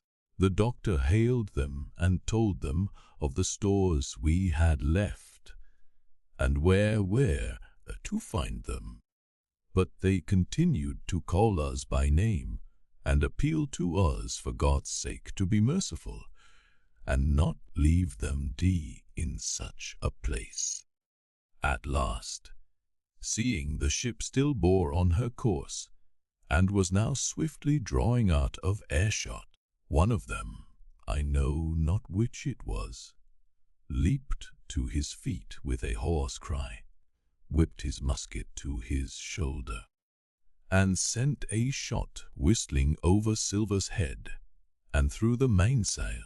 After that we kept under cover of the bulwarks, and when next I looked out, they had disappeared from the spit, and the spit itself had almost melted out of sight in the growing distance. That was, at least, the end of that, and before noon, to my inexpressible joy, the highest rock of Treasure Island had sunk into the blue round of sea. We were so short of men that everyone on board had to bear a hand, only the captain lying on a mattress in the stern and giving his orders. For though greatly recovered, he was still in want of quiet. We laid her head for the nearest port in Spanish America, for we could not risk the voyage home without fresh hands, and as it was, what with baffling winds and a couple of fresh gales, we were all worn out before we reached it.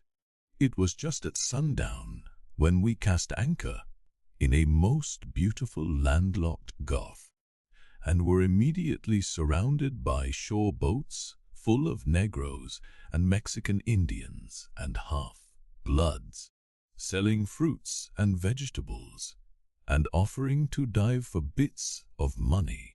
The sight of so many good, humoured faces, especially the blacks, the taste of the tropical fruits, and above all, the lights that began to shine in the town, made a most charming contrast to our dark and bloody sojourn on the island, and the doctor and the squire, taking me along with them, went ashore to pass the early part of the night. Here they met the captain of an English man of war, fell in talk with him, went on board his ship, and in short, had so agreeable a time that day was breaking when we came alongside the Hispaniola. Ben Gunn was on deck alone, and as soon as we came on board he begun, with wonderful contortions, to make us a confession. Silver was gone. The maroon had connived at his escape in a shore boat some hours ago, and he now assured us he had only done to preserve our lives, which would certainly have been forfeited if that man with the one leg had stayed aboard. But this was not all.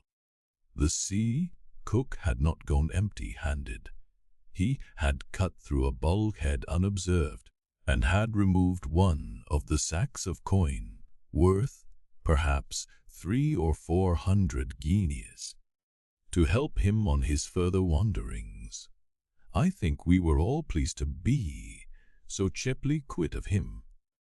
Well, to make a long story short, we got a few hands on board, made a good cruise home, and the Hispaniola reached Bristol just as Mr. Blandley was beginning to think of fitting out her consort. 5 men only of those who had sailed returned with her.